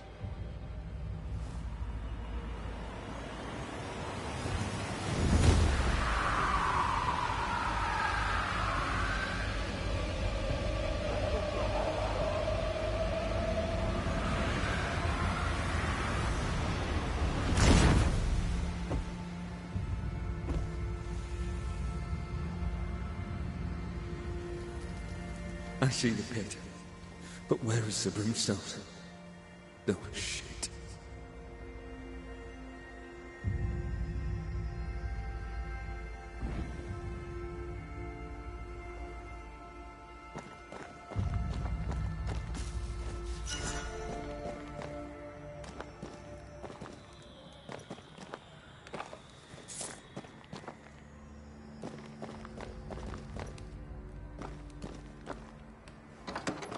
What's the matter? Revenant wolves. They keep coming back. We should find the source and put an end to this.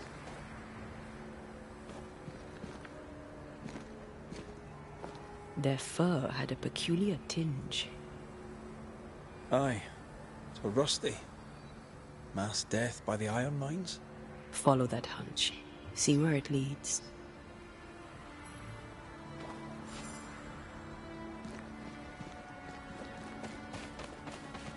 Want to talk about it? She ran, but what would that have changed? You can't run from your own skin, and men like Teddy Shepherd.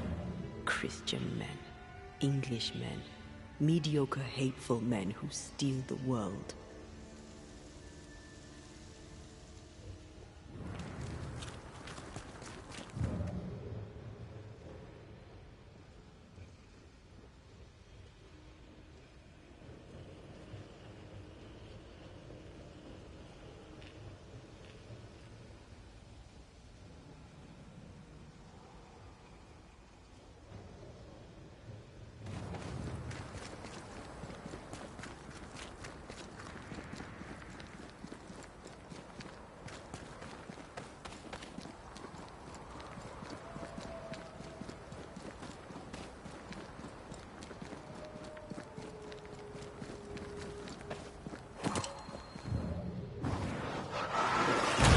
Go there.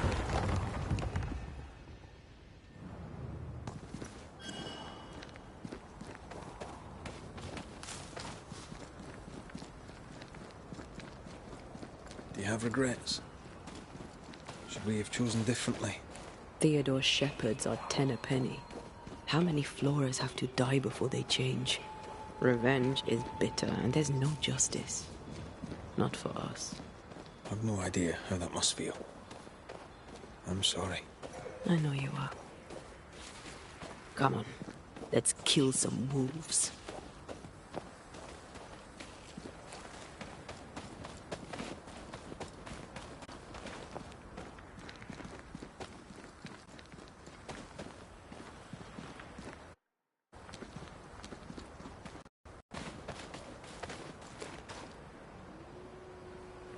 Alright, honestly, I've been going for pretty much 9 hours, and my PlayStation is about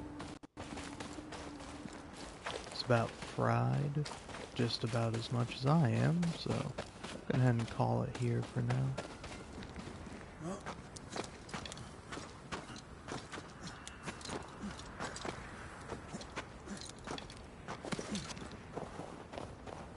Let's see if we can find one wolf, though, real quick.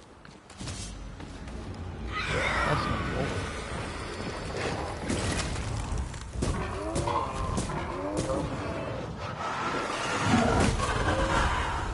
Dodge if you can.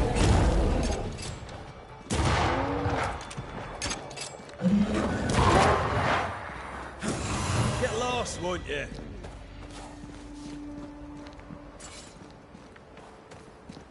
Alright. Well, that's all for now.